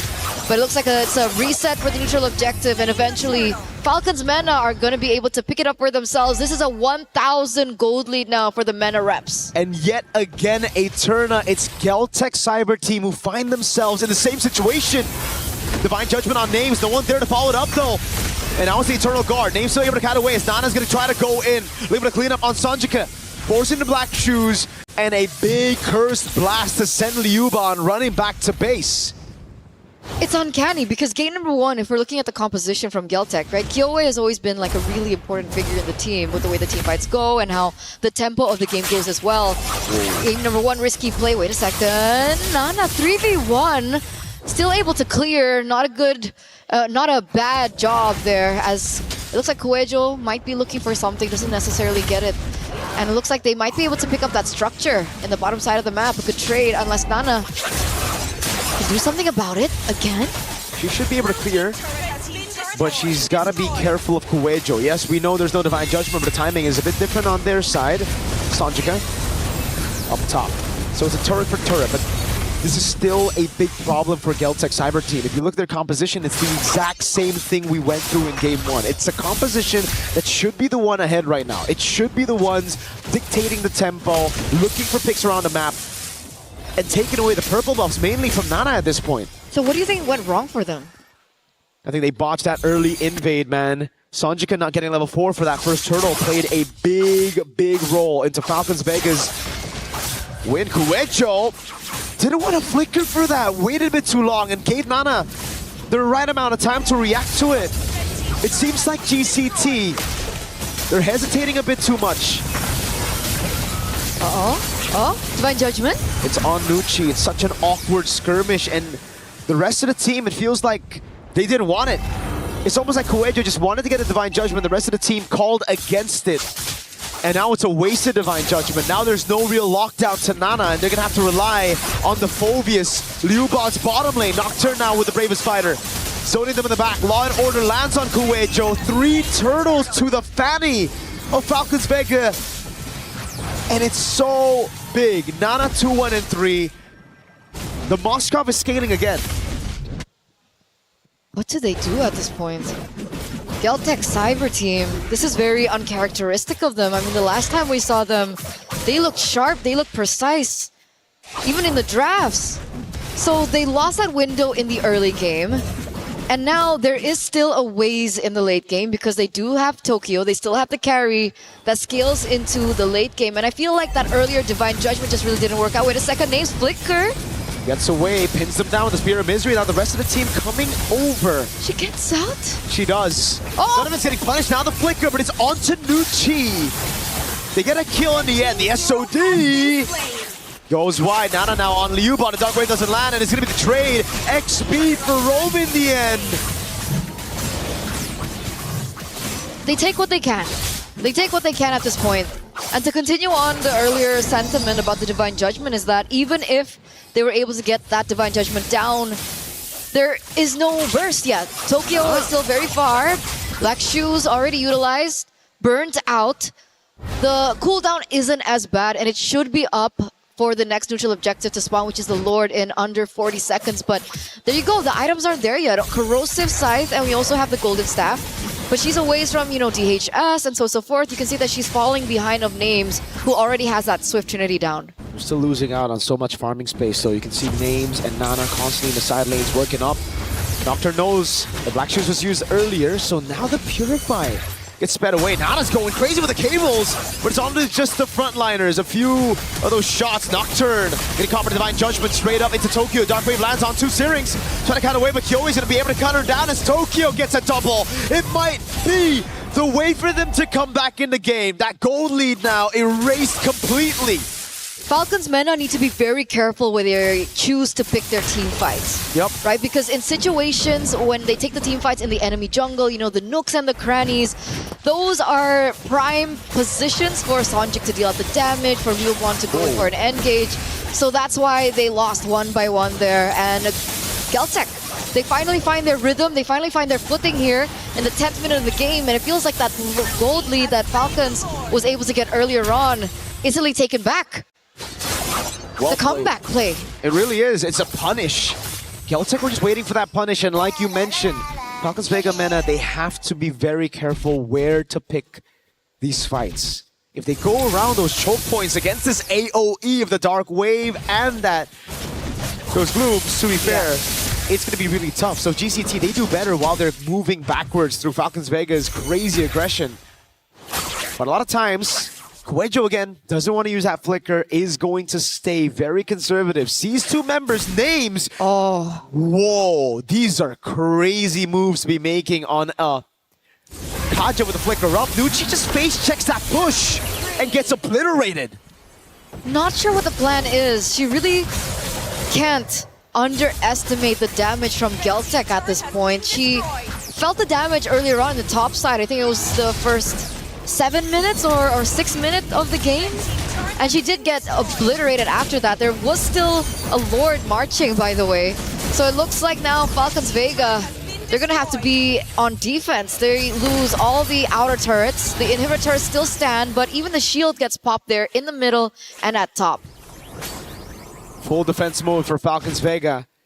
They have pretty good clear with the Moskov still. GCT, on the other hand, it's going to be very tough for them to siege past these base turrets. Tier 2s, all right. But then into the base turret, that's where their lack of range will start to hurt them. Tokyo's going to have to get a Melpick gun before she can actually threaten these base turrets. But finally, this is what we were talking about in the early game with this composition. It's all about tempo and then taking the purple buff away. Nana wanted to get a bit more compensation of that purple buff take. Melpick gun, there you go for Tokyo. So far, so good now for GCT. They can just play to peel for Tokyo.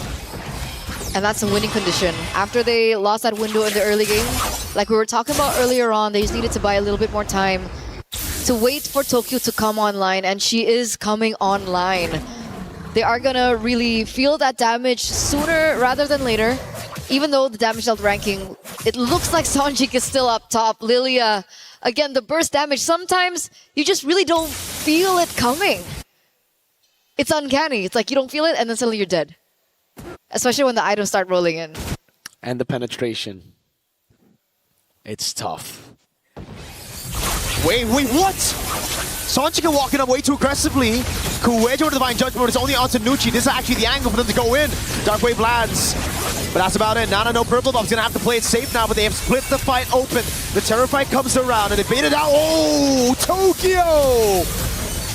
Taking them very low already. Insta-shred, like you mentioned, a turn onto Nucci. A big blast of damage, and now it's Geltech Cyber Team. It's looking for a shield unity. Lands onto Nana, but she's able to get the cable in time. Now 5 seconds on the purple buff. GCT looking at the Lord. Uh-oh. The Lord is going to be blitzed. It's going to be shredded down. The SOD hits, but I don't think she wants to take that one. A little too risky, especially with the Divine Judgment still up. Names will not be able to do anything if she gets caught in it. And because of that burst damage coming through already for Tokyo, now Falcons Vega are playing on the back foot. 4,000 gold lead for Geltech here in the 14th minute of the game. Is there a way for Falcons Vega to come back? I think the only way right now is for a mistake to happen for GCT around the siege. If they push a bit too far, if they overextend and they overstay their welcome in the siege, Falcons Vega could very easily still come back in the game because it's all about keeping Tokyo safe right now. If she's able to free hit in the back, I think it's GG. But if Falcons Vega can somehow break that box, get past the frontliners, there's a chance. It's very small, but there's always a chance right now. No Kyowe. Shield Unity into mid. The Cursed Blast able to clear out the wave. And it's all up to Names to clear it out. The Moskov. How do they do that? Nocturne, can she look for a crazy play of her own? Get a pick onto Tokyo. You can see the clear really going through. It's happening. But the invade and the engage is happening as well. Kyowe is looking for a pick onto Names. That's about it for the siege. It's mid in the top lane. Now Nucci with the Glorious Pathway walking up again, trying to go for the stun on Liuban. Rest of the team knows they've gotten what they needed to with the Lord. They're going to try to go for one more here in the bottom lane. Now this could be their angle for Kuwejo to flicker in and get a massive Divine Judgment. Rest of the team coming out. Knocked over the Bravest Fighter. Divine Judgment locks her down, and Tokyo's free hitting. Nana next to the chopping block now as they go for the damage again, but Nana's going to cable away as Nucci pops in Revitalize in time. That was Tokyo with the tread again. It's enough to take her down. Nana with the cables though. Is it enough? Syrinx needs to flicker out. Nana's going in again with the black shoes already from Sanjika. It's Names who takes the SOD. That's Nana with the jump again onto Tokyo. Still is able to keep herself out of harm's way. And it's GCT with a clean 3 base turret take as they disengage and wait for the next neutral objective. Good defense, but an even better offense by Geltech. Right? They came in, they saw that they were able to get 2 inhibitor turrets, top and mid. They took a gamble for the bottom side, and they get it. And it's great that they were able to get it as well, right? The bottom side of the map, the inhibitor turret being gone will allow them to utilize this to their advantage as they go for the next Lord of the game, and it does give them a lot more to work with compared to Falcons Vega, who have to constantly think about that far side of the map. They do still have the Moskov to work with, but with how fast Kyowe roams around the map, with how things have been really just unfolding in front of our very eyes here in game number 2, it feels a bit too risky if they send Names down there alone. Everyone's so squishy too, so there's no way for them to just enter in. Wait a second, Conceal!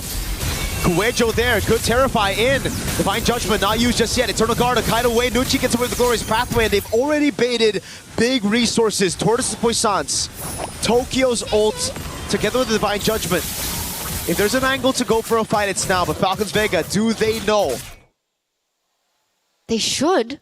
They should. They use the Flying Clouds to come back into the game. They re-engage. Nucci once again just receiving the bad parts of it. She's at 0-7-6. She's been taken down 7 times. She's always the target of the Divine Judgment as well.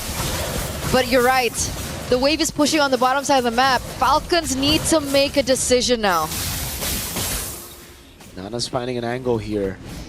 Off angle. Wave gonna be reset again. GCT. One of their strong suits, playing the macro game, waiting for the wave in the bottom lane, waiting for Nana to show up. And they started again before Nana can show up. She shows in mid. Kuejo's taking a beating from that Lord though. They have to be careful of their health bars here. Curse Blast coming down. Kuejo! Flicker in Divine Judgment as well, but it's good peel from Syrinx as he able to land the Eternal Guard. Liubot's all alone in the back line as Nocturne is able to deal with Kuejo. And now it's a shred coming down as Nana will lose her immortality. But the rest of the team is dealt with the front line. And now it's 3v3. Syrinx, Nucci, and Names up against Sonjika, Kyowe, and Tokyo. It's still a huge advantage for Geltec, right? Nana gets taken out. They have no source of retribution. Names was so low as well. The SOD lands, but she's not going to take it. This is a free Lord over to Geltec. A really good way of making things messy and chaotic in that particular team fight, and still able to come out on top. Tokyo is hitting like a truck. She certainly is. She's shredding anything in her way, and that's why she sold boots. It's Windtalker and Immortality just in case. But the thing is, for Geltec, they don't have 5 members up already just now. Only now that they have them. The Flying Clouds will get them back into this Lord quicker, but Falcons Vega, they have the advantage of having their members spawn right next to the Lord here. It's into the base they go. They couldn't manage the waves properly, so we're going to see another delayed end. Falcons Vega have another shot at coming back in the game. But they can do it all over again, right? They can try to go for the exact same thing. Because again, despite the Lord spawning on the opposite side of the map, it's still an advantage for Geltec that they can utilize. But look at this weird rotation from Kuejo as well as Kyowe. They're anticipating for a buff take, and they're waiting in the bush there to open up a trap. They see no one picking up the bait, and Tokyo picks that orange buff for herself. They're just abusing this map control, utilizing to get everything out of Falcons Vega. No purple buff, no orange buff, not even a single green camp given over to Falcons Vega. They're literally suffocating Falcons Vega inside of their own base, waiting for the neutral objective to spawn and not giving any chance for them to build a lead in goal to try to swap those items later. But it looks like there's a gamble. Wait a second, Nucci again? Does she want to go for 8? Divine Judgment and a Dark Wave. Nucci's gonna pop the Revitalize, but she's gonna go down. Kyowe zoning them in the back line right now, as that's gonna be the bravest fighter by Nocturne, and the Flicker out as well. Now a stun onto Sonjika, who still has the black shoes. Nana tries to walk up. Waves good for GCT. Nucci is down. It's a one-man advantage. It was a gamble. It was a gamble made by Nucci once again, opening up the map, but they're not going to get anything out of it. It's just another death. The Black Shoes gets picked up there, and it looks like they want to still look for the end. The Curse Blast is doing a lot of damage. They're able to clear out the wave. 19 seconds on the Lord. Tokyo, very dangerous, very risky move, but she gets out of the way. Nucci's up in 16. Lord's up in 8. Can they buy enough time? I don't think so. Geltec, yeah, they have a carry. They can shred this Lord instantly. With a Windtalker as well. So additional attack speed, but it looks like that's not the first thing that she goes for. She actually goes for the orange buff instead. That's going to give Falcons a little bit more time to, you know, come back into the game. What I really wanted to highlight was the fact that the Holy Crystal was built in by Syrinx. So you can obviously think that the damage will be felt. She has the Divine Glaive as well, so they have to be careful. Falcons, they just go to the other side of the map. They go for the far lane. They don't go for the contest. They let it completely go. And Geltec pick up this Lord uncontested. Falcons pick up a structure on the top side of the map. It's the only thing they can get. Yeah. They can't walk up to the Lord. If they do, it's an easy insta-kill for any one of their frontliners. And at this point, they need all their members to be alive if they want to defend this Lord. Geltec Cyber Team this time around, not losing a single member to... Well, what? Yeah, 300,000 damage taken, rather. Sorry. Not the best game. I mean, feels bad for her. Depending on what kind of roamer you are, this is the best game, right? You want to be taking damage. It's just... That's crazy, dude. 300,000? That's like more than the rest of the team combined. It's definitely a lot. But Mirko, this might be it. This might be game 3. Oh, Divine Judgment lands. Names. Immortality already. The Rose Gold. It goes through her. Monster kill for Sanjika. Now it's Nana in the back with the cables. Immortality going to be popped as well.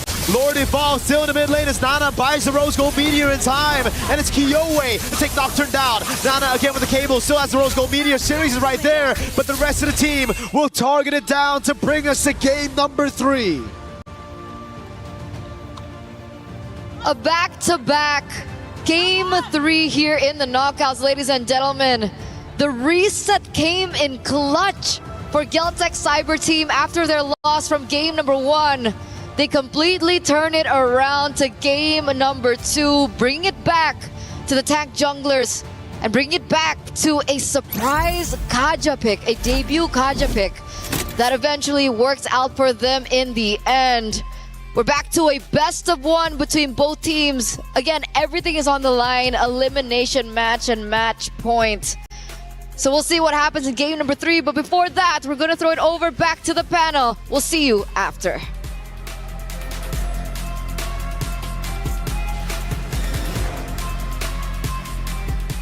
We're there. For every click, every clutch, every respawn. We were there for the years of grind. And we're here. Now. The proud founding partner of EWC. Powering the biggest event in gaming. Shoulder to shoulder with the world's best. Making history. Greatness deserves a stage. Lenovo Legion. Reach your impossible.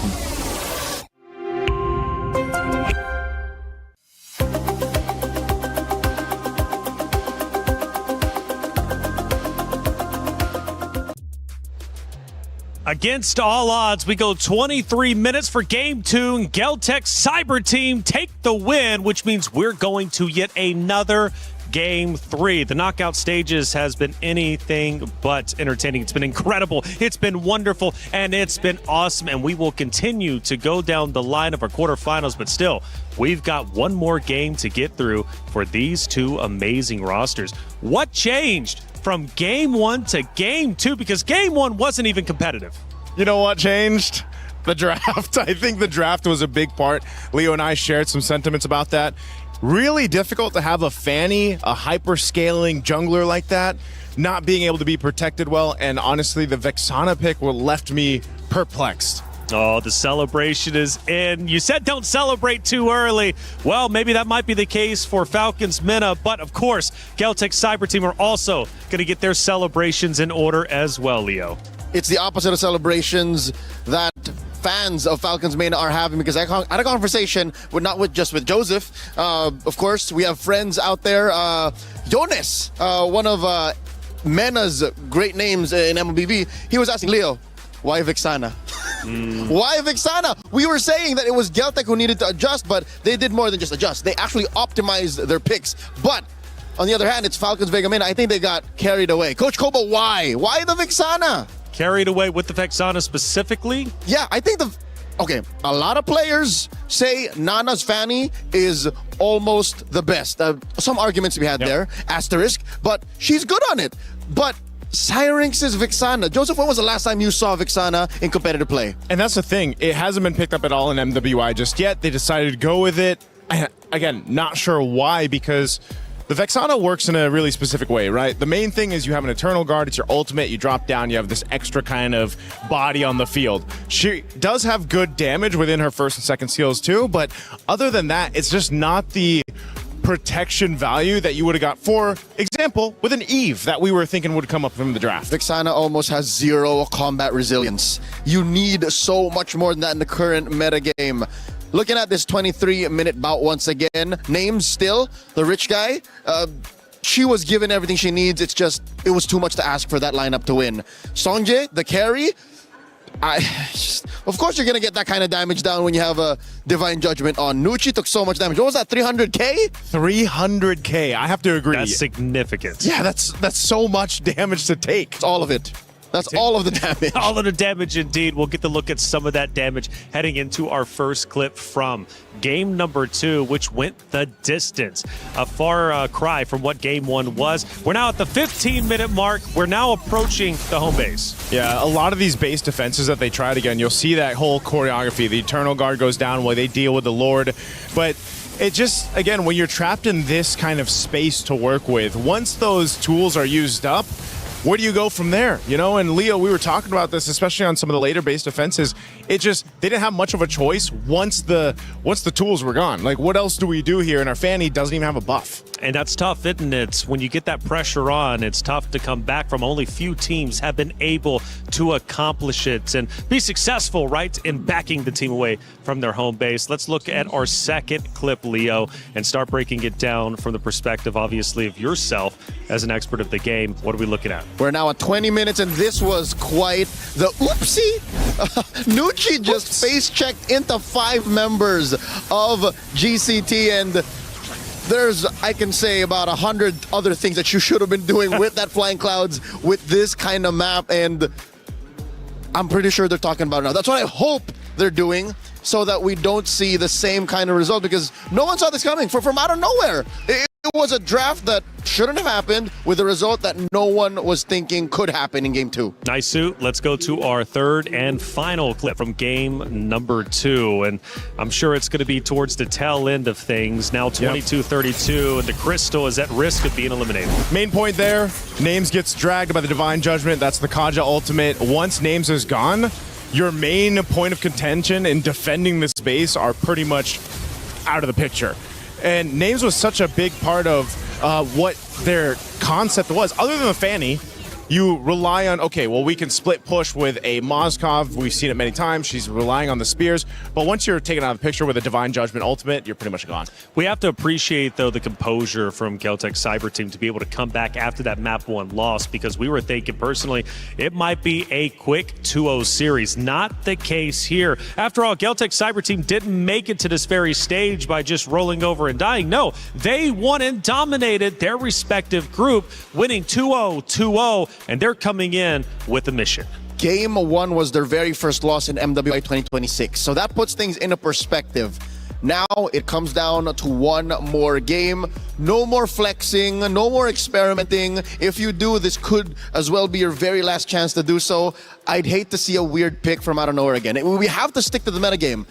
As Joseph put it, it's one or the other. The Vixana or the Fanny. Pick your lane. But sometimes going with the comfort picks, especially in stressful situations, seems to be the way certain teams end up going. But the question is, Naisu, who would feel uncomfortable going into this game 3? I mean, they've both been neck and neck.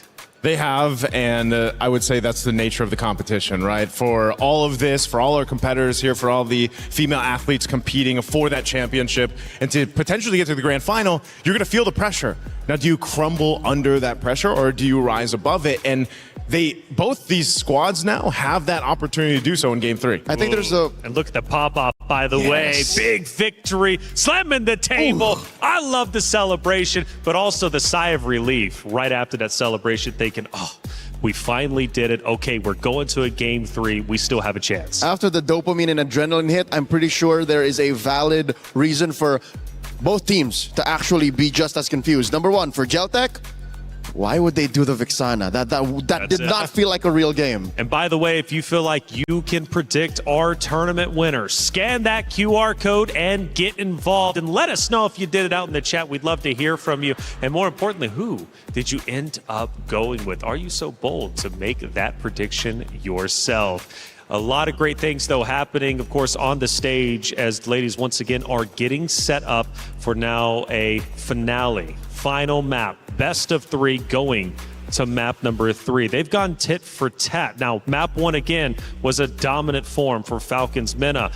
Map number 3, or map number 2, excuse me, went the distance, but Galtech Cyber Team looked in control.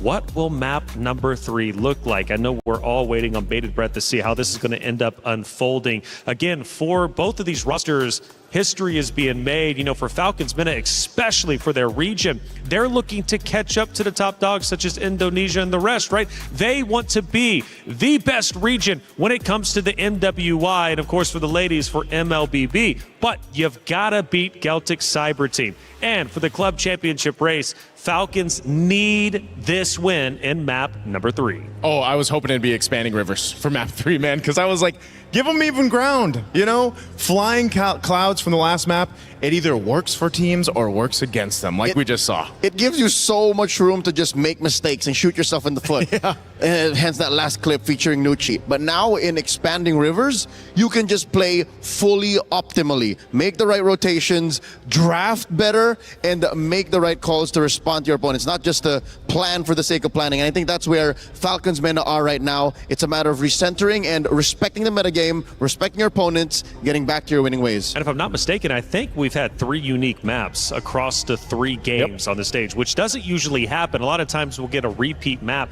This time we're keeping it fresh, and we're going to go into this blind. We don't know how it's going to end up unfolding, but at least we get to see the pick and bans. And Falcons MENA are going to be on that blue side, so they got the priority. Bands kind of adjusted here too. Paquito, Matilda, Marcel being banned out by Falcons MENA on the blue side. Over on the other, Belric, Carmilla doing the due justice here. What's the last one you want to take out? Do you opt for one of the gold laners right now, the carry maybe, or something else here? Carry, Freya, still Esmeralda, out there. Sora. Could this just be also a time to take Baksha first pick blue side because of Expanding Rivers also? For Falcons MENA, yes. Yeah. That or Esmeralda. But I think Celtic could ban that too. Instead, it's the Gourd. So yeah, Falcons MENA, Coach Koba has 2 solid pickups here, maybe 3.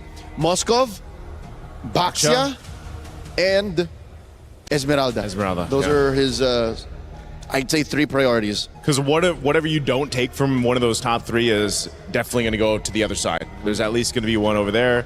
The least of which is the Moskov. Yes. I don't know, man. Maybe lock in the XP lane, right? Get Nocturne going here. Allow you to have that power play in the XP lane. I think that's why you really take your time up to this point as Game 3 is so crucial. So obviously still waiting for the first pick here, and Baxia, I guess, is one at the top of your list that we're wanting to see. That would be a big move coming out from Falcons MENA, and it is going to be a Moskov. Wow. They're still leaning on names. The Moskov for names, man. Now, you think it's a comfort pick more than anything? Oh, 100%. You know, even granted how the previous game went, I think still names has been phenomenal on the Moskov, and there's a reason why they pick it up first. More than a comfort pick, it's a power pick. Yeah. She is the Pharaoh Spear. She is. The tip of the blade that might make Celtic bleed finally and just lay down and take it. Them or Falcons get shot out of the sky, one or the other. So the answer here is, do you pick up a Belric Baksha? Do you go, oh wait, no, Belric's banned out. Valentina, Baksha again, maybe? Just because, again, it allows you that space to work with in the jungle, but they'll take up the carry instead. I think this is a clear tell from Celtic that we're not banning the Sora. Make my day. Pick it. We're going to answer to you. And the Baksha, they get away with it. They can actually still, no. You know what? It's a 50-50. I think Baksha going into a carry can still win. I'm not fully against it. Yeah, neither am I if it ends up being that case. And I think Falcons MENA, they're the decision here after they already picked up the Moskov is they can do Baksha, then they're mid, or Baksha and then go with a roam. Esmeralda still being open, but they'll take the Hylos again. Okay, there's nothing. Even the last game, I know it didn't look too great for the Hylos in the hands of Nucci, but yes, she took a lot of damage. She kind of had to do that for the team, and they go the Sora. No, mind you, the Valentina's on the other side. So I think we're seeing 2 sides of the same coin here. They're both power picks and comfort picks. Has to be. And then this is, I'm sure, a conversation that Nocturne has had with Coach Koba saying, I know there's a Valentina, but Coach, trust, we can do this. Hoping for no Vixana. I was going to say, so you're at that point where it's down to the one game, give us our comfort, our tournament lives are on the line, let's just do that. Why not? I think comfort picks at this point might actually be a smart play because, like it was brought up earlier on the desk, if you don't have to really worry about playing around the hero, you just know how it works inherently. I mean, that's a comfort in its own right, especially going into a Game 3. Definitely so. Atlas going to be one of the main picks that we've seen in the Roam work so far throughout the current meta. Yep, he is a rising tide. The buffs over the past couple of patches have done well to make this bombastic setter really make an impact in the current metagame. Going into the bans, attack the mid lane. I'd say, given the, bold decisions Falcons made, you still have to watch out for that mid pick. Take out the... I don't think you want to take out the Eve. You want to give more to the Valentina. Take out the Lilia? Take out the Lilia? Yeah, no, take out the Lilia. Yeah. Since they already took out one of the main pickups, that Gord, they'll take out the Alice. Lilia next. This is so weird. Why the Alice? There's no... Wait, Alice jungle. I was going to say Alice jungle. Ah. That's the only other caveat there since the Sora is in play. Alice jungle. Because, I mean, it's not often that we see it. We actually thought we might see it in the previous one, but... It already won. Yeah, already won. What else do you want to go here? At least for Falcons meta, to take off the XP lane. I think they're still going to hone in it. They go with the Guinevere. Also a solid jungle pick. Jungle. So it's both. 2 birds with 1 stone. Galtech, this has to be a mid. I'd say. Mid lane? Yeah. Go with the mid lane ban. At least to... I don't know. Like you said, you can just leave the Eve open. You can let the Eve go through. Yep. I think it'd be to Galtech's benefit because they'll have so many more options. Okay. Take out the Fanny. You mentioned about Nana's Fanny in the previous one. I think it would have gone a lot different if, again, the composition was a little bit different because Falcons meta need that support if you're going to pick up an assassin jungler. So now that the Fanny's gone, I wonder if they're still going to opt for that. Knowing that both junglers haven't been picked up, and how this has changed the course of the meta in its way, at least here for MWI, has changed where sometimes it goes this way where it's down to the last 2 picks for both sides. You don't have the jungler yet, and you kind of leave that swerve opportunity. So here for Galtech, do they just go with an XP laner now and then hold off on that jungle?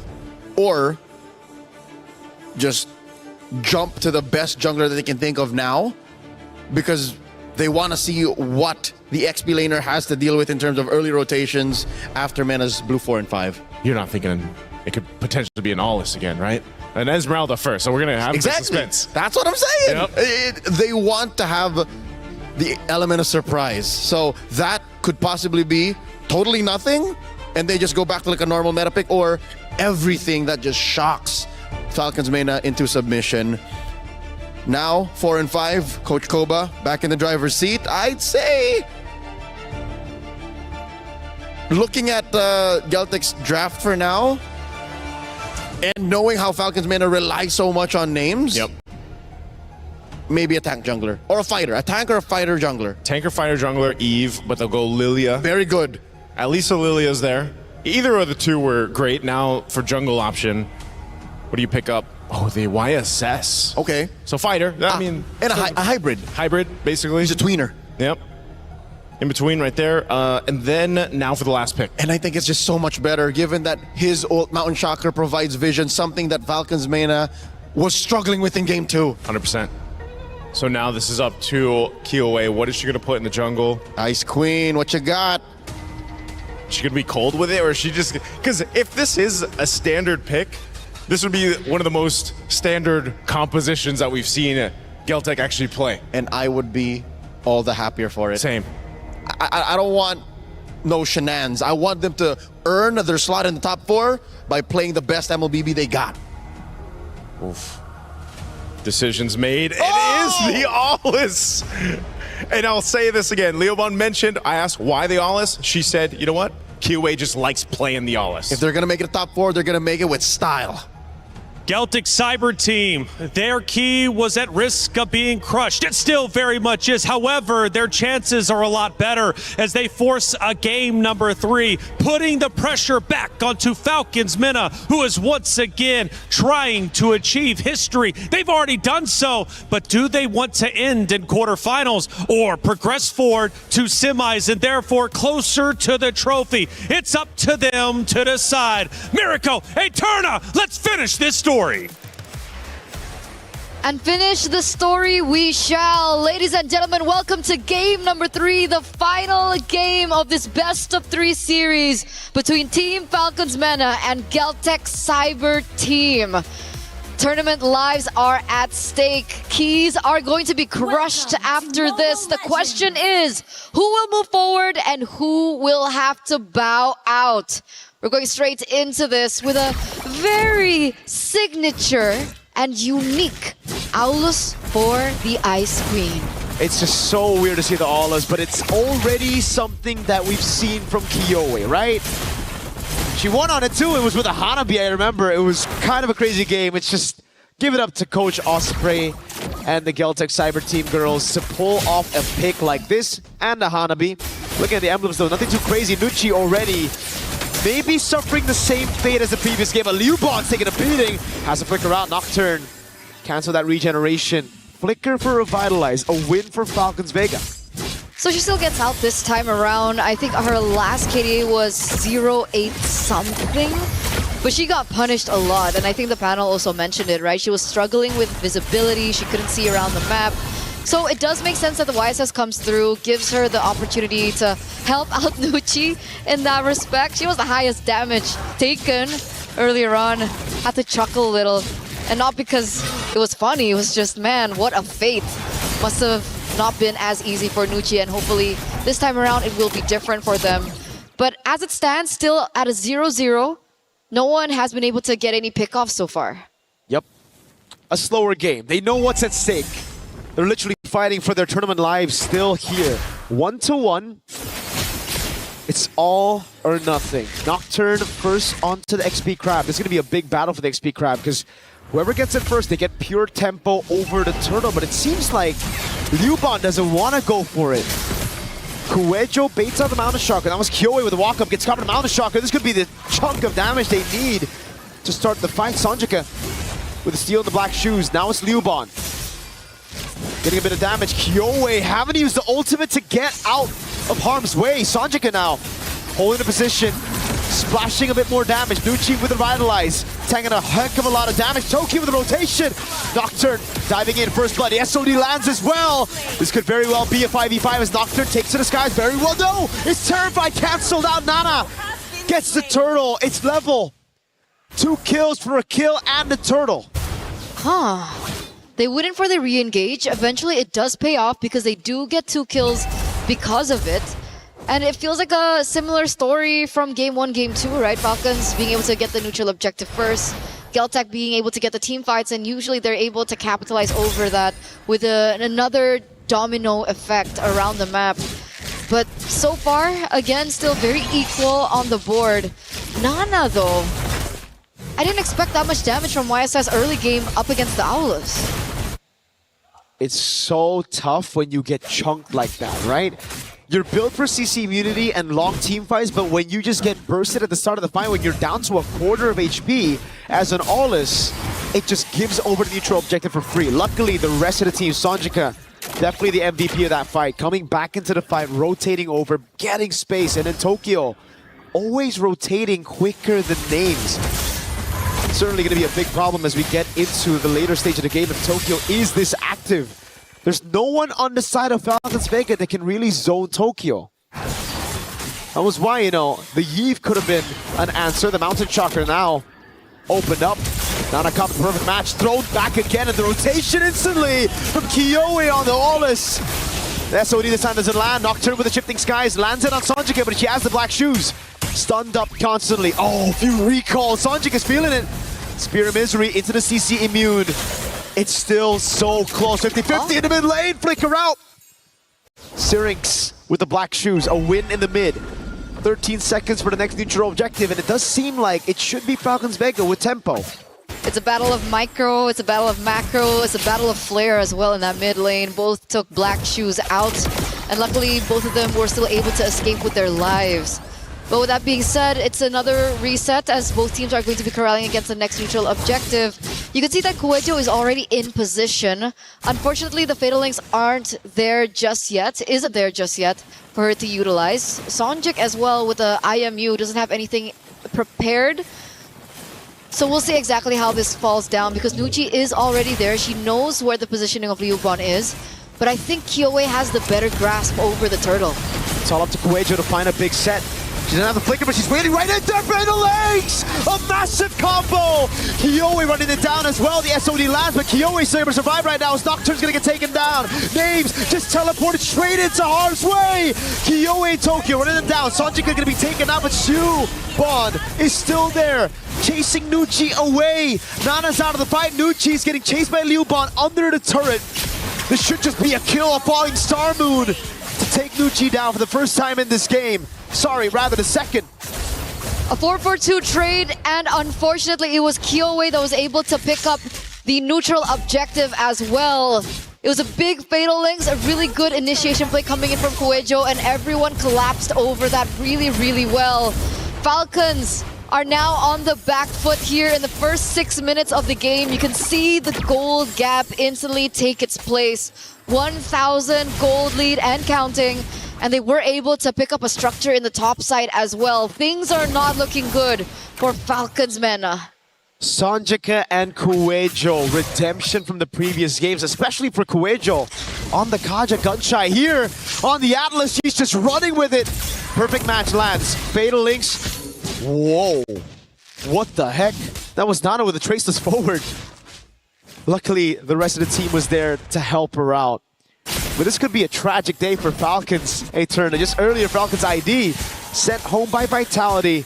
Falcons Vegas started off really strong with game 1, but game 2 slipped out of their hands. Then we have a game 3 where Geltec Cyber Team, for the first time in the series, hold a lead at the start of the game. They came in this knowing that Geltec was a strong foe. They wanted up again, but that's a Fatal Links. Baiting out the Purify, shift these guys by Nocturne, delaying the skirmish a bit. Nana with a rotation as well. Nocturne just walks into it. Toki with the shred. That's a big mountain shocker, but there's no follow-up now. Black Shoes in the midst of it all. Black Shoes again from Sonjika. Lubon, Falling Star Moon stops Syrinx in her place, but no more kills. Just an open turtle for GCT to take. Another advantage that they are able to put in their belt, or under their belt rather, a neutral objective, a kill over, and they have as much map control as ever. You see the SOD being placed but doesn't get its mark. Nucci tries her best to try and prevent this structure take. They go ahead and open up that ult. I think it's fine if they lose Kuejo. That's a sacrifice that they should be willing to take. Kyoe, CC Immune gets out of the mountain shocker. Tokyo picked up the turret while all that was happening. So it's value.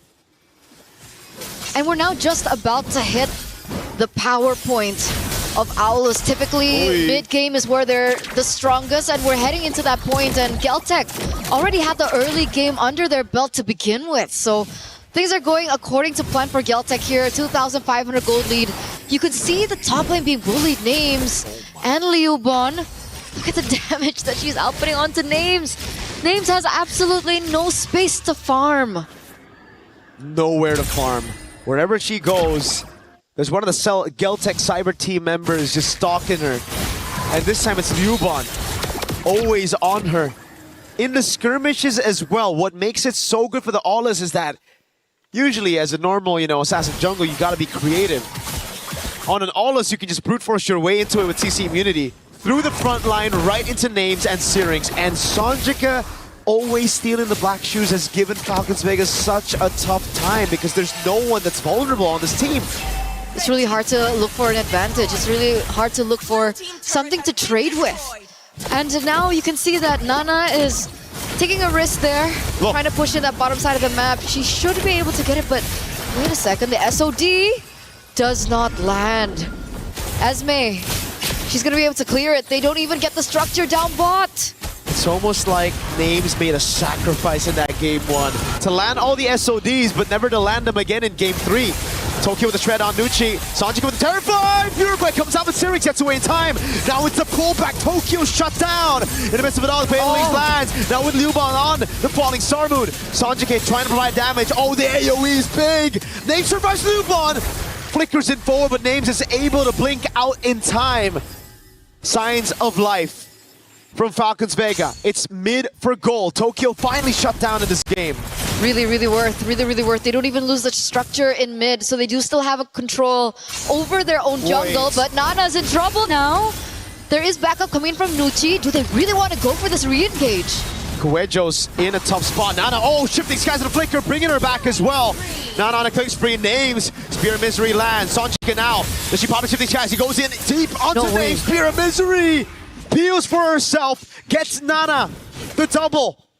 That would have been too much. That would have been too much if Sanjika could get that kill over Names. Luckily, she still had the spear to bring her back and eventually have the damage to take her down. Tokyo. And this does mean that 2 members are down. Falcons should be able to pick up this Lord. Kyoei went for the chase. Lord's already very low. Kyoei won't be able to make it in time. The retreat from Nana is good. And Falcons Vega get their hands back in the game. 10 minutes in. Only a 1,000 gold lead, and I do think that Falcons Vega have a very good scaling comp. It's a Lilia and a double marksman composition. They should be able to shred now with items. So they're still in the game. They still have the foot in the door. It's not a 50. Wait a second, Kyoei, what is she doing? Nocturne goes in, but none of the other members capitalize on that. Nana, Mountain Chakra just a zone, 2 levels ahead of this Aulus. She's fine, she's fine. Falcons take something of their own. They pick a structure up top. What it was really peculiar for me was during that entire Lord. Wait a second. The first time she got away. The second time it might just be a bait. The whole team coming around. Oh, Kuejo! Fatal Links into Tokyo's free hits. That's Nana taken down, and Nucci's gonna be next to the chopping block. Kyoei gets baited them. Sanjika with the SOD! Breaks the formation, and it gets Liuban to get a falling Star Moon on Nocturne. Oh my god, we thought it was a mistake. It turns out to be a bait by Kyoei. What a play, what a play, what capitalization from the rest of the team. Early pick Valentina. Black Shoes was the choice. Suddenly she picks up the SOD and she gets a pick for themselves. 4 members are down from Falcons. They're going to be up in a few seconds. Nocturne, the only one left standing here as Geltec look for more and take them away from Falcons. How did they go from a 50-50 to what we're seeing right now? It's these very thin margins. They literally just out-mechanic their way into that win. Logically, it shouldn't have been a win. Kyoei is out of the fight. It was a 4v5 they were taking, but they split Falcons Vega just right for them to capitalize. Again, Nucci walks up. Now the glorious pathway backwards. Oh! Kuejo! Fatal Links finds everybody! Kyoei gets a triple. Tokyo gets 1 on top. And it's Nana to try to cut the waves in mid. Wave bot is good. Nana's gonna have to pull a miraculous defense, but she's still handling the wave mid. She won't be able to recall in time. This is it. This could be the very end, and it truly is, and Nana will not be able to deny it away from them. Geltec Cyber Team pull a reverse sweep to make it the top 4. And they move forward, ladies and gentlemen, up against an experienced roster in Team Falcons Mena. QA has brought her experience from her last run at MWI and have brought Sanjika, Kuejo, Tokyo, and Liuban forward here in MWI 2026. It was a symphony of skills together, baiting out those purifies in the prior fight, and then a massive Kuejo set into a follow-up from Sanjika. It was immaculate. It truly, truly was. We want to hear from them. We want to know what they have to say about that victory. And with that, we're going to throw it over to the stage.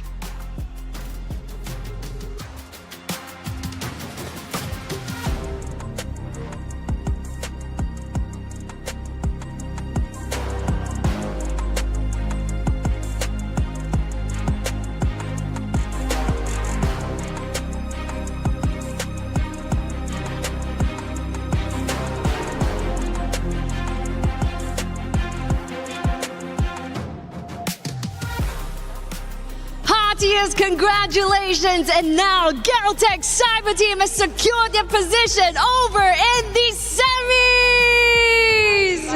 Wow, we the team are so excited. You can hear cheers coming from across the floor right here. Now, we would like to ask, what happened in the first game? You guys had a real smooth game so far without dropping a single game, but that one game happened. What happened? Tell us more. У нас не было урона на миду, тренера налажали. Well, we didn't have the drop, but anyway, the coaches, the trainers somehow screwed up. Oh, so there has been a misdraft? То есть, получается, произошел мисдрафт. Okay, and then they regrouped and has taken the series itself, so congratulations. And now, we would like to have Falcon's Mena hand on over their keys to Galtech Cyber Team.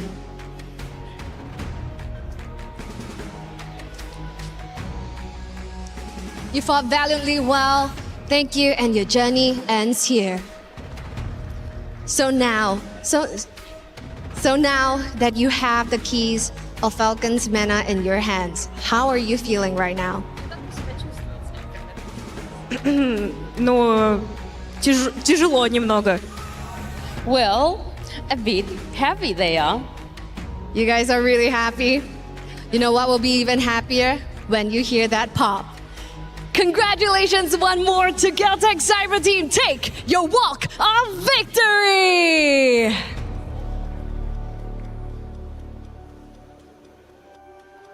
Galtech Cyber Team getting it done in the clutch when it matters most, and we've seen the trash talk as well. Love to see that type of energy. They hit him with the, I like that right there, baby. You know what I mean? Galtech Cyber Team showing that they are here to stay, and the trash talk wasn't enough. You know, they're about to savor. You can hear their fans in the background. They're about to savor this key pop. It's gonna get serious.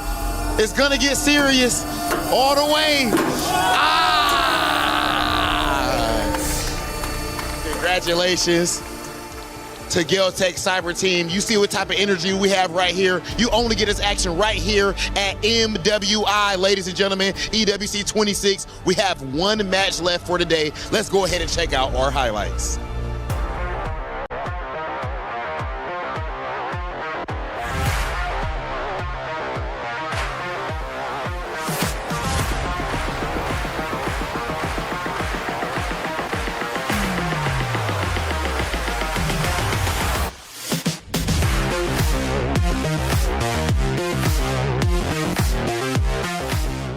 Is in our DNA. Whenever we let it out, it becomes our superpower. Now imagine an entire city being built to supercharge it. Kadir City, powered by play.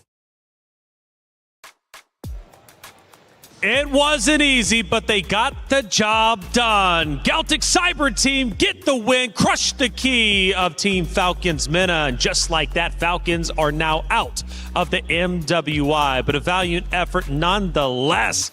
And hey, shout out to the fans for Galtech Cyber Team showing up, not only cheering on their team to win, but also going over to the Crusher. Yep, it's unfortunate. Again, another key is crushed. Nature competition. Both Falcons now have bowed out. That's it. Back-to-back heartbreak. Heartbreak. I think they still get 400 total, or at least 200 points for sure for the club championship. But Falcons have had a tough run so far when it comes for the club championship, of course, run. Now, of course, there was a lot of great moments throughout that game. Number 3, let's take a look at least at one of them and start breaking it down of how Galtech was able to get this win in the end over Team Falcons Mena. As we take a look, Leo, what do we see? So this is the second turtle take, and this is, I think, the main storyline. Galtech Cyber Team are just all the more locked in. There may be a factor of, I'd say, fatigue, because Falcons Mena Vega have been playing since the morning today. That's true. They have, and they've had to go through the ringer up to this point. So endurance, that mental endurance, is something we always talk about here with our esports athletes. You have to, right? And you're right. They are, in fact, athletes. It's not easy to stay mentally composed, really. You have an early call time, you come in, and now you're playing this late in the day, but that is the nature of competition. Let's take a look at our second in-game moment. And we'll start to notice, I'm sure, Geltec starting to win this ultimately, 12-34. We actually have another battle taking place just outside of the base. This definitely looks like leftovers from the engagement patterns from game number 2. Nucci, far away from home. I'm looking at Nana. What was the plan? I'm sure the Mountain Shocker was there to be used. How could you not have told that there were going to be a kill squad nearby? How could you not be told that? Well, communication is key. They move on in, they destroy the crystal, and ultimately take the win in just 13 minutes. And we did get some insight as to what happened in game number 1. Well, Naisu, it seems like it was a bit of a hero mismatch, maybe a misplay on their part. Yeah, it comes down a lot of the times we hear from the interviews and even our own kind of sentiments. The draft is so important in the nature of MLBB, the competition here. But also, too, again, I was wondering, would we see that Ollis in the hands of Kiowe go through? They leaned on it, and this time, again, it works out. She's the only player now to bring out this Ollis twice. Oh, wow. And by the way, casters were getting into it, and they were getting loud. Let's take a look at how they looked during those casting moments. What? Lord, Kiowe. wait a second. The first time Again? she got away. The second time it might just be a bait. The whole team coming around. Oh, Kuecho! Fatal links into Tokyo's free hits. That's Nana taken out, and Nucci's going to be next to the chopping block. Kyowe just baited them. Sonjika with the SOT! Breaks the formation, and it gets Lubon to get a falling star moon on Nocturne. Oh my god, we thought it was a mistake. It turns out to be a bait by Kyowe. Mirko and Eterna have been bringing the energy throughout all of our best of threes that we've watched for the past 2 series, and they've got one more to go. But make no mistake about it, they are giving their all. And Eterna was giving some dance moves, I think it was at the beginning of that clip. It's like, was it like this? Something like that. Something like that. You know, hey, us as casters, when we're in the heat of the game, that's right. We can't help it. We do what we do, and don't ask any more questions. This was a great series. Falcons Mena to celebrate them. Again, making history for their region. It was a tremendous deal that they made it to the knockout stage. Yes, they fall short from what they wanted. Everybody wants that championship, but only one team can get it. And now, Geltec Cyber Team are in true dark horse territory. Much like their counterparts in the men's division, they are the pride of ECA, and they can legit just upset almost anyone, especially in best of 5. Ooh, that is a big talking point. We brought it up at the beginning, right? EECA, maybe an underrepresented region now looking to make headway and join the likes of Indonesia and the rest of them out there. And they very well could do so, because now they are officially top 4.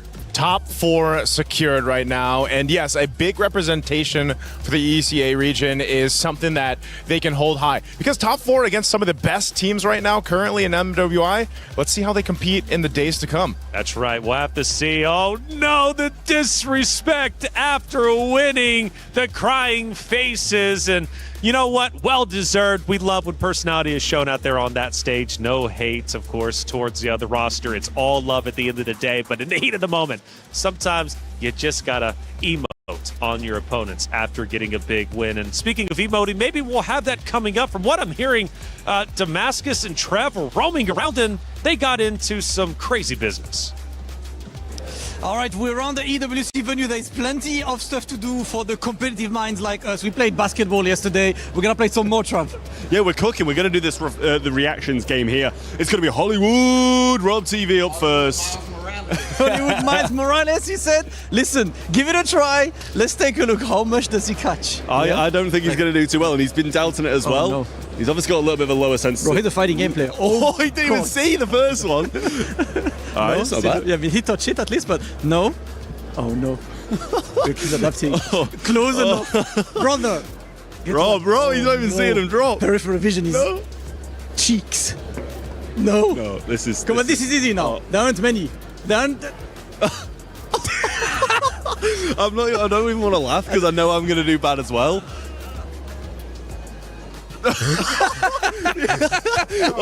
Hey, he got one. Bro, I guarantee you this is so much harder than it looks, bro.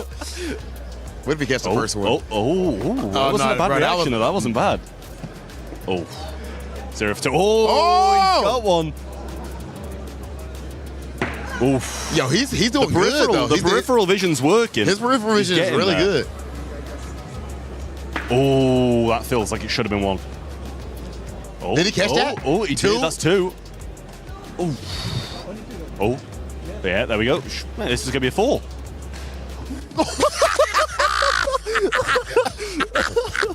Damascus, no. Trav did when we did basketball. Yeah. Trav did win. Yeah, so he can't win 2 in a row. So I'm definitely rooting against you, brother. I'm sorry. I got to root against you this one time. Hey, look, he's in position. He ready. Okay. That was a good reaction, though. Okay. You got it? Yes, let's go. Last one. Almost. I'm scared. He got one right now? Oh, no. All right, still one. Okay, 2. Come on. What 3. We doing? Can he match it? 4. Yeah, that's it. Bro, don't. Can I be salty for a moment? His last 4 were the last 4 next to each other. My last 4 are like this one and this one. That's rigged. It's all excuses. It's all excuses. But we have a victor, and his name is Trav. Trev can't keep getting away with this. He won basketball. He took that away from Hollywood Rob TV, who's American, by the way. And now we just lost the reaction test. Somebody put a stop to that, man. I hope so. My goodness. But we're having fun around the EWC venue. It's a lot of fun in here, and I hope all of you at home get a chance to come and visit and check it out because it is nothing but good fun. Hey, welcome back into our desk. I'm Taylor Reflections Noble. Nice, Sue. And hold up. Wait a second. We got Zorn on the desk. How you doing, brother? Yeah, I'm good, guys. Hello.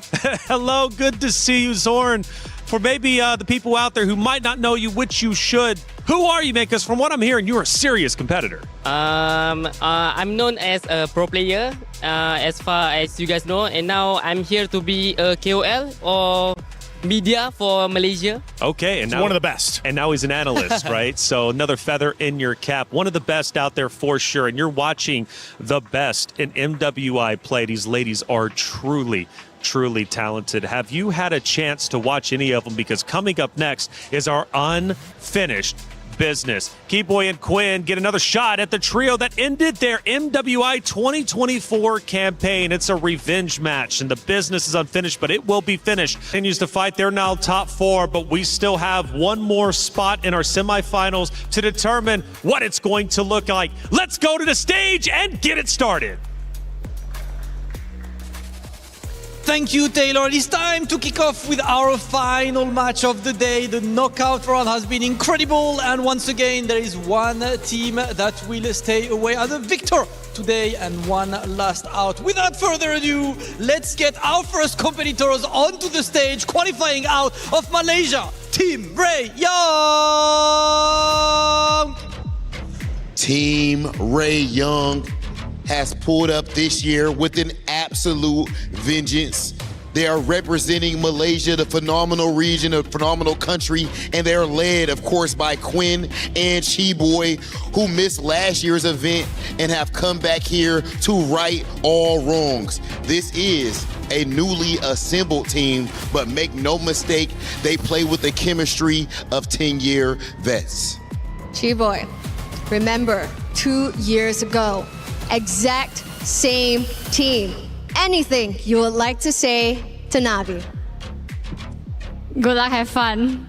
So friendly, but I'm sure she will not be over at the Land of Dawn. Take your positions at your battle station. Okay, ladies and gentlemen, and their opponents, the 2024 champions, put your hands together for Navi! We talk about regional rivalries. Navi qualifying out of the Philippines, and that team has been going through the trenches, losing early to Galaxy Phoenix, but then a big comeback against Falcon and eliminating last year's runner-up Gen.G to make it all the way to the knockout stage. And now the mission is simple: keep winning, come back tomorrow. All right. 2 years ago, you have met the exact same team. Any comments to your competitors? Just say good luck and have fun. So friendly, but I'm pretty sure there will be absolute bloodshed at the Land of Dawn. Please take your positions. And here's a story for you. 2 years ago in the path to victory, Navi PH took down and crushed Quinn and Chiboy's dreams, sending them home in 2024. Now, 2 years later, a revenge arc in the making. This time, they stand before Navi PH without dropping a single game. On one hand, it seems they look ready. Question is Navi ready? Let's settle that score over in the Land of Dawn. Over to you guys at the studio. Thank you, as always, to our stage hosts, of course, Damascus, Hollywood Rob TV, and Cheryl. Thank you for the story as well, setting the very stage, the history between these two great teams. This is our last quarterfinal matchup to determine what the semifinals will look like. Naisu, Leo, let's talk about it. It's Team Ray Young versus Navi. This means a lot for both regions. Just to add a chapter to the story that Cheryl told 2 years ago, yes, Navi PH, then known as Smart Omega Empress, dropped Quinn and Chiboy, and they lived happily ever after. In case you missed out, they became champions. They eventually did, and they rode their way all the way in a sweep, I believe, in that championship in 2024. So this is a great story of redemption, revenge, however you want to put it, for Team Ray Young. Team Ray Young has shocked us all, making it this far, not because it wasn't expected, but just because of how well they continue to play. Such a very talented roster, and they are officially known as the Momentum Stoppers, stopping those rosters who have the momentum, who try to push forward, but simply cannot take down this talented roster. If you had to pick one lady from Team Ray Young to be the decisive factor for victory, who would it be? I personally say, not biased because I'm a jungler too, but I'm looking at Tan. I think, Tan. As the Indonesian import, I think she does so much to make this momentum breaker character come through for Team Ray Young. And now I'm looking back at history. This is not the first time they're facing off against a Navi. They took down Navi MY in the qualifier. Yep, and I think either way, at this point, I know Zorn mentioned this too. He mentioned that last year. It was so different watching MWI because the quality of teams, the quality of gameplay we've seen from these ladies so far for 2026 has been a huge leap in just performance and improvement. And so who's to say that maybe new history is about to be made with Team Ray Young defeating potentially Navi here. That's right, and Navi, by the way, has made great headway in our tournament. Also, not only winning the 2024 MWI with 3 out of the 5 members currently playing on that very stage, but also beating Gen.G, a powerhouse, the runner-up from last year. But from what I'm hearing, not Ayanami, she's her, right? Bottom line, period. And she's been playing incredibly well since their comeback win against Falcon Daisies yesterday. Not Ayanami has shown a true mastery in her role. Gwen, Na Ayanami, Diagon, a national athlete at that, has awoken. I think that's the key to Navi's rise throughout the brackets in MWI. The first couple of matches we saw her play, she wasn't her. That's she was right. not Ayanami. And by the way, she is going to be picking first. And just so you all know at home, she's got a deep hero selection. 7 unique heroes in just 7 games. And she needed to be that for Navi Philippines to get back in form, because at the opening matches of MWI, we were in kind of in the agreement that they were struggling. Yep, in disbelief of what we're seeing. But now we're back to reality, snapping into the game after Coach Salman, King Salman, bans out the Atlas glue and carry to pick up the Baksha, which is, again, an effort to put Keishi in a good position, a comfortable way to roam through in mid. That mid trio should be solid. Team Ray Young, Coach Frost picks up a Lily and a Belleric. I missed you, Big Tree. Big Tree, man. You know who else, surprisingly, is banned out is the Chips. I mean, because Chip was picked up by Navi yesterday. I don't know if it's still the only team to actually bring the chip to play, but a good smart ban from Coach Frost and the rest of Team Rayoung here. This Lilia plus the Belric pick already pose a huge amount of threat, and that's why you have to pick up the Eve. If you're Na'Vi, again, Claude being the most picked gold laner aside from the Moskov right now is going to be the choice. These first 3 picks for Na'Vi are already solid across the board. Team Rayoung to match this, what do they pick up? Their jungler now? Maybe Esmeralda. She's still open. That's true. Does well against the Eve. Yep. Stops Zac holding its tracks. Might struggle against the Boxia, but again, a powerhouse pick is such, given the metagame, overtuned, this one. Esmeralda? Still, I believe so. She's a little OP. Yep. And look at that. In your first 3 picks, you get 2 out of the 3 best in lane. Yep. Eve is on the other side. I'm going to die on this hill. Eve is the best mid laner right now. Yeah, that's unfortunate. So I would say Gord is like, it's weird how much he's climbed in the meta. 50-50 maybe? 50-50. Do they share the podium? I don't think they share the podium. He's like almost there. You know, maybe I put him at like number 3, maybe 2. Who's the other choice? Other than Eve? Valentina? Lately Valentina, yeah. Lilia's working her way up. Lilia is starting to get there too. Maybe 5. A solid start for Team Rayoung. Going into the bans, Gatot Kacha, get out of here. Moskov. So, Na'Vi PX, the play seems to be choke out Quinn. So this could potentially be, because the carry's already banned Moskov, you already picked up the Claude. Harith? Is it gonna be a Harith, a Harith, who we haven't seen picked up as much as we used to, which I'm not complaining about. It needed to change. That gold lane was getting a little stale. What else is there for the SEA Games gold medalist in Quinn?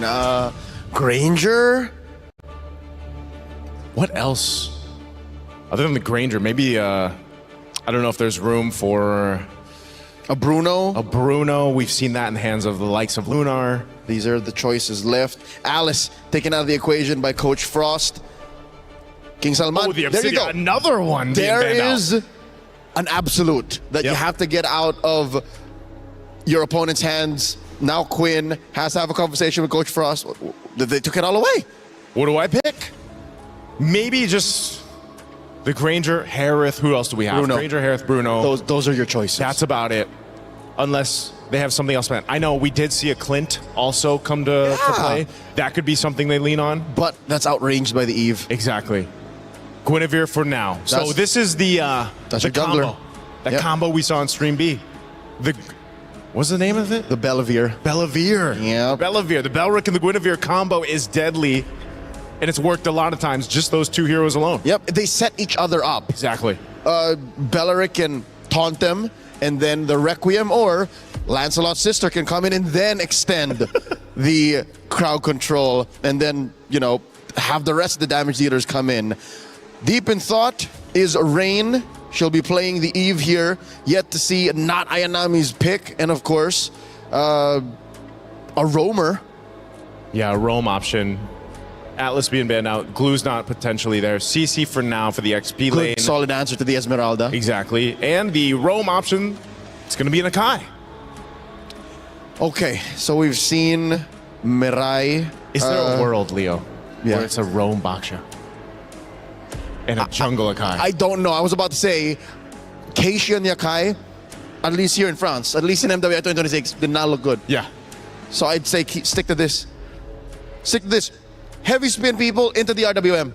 Yeah, that's true. Last pick, Team Rayoung. They still need that gold lane option. What are they going to throw in here? There was so many bans towards Quinn. What is Quinn picking? Yeah, 3 in the last half of the draft. I'd say Bruno. Bruno's the safest. Yeah, Bruno's probably your safest. You can move around the Wrath of the Dryad. You have that setup potential already, but they don't. They go the Hanabi. How do we forget about the Hanabi? Of course. Now, in a lot of people's heads, she's still more a meme than a dream pick. On Stream B, it was a pick. Hey, but already in the opener, Quinn won via split push with a Hanabi. That was the first win, I believe, of Hanabi, of MWI. I hate that we forgot, Joseph. It's Team Ray Young versus Na'Vi. Unfinished business. G-Boy and Quinn get another shot at the trio that ended their MWI 2024 campaign. But just because you get a shot doesn't mean you will be victorious. Team Ray Young takes on Na'Vi now. Miracle Eterna, let's get it started. Another team on the brink of elimination, ladies and gentlemen, as we get to the final round of the best of threes of the day here at MWI 2026 at EWC. It's a time to be alive. Another Hanabi pick, a signature pick at that, and we'll see exactly how this all pans out. If it's pure front to back, the Hanabi can work. And I think Team Ray Young, yeah, they've made it work a couple of times. They mentioned it on the panel earlier. Young man from the Philippines, Leo, in the building. Nice. That's not very nice. What? Oh, he's a building, dude. He's massive. He's like, he goes to the gym and stuff, right? Team Ray Young, though, this is a problem, Nora. Nora in XP against a CC. I think a lot of players now, they figured out the winning matchup. We were talking about this as well, right? Who wins against Esme? Not a lot of picks. CC's one of them. Does well. The other pick that I would like to see is a Dyroth. Ooh, the Dyroth. I think a lot of people have been mentioning it, you know, stream A, stream B, the Dyroth pick. Technically, it does really great in lane, and we have yet to see whether or not the Dyroth really pays off later on. Wait a second, Miko gets caught really low here. Yep. Did she get it off quick here? Okay, she still gets out. Yeah, it's just revitalize out, boom, there you go. The Dyroth, I think, especially if these teams want to start playing more of those assassins, physical assassins in the jungle, can work really well. Imagine Dyroth Paquito. Paquito jungle? Yeah. Or Dyroth jungle and Paquito XP? Yeah. Oh, you know what? You might be cooking there. Could also work with the Balman. I think the Balman is technically the better version, right? Because you have that shred. Leo loves Balman, by the way, just saying. We saw Balman earlier on. We're not going to see it right now, though. We're going to focus on the Gwyn and the Boxias of the world. So far, everything has been quite passive. No crazy plays just yet. But we do see a rotation coming in from Tan on the Guinevere here to the top side of the map. But little do they know, there's 4 members from Na'Vi up top too. Yep, Keishi with the shield unity. I mean, to be fair, it's expected. Team Ray Young and Na'Vi, they're both very calculated. They don't just go in randomly and go for skirmishes. They wait for neutral objectives and they play it slow. I got to talk to Frost, and that's exactly what he said to the team. Just play it slow. As long as you win, Takani bursts it down by not Ayanami. Ben just procs as well. She's able to survive the RBM. Heals for Ayanami now with the yo-yos. Gets away just barely. Oh my goodness! Ayanami with 1 HP gets away. Now V on the turtle. It's free. She was there, and then she wasn't. Tan early exit even before the objective, really allowing Na'Vi to pick up the first neutral objective of the game. And my oh my, did we not account for the damage of not Ayanami? What is that shred? That's a shred you should expect when you got a lot of HP. And to be fair, Team Ray Young does have a lot of HP in their composition. Now, losing in the early game ain't all that bad. They can still play for that scaling game. But listen, if this composition snowballs... Oh my god, Nora? Hanabi won't have a front line to rely on. That's the problem. Yeah, Nora, not gonna have a good time. Not Ayanami. I'll be surprised if she doesn't go see Halberd first item. And it feels like if we, go back to the discussion of the gold lane, Hanabi requires a little bit more time to get rolling, to get online. She's a lot more farm. She needs to scale. She needs to get to her items maybe a lot later than compared to the Claude. So Team Ray Young right now are in a peculiar position where there's a window that they lost early and they need to rely later on, and hopefully they can withstand the storm coming through from Na'Vi PH, because if we know them for anything, Na'Vi PH are great at looking for opportunities and looking for weaknesses in the enemy composition, and they're doing just that. Uh-oh. Headbutt baiting on the Purify. The RBM as well. Chiboy's going to get thrown back by the heavy spin. Now Mirai with a pin down on Miku. The current call on both of them. Oh, they got to run together. Synchronize Ayanami.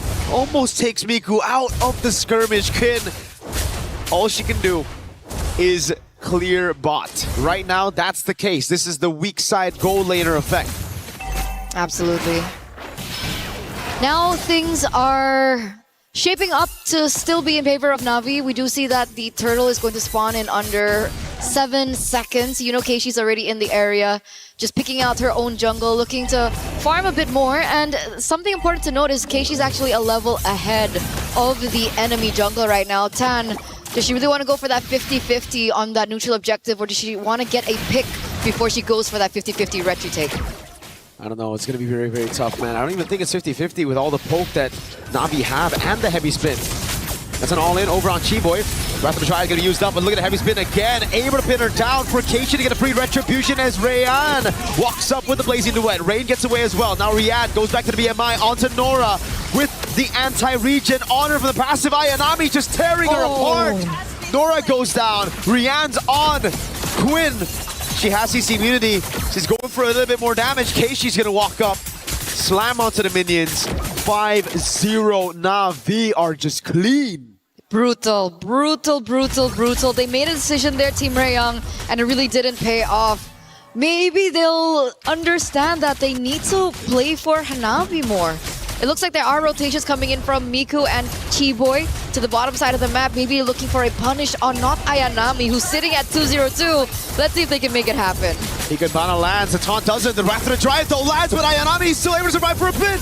Gets one kill before she dies, but it's now going to be 2 on the board, and Miku might just follow next. Rain is going to go for the chase right now, and Mirai is looking for the cut. RWM dropped on her, and the Panda gets a big body slam to take her down. Rihanna instantly with the Blazing Duet. Headbutt and the heavy spin. Tan's just pinned down. 8-1. This is a stomp and a half for Na'Vi. Whoa. Nora with a walk up. Huh? Yeah, she just purifies out. This is very unlike Team Rayong. Okay, I think they're really playing into the tempo and the momentum that has shaped from Na'Vi PH. And you would think as an experienced roster from Team Rayong, they even have a gold medalist in the midst, that they wouldn't, you know, fall into that kind of momentum. But Na'Vi, again, taking so much control over what's going on right now here in the 7th minute of the game. That was a 1-for-4 trade, by the way. They only took not Ayanami for the price of everything. But luckily enough, Team Rayong, they do get something in return. They get a structure. Keishi just really wants to go with the fights, man. This is Spatial Migration and a Valo Requiem landing, but Keishi with the Poissons is unkillable. Quinn, though, is very vulnerable. Mirai with a pin down of the heavy spin. Tan and Chiboy isolated from the rest of the team, and it's just pickups here and there. Nora gets a trade in the end with Ayanami falling, but Mirai is practically soloing Miku with the help of the Blazing Duet. Now Rian's going to take the kill on Miku, and it'll be all good as Rain flickers out to safety against Nora. 13-3.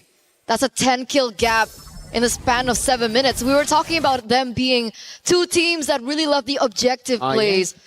2 teams that really play slow, and yet this is what we're getting here, as it seems like Na'Vi PH are playing like they have something to prove. But here it is, the replay. You can see the collapse coming in from Mirai as well with the heavy spin and the follow-up damage coming through.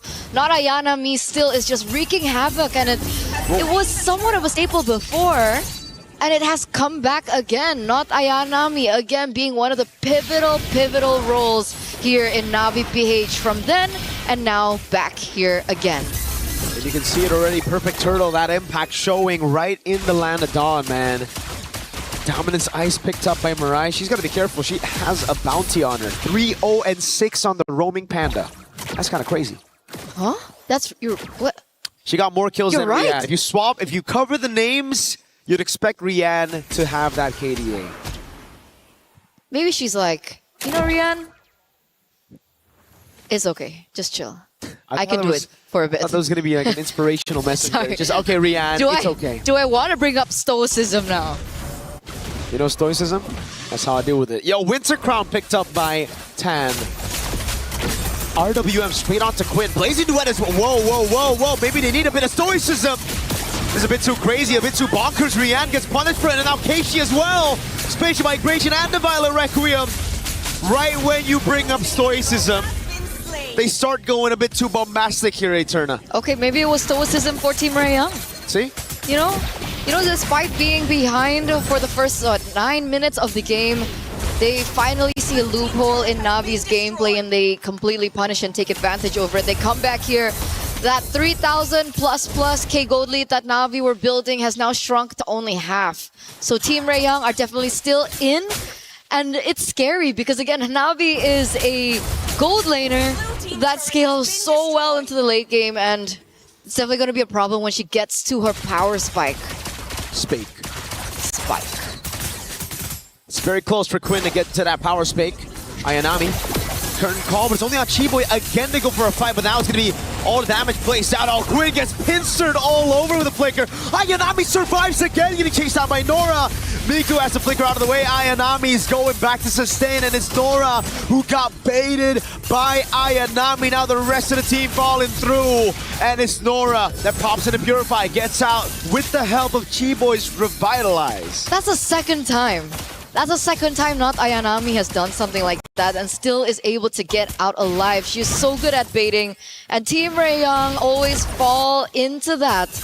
Look at the space now Navi instantly has. Team Raeyoung was able to find a moment of capitalization, and yet Navi adapting again on the fly, and they have all it takes. They have the tools, but they don't have the ults just yet, so they do have to buy a little bit more time for those resources to come back up if they want to go for the 5v5 contest on the Lord.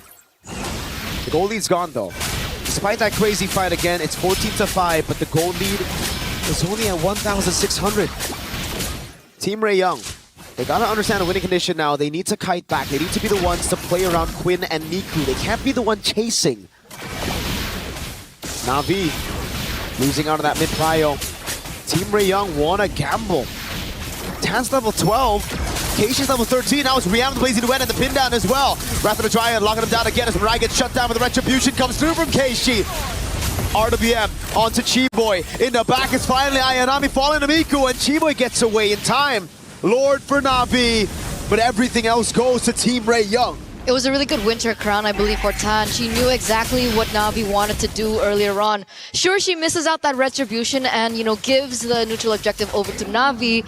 But at the very end of it, she wastes a lot of resources and allows the other members of Team Raeyoung to actually find more value in that particular team fight. So now they're going to have to push with not Ayanami. I know she's spawning in 6 seconds. So hopefully Navi can still utilize the wave control and allow them to collapse together so they can get something out of that Lord take. Because it looks like Team Raeyoung are in position to look for that clear before the structure.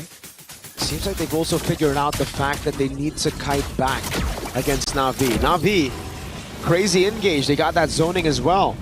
If Team Raeyoung chase though, however, they don't really have the right resources to get the Hanabi and the Lilia in place. So it's all about kiting back with your carries. Sure, you can have a few members doing their own thing. I'd say Nora can just try to split this front to back of Navi, but everybody else gotta peel for Quinn and Miku. I agree. Lilia's starting to hurt. Miku's starting to hurt. She has 2 items under her belt right now, the glowing one as well as the lightning truncheon, and that burst damage is not seen, but it definitely will be felt, especially when it gets to the team fights where they group up a lot, and I think Navi are definitely starting to feel it now. I wonder what items Quinn is on now, right? Has she gotten every one of those Swift Trinity items? Yes. All right. She has the Golden Staff, Corrosion, and the DHS. So does she have the Melfic Gun now is the question. There you go. Melfic Gun on the way. The Fine Glaive just picked up by Rain now. So that'll certainly help with shredding down some of these frontliners who already have the Chastised Pauldron, and that is interesting. Ayanami, Sea Halberd only now picked up. Like, earlier on, I expected it to be the early pickup, maybe second item because of the lane, but I'm guessing it's just because they're thinking, all right, we got a Baksha, we don't need the anti-regen. But it's hurt her quite a bit in the later stage of the game right there, because Keishi a lot of times is playing a different game entirely, playing for Rain, for Rian, and Ayanami just doing her own thing without the Sea Halberd. Now with the Sea Halberd, that'll certainly help. Quinn actually goes and prioritizes the Rose Gold Meteor first instead of the Melfic Gun. More defense, playing it a bit safer. I think she knows that she's going to be like the main winning condition for Team Raeyoung, right? There's 2 options in that scenario. Do you want to go big or go home? Do you want to go for... Go big. Go big. Go big. Okay, so they don't go home. Hope not, right? We don't want anyone to go home, but kind of have to if they leave. Yeah, that's how competition works. But Keys get crushed. 14 minutes in, 14th level here for Keishi. It looks like Tan has actually caught up. With a pincer maneuver again on Tam, but the winner crown buys a little bit more time as Mirai gets bursted down entirely. Quinn to the back line though, pops into Aegis, is able to kite for just a bit longer. Miku's right there, but it's Rian with a triple kill, tearing through the back line, and now it's Nora next to see how we're doing work. Ayanami trying to go for the dive. Tan and Nora surviving, but it's just a big win for Na'Vi. It's crazy how one item can alter the course of the game, can alter the course of the team fight, and alter the fate of Team Rayoung earlier on. I mean, you guys saw that, right? The shred coming through once again, you know, Nora unable to have the impact that she initially had, and we were talking so much about, you know, the itemization coming in from Quinn, and little did we realize Rian hit her power spike as well. The Swift Trinity is already taken by her, and she was able to get 3-1-7, that triple kill in, and things are just turning around. 3,000 gold lead now for Na'Vi, and it turns out that's a 1k gold difference between both gold laners. No wonder. You can see the damage definitely, and the go big factor. That's a Melfic gun instead of the Rose Gold, and the winner crown is going to give her so much more ways to actually just dive in, honk her down, and then freeze while gunning people out. Winter crown for Keishi as well. I love the response here. Team Rayoung, they were the ones first onto the winner crowns for the Guinevere. It's just kind of like a common item though for the Guinevere. It's like the usual build for her. Now for Keishi, she realizes that. She realizes that Team Rayoung can actually start shredding down a lot of the frontliners, so she wants to delay the fights as well. Ray, just for a bit more safety, picks up another winner crown. So we got 3 winner crowns for Na'Vi. That's crazy. That's a lot of winter crowns. Gotta say it right. That's crazy. That's crazy. But wait, here goes the siege. That's a real world manipulation. Crazy zoning with the winner crown already used by Tam, but she's gonna get changed CC now with Rapid Dryad locking him down as well. Mirai loses the immortality, but the rest of the team's right there. Mirai is able to flicker out, so they just crack open the far lane base turret and they back away. Signature Filipino discipline. And that's all they need. That's all they need. They don't even have to risk anything more. They know, once again, the opposite side of the Lord Inhibitor was taken down, and that's something that they can play to their advantage. And if Team Rayoung forget housekeeping, remember there is a Claude on the other side of the map. We already saw a Claude backdoor in MWI earlier on. I think it was the first day of the MWI groups. I don't think we want to see it again. Not with everything on the line here. 150,000 damage taken by G-Boy. Retreat from Keishi to take the purple buff away. It really is a battle of front to back. You see those numbers on the frontliners. It's purely who has the better front, who has the better peel for their backline. Thing is, for Na'Vi, only Ray needs peel, really. Rian's diving with the rest of the team, and that's really what's caused such a problem for Team Rayoung's backline. Miku and Quinn, they don't have enough sustainability to deal with a Claude and Ayanami walking up on the CC with all the CC of the Akai. And that's not even taking into consideration of the magic damage coming in from Rain. And Keishi. It would be interesting to see what items Eve has right now, like how far she's in. Fishing Lantern, Glowing Wand, Divine Glaive, Winter Crown. At this point, I wouldn't be surprised if that's a Holy Crystal. That but hurts. It's probably Blood Wings. That hurts for the frontliners, man. Oh, yeah. That's the reason Chiboy's been taking a lot. Number 1 in the damage taken, and look at the waves in the bottom lane. This is why Na'Vi just back away after getting that base turret. They have a slow push built up bot, and they know for a fact no one on Team Rayoung can be sent down below.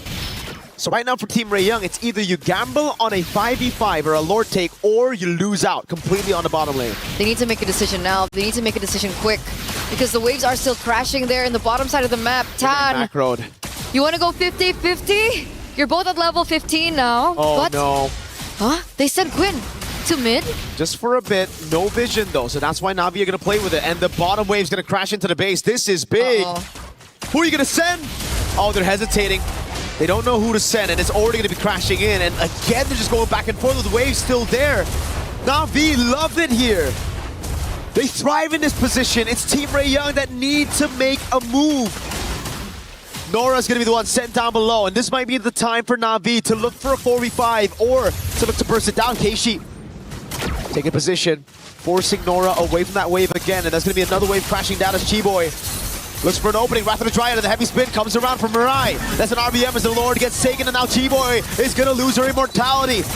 Isolated in front of everybody, headbutt knocks her up for Ayanami to take her down. It is the perfect Lord dance for Na'Vi. So smart, so intelligent, and the experience is definitely showing here for Na'Vi PH.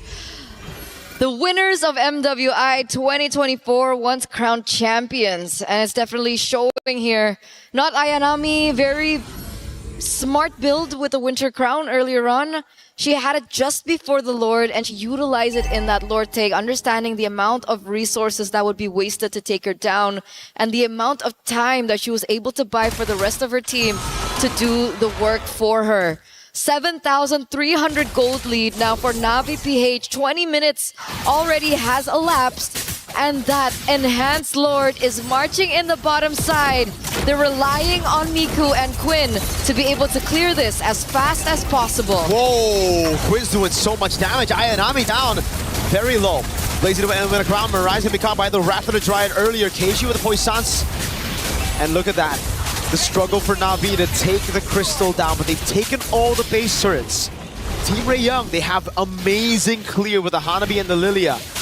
What's been the problem has been the frontliners not really being able to peel for the backline, but when they're under that crystal, makes it a heck of a lot easier. Yeah, it's all good. It's all G in their own base. It's so much easier as well to go for the targeting. They don't necessarily have to go to that much of an effort. There's no possibility of like a backdoor play as well, a flanking play. And we can already see that Quinn, full items.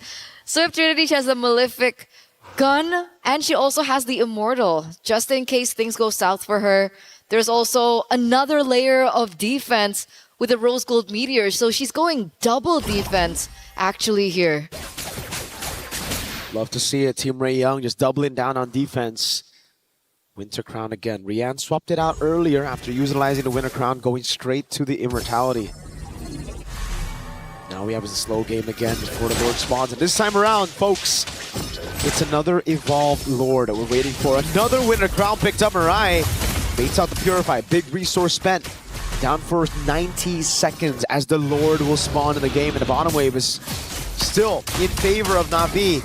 Hell, it's not just the bottom lane, it's mid and top as well. So Team Ray Young, they're going to have a lot to deal with. It's these small things that Na'Vi PH are able to get out. Like something as simple as a spell that can really alter the course of these particular team fights. So it looks like they do and will be able to clear in that bottom side of the map, but it's still going to be pushing in favor of Na'Vi. So again, Team Ray Young are the ones on the timer here. They have 2 waves pushing in favor of Na'Vi. This is a headache, if anything, for Team Ray Young. They really have to dig deep into this one. And Na'Vi are not giving them any chance. Constantly resetting the Lord, not giving Team Ray Young any space. Ayanami will shove in mid to force these rotations and to force Team Ray Young to reveal themselves. Quinn and Miku both visible on the map. That means Na'Vi are going to go straight for the Lord again. They know Team Ray Young have no hold, even in their own jungle. Na'Vi, a free Lord. This time it's evolved. They're going to have that damage reduction as they look to close this one out. They don't go for it. They don't go for the gamble. And No chance. I guess it makes sense. Their only hope now is to wait for maybe an overstep or an oversight from Na'Vi as they push in with the Lord. But like you mentioned, an evolved Lord is not a Lord to underestimate as well. So we'll find out whether we're underestimating the Lord or we're underestimating the clear potential of a Hanabi Lilia combo. Because if there's a composition that can clear and evolve Lord at 23 minutes, it should be one with a Lilia and Hanabi. That is true. That is true. Game 1 on the line here for Team Ray Young. Na'Vi Philippines looking to close this, but will they be able to? Chiboy jumps very low. Look at the zone already. Mirai in the back line now going to go for the zone and pins her down with the RWM as well. Hanabi and Lilia not able to go for the hits. The base just gets wide open and Na'Vi close it out with beautiful macro. Match point now for Navi PH.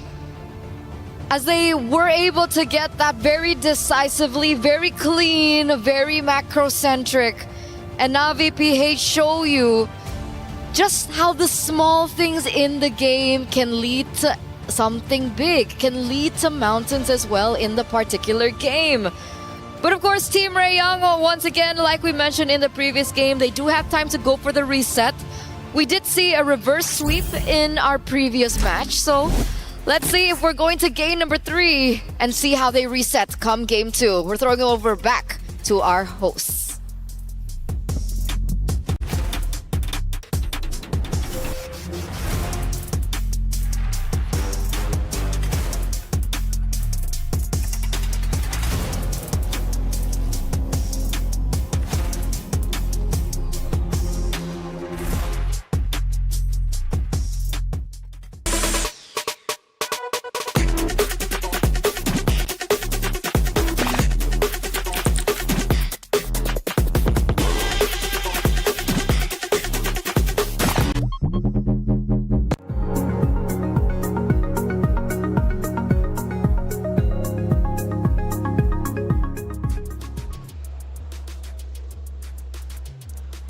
Well, that's it for our first quarterfinal matchup, or last one, I should say, anyways, for map number 1. Potentially 2 more to go. That's how we've been going, anyways, for our quarterfinals. They've all gone game 3, but now it's up to Team Ray Young to force a third map. It's not going to be easy. Navi played that very, very well. They did. They started off strong. I mean, I thought it was going to be a much quicker game than it was, but there were some good adjustments throughout the game from Team Ray Young.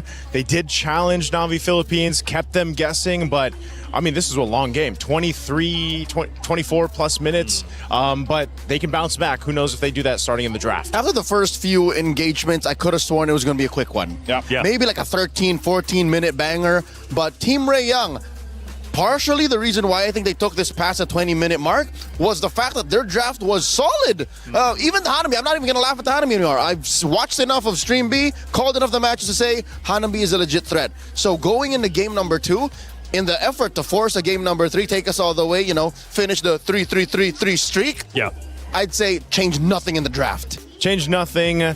Let it be known what you want to bring to the table. It started to work out for Team Ray Young. It just took them some time to basically get this to cook. But yeah, I heard Mirko say it.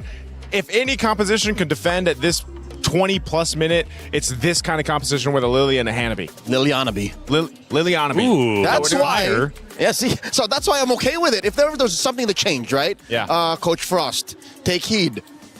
I beseech thee, change the order. That's it. That's true. The heroes are solid. It's just, it was tough for Nora to run into not Ayanami, especially now that she's awakened. She's definitely Ayanami now. She's not She's not Ayanami. She wasn't not Ayanami. She's not a one, yeah. Now she is. You guys are ridiculous at this point, but I'm loving it. Not Ayanami was phenomenal. We'll be seeing her in just a second, but let's take a look at our first clip from game number 1.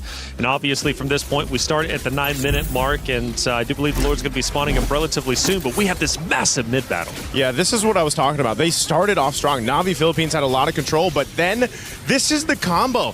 Why the Guinevere and the Balric are so deadly. You know, there's so many options because the Wrath of the Dread was used before that. There's so many options for them to re-engage into a fight and win with that kind of composition. And not Ayanami, you just talked about her. Not Ayanami. She actually had plenty of great moments, and this is going to be 2 of them because sometimes staying alive is almost more impactful than getting the eliminations. And there it is. Look, as early as the first turtle, she goes ahead and takes one down, serves up a kill, stays alive via the vengeance, and then gets on out. I muttered underneath my breath. I think, Joseph, you heard me say, she's so dead. She's so... Oh, and then how often is that Rian, the gold laner, comes to the EXP laner's rescue, and then she keeps doing that. She continues to, again, not die. This is how hard it is to find a CC sometimes with a Brave Smite emblem, plus the vengeance, and in the hands of a player like not Ayanami.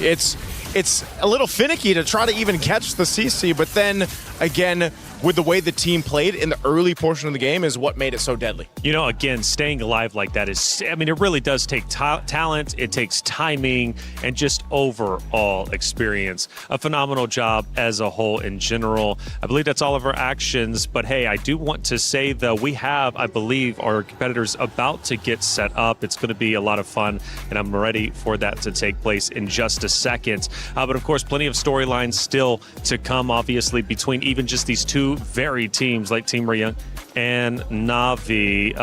What are you expecting from round number 2?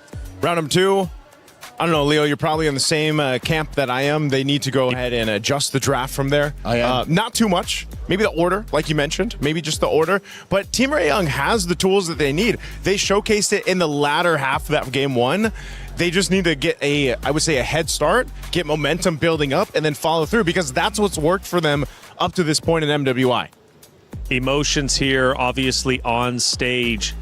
Sometimes it's hard to watch. In this case, though, I think the players are just so locked in. It's been a long day for both of the teams, but they're here on that main stage. And what's up for grabs is super serious, right? Going to semifinals, a top 4 in MWI is a huge accomplishment. And what's interesting is this is the other side of that coin of fatigue and emotions and adrenaline fueling you. We've seen teams now just clock out because it's been a long day. The ladies of Na'Vi take it the other way. We played and earned our slot here in the knockouts by taking down a tournament favorite in Gen.G. Yeah. We can't let anyone down now. That's a fact. And Na'Vi also knows what it is to play long tournaments. After all, they did win in 2024. So they've been there before, and they want to return to the main stage, final day, to play whoever is opposite of them in the grand finals.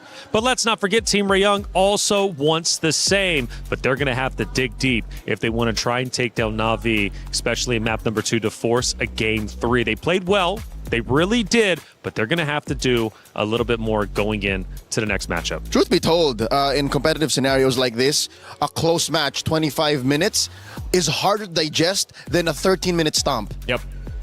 It's part of, I think it's just part of the way that works, you know? At this point, you have to, whether you have these long games, 20-plus minutes, or the stomps we've seen, you take what you will, and you just go next to the next one. It's easier because you're like, oh, this is where it went wrong. Pop, pop, pop. But in 25, with a perfect draft almost, such as Team Ray Young's in game 1, you go like, where did we go wrong? Can we watch the tape again? Can we? Don't have the time. Yeah. You don't have the time. 20 minutes, it's not enough time. You only get a 10-minute break after all. We head back to the stage, and the players are getting set up once again. It's not that long of a break, and I love that you guys brought that up. Look, a long 23-minute game.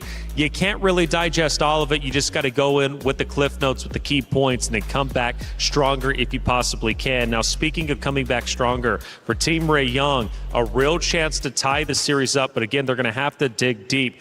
What's the gameplay? Because the hero selection honestly wasn't bad on either side. Yeah, it wasn't. You know, the teams that gave those defeats to Na'Vi Philippines in the first days of MWI, they did one thing. They really honed in on one member of Na'Vi Philippines. Leo, we remember this. You remember this. We were casting it. They really honed in on the roam, Mirai. They just continued what we quoted as, they just honed in on her, bullied her, took her out many times. The main stalwart, the bulwark of that lineup of Na'Vi PH fell apart, and so did the team. Unironically, I have merch for those who might want to see Na'Vi PH fall. Yeah. Put it on a t-shirt. Deny Mirai. Deny Mirai. TM. And one of the interesting things you guys said for Na'Vi during the hero selection is they were planning potentially to choke out Quinn specifically. But not only is it Quinn, but on the opposite side, right, you have, or at least for Team Ray Young, I mean, how do they deal with not Ayanami? She has been insane this entire tournament. I think it's less about denying Ayanami from playing, taking her out of her comfort. It's isolating her from the rest of Na'Vi. If you're able to make her play selfish, then you're already off to a great start. That's one way. Maybe you can do that in the draft. Focusing on Ayanami, it can be like a two-way thing. It's like, if you put too much focus there, maybe that's a distraction that Na'Vi Philippines is going to be happy with. But if you let her to her whims, again, depending on what hero she picks, that could also be devastating. Are we watching the same game? This It looks like it. Same a mirror bands. of game 1. Okay, the Claude is different, right? At Either least. way. Yeah. Lilia, Claude. It is, yeah, Claude's different. Claude was on the opposite side last time.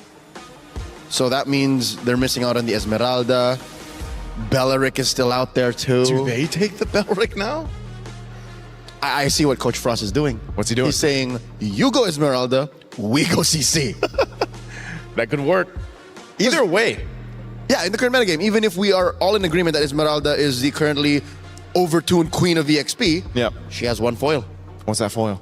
A Sea Halberd equipped CC. Yep. And it happens so quickly too in the early game because usually Esmeralda dominates, right? But there's Eric against the CC. Yep, I knew the Eric. Whoa! Whoa, Harith. Welcome back. I mean, he's seen play. What is he, a Leonian? 6 times. He's a little baby Leonian. Little baby Leonian. Welcome back. With time magic. Doesn't show up as often. So Harith, I mean, obviously getting your attention the most. How does that shake things up specifically on Na'Vi side?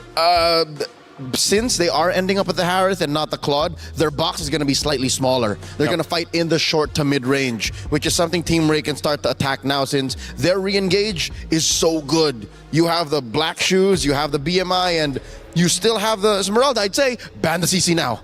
Ban the CC because when they saw that Harith picked up, Team Ray Young this is a green light to take the Esmeralda. Yep. She takes the shields that are there from Harith when he's bouncing around as Dom and force that ultimate. So this is a good counterplay into the Harith pickup. Wait, let me just put on my tinfoil hat here. There's a world where possibly this is not a Roam Belleric, nor is this a Roam Baxia or a Jungle Baxia. What if, hear me out, Taylor, hear me out, Joseph. Here now. What if Roam Baxia, XP Lane Belleric, Bammond. What if it's Valmond, right? Has it been that long of a day? That's one of the few answers to an Esmeralda. It came from the horse's mouth. That's Na'Vi. true. Na'Vi explained it, right? That's how you dealt with that durability that Esmeralda has. Shred it out. And then But you might be overshooting. You might overcook because you're all the more accepting the stereotype of we're playing in the mid to short. And it came from the horse's mouth, aka Leo. Daniel. Well, yeah. don't paint this as Balman propaganda, all right? I'm just saying. No, he loves the Balman. If you want shred and you want to work on the Esmeralda, then that's how you do it. Hey, you know what? I know you missed the Bane. Balman could be the next successor of that. But yeah, it makes sense. I think you're right though too. It's a little bit overcooked. It's too in your face. It's too much. Yeah. This is interesting though. The Xborg ban comes through. This is possibly telegraphing the fact that Na'Vi want to play in that short to mid range. Yeah. And imagine how difficult would it be for this front line to survive and to succeed when you're getting scorched, getting barbecued. I was gonna say, you know what else is counter into the tree? Fire. That's it's right. either the Vincere or the Xborg. So no room for the Vincere though. No room for the Vincere. Might as well take out the Xborg. This was actually played earlier today as well, if I recall. As a jungler. And which is exactly what Team Ray Young still needs. They're going to pick up the Gatakacha.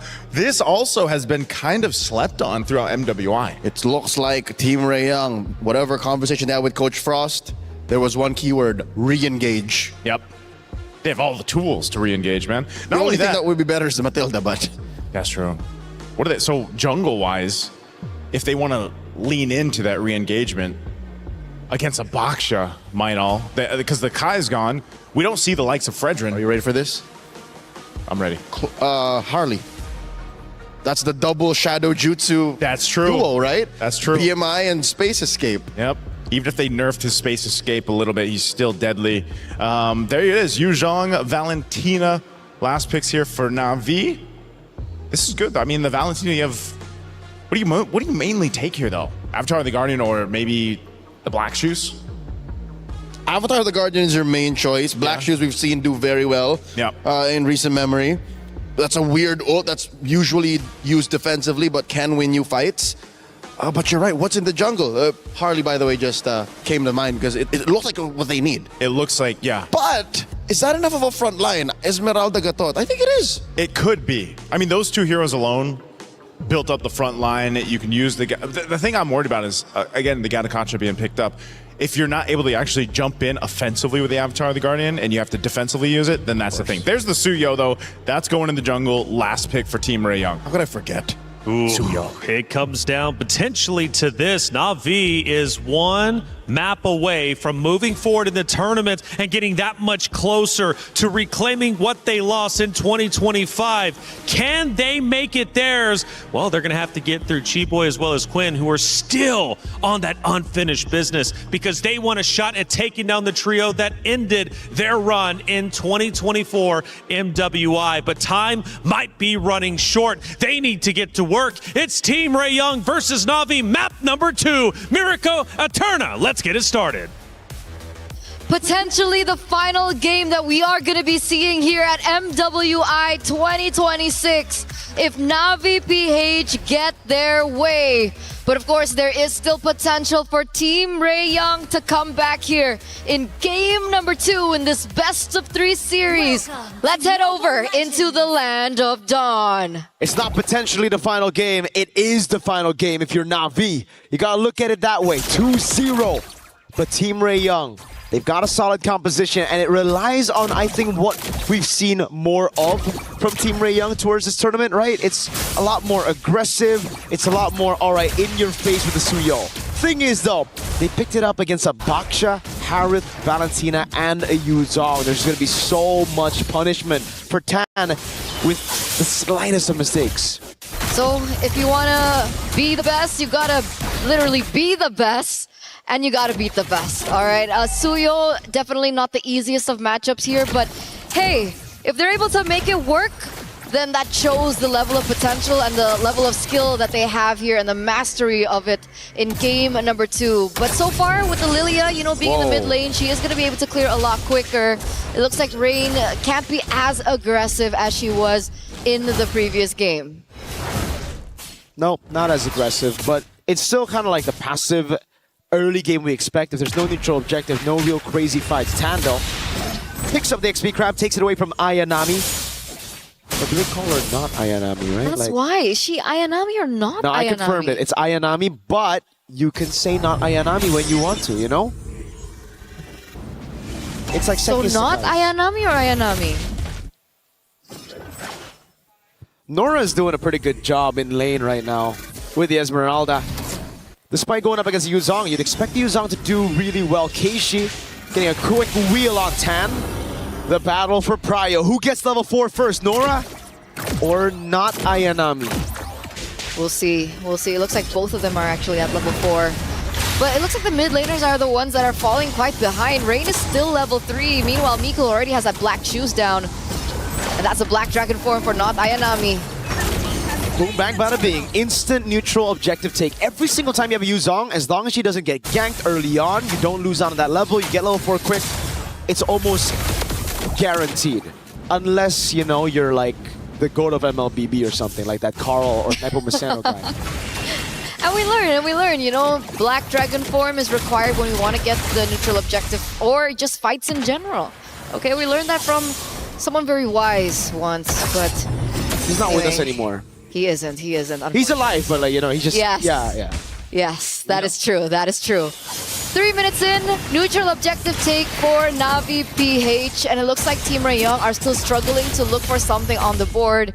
Obviously, they do still have Quinn to fall onto in the later stage of the game, but of course, they do need to be able to work with the lane because the Claude and the Harith matchup is a definitely interesting one. I think it was something that was way more popular back in the day. We don't see the Harith too often anymore, and there's a reason for it. But, oh, look at this interesting lane, Quinn and Rian. Yeah, Rian's doing a good job right now, just freezing a wave. And Quinn, I think early on, lost out on a couple of trades because Rian is a level ahead of Quinn. Interesting stuff. You'd expect the Cloud to actually do quite well early on of 1 to 3. But it's Rian really pushing the pace. Look at that. More and more damage piling onto Quinn. Now 2 levels ahead. She's going to have control over the Gold Crab as well. Keyboy and Tan have come to help though.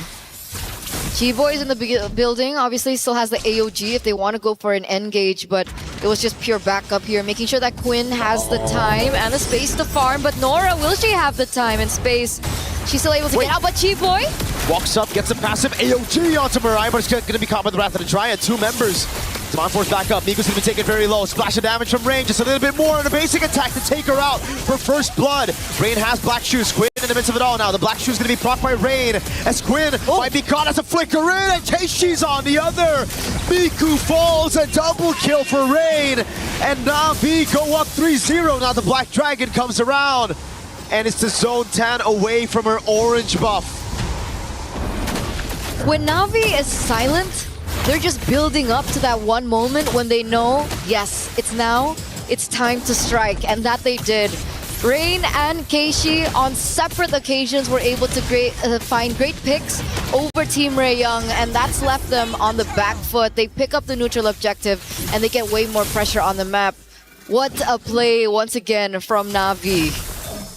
3-0. You'd know a thing or two about that, right?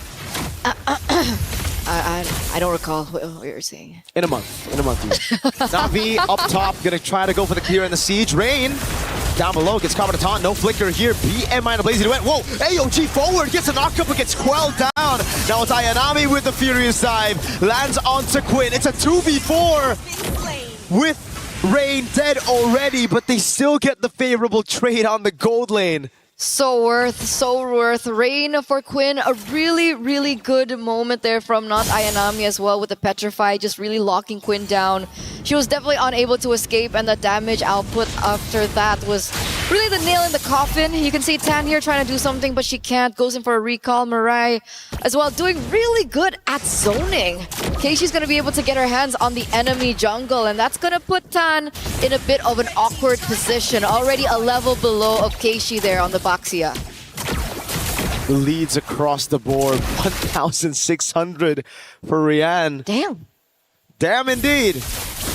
It's looking tough, and this is what happens when the Harith wins out in the lane early level 1 to 3, and then you get all the control over the gold crab. Such a good lane for Rian so far. It's been fantastic, and you can already see how desperate Quinn is getting. Trying to get farm in the mid lane as Rian just zones up top. Look, doesn't shove. Gets the gold crab, rotates straight into the mid lane, now catches the wave up top, and it never shoves over so that Quinn can get free farm. That's why I told you from game number 1, right? It's these little small things that Na'Vi have been able to do that really amounts to a lot. Like something as simple as a small rotation, a small move, a trigger of a single battle spell, and so on and so forth. But it's led us to this moment that Na'Vi are now leading with a 3,000 gold lead. Quinn now has absolutely no choice but to try and push that top lane, but Flicker? Yeah, Flicker's out of the way, has the chrono dashes, oh god! Chibo's gonna be caught in the back line, Ayanami assassinates Miku, the AOG cancelled, and she's taken out before she can even fly. Quinn gets a trade up top, and look at Keishi. Can she cancel in time? Does she know where Quinn is at? No, unfortunately not. A taunt comes down, Nora in the mid lane, a Terrify from Rain, and that'll be it. Another 2 men down there for Team Raeyoung. Nora might be the third. Oh my god, the chrono dash is synchro vision. Rain with a splash of damage. Black shoes away. Now Keishi trying to go for the cut. Mirai zoning them. The taunt lands on G-Boy. 7-1. 5,000 gold lead at 7 minutes with a Suyo down in levels. 2 whole levels. It's uncanny. It's uncanny, the aggression and the dominance that we're seeing here from Na'Vi PH. And I would say that they're coming into this match with a lot of weight on their shoulders, right? They were knocked out 2024 by Team Raeyoung, by Chiboy, as well as by Quinn. So definitely vengeance is on their plate right now. And man, they're cooking and they want dinner.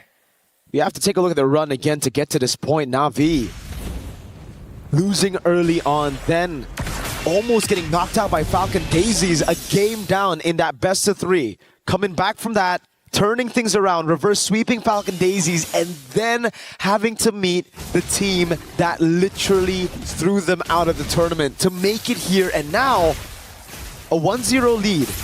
Match point, 7-1. These ladies know how it's been while being behind. And they're so close. And they're so close. They're so close to coming back, making it to top 4, guaranteeing that spot, and maybe, just maybe, reclaiming that 2024 glory. That's been the whole story for them right now, and it's looking really good for them so far. Look at them now rotating back onto the Lord. Nora is in the vicinity, and it does look like Tan is near as well, but with her so far behind. Keishi's level 12, Tan level 11. There's no way for a contest. This is a free lord over to Na'Vi PH. And it's still the same clean macro from Na'Vi that we saw in Game 1. We saw a few bombastic moves from Na'Vi in Game 1, and it almost seems like instantly they fixed it. Playing it clean for all the Lord fights in Game 1, and then transitioning into this game, not letting that match point get into their heads. They're playing it even cleaner than that Game 1 endgame. Especially when they get the tools to do so, right? Rihanna on the Harriet, not Ayanami on a hero like this. Very aggressive. Is that a misstep? Could be, could be. Now she gets a purple buff, so I guess, you know, more cooldown, it don't matter.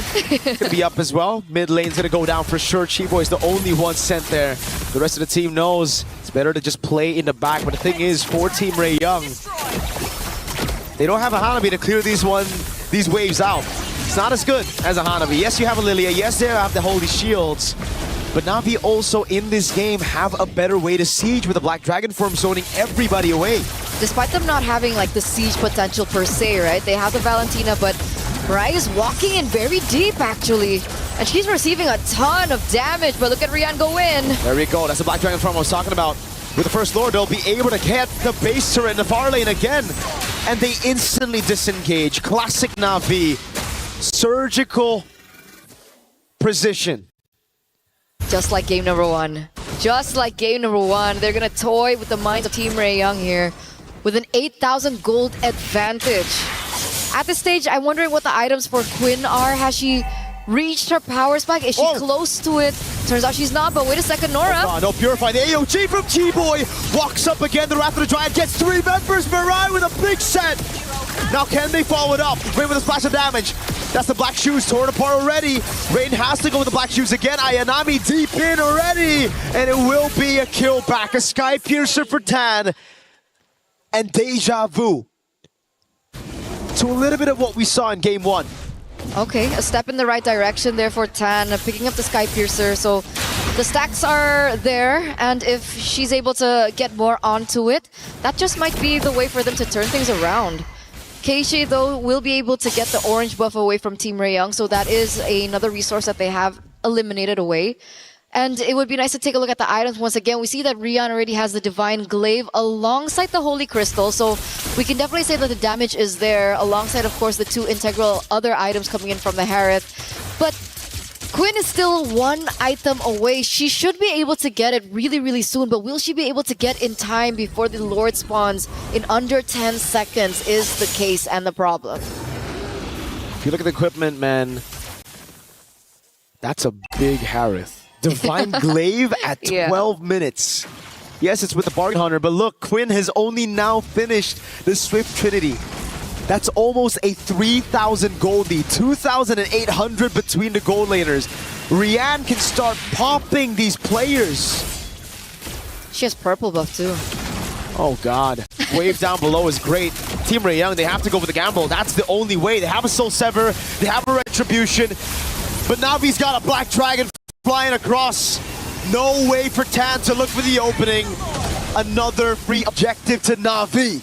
Yeah, they don't want to gamble. They try to go for scouting, maybe look for a precise moment where they could grasp on an opportunity to maybe take 1 member down from Na'Vi, but they don't find it. Considering that Tan is a level below of Keishi still, going for the 50-50 might have been too much for them to handle.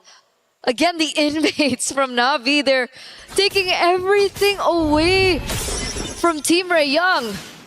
It's looking personal now in 13 minutes. This is the form we were expecting coming into this tournament. A shaky start to the tournament, but they found their way back into that form. Rain up top. Has the Black Shoes, doing a good job zoning. Mirai zoning everybody from that mid lane for the minions to take the turret. And now is the Black Dragon form used up by not Ayanami. Slashing down, zoning Tan away. Rian's already used his Zaman Force. Lord gonna be cleared up again. Team Ray Young stripped down to just the crystal. The Wrath of the Triad catches them. Miku has the black shoes, but now it's going to be Chiboy jumping in with the AOG, finding everybody. Tan getting get Sky Piercer stacked, but it's Rian with the retaliation already. Rain, just a bit more damage. The Rose Gold Meteors right there. Tan, Soul Sever. Nora still able to stay alive as Rian goes in for the Synchro Fission. Bloodwing spawn in time. Zaman for someone else. Rian goes for the pop, and Keishi takes Tan out. A big mega kill for Keishi. The Synchro Fission again. Rian's going to go for the kill under the base. Not quite enough as Quinn gets the healing from the fountain, but they have more waves. It's a 2 for 3. It's a 2v3, and they still want to go for it. Nora. Oh, mega kill for Rihanna to double. Nora's going to be next to the chopping block. Rihanna has no mana, and it saves Nora. Just in time, Chiboy back up. Waves, they need to handle it now for Team Ray Young to survive.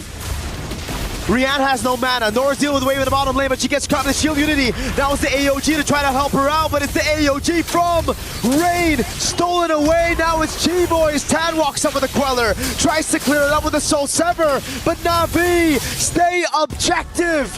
Welcome to the top 4, Na'Vi.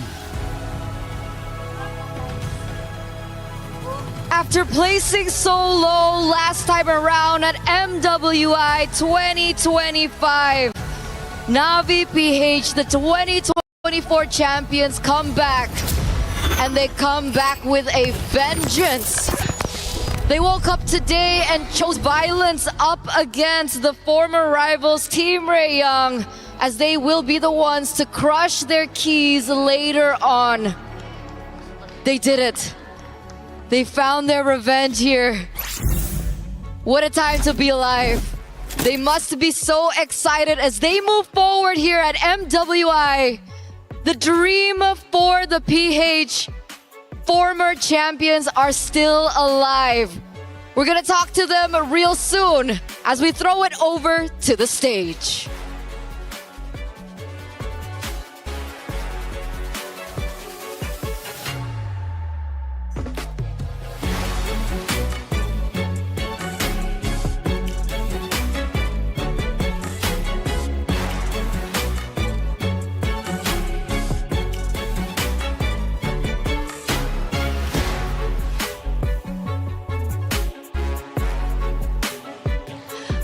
Congratulations to Na'Vi Philippines!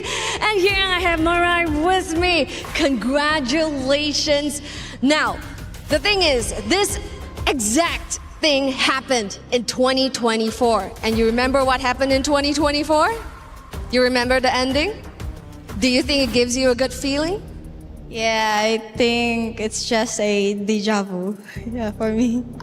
Deja vu moment. We really hope you keep that momentum. Now what's coming would be what you earned here in this matchup. Team Ray Young, please hand on over your keys to Na'Vi Philippines. Respect, you guys did amazing. As a Singapore representatives, you guys did MYSG really proud. Your journey ends here. Amazing showing from Malaysia. Thank you, Team Ray Young. And now, Marai, next question, all right? It was a little bit shaky, at the start, but with this matchup, you guys looked flawless. So now you guys are heading over to the semis. Is there anything you would love to say to all the Filipino fans out there who are literally sitting on the edge of their seats? You can say in Tagalog. I just want to say that thank you to everyone who is believing in us, especially we had a rocky start at first in group stage, and thank you, and keep supporting us up until the playoffs. So can we say, Pinas lang malakas? Pinas lang malakas. Take your walk of victory! It's Na'Vi Philippines! An ecstatic win for Navi Philippines, staying alive in this tournament. And we mentioned it, their start was extremely difficult. They've been through the trenches. But is there anything better than an early loss to just get that confidence back? It is time to go through the grueling process. That is the key crusher. This is the 8th key that's about to be crushed today. 8 dreams that went completely out in shambles. And this is the final one of the day, to the delight of Team Navi and all the Filipino fans out there. Ooh, a good old loud key broken to finish the day. Another dream is shattered, another dream is up in the air, but Navi's dream is still alive. Team Navi will move forward to the top 4 tomorrow. The playoffs are going to happen tomorrow, and Navi has an evening to celebrate and to get ready for tomorrow. Now today, we have seen 8 keys crushed. 8 teams that we have said goodbye. But throughout this long day today, it has unveiled 4 teams who are gonna make it over to the semis, and us being one step closer to crowning a MWI champion. So this is us, our final key crush for the day. And this is Cheryl and Damascus signing out. Back to the studio.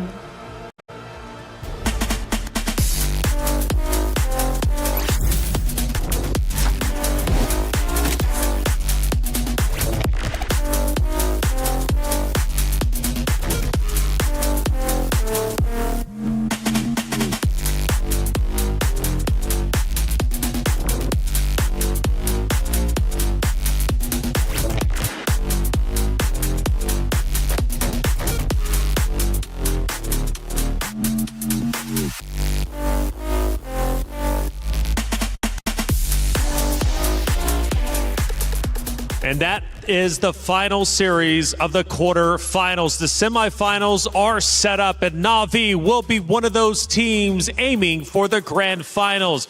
But shout out to the hardworking team of Team Ray Young, who battled very hard to get to this point and making it to the knockout bracket, man. Knockout bracket was just absolutely phenomenal and a huge accomplishment they should be proud of. Despite this not going the distance of what we expected in the quarterfinals of the knockout stage, I think Team Ray Young still put on quite a show. Terima kasih for representing MY and SG. But tonight, how could you defeat Navi, who is what Cheryl was referring to as back to their winning ways? This is the championship run, possibly. Absolutely, and they are, in fact, making a championship run, and they've taken down Titans, not only Gen.G, but also in this case, right, Team Ray Young, who had a phenomenal running throughout their groups and ultimately here coming in to the knockout stages. But Navi is on fire, and it looks as if they are poised to go into the grand finals. We take a look at the statistics, and honestly, pretty reminiscent of game number 1 outside of the game time, which this time was shorter. Yep, and you can see it. They controlled the macro, the objective that they had to, and that seems to be the key issue here for a lot of teams when they do eventually face up against Navi, who has again found that form. When they find that form and they are in this position, they're nearly unstoppable when it comes to taking objectives, fighting against that. Yeah, I mean, definitely so. Their stats don't lie. Navi is on fire, and they're looking great. Now, of course, as some of the teams do move forward into semifinals, that unfortunately means keys were crushed. As we go through the day, some talented rosters unfortunately had their heart of the competition, their key crushed, their route towards the grand finals officially coming to an end. However, again, I celebrate the fact any of these teams made it to the MWI stage. Regardless, we must celebrate them even though they had an earlier exit than they wanted. You know, this is one of those things as we take a look at all the keys that were crushed today. Again, 8 keys were crushed, again, as the nature of the competition, but with that is the dreams, right? The dreams being crushed to get to this point, but this is, again, brutal. I love the opening video that explains the whole format for MWI because it is essentially, it's a really brutal format to go through. Absolutely. And that's what it is. Oh, 100%, and I think it just elevates the competition and comes to show how seriously you need to play in order to protect your key. Hearing it snap must be absolutely heartbreaking, but that's the way it goes. The fact that your hopes and dreams are tangible and are now suddenly broken in half. That's got to be emotionally taxing, mentally fatiguing, and you know what? What happens on the stage is in history forever. Your key is not gone. It's just part of the trophy now. That's right. And Na'Vi, this was the moment where they ended up crushing Gen.G's hopes of going back into grand finals. Ashley handed over the key, and it ends up getting eliminated. Foot Esports as well, also eliminated a little bit earlier on. This time, though, obviously making a show of it. Yeah, we saw that over on the B stream as I missed it, so I'm glad to see that now. There was a lot of, this is one of the things, right? It's great to see the personalities behind, again, these female athletes that are competing here for MWI. And there's so many stories to tell. I know this was one of the quotes from Kiyoe earlier on today, where all these ladies have such deep stories on how they eventually got into competing in MLBB, and then how now they're competing in the biggest tournament for them to compete against the biggest prize pool as well. Vitality also crushing keys. However, there was almost a world in our bracket where Vitality was eliminated 5th through 8th. Not to mention the world where possibly Falcons as a club could have gone back-to-back and scored so many points. Absolutely. To have locked in 2 teams in the top 4, but that's not the world we live in. Not at all, right? We are in reality, and that is Na'Vi crushing the final key of the day, Team Ray Young. It snaps in half. Now, one also brutal aspect of EWC to add on top of the key crushing is that the competitor who wins the grand finals, who wins MWI, can choose up to 3 different crushed keys to use for their very own trophy. Yeah, we talked about that earlier today, man. You know, just exactly whoever ends up being the champion here for MWI 2026, who do you choose, you know, to add to that trophy case? And for us to have just talked about it, there are 2 teams in the top 4 now who have actually done it. Team Vitality and Na'Vi. And looking at some of these emotions, again, you'll see elation, happiness as the teams win not only maps, but ultimately series, but heartbreak as well, as you see tears flowing from the competitors' faces. And this one, man, well, actually, maybe not this one, but a little bit later on, just the tears flowing down the face truly breaks my heart. It never gets easy seeing the keys get crushed, and ultimately never gets easier seeing some of these competitors on stage crying. Here's our knockout bracket as it stands. We went through all the quarterfinals today, and now the semifinals is set up, and it is looking epic. Oh, I love that, man. Galaxy Phoenix versus Na'Vi Philippines. That's a rematch. That's a rematch that needs to be made. And then, of course, Team Vitality versus Geltec Cyber Team. Oh, that is the tournament favorite versus the penultimate dark horse. I like the way that sounds. It's not going to be easy for any of the competitors, but obviously it never is to be a champion. But one thing is for certain, for the 4 teams in semifinals, they are just 1 series away from being guaranteed up to 2nd place. Hey, let's start recapping the day and see how everything ended up unfolding.